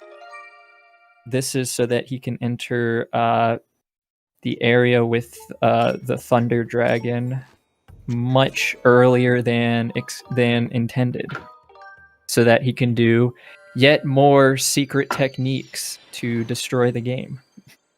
Man, the NPCs in this game teach you so much. So like this is why you need to learn Japanese, because the Japanese version of the game is was telling runners these techniques the whole time. So yeah, shoutouts to out of bounds collision, to huge out of bounds collision in here. This is mainly because this area is actually used in the credits. That's why this area exists. Why it has solid grounds I do not know. It's because Ask of Miyamoto. it's because of the like the mining like the section where like it's because of some section that you that you skip by doing this. I remember hearing that in some other commentated run from years ago. Yeah, so now Exo is heading into the Lanayru Gorge, which casually is the last region that you ever access in the game. And so now Exo is going to be setting up to complete the next goal that Exo has is to complete the minecart escort that is in this area, but he's not going to exactly be going about it the intended way. Thank God. Yeah. Yeah. The first thing, however, since he skipped the bomb bag, there's this boulder that is normally in the way of the minecart that, like, normally you're supposed to use the hook beetle to get rid of. Well, we don't have hook beetle because we don't have the regular beetle. No, and failing that, there's a precise bomb throw you can do to get rid of that boulder. Well, we don't have the bomb bag, so instead we're going to use some in RBM to get rid of that boulder. That's basically the two questions you have to ask yourself if you're running Skyward Sword. Do I have the item to get rid of this thing? No. Hey, Okay. we surpassed $2,000. Thank you all so much. $2,029 thanks to a $75 donation from Phoenix Roseblade and a $20 donation from Makar saying Amiibo. However, right now, no Amiibos in the lead with $408 versus $353. So right now we do no Amiibo, which the runners would hate. So if you want the runners to hate their run, that else, somebody has to donate $56. Might be able to do it. So yeah, as I was just about to say before Tris interrupted me. Yeah, so first thing you have to ask yourself, can I get rid of this thing in a conceptual way, like intended way? No. Okay, I cannot. Can I RBM this thing? If I can, easy. Problem solved. Can I not RBM this thing? Well, it's probably dead. We probably can't get rid of it. But luckily we can RBM it, and that's why this run is how it is. Yep. And yeah. So, yeah, you saw, if you were paying close attention to Exo's screen there, as he he did a jump slash on that bomb flower, and it blowed up a boulder next to him, but also the boulder I was talking about in the distance also blew up. And so basically every time you do an RBM, you have to then do something else to what we call commit that RBM. So that is why you see, like, after Back in Times, oftentimes you'll see the runners do something seemingly random.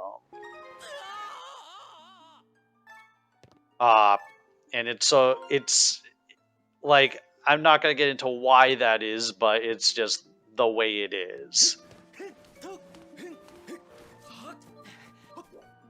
Yeah, speaking of seemingly random Exo, it will be making his way over here again to Farron.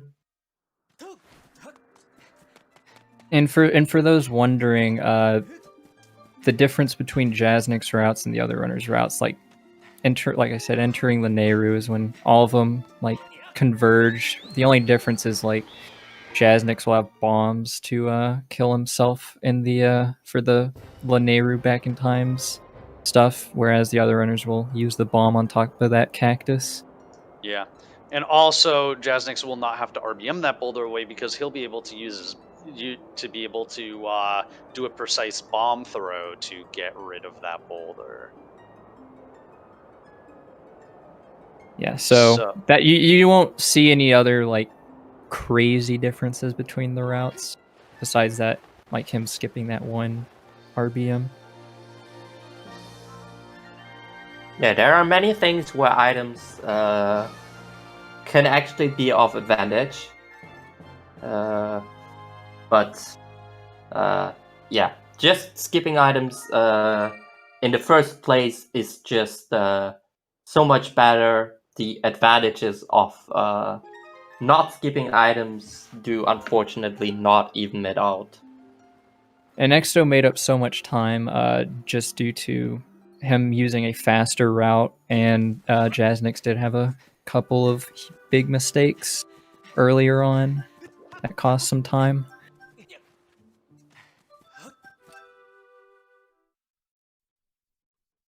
And KitKat gained so much time over Tato just due to Japanese version.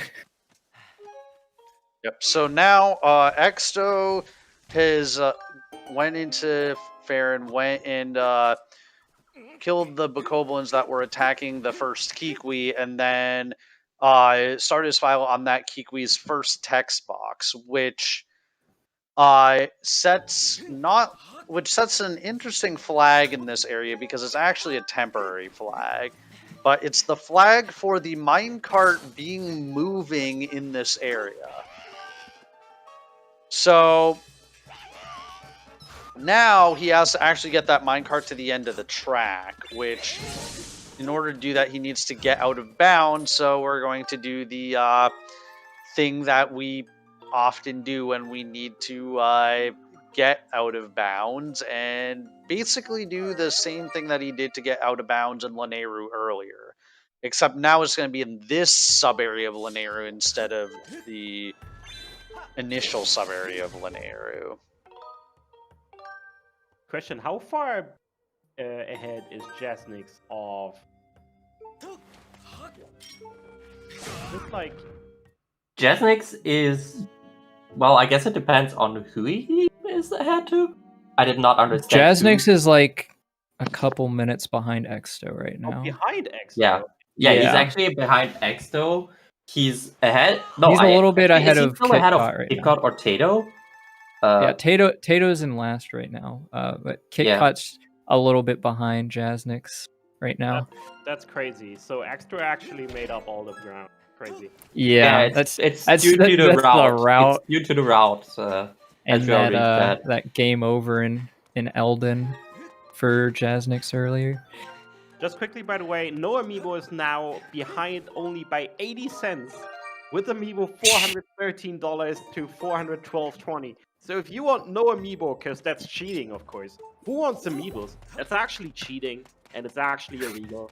So if you do want to prevent this gross bull crap of that is Amiibo, you need to donate. We had $2,090.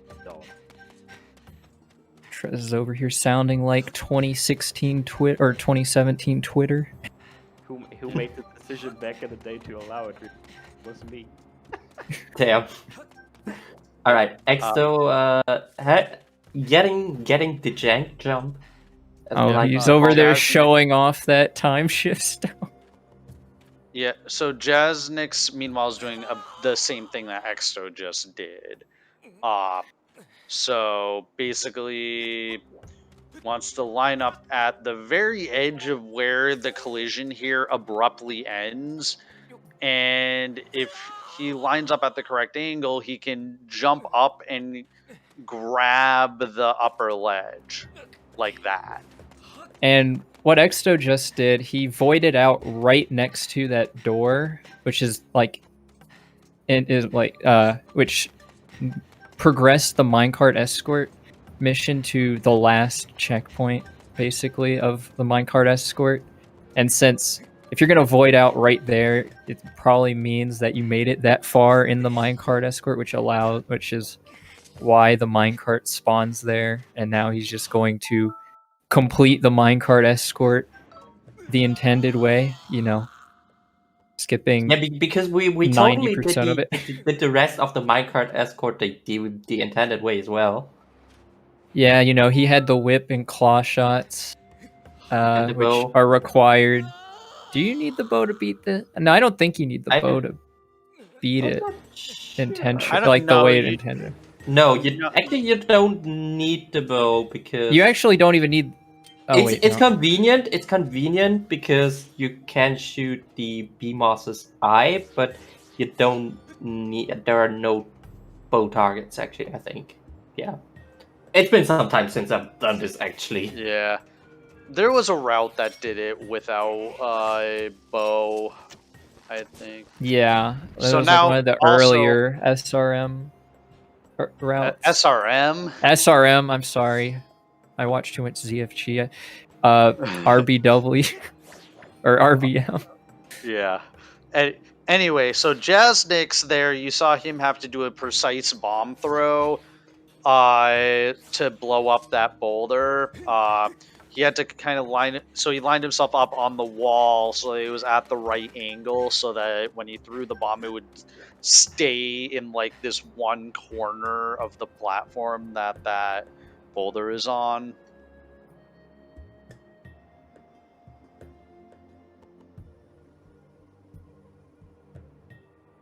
Now, I believe this RBM that Exto is doing is going to revive the Thunder Dragon.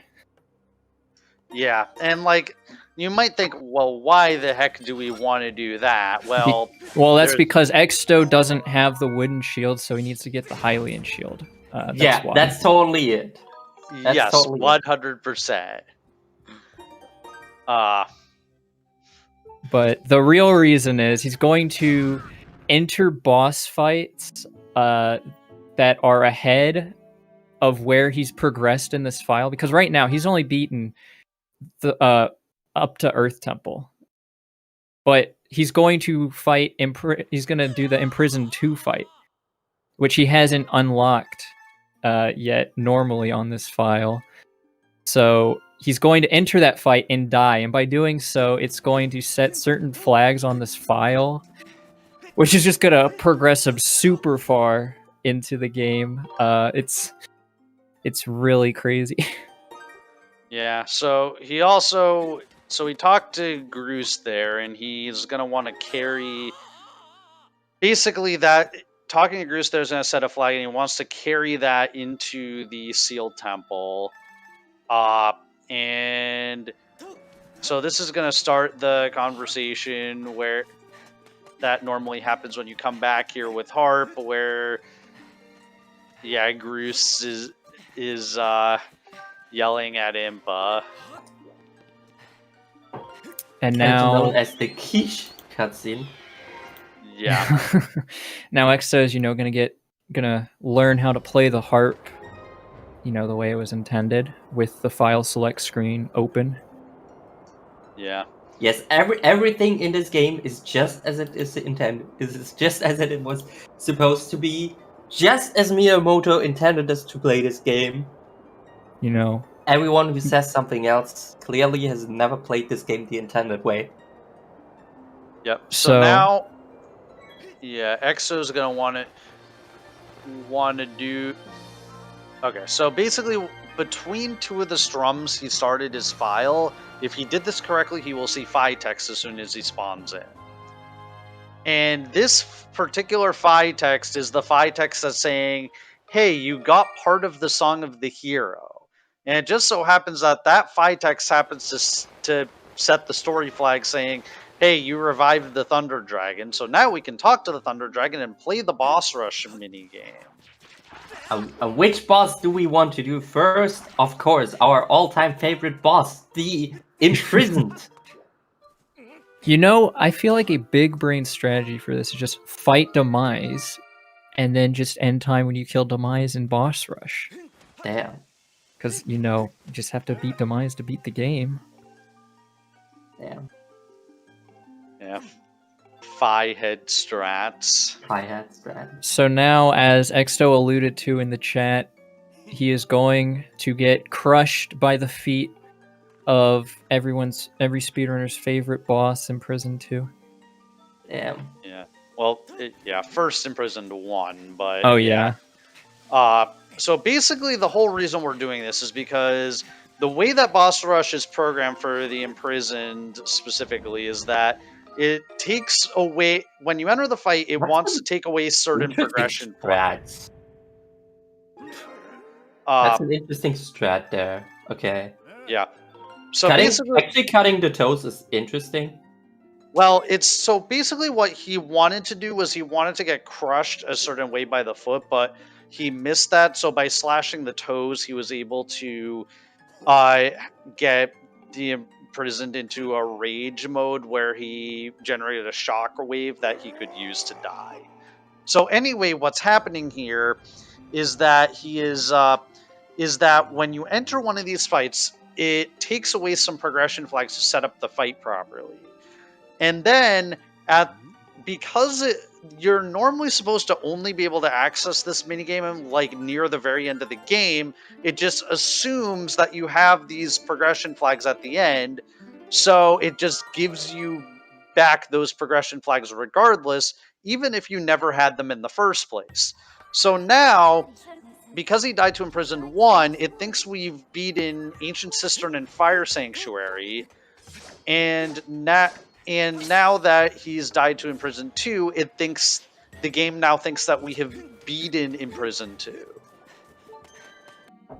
And because now the game thinks that we've beaten Imprisoned 2, that is the prerequisite for being able to open the Gate of Time, which is how we can get to the end of the game. All right, easy. So all we need. So yeah, now we basically have we've beaten all of our dungeons. We have beaten the Song of the Hero quest. Now all we need to do is open the Song of. All we need to do is open the Gate of Time and open the gate to the Horde fight. Yeah. Well, it's not quite that easy, even though that is exactly still what we need to do. Hey, Yeah, friend, I'm back. Oh. Okay, that sounded creepy for me. So right now, and I can't believe I'm saying this, no Amiibo is ahead by $1. We got a $60 donation from Anonymous and multiple from Makar trying to fight back to get Amiibo ahead. Yeah, and we have 4 more minutes to decide if it will be no Amiibo or Amiibo. Someone just donate like $10,000 for Amiibo, and then we won't have to worry about this.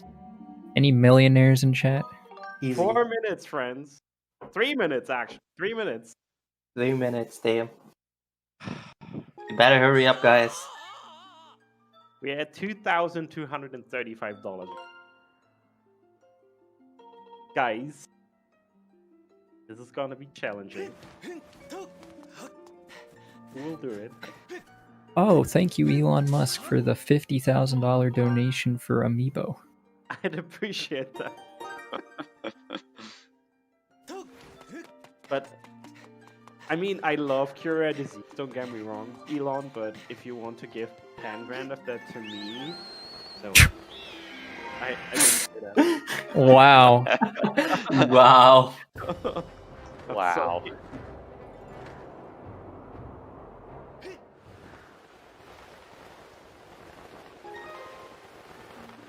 Yep. So now Exto, meanwhile, went back to Skyloft and saved there. So now is where the fact that he saved the Remlet at the very start of the run is gonna come in. So he's yeah. So he's going to be heading into the Farron Pillar again.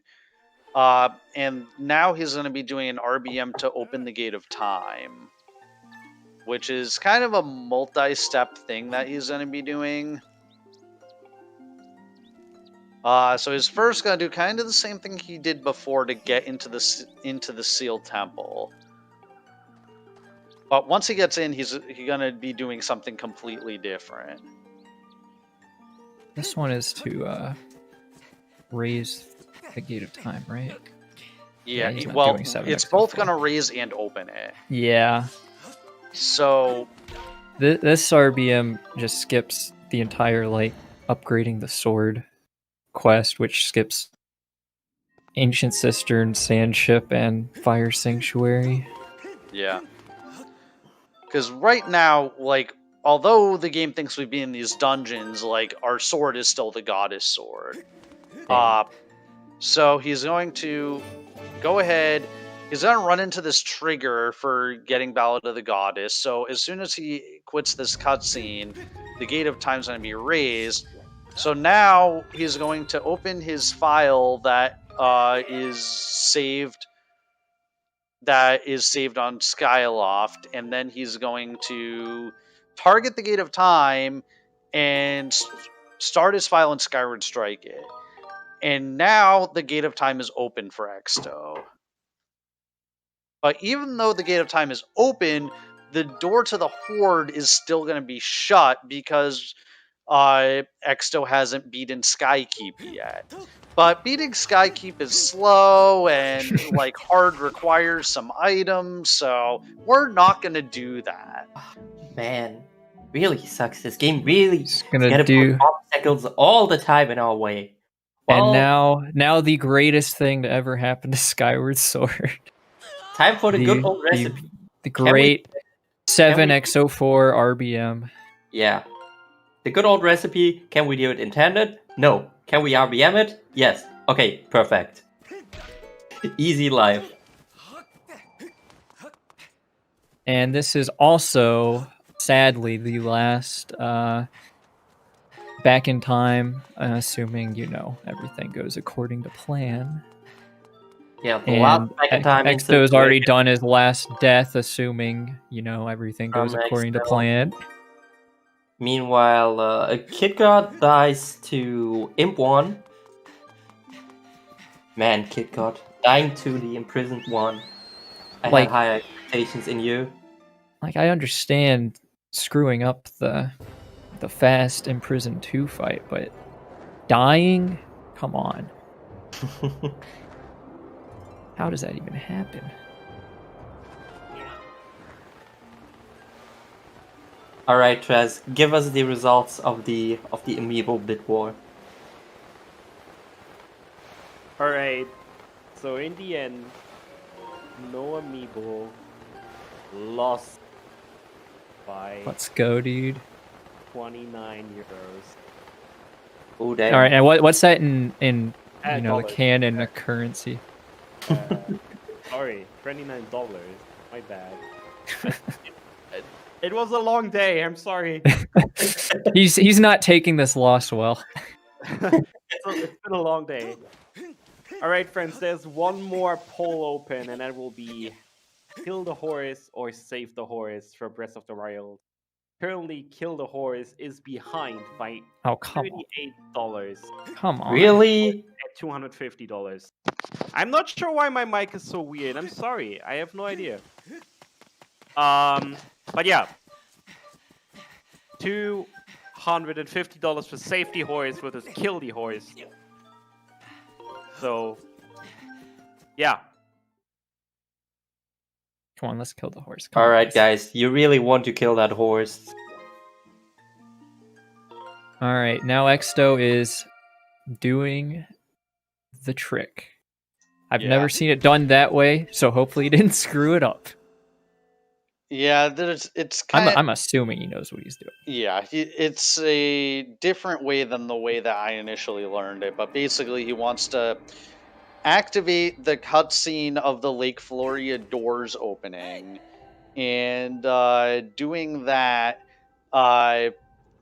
happens to set the same value as the door to the Horde fight being open, which was like the single biggest time save in like the history of this game, because it basically once we discovered how to do that, it saved something like 75 minutes in any percent. Yeah, you it also was don't just want to so forget huge. to talk to Impa there because Otherwise, you'll have to do your horde fights. Horde, You'll have Gear to do Him your horde 3, fight and on Demise with the Goddess Sword. And Yeah, the other fights aren't bad. Horde, Yeah. Horde. With True Really Master don't wanna Sword, do you that. can one-shot every Bokoblin, and can like stun the Bokoblin commanders. But like with Goddess Sword, you can't. So it makes the Horde just so much more difficult. And whenever like you have very little room for error with Horde because you have no fairy to save you and low health, and no sailcloth. It really helps having the True Master Sword. Yeah, Instant Skyward Strike is also a neat little addition Yeah. to that. Additionally, to be able to slash through Boko's defenses here. And now the very beloved Horde skip is coming up. This trick saves about 40 seconds and skips the blue Bokoblin phase of Horde, which is great because that Bokoblin is annoying. It just won't die. And gets it. So you have to like roll into that cutscene at a specific position so that Moblin spawns at the right position so that you can run up the shield when that cutscene ends. And you can run up the shield and jump over the barrier. So it's a nice little trick. But it requires, since you don't have sailcloth, you have to take 2 hearts of fall damage. So that's why it's a little scary not having like safety fairies. And if you have 6 hearts, especially, it's even more scary. Yeah, I also want to point out that Exo got like perfect RNG from the Stalfos, got like 2, both of them just opened horizontally for him, which is exactly what you want, because you want to be able to do just horizontal spin attacks, because you want to be able to clear out some of the Bokos around them at the same time. So it's really frustrating when they only open vertically for you, because it's just not great. Now Jaznix is entering the pass and about to get the True Master Sword. So he's almost done. And Exto's entering Girahim 3. Where he's just gonna slash. The first phase is just slashing at him until he falls off of the platform they're on, and then he like final blows him. Yeah. Unfortunately, because we don't have any items, we can't actually manually activate the harp. So we wind up just not able to taunt Girahim with the harp, which is one unfortunate thing about this route.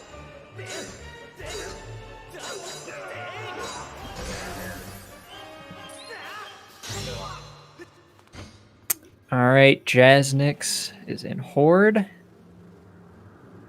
I believe KitKat is doing... He's either doing 7x04 or the... opening the Gate of Time. Yeah, he's doing Or door- 7x04 because he's running towards the Upper Academy statue. Oh, yeah. So Exto's doing the 1 cycle for the second All right, phase. and we get a And here we go. red upcoming. You wretched brat. Yeah. Also, there's this evil aura coming from the center that's not supposed to be there because we never actually hit the ceiling spike at the start of the game. So it makes the end of this fight kind of laggy.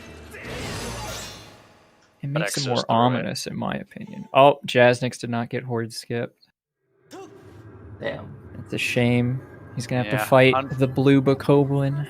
Yeah. Luckily, the bombs that the Bokos dropped did kill all the Moblins, so it's not as bad as it could have been. Yeah. Now Exto's going into Demise, and hopefully he's gonna take after Gymnast and put on the blindfold. It's got no shield, so it's gonna be even more sick than usual.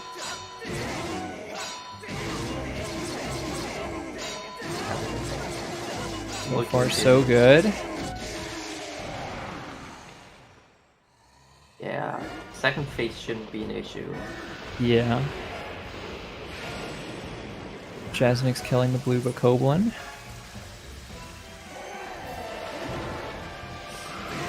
That's the backflipping was the hardest part. Yeah, okay. And that should be it. Hopefully And not final blow too late. And boom. GG's to Exto.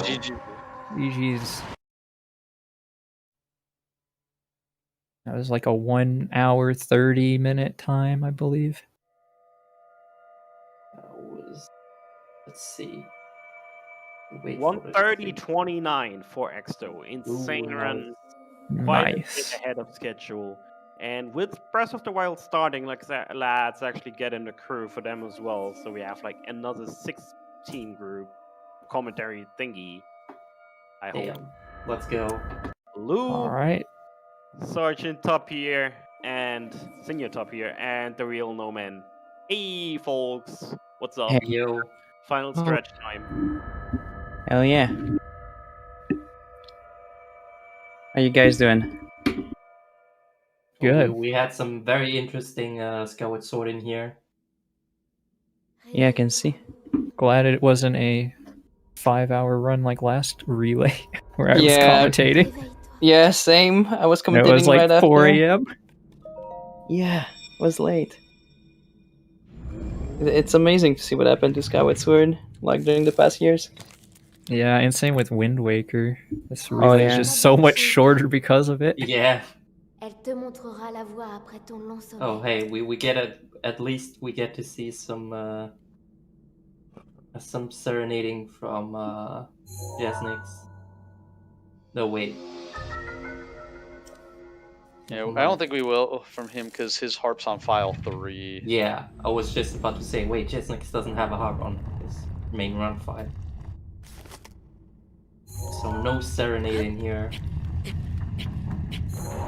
Let's see if KitKat gets Horde Skip. By the way, Majestic just did a scope clip to get out of Shrine of Resurrection to skip the opening cutscene. Okay, nice. KitKat got Horde Skip. Very nice.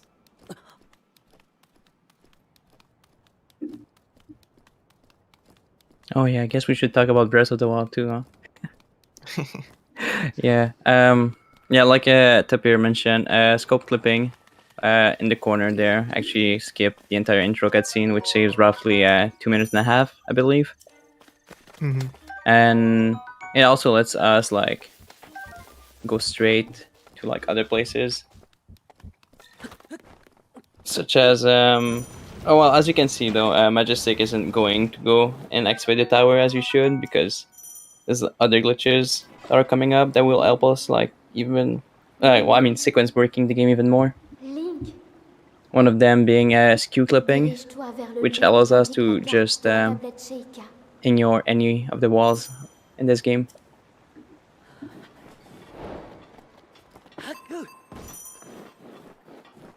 But yeah, first off, Majestic's gonna have to actually gather a few resources, such as a shield and an axe, also a bow and some arrows. But thankfully, all of that is in the way to the first run.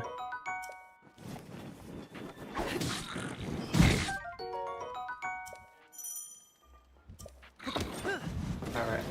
Jasnix in the final demise fight as well now.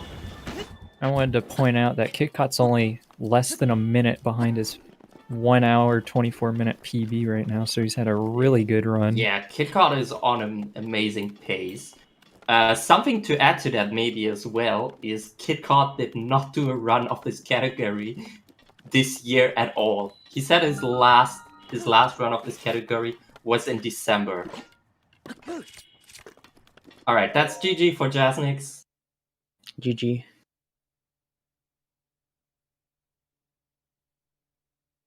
Yeah, and what Majestic just did there, he did a shield jump into an angle or like some sort of slope, and specifically on this shrine, in order to like displace Link in the middle of a shield jump when he unequips shield, that allows us to clip through walls. And now he's on to the stasis rune.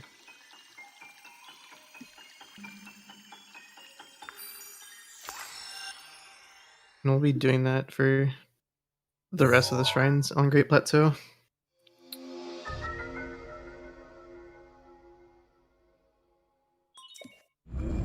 Yeah, being able to go out of bounds has been quite amazing for this game. It cut down Plateau's time from like by minutes. We used to have like I want to say like 19s, maybe 18s plateaus, and now some runners can get it down to like 13-minute Great Plateau. So it's really something.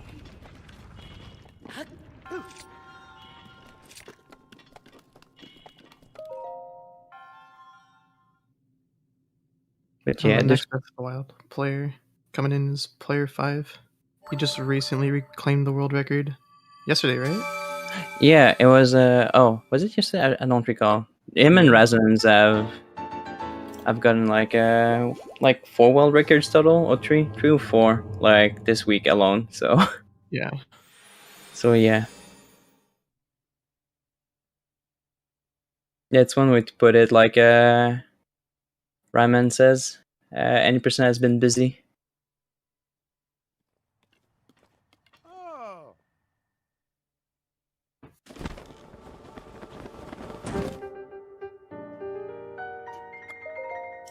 But yeah, by skipping the tower, but doing a shrine first up, it doesn't mess up with the game much. The game just acts as if you had like the tower cuts and everything, and the sequence that's happening right now with the old man is actually the sequence you would get after completing the first shrine.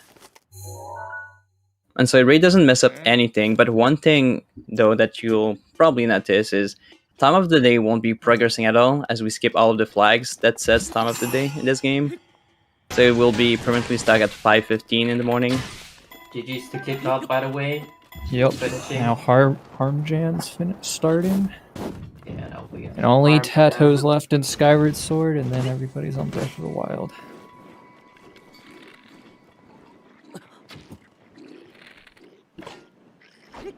Oh, what Majestic's setting up here right now is called a bullet time bounce, where we are able to bounce off of bokoblins through ragdoll physics. And what we do is when we jump into the air, we activate bullet time when the bokoblin's in a specific position, and then that slows the game down to 19 times the speed, or 20, something around there. Yeah, and then yeah, if we leave bullet time right after we like bounce off of that, then Link's speed amplifies to 19 to 20 times.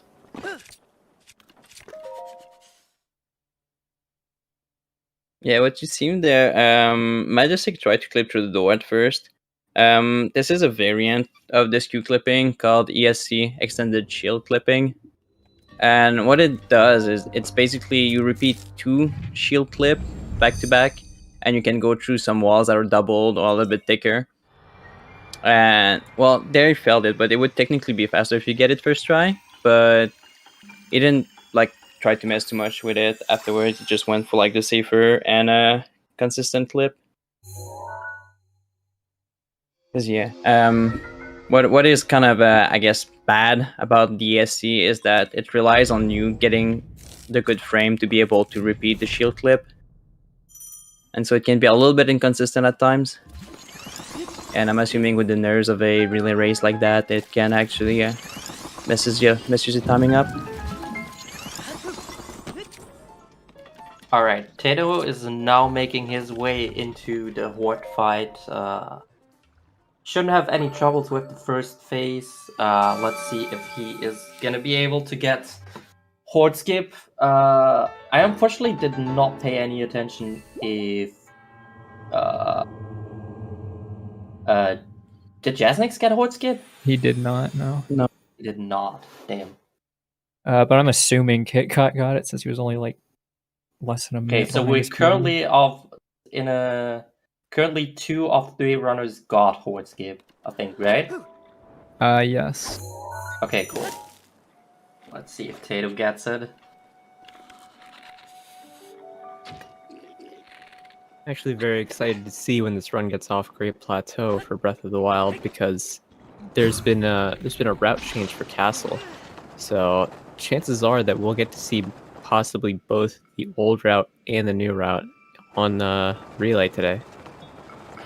Yeah, I believe Amiibo won the poll, so we will most likely see the new route from a lot of runners. I know Armjan's gonna stick with Downing all, because this is what he's comfortable doing for this run. But yeah, it's gonna be nice to have a comparison of both routes.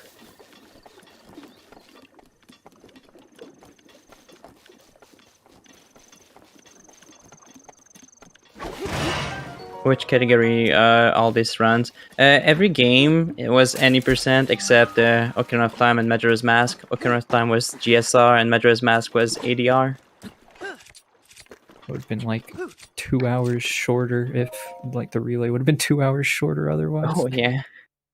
I mean, Majora's Mask would be first cycle and then one small credit warp. It would be yeah. not that It interesting. would have been. It would have just been Ocarina of Time and Majora's Mask would have just been boring throwaway runs. Unfortunately. Yeah. It would be Even though nice the to tricks see, are though. really cool that they're using. It's just you don't see much of them. Nah, ADR is hype though. I really like that category. Yeah, and GSR is a pretty cool category also. True.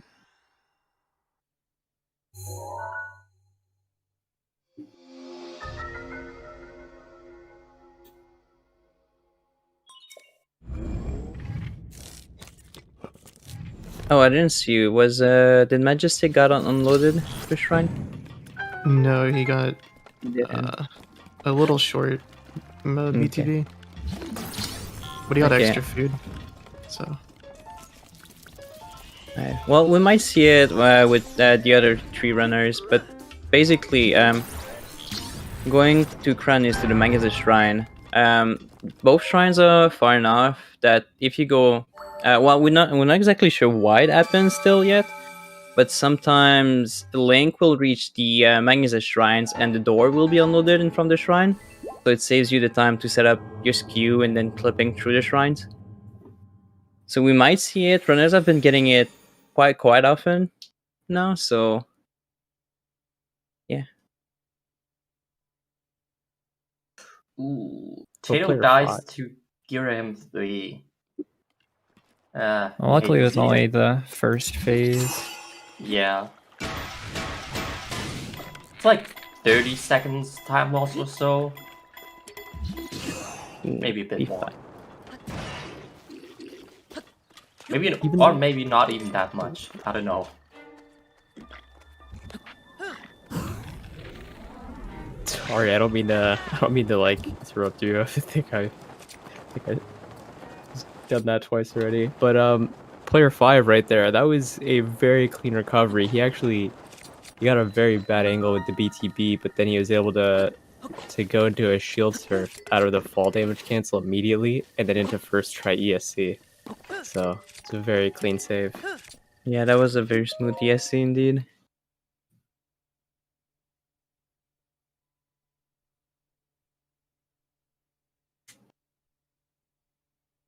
I guess we forgot to talk about fall damage canceling, but Majestic started doing it like 3 times, so. It's a trick that's been around 2017. If you don't know it, too bad for you now. No, but fall damage cancel is it's basically it's quite simple actually. Whenever you fall from like super high and you know you will take damage, what you can do is actually go in your throwing animation with any of the weapons. It works better with two-handed weapons usually, but you can do it with like any of them. But basically, when you're about to throw the weapon, you can add-on equip the weapon or the shield. And what it's gonna do, it kind of resets Link's height position, and from there, the game is gonna start calculating the Link's falls from where you unequip the item. And so that way, Link doesn't take any damage when you do it close enough of the ground. It has been useful since the beginning of the game, so. I was about to mention the wind bomb that Majestic did. in the bomb shrine. He almost died to do ragdoll, but what you do for that is it's kind of the same as the bullet time physics with the bokoblins and the BTBs, but you place one bomb and then you enter bullet time, go down to like 90 times as well, and then with the second bomb, you place it behind you. Then the two bombs project into each other, causing Link to fly as well. Which we'll be seeing like 3 more, I think, in the run. Can't remember. Well, there's one going Temple of Time, then there's one with the new route, then... No, there's 2 more with the new route. Yeah, depends on the route. Yeah, no, it depends on the route. And each time you do it, you take a hearted damage, so that's always something to look out for. Assuming you don't Yeah. take ragdoll damage afterwards. Can we appreciate that after 9 hours, all runners are on the plateau pretty much at the exact same time? That's pretty crazy. Nobody will get the glider before everybody's in principal. What I think is crazy is out of 9 hours, we had the time to play only 5 Zelda games, and one of them was Toy Princess Fort by 3 hours. Talking about that. Okay, Tato having a rough demise fight in here. You hate to see it. Luckily, you should get All right, him GG. now. All right, that's all Skyward Sword. So I'm gonna head out. Thanks, everyone, Thank and you. good luck to GGs the again to Breath of the all Wild Skyward runners. Sword runners. And And good luck to GG. the Breath of the Wild runners. And yeah, thanks for having us on comms, I guess. Thank you Yeah. so much, team. You did See you amazing. guys. Thank you. And before See we ya. See you dive guys. deep into Hyrule Castle with Majestic, just a quick shout out to everybody that commentated today. We had $2,265. Let's get at least to 2.3k. Maybe we can even get it to a stretch to 2.5k. There's one more incentive open. That's if we save or kill the horse while Majestic is missing the BTB to Hyrule Castle. I hope you all gonna support us for the remaining 20-25 minutes of this match. And thank you all for being here, being so hype. And if you want to get a sweet prize like a Nintendo Switch, please consider donating. It's for a great cause. All right.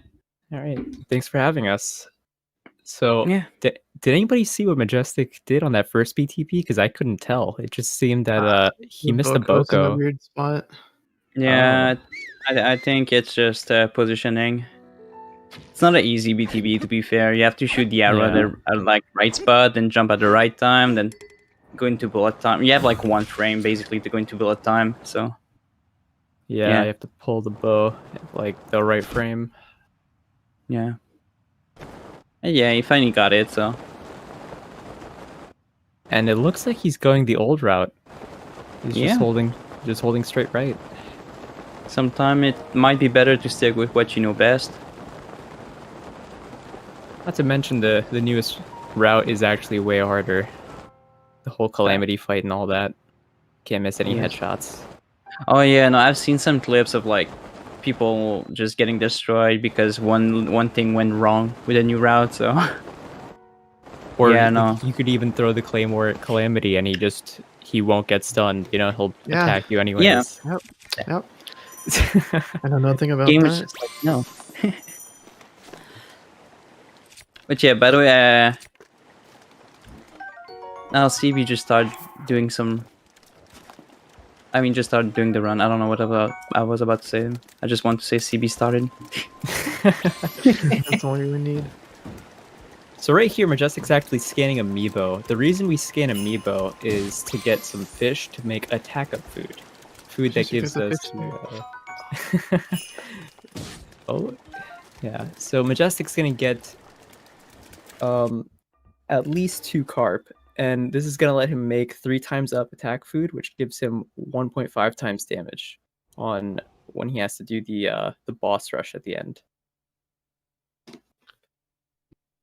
Yeah, attack food is crucial for this route. Because if you only have like, let's say, +1 or +2 attack food, you're not gonna make it through the fights with the same weapon route. Basically, you'll need to collect more weapons, more bows, more arrows. It's a struggle. So yeah.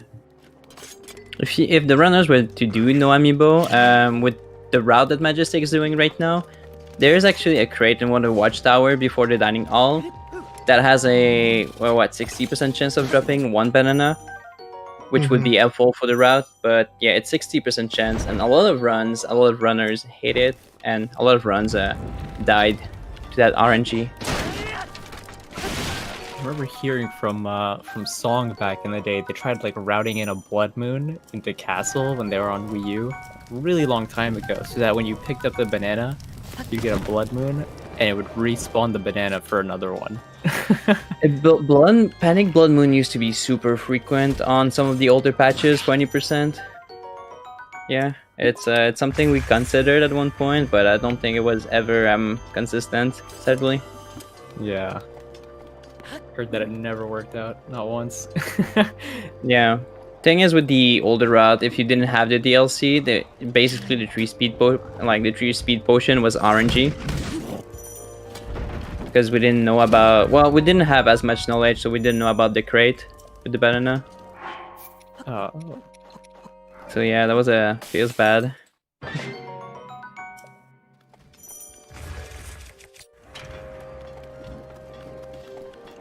Also, with the route the Majestic's doing right now, there's a bunch of arrow crates in the army where he picked up the sword and the bow. And he actually got pretty decent arrows. I think he got like 20 or something. Which is very comfortable. Oh, that's one main difference between the new and the old route, is the old route has RNG arrows, but it is actually much easier to do the fights.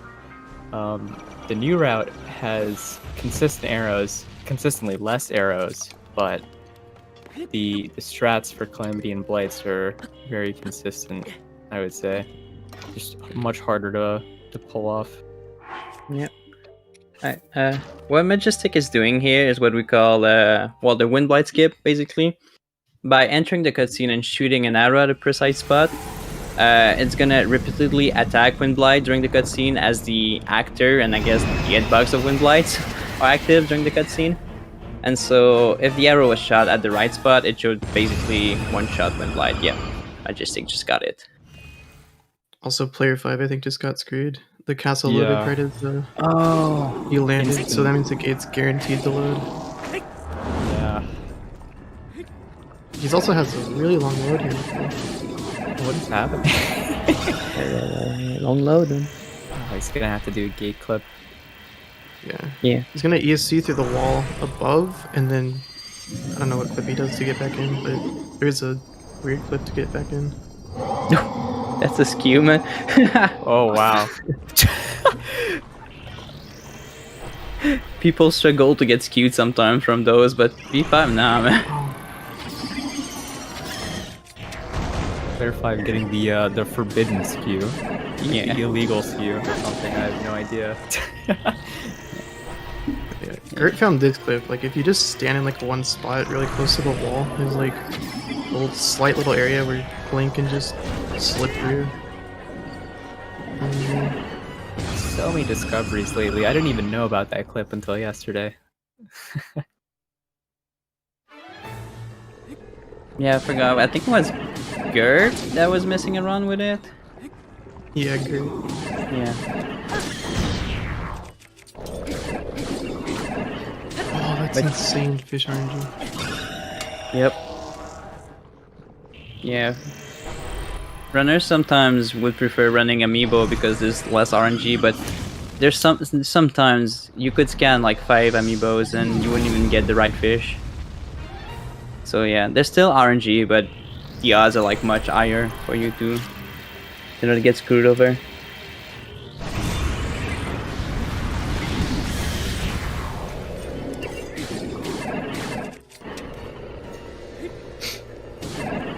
Considering how long this relay is, the runners are all actually pretty close together.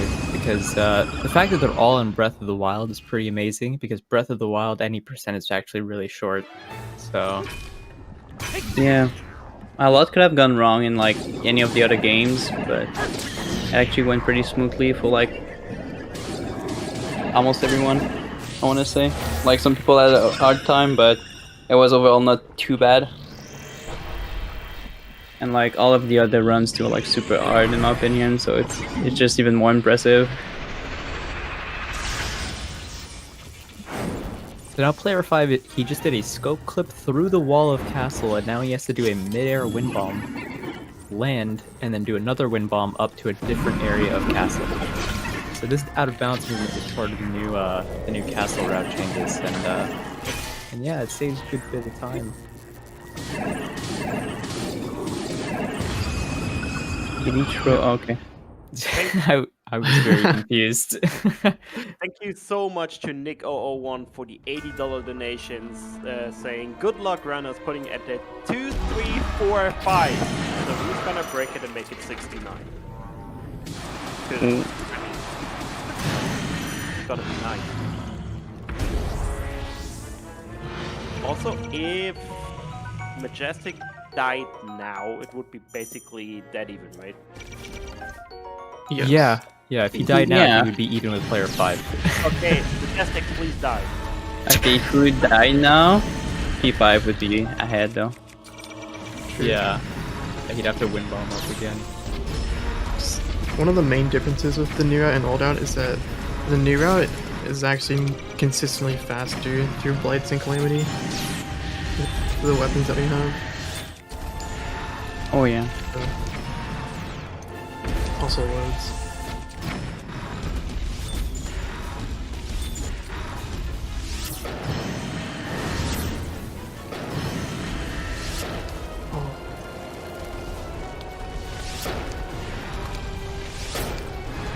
Oh yeah, I guess we said like Majestic dies like he's like even with P5, but yeah, for those who doesn't know yet, dying at any point during the fight brings you at the beginning of the fights. The only exception to that is dying to Dark Beast. So yeah, no, it's a pretty rough segment of the run if you screw up. Nice battery. Majestic is playing this so risky. Did you see that? Jesus. That was crazy. He ended up using all his bomb arrows, so he couldn't knock Calamity off the wall. And then he threw his boomerang, shielded when Calamity landed on top of him. Then he had to parry an attack, crouch cancel, and then melee Calamity. Sounds like an average Breath of the Wild, right? He didn't have to parry, he could have flurry rushed, but he chose to parry. It's faster to parry.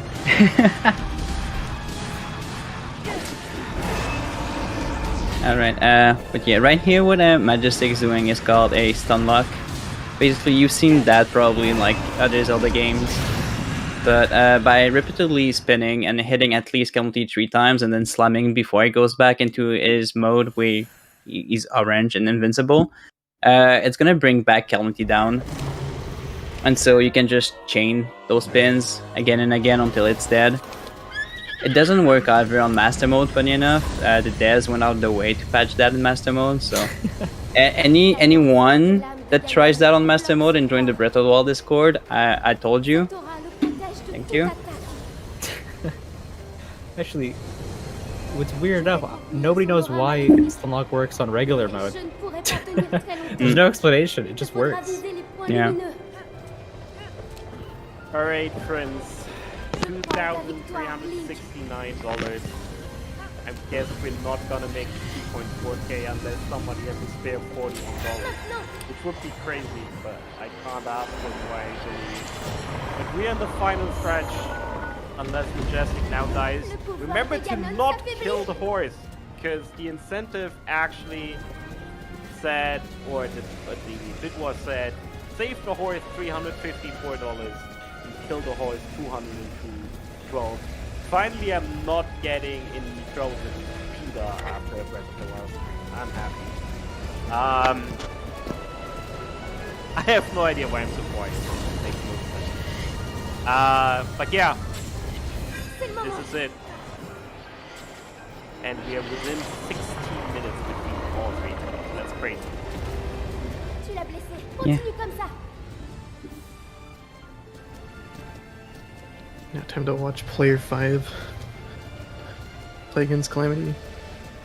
He just flurry rushed off of the middle claw. That was incredible. I've never been able to do that. Yeah, that one is tricky. I think you're meant to parry it, but yeah. I've always parried it, yeah. Je me charge de son aura. So now we're gonna watch player 5 pull off what is some really precise Calamity fight strats. He's gonna have Guys to really parry good a RNG. laser. Yeah. Yeah. Right. Majestic about to be done. Sur sa tête. Oh yeah, we didn't even mention anything about Dark Beast. So Dark Beast isn't really... It's not like a real boss fight, it's more like an auto-scroller. Yeah. GG to, Alright, Majestic. GG. GG's. So all they do is they have to shoot 6 points and then one under and then the final shot at the eye. And it's pretty much just an auto-scroller for the end. Yeah. It is decided. Congratulations to Team Uncreative, winning the 2021 3D Zelda Relay Race with a time of 9 hours, 8 minutes, and 45 seconds. Congrats so much, folks. That's impressive. GG to every runner. That's 2 in a row. Oh wait, was X2 in the last one? Who let X2 win two relay in a row? Oh, Extra actually won again. Okay, Extra's banned. He's making the relays predictable.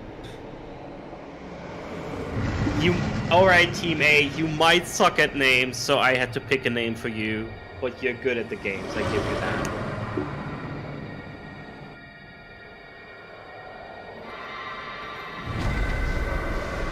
I hope that's fine for you. Player 5 finishing up Calamity now. He's only about like I guess 3 minutes behind Majestic. About. Yeah, roughly. Calamity though was very scary when he got the laser parry. He Holy missed shit. it. Thank you, Anonymous, for your $131 donation, putting us at 2,500. That's such a relief for me at the end of the stream. You can't even imagine. Thank you so much.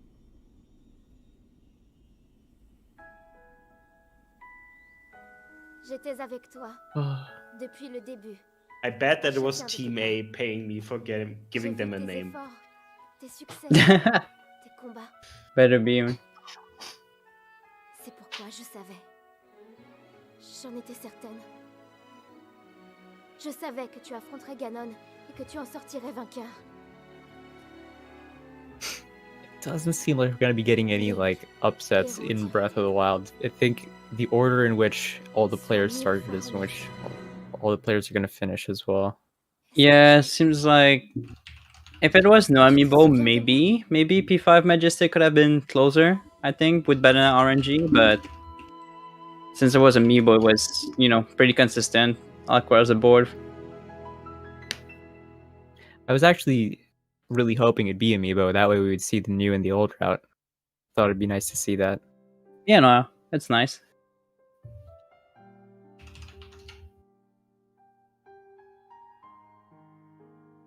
Oh, this is actually a sub 30 finish for player 5. Nice. Oh, really? Wow.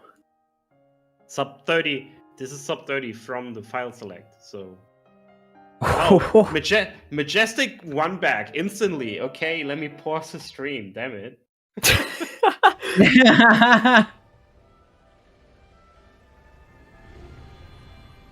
Sub 30 from file select. That's crazy. Yeah. Okay, GG player 5. GG. 29.51. That's a 28 and 40 something, I think. 44, 28, 44, yeah. Insane, because he missed Cryo BTB and had a run to bombs. That's an FIFA has been incredible on time. fire. For a race, that is actually incredible.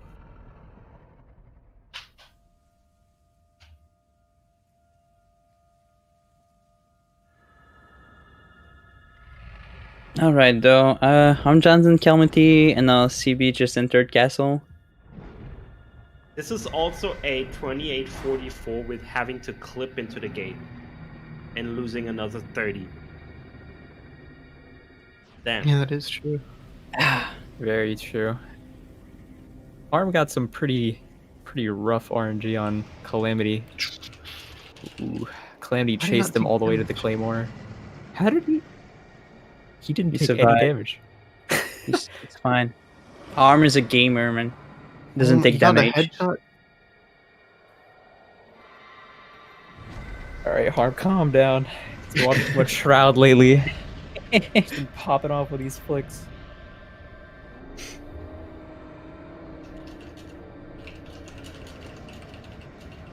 Maybe we'll have to check the footage for auto aim, man. He's got everything on. He's got aimbot. He's got walls. He's got floors. Even I don't even know. Just wait, that Dark Beast wind's gonna start spinning. The 360 aimbots. Ooh. Well, good thing he has a bunch of hearts, man. Nice. J'étais avec toi depuis le début, à chacun de tes pas. J'ai vu tes efforts, tes succès, tes combats. Did CBF and Harm die? No, actually, nobody has died. It's just that they're actually just finishing in the exact order that they started. So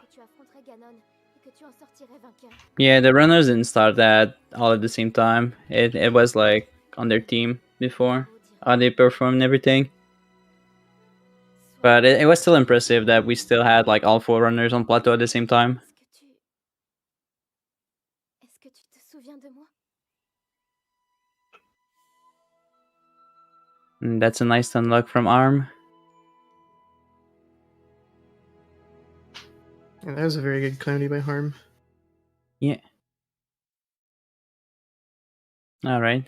CB struggling a little bit with the scope clip. his bomb is still active, so he's not going to be able to do the midair. Oh. Yeah. Oh my god. I think I recognize this angle. I think I know what he's going for. Yeah. Oh no, okay. I don't know then. I think he has to reload. Maybe not. Maybe he could save it. I thought for a moment he would go like downing all because of all he was, but damn. Yeah, that's not gonna work out. He didn't have enough height to land. Wait, where's that autosave? I'm like so unsure with this new route where the autosave is. I hope it's after cooking. It should be after the chest opening. Right. Yeah. Oh yeah, because of amiibos. Yeah, that's. Oh no, it wait, gives you arrows. Never mind. guaranteed Yeah, because you can Okay. guaranteed autosave. It's not too bad.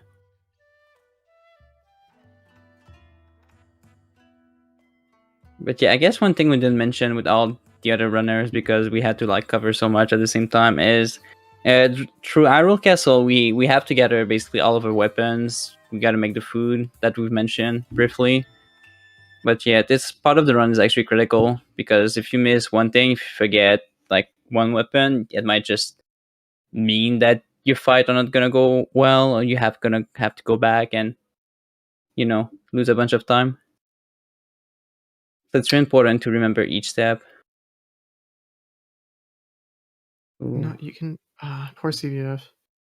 He doesn't have enough materials to make a 3 times attack up potion, so he only made 2 times. So he has to go back and collect more fish, I think. Oh, does he have any more amiibo? He should, maybe. I don't know how many amiibos he has.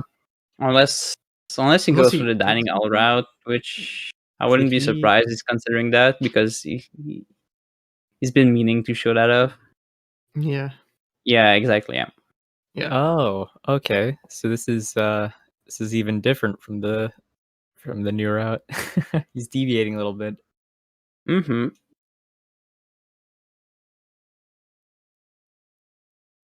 And before it was intentional, he was just pretending all along to run amiibo. GG's Harm. GG Oh yeah, to Harm. GG.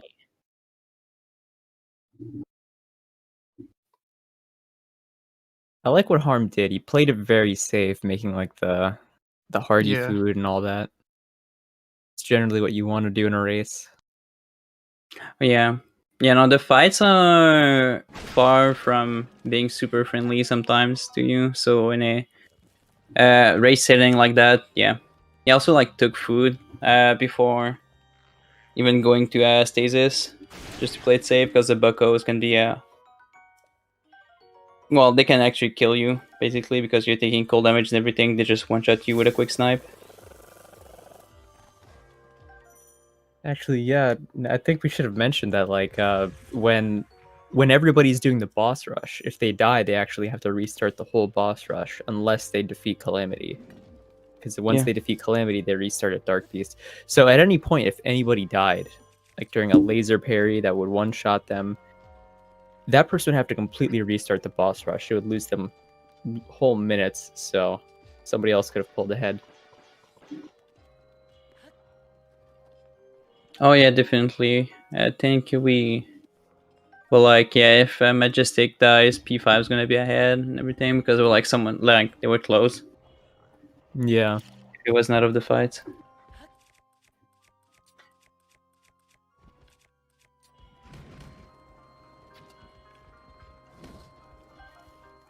All right, so we're seeing a little bit of like the old route here. CBF here is able to actually cook even though there's enemies nearby because they're being distracted by the bomb. Oh, he's also playing safe. Maybe, I bet he's listening to the stream right now.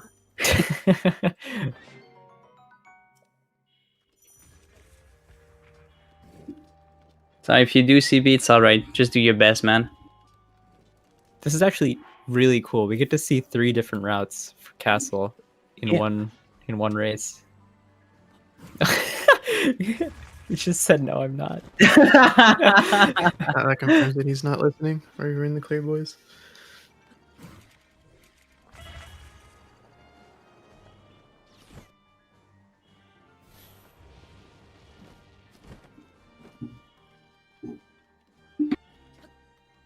Yeah, basically with the route that CBF is doing, the only difference between like the new route and like his route is well, he cooks at a different spot and it replaces the edge duality with another claymore, which is nice.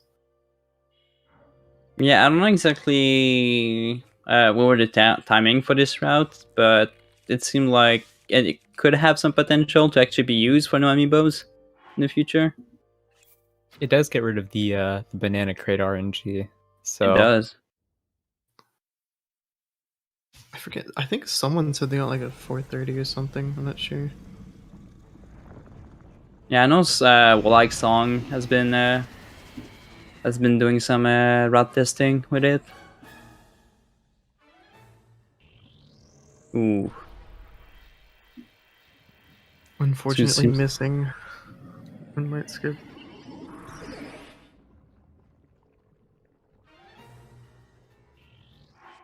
So you're gonna have to reload. Yeah. Yeah. If it was, go ahead. Yeah, if he was at a like one shot, like one sliver of HP, he'd be able to shoot a single arrow and continue. But fortunately, he had way more HP than that.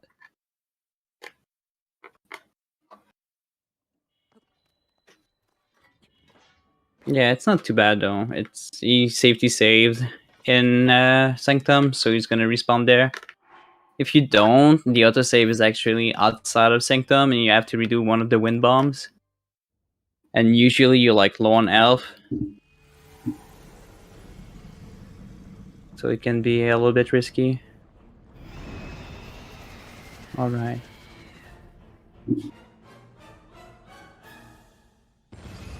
Alright, second try.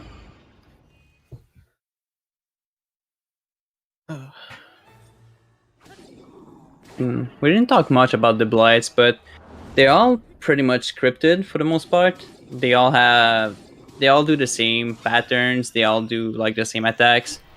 There's some that has a little bit of RNG involved. Like sometimes Water Blight and Fire Blight are gonna like get up super early, which can messes up you a little bit, but doesn't change the fight much. Thunder Blight can be weird at times on the phase 1, but that's pretty much it, really. The most annoying Blight to fight was Wind Blight, but you know we're skipping it now, so it doesn't matter anymore.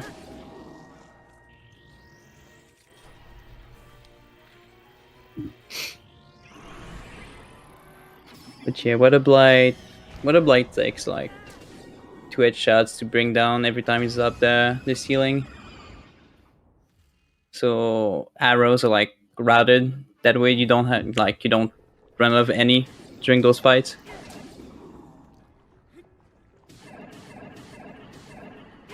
You got an extra hit there. It's RNG manipulation. Post is cleft to help CBF. It's pretty good. What? It's actually funny because CB is also a musician.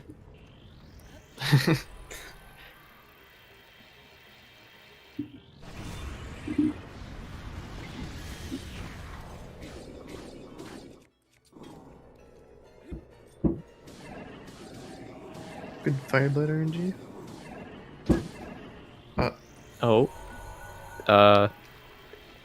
Cut the tape. Cut the tape.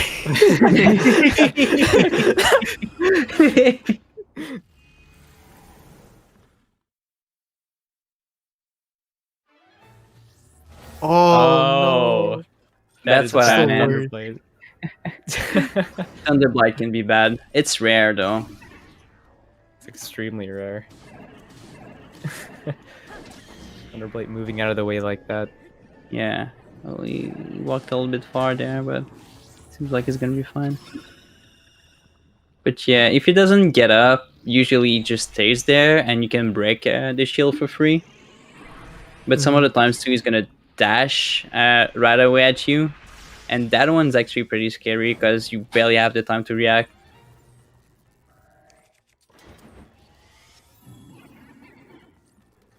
Not on PB pace, okay.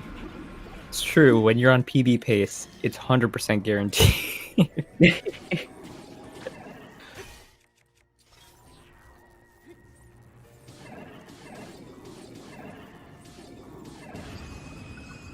that scared me a little when Thunderblight went to like a different position. Oh.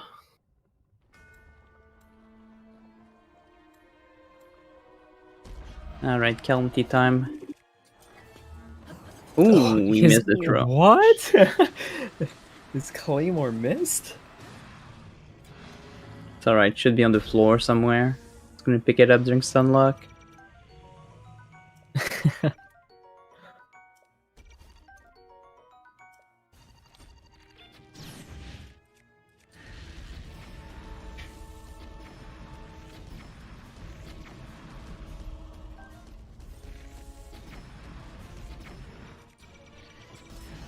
No. Ah.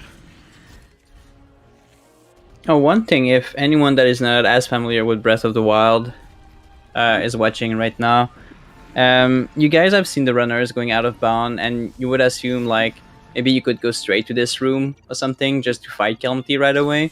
But thing is, even though yes, this room exists and like all the weapons you can like get them and everything, and you can technically clip in the room, the fight doesn't start either. The trigger for Calamity Ganon is actually to defeat the Blights, so we do have to defeat the Blights no matter what, sadly. CBF using the Boko Bow on Calamity. Hell yeah. He headshot him. Oh my. What? Just whack him with the boomerang. That's all you gotta do. Chuck it at him. Oh my. I think Guy is I'm at, like, losing my sliver mind. of HP. I think I. Is it game? That was incredible.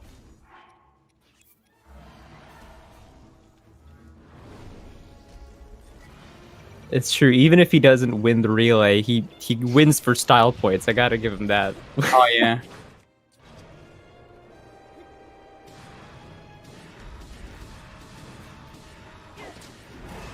PLJ in Breath of the Wild. Let me Yahoo my way back to plateau.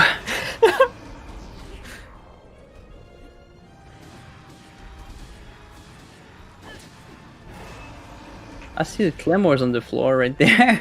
Well, hey, look, there's a little buddy.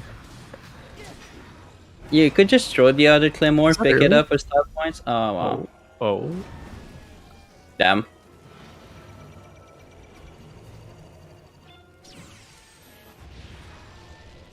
Doesn't risk the crouch cancel there. Very smart. I need 3 birds. Alright. A little bit cheeky at the end, but still pulled through without a death. I don't think anyone has died in this run. It's pretty incredible.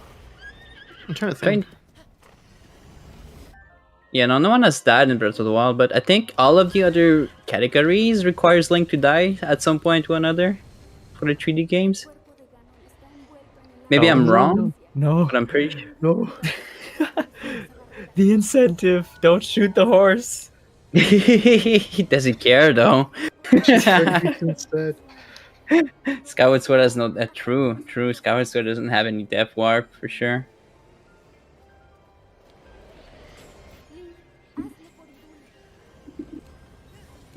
TP, alright, okay, I wasn't sure about TP.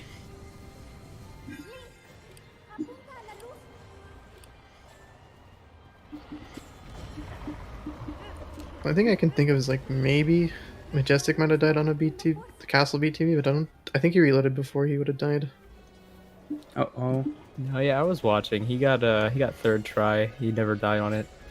Okay.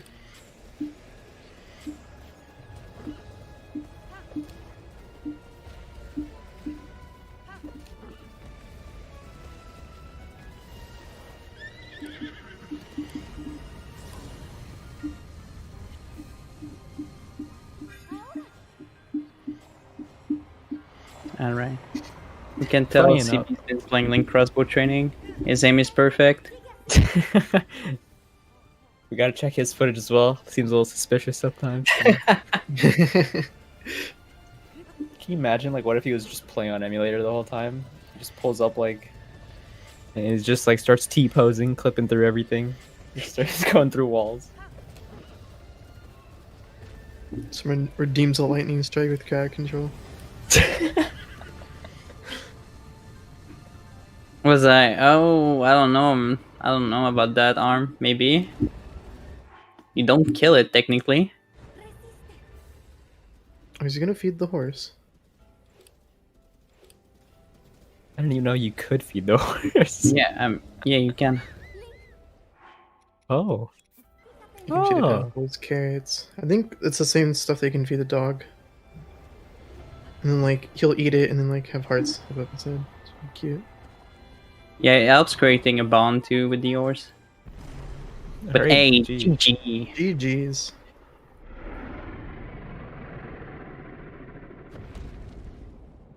GG to all our runners in the relay. They made this look easy. The fights like Calamity and stuff. None of that stuff is actually as easy as it looks. So. Oh no, a lot of time has been put into practicing those. I can tell you that, guys.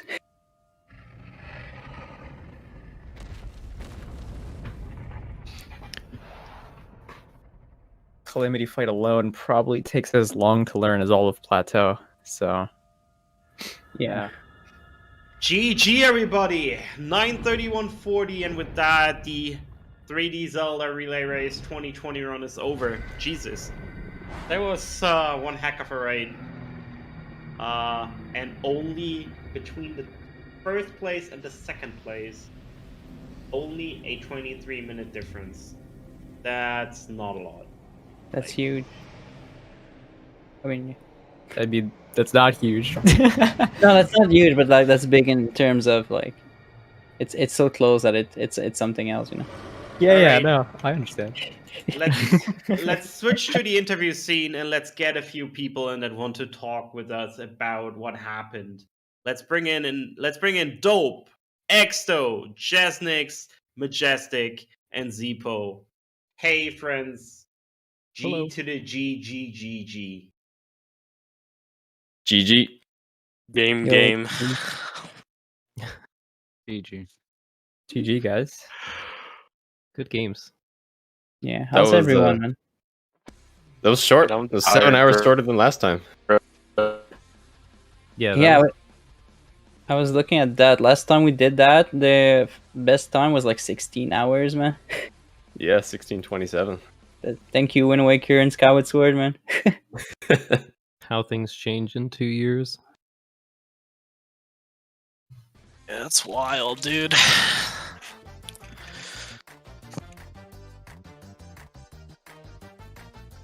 So how's everyone feeling? How was your runs? Me and Zippo almost PV'd. Yeah, I think I went into Majora, like, best possible time was like 10 seconds better than my PB. And I messed up a lot of stuff like early game. It was pretty cool. That was actually quite something, seeing how much shorter this has gotten. And I mean, looking at the top one time and looking at what happened to Team Uncreative, this can actually go sub 9, which is insane. It's just definitely nuts. My run was a mess. I slipped, broke my ankles, and then lost 7 minutes. I think it's cool to note that we like lowered it by this much, and any percent for Majora's Mask and OOT is still not being ranked because we're just like there's not enough content. So yeah, because they suck. Totally pointless in this scenario. It's not that they suck, but it would be like, what, 40 Like, minutes? who would at want to best watch go? that, dude? No one. It's like that relay would be like 50% TP, dude. It'd be like the hate. Stop it. 3 hours of everything else and 3 hours of TP. It's already dead. Stop the hate. Jesus Christ. Oh, actually, that's actually a cool question. What would have our sum of best been? That's such a cool question. Let me actually get that figured out. No, I mean we're memeing, but it would be cool to see something happening in the TP route eventually. Mm-hmm. Like I know a lot of, like it's been mentioned, a lot of runners that like the actual route, but at the same time, like who doesn't want more skips, you know? Unless it's SRM, then no one wants it. But We actually talked about this during commentary that TP is not even interested in like a gigantic skip, just like something to keep it fresh. OT and MM are being slaughtered once again with DPM. Alright, friends, so our sum of best is 8, 50, 25. Ooh. Dang. Wow. Valiant with the 1:15:33. No, actually, that's not correct. Count was faster. I'm sorry. Count was actually faster. So it's 8:49:11. Count with the 1:14:19. Zippo with the 1:33:57. Jim with the 1:06:58. Zach with the 2:58:17. KitKat with the insanely crazy 1:25:49. And player 5 with his 29:51. That's something else here. I feel Alright, like I so get that's beaten the by a team for the second. next one. Yeah. Dude, the remains knocked me away from Majora, I think, like 3 or 4 times. I was so annoyed.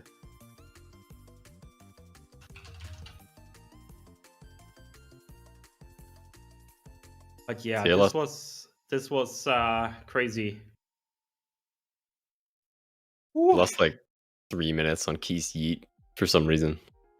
Very sad. I'm still mind blown that the second one didn't work, by the way.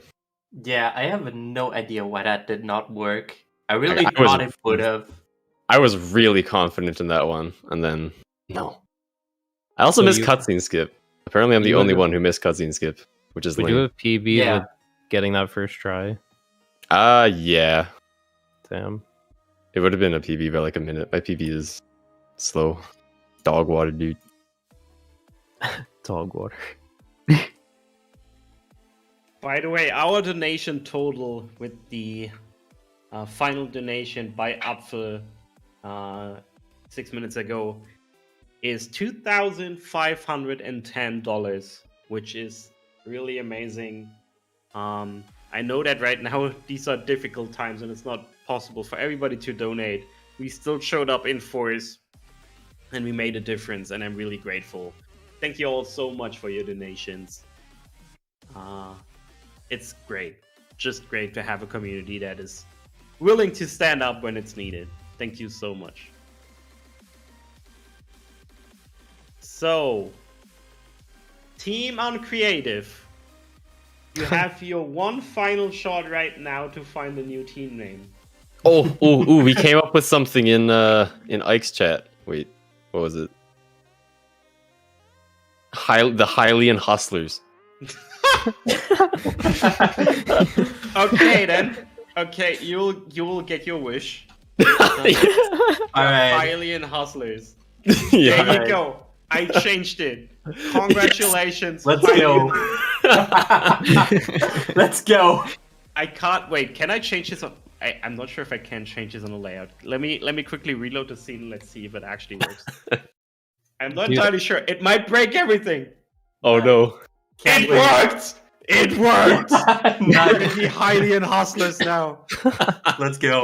We finally have a name. It only took until after the relay. Yeah. Good job, guys. I'm not surprised no one pronounced our team name. Gulmunder, whatever the hell that is. What does that mean? I don't know, dude. Minnie was just like, yeah, this was out of a number generator or something random. And everyone voted on it. And I was like, okay. And I wanted... Dude, and we had Destroy All Anime last time, and I wanted a counterpart like Save All Anime. But whatever. God. Should have just named yourself RNG Squad.